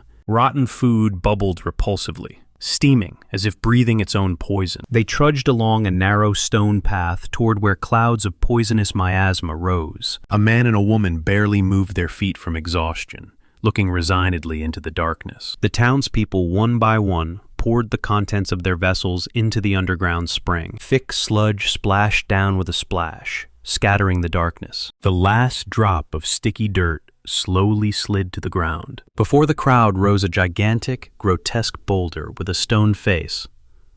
The demon Richerzam. Doga, on whose head a mushroom also grew, spread his hands in surprise and assured that he barely recognized his master. He respectfully folded his hands in front of his chest and greeted the monster on its next evolution. The gigantic, ugly monster only mocked Doga, who believed the cheap lie of the necromancer about evolution. The bearded man with a mushroom on his head was stunned when the giant's stone body cracked loudly. The skin was bursting, revealing what was hidden inside. In a moment, the old shell completely crumbled, and before the surprised gnome appeared the slender figure of a young man, who satisfactorily noted the benefit of such alchemy. His thoughts rushed to the spy's report. The latter managed to confirm the main thing just before death. Rast is alive. The boy flared up with rage, recalling how the cursed necromancer lied to him straight in the eyes about the death of this upstart. The very name of the enemy made him clench his teeth so hard that his jaw almost cracked. He stretched out a trembling hand forward, dreaming of ending his life with his own hands. And the next moment he was already laughing wildly, clutching his head and, with pleasure, repeating the name Rast again and again. Diving into the dry branches, the young man shouted. Even the defeat of his army was a calculated move, because the main thing is different, to make the opponent suffer. For now, the knight slowly flowed down the tall brick tower of the academy. A predatory smile again formed on his face as he whispered about the altered bodies of the soldiers. They will become a real threat even after death. The bearded companion only stared in confusion, not grasping what was intended. Meanwhile, the young girl with eyes wide with surprise did not believe her own reports. In such a fierce battle, not a single ally had died. While the enemies prepared a bloody massacre, in Richerzam the young journalist sincerely thanked Rast for the meeting. She definitely would not have managed on her own. The boy modestly waved it off and said that it was the credit of the entire Kagero agency. He confirmed that the team was now actively preparing for the next step. The girl clarified whether Mr. Rast and his allies intended to return the royal capital under their control. Rast only smiled and asked her to wait for good news about the liberation of the capital, although hidden difficulties were already playing in his mind. The interlocutor recalled the sisters Ari and Loa with magical eyes. They were currently on reconnaissance. After warmly saying goodbye and wishing success, the girl ran off to write her future article. As soon as the door closed, the boy admitted he had encountered a serious obstacle. Left alone, he discarded optimism and got to work. Rast activated the complex magical system, stretching his hands towards the shining liquid through thin conductors. His fingers confidently pulled the magical thread. For the delicate work, he took special wicker gloves, a scroll of control over ultra-pure water, and a scroll of microcopying. A mixture of proteins, minerals, and crushed crystals was to become the basis for growing the embryo of the future chimera. He managed to simultaneously connect several complex magical schemes, but the hardest part was still ahead. Rast looked disappointedly at the magical device before him, realizing that this attempt was also in vain. The vessel quietly hissed, and the mixture vanished without a trace into the air. He sank helplessly into the chair, thinking, is it really impossible to create a chimera without magical stones? Increasing the power of the magical circle by itself did not work. It only drove him into a dead end. He glanced at the dark window and decided to take a little walk. A heavy sigh escaped from his chest. Deep night reigned outside, and all the lights in the academy had long since gone out. Rast slowly wandered the empty courtyard, habitually losing track of time while working. But suddenly his attention was drawn to a strange light flickering in the tall windows of the tower. He squinted with interest. The boy quietly opened the door and froze in surprise. In the dimly lit hall, right in front of the altar, a girl was kneeling. He was not expecting to see anyone here at all. She quietly said that even Rast has nights when something troubles him. Howla shuddered and sharply turned around.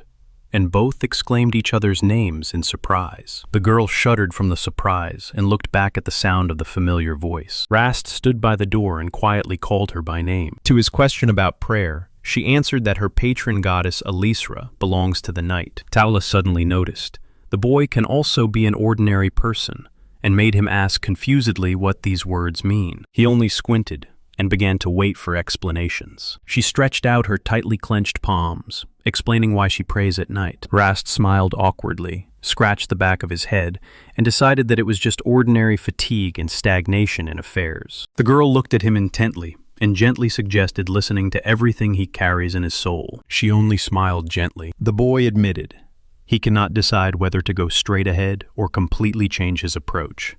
The plan seems perfect, but in practice, everything falls apart. The darkness around them thickened, pressing densely and stubbornly on the silence. Taula slyly squinted and declared that she does not understand his complicated terms at all, so the boy awkwardly apologized for his chatter. They sat side by side in the semi-darkness of the chapel. Then she turned to him with a mysterious look and suggested trying a small oracle to find out the truth. She took a few confident steps, as if casually reminding, overall, she is a humble temple servant. Her hand gently touched the sacred folio. Rast skeptically pondered the oracle. This technique required priests to delve into the subconscious to find answers. Watching this ritual was unusual. Before, he had only seen the girl as a warrior with a sword. The pages of the book rustled rapidly, emitting a soft glow. A vague prophecy surfaced before her inner vision. The logic of night and day is completely different. The girl fully immersed herself in a trance, holding the open book right in the middle of a cloud of sparkling magic. She sighed quietly and opened her eyes. Rast confusedly rubbed his chin, trying to understand.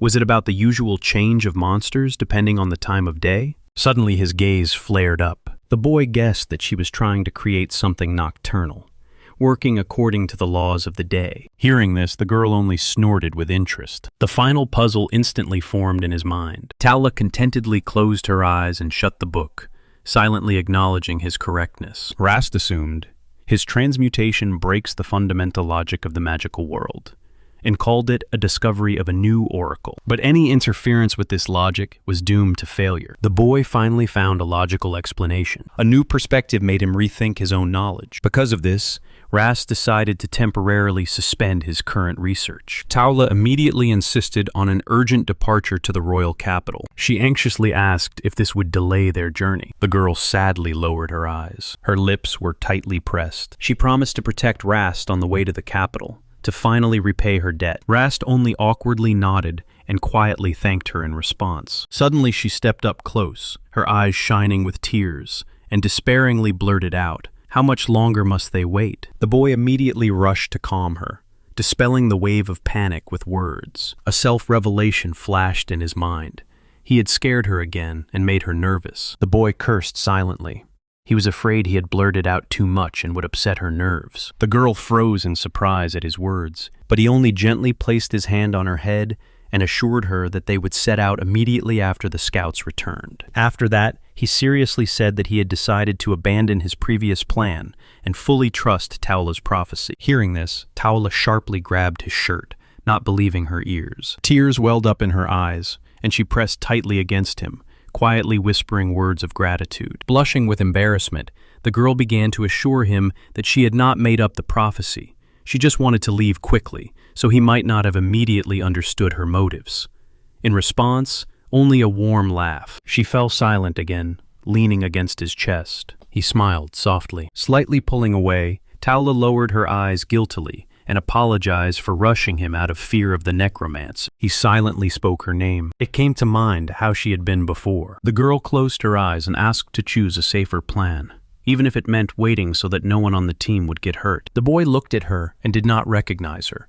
During their first meeting, she had been completely different, ruthless, like a sharp blade. Once Taula would have rushed to the royal capital alone, without hesitation, ready at any moment to sacrifice herself. She herself did not deny this. Then, she was only quietly surprised. The girl continued. Since the topic of reckless attitude toward life had come up, she knew another such daredevil. Rast raised his eyebrows in surprise. She stepped forward, poked him in the chest with her finger, and said that Loa considered her and Rast too similar. A soft, sincere smile flashed on her face. The boy was confused and tried to understand exactly where this similarity lay. Tala turned back to the window and firmly promised she would do everything possible so that Rast would never again try to sacrifice himself. He only smiled quietly and was sincerely surprised by her unexpected care, and then he nodded in response with relief. Rast was suddenly called, forced him to turn around in surprise. A wooden emblem fluttered on the wall. Ahead stood the guild headquarters. The messenger at the door announced the return of the scouts, and the boy immediately went to them. Soon he quickly entered the spacious meeting hall. There, the leader Kalen and the twin sisters Arlie and Roa were already waiting for him. The news turned out to be terrible. The village of Toma was completely infected, so death was inevitable not only there, but also for all neighboring lands. The boy gloomily stared at the scale of the disaster, unable to find a way to change it. Where life had recently been bustling, now only infected inhabitants wandered aimlessly. He sincerely thanked the girls for the risk, and Kalen dryly and calmly admitted this was a tragedy that could not be avoided. The sisters modestly objected. The guild had already helped them a lot by providing riding hippopo for use. But that was not the end. They were also significantly helped by the huge supply of potions that Rast himself had collected and given. One of the girls confidently pointed with her finger at another special item in their arsenal. They put on funny white masks with targets, and because of their simple and hurried appearance, the boy immediately awkwardly apologized. The girl with glasses smiled happily and quickly covered the mouth of her talkative friend, who almost blurted out too much. She showed an amazing bracelet that automatically injected an antidote as soon as a dangerous swarm of parasitic fungi attacked. This talisman gave a chance for purification at the most critical moment, and at the same time hid a real weapon inside. A movement, and a long spear slipped out of the bracelet. It compressed and adjusted thanks to the spatial magic of the backpack. Meanwhile, at the headquarters, the knight Taura was about to set off for the capital. But Rast's statement about traveling to the village of Tom suddenly confused her. She, not hiding her surprise, stared at him. The boy calmly and evenly repeated that first they would go there. Taura flared up with indignation. She said they did not have extra soldiers to protect the remote village, which after their departure would be occupied again by the fungi. She directly asked if ordinary emotions had clouded his mind. Rast only smiled mysteriously and confidently. When she asked again if this was really the best way out, he firmly nodded. The knightess clenched her fist helplessly. She quietly apologized for her hasty words. Giving up, the girl resignedly closed her eyes and agreed to trust Rast. The girl smiled slyly, putting a full stop to the discussion. Leaning on the table with maps, she announced to the team they would set off tomorrow morning. Dawn woke up over the silence. The morning wind rustled in the tree crowns near the massive brick headquarters. Steps of the squad rumbled on the cobblestones, gathered and ready for the journey. Rast adjusted the heavy hiking backpack and turned to the call. The experienced warrior advised them farewell to avoid nonsense, though he perfectly understood the futility of this request. The squad set off on the road, entrusting those who remained to watch over the Kagero Institute. Suddenly, dark-haired Shellrule timidly approached Rast. She awkwardly handed him a plump, checkered bundle. The girl boasted. She said she baked him nutritious, bear-shaped cookies for the road, according to an improved recipe. Rast sincerely thanked her for the care. From this, Shellrule even shone with happiness. Suddenly he felt nervous, whispering behind his back. Other guild members prayed with nausea for his survival. Only they knew what terrible mess those treats were really made of. Tora only shyly whined and sincerely thanked the girls for such sudden attention, and they literally showered her with wishes of safety and God's blessing. Rast watched this from the side with a smile.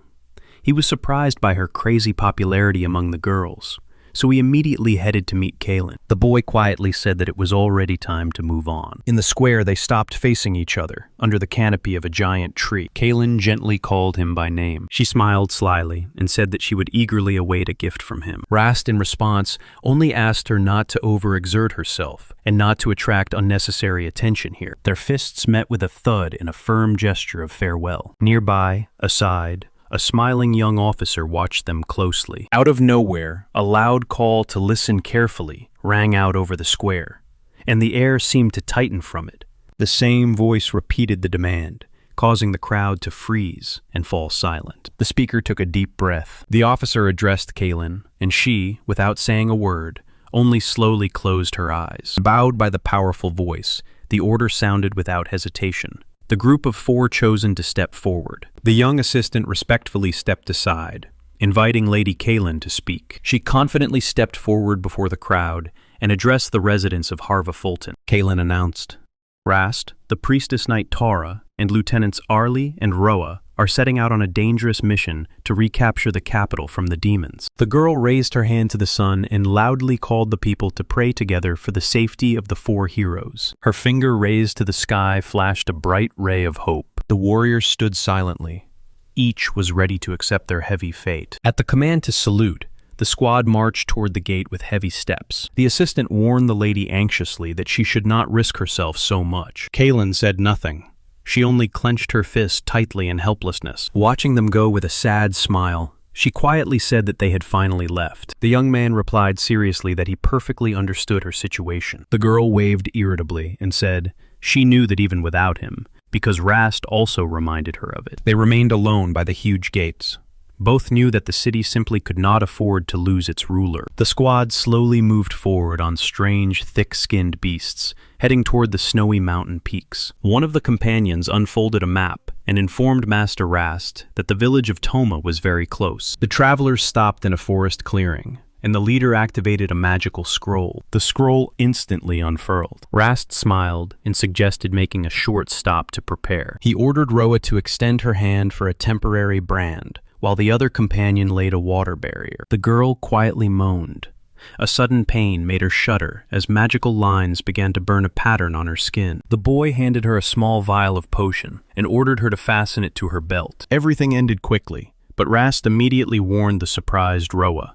Magic has limited duration. She silently clenched her fist, getting used to the new power. Roa, examining the fresh pattern, whispered that she was seeing a real magical contour for the first time. Suddenly, a quiet moan sounded from behind. She only nodded seriously and replied, "She fully relies on him." The girl gathered her courage and quietly said that all hope was now on him. Rast slowly raised his palm over the hexagonal magical sign, initiating a mysterious ritual. The girl frowned and compared his magic to a shaman's curse.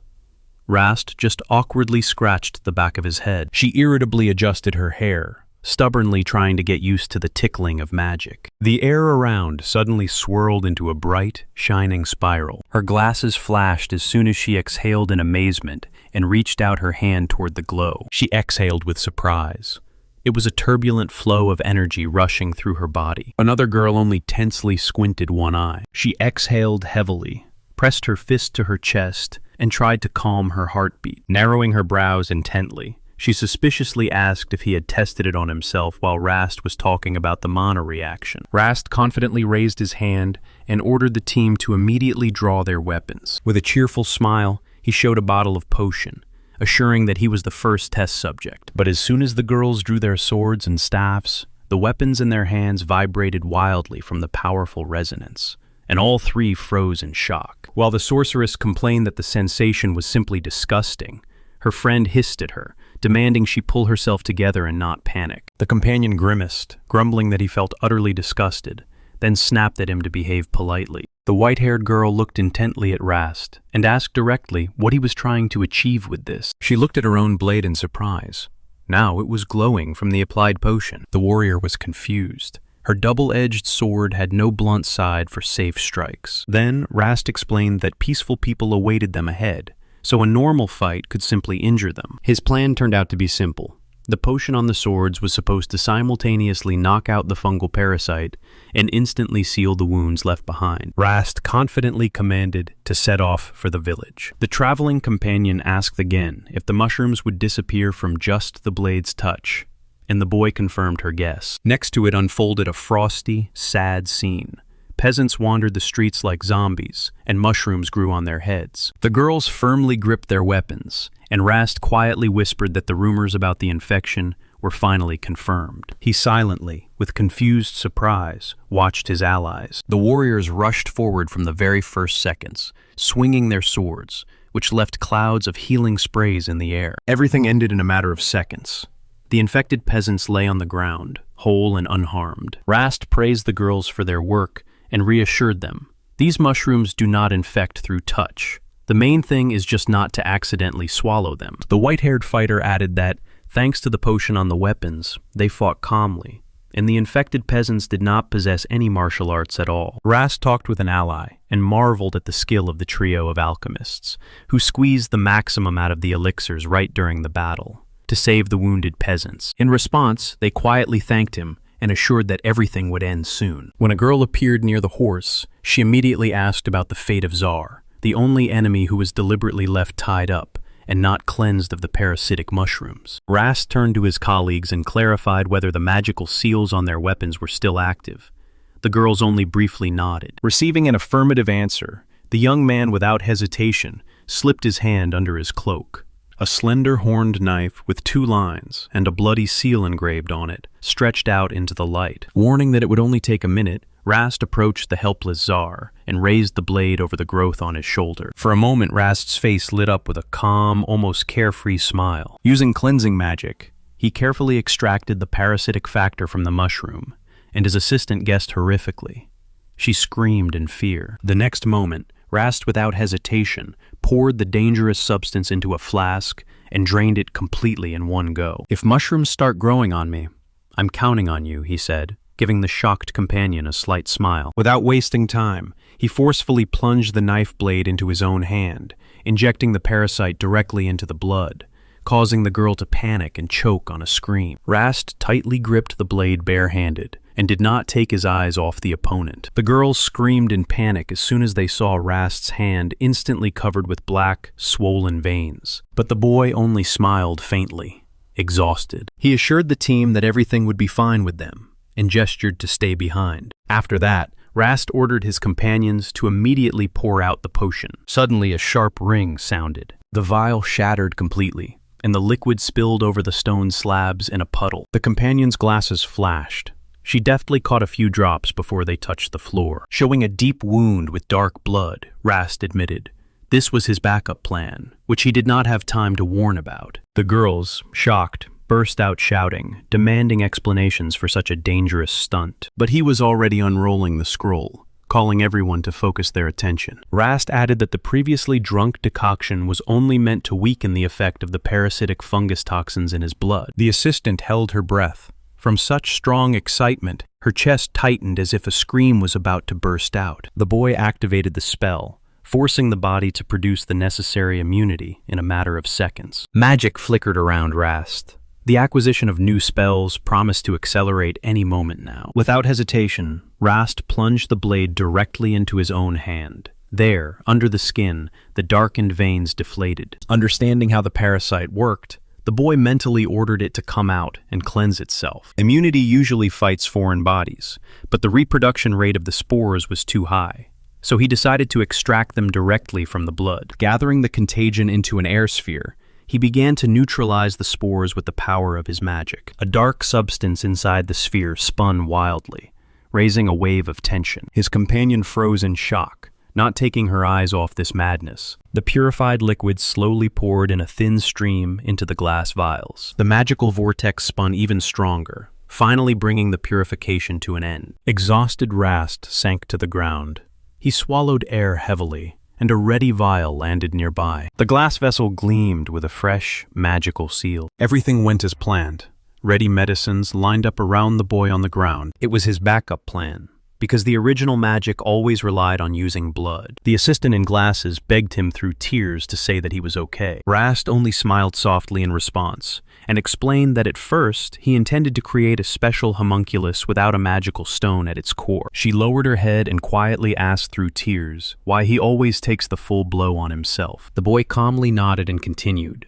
His original plan was to build a special homunculus that did without a magical core. The priestess asked anxiously if he was okay, then requested a more detailed explanation of this endeavor. Usually, creating homunculi requires whole magic stones from monsters, and finding such tiny crystals in nature is simply impossible. So he needed a microscopic creature capable of taking control over the parasitic fungus and reproducing independently. The girl only asked confusedly why he was overcomplicating things so much, and whether it would even help defeat the demons. He instructively raised his index finger and explained. He decided to bypass the rules and artificially reproduce a copy of the magic stone. After all, the fungus had already spread across the country. And even after destroying the very source of evil, the disease would still continue to mow down people, causing endless, repeated infections. The boy only barely smiled mysteriously. Suddenly, the priestess remembered the ancient prophecy of Tara. The hero must touch some mysterious truth. Now everything fell into place, and she finally understood the real reason for his recent inquiries. The boy's finger slowly lowered onto the cap of a sharp ampule. The next moment, he was skillfully spinning 3 glass vials with dark liquid between his fingers. This injection completely blocked the parasite in the body, although the ready medicine was so far enough only for themselves. The girls looked at each other in surprise, frankly not believing that such a thing could even exist. Rast paced back and forth and explained on his fingers. Weakened spores will force the body to defend itself, but the girl under the veil only sighed confusedly. For her, it was complete gibberish. The young alchemist was twirling a small test tube in his hands and thought that calling it an ordinary potion was incorrect.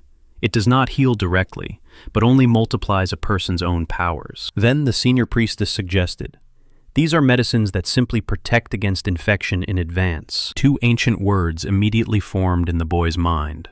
Those that meant acquired fungus. While their eccentric riding beast blinked calmly, both pondered the name. Rast sharply turned. His cloak fluttered in the air, and with a smile, he announced that he would call this remedy a vaccine. The next moment, loud shouts of gratitude from the locals echoed throughout the settlement. The elder of the village, Toma, came closer and sincerely thanked the alchemist, saying that he had once again saved them from inevitable death. But the young man only smiled awkwardly and gestured backward with his hand, giving all the glory to the girls from the Order of Taura. The villagers immediately gathered around the embarrassed priestesses and began shouting compliments about angels and goddesses. Night fell. In the morning, the girls cheerfully walked ahead of the crowd, and Rast quietly watched them with his gaze, dragging a heavy backpack over his shoulders. A crowd gathered on the street.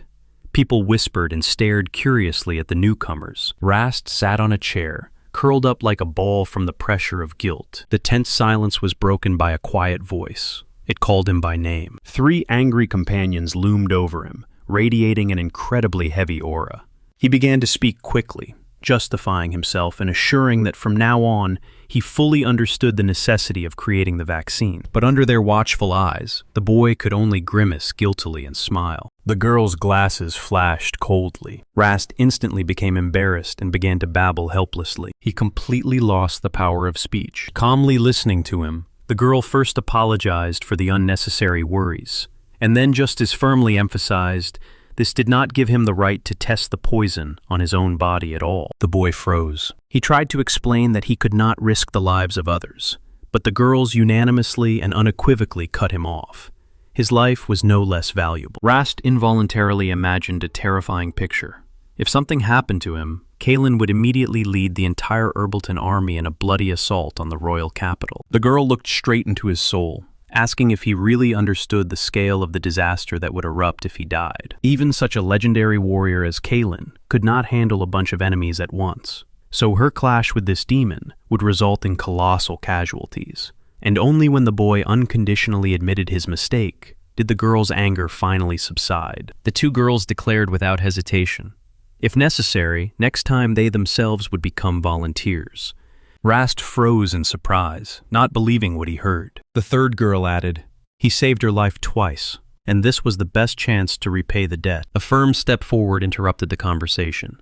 Someone decisively announced that from now on, this was his responsibility. In the boy's eyes flashed surprise, and they widened. The girl in glasses gloomily bowed her head. She asked him never to bring the situation to extremes again, and to forever forget about experiments on people. Rast clenched his fists and sharply refused to accept it. He fervently swore that he would not allow Arlie, Roa, or Tori to make such a sacrifice. The girls gently exchanged glances, supporting the words of their elder sister. A warm tear slid down her cheek. She unconditionally believed that Master Rast would find a way out. The boy glanced at his team and firmly promised he would do everything possible for this. The tension finally released, and he smiled faintly. The girl said not a word, only silently lowered her head, hiding her gaze. A quiet step sounded in the silence. The door slammed shut abruptly. The girl in glasses quietly confirmed. In that brief moment, she managed to discern one of the paths of another battle. Someone touched reassuringly, and a hand gently rested on her shoulder. Meanwhile, Rast was attacked. The companion screamed in horror because the magical blade suddenly flew from the boy's hand. A dazzling light flashed from the powerful collision. Blood splattered. The girl could not believe her own eyes, looking at Rast's bloodied hand. The deflected weapon rang out as it flew aside. The blade slid across the ground and shattered into fragments. Rast calmly shook his wounded palm. He sharply closed the distance, leaving behind the companions locked in magical cages. But the blade managed to graze one of the girls on the shoulder. The boy firmly gripped his dagger. A snap of fingers sounded. The magical barrier shattered into pieces, and Rast, in a tight defense, stood before the new enemy, reliably shielding the allies. A sudden circular strike whistled through the air. The swordsman abruptly stepped forward and became a shield between the blade and the girls. The girl with glasses swallowed air in shock. The dust slowly settled. He held firm. Blood flowed thickly from his mouth, and his shoulders heaved heavily. She did not take her eyes off his face. The boy smiled warmly, though black cracks were already spreading across his neck. The clash did not let up. He again and again took all the enemy blows upon himself. And yet, this drives one to despair, she thought bitterly. A powerful strike hit him hard in the stomach. He was pierced by pain, but he did not retreat. With his back, he covered the screaming girls. The potion drunk earlier should have healed these wounds, but the heart still clenched with horror. Heavy drops rang sharply against the stone. The hand, covered with cracks, tightly gripped the sword hilt. The blonde woman thoughtfully peeked out the open window. Looking at his companion, she said without hesitation that she already fully imagined how the events would unfold next. With light irony, she added, "Only he himself still does not see the approaching storm." Outside the window, a dense, starry sky flickered. The night silence lay heavy and motionless. Suddenly, it was sharply broken by the quiet clinking of metal. The hand confidently gripped the carved blade hilt. The young man in the middle of the room unrolled magical scrolls with crystals, and, cheerfully looking at his small dragon, cheerfully suggested getting to work. The alchemist calmly drew a dagger, while his little dragon squeaked anxiously nearby. The words from Taura's prophecy pushed him toward the solution. Catching fear on the little beast's face, the boy smiled. He was not going to brew the vaccine. He only needed a drop of his own blood. Everything came together into one answer. The parasitic mushrooms had artificial origin, and therefore someone controlled them through an invisible connection. The alchemist's eyes gleamed decisively. He decided to rewind this thread and use it against the creator himself.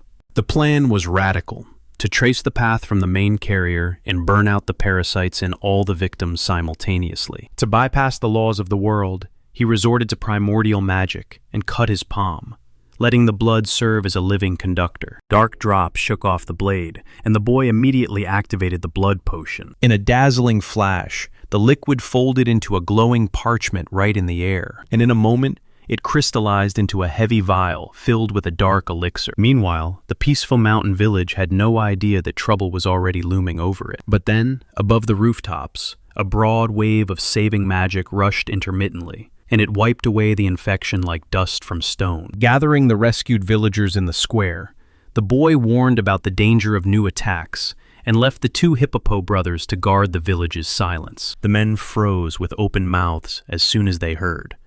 The heroes were setting out so early. Rast just smiled cheerfully and waved goodbye to them. For now, the locals joyfully surrounded Hippopo, thanking him eagerly for the rescue. The wind caught the cloak as the young man confidently strode away under the astonished gazes of the crowd. Already beyond the village, the long-haired companion asked Rast why he suddenly fell silent. Shouts still flew after them. People loudly praised the kingdom's rescuers. Rast glanced around confusedly. The crowd was raging, the air trembling from the wave of emotions. Without turning, the travelers silently raised their hands, a farewell gesture frozen on their palms. The boy awkwardly looked away and coughed into his fist. The girls behind quietly snorted, openly mocking his attempts to look pompous. Meanwhile, far from here, a sharp heel stepped sharply onto the forest path. Among the dense trees, someone's shadow froze. A dense, lush forest spread out before the travelers. He silently looked ahead, facing his face into the oncoming wind. The trio, riding massive horned beasts, crossed the mountain plains. The path remained clear. The girls read threats ahead, so he confidently led the squad. Between the trees, the sprawling royal city finally emerged. He stopped abruptly. The boy warned.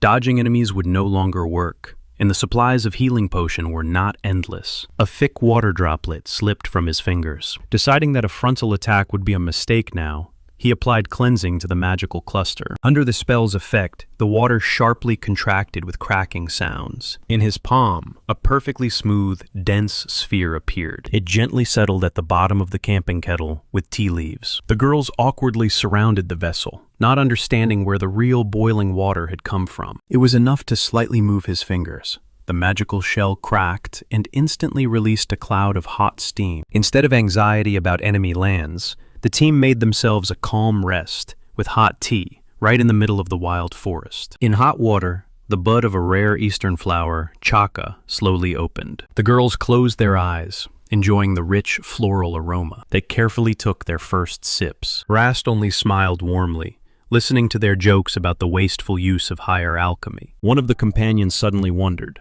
how did he manage to brew tea in the remote forest without a fire? The young man explained that fire would produce smoke, and they did not need any extra guests at all. So instead of fire, he purified the water with magic, isolated it in space, and heated it by sharply compressing the gas. The girls appreciated such ingenuity, and at the same time noticed the unusual taste of the drink. Rast softly replied that he was simply looking for a way to thank them. The company stopped for a rest among the trees, and sipped the soothing infusion, savoring every sip. The young man lowered his gaze and quietly admitted, he had always thought he could manage on his own, but now finally understood how much he had made them worry. He sincerely thanked his friends for walking this path with him and always caring for him. Rast awkwardly rubbed his cheek. He couldn't gather the right words for a long time. He admitted that in the old guild, he had never felt such support, and that it all became possible only thanks to their friendship. The girl in the mask jokingly called the boy hopeless, and immediately added that in fact, they should be the ones thanking him. The three companions silently froze in anticipation of continuation. The bespectacled girl smiled warmly and noted, Rast did not stop them for a rest just like that. She saw through him. He always calculated all options and prepared for the worst-case scenario. Rast wearily propped his cheek with his hand and asked to make the final decision before they entered the capital. He awkwardly scratched the back of his head, feeling how their insight suddenly frightened him. The talk was about yesterday's idea, to vaccinate everyone. Rast reminded them of this once again, with maximum seriousness. 3 faceted syringes flashed in his fingers. The girl in glasses calmly cut in.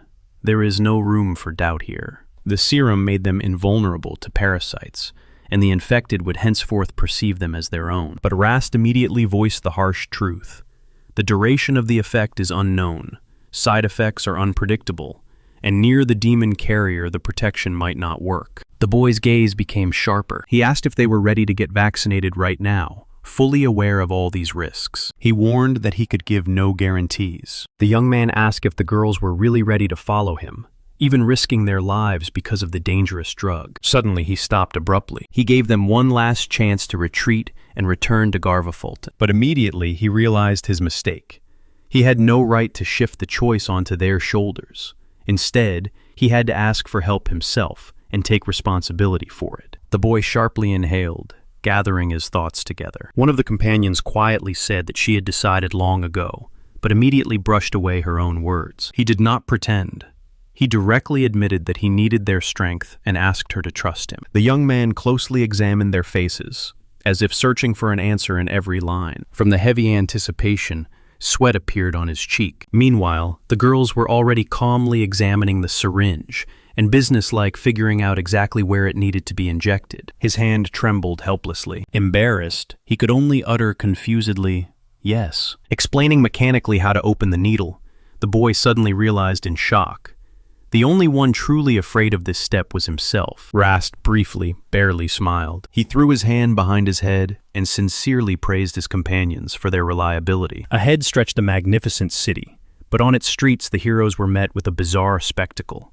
The face of the bearded man radiated a creepy, as if premeditated, calm. Passers-by walked carelessly on the cobblestones, as if nothing was happening. Somewhere far away, silently towered a palace, holding silence within itself. The townspeople continued calmly with their daily work, carrying on the day as usual. The streets buzzed, merchants dragged their goods, but everyone around was massively infected. From the heads of passers-by, large, parasitic mushrooms sprouted right before their eyes. Rast assumed that the parasite deliberately preserved remnants of free will in people. This made it easier to control the entire crowd. Thanks to the vaccine's effect, the heroes blended so successfully with the mutants that the mutants even spoke to them amicably on the street. Psylocke waved her hand at the tall spires and asked if they were heading directly to the royal palace. The young man froze for a moment, immersed in thoughts, and then, with a slight smile, he cut off, they definitely would not go there. Observing the sick townspeople, he noticed a strange pattern. The boy nodded to his companion, as if to say, "Let her look more carefully at the street." The girl in glasses exhaled sharply. She had already guessed. The local ordinary life did not pause for a moment. Healthy people were bustling near the shops and carrying boxes with groceries, but those who carried mushrooms gathered in a completely different way. They stood silently, holding empty plates in their hands. The boy decided to follow this crowd. The infected slowly flowed towards the stone stairs of the huge building. The heroes cautiously followed, not taking their eyes off. Their steps echoed dully on the cobblestones, as if underground someone was measuring seconds. Dozens of gloomy people obediently stretched in one direction, without the slightest resistance. The girl looked around anxiously. The sick were becoming more and more, and it was no longer clear at all where exactly they were being dragged. The girl looked around anxiously and whispered that the enemies were increasing all around. The squad descended the stone stairs down to the water, hiding in the shadow of the massive bridge. From there, they silently stretched along a narrow path upwards, along a wall densely covered with ivy. Ahead yawned a black abyss into the dungeon. It seemed to be an old sewer. Walking up the wide stairs, they hoped to find at least some clue, even if a demon was lurking ahead. Suddenly, the girl in glasses froze in surprise. The young man pulled out a wand and asked everyone to extend their hands to apply a magical emblem. The girls reluctantly obeyed, sighing mentally about his latest oddities. The air sparkled. Magical energy swirled thickly in the air. But instead of a powerful spell, the boy with an innocent expression unfolded a tiny white flag. The companions were speechless at such absurdity, while he stood completely satisfied with himself. Now on their hands was a simple mark, a spiral drawn without unnecessary words. The girl with glasses only frowned irritably, as if she had expected this. The boy ignored her mood. He smiled cheerfully and called to move on. Three comrades decisively struck with their fists against the backdrop of a clear sky. There was no way back anymore. Two girls raised their heads in amazement. The whole company froze, right in the middle of the road. The companions exchanged persistent, silent glances. The boy gave up and, smiling, admitted that he could not cope with them.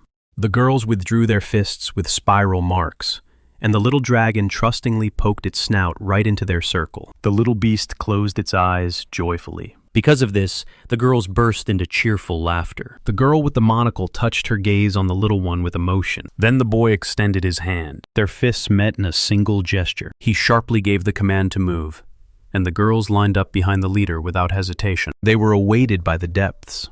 A stone cave was drowning in complete darkness.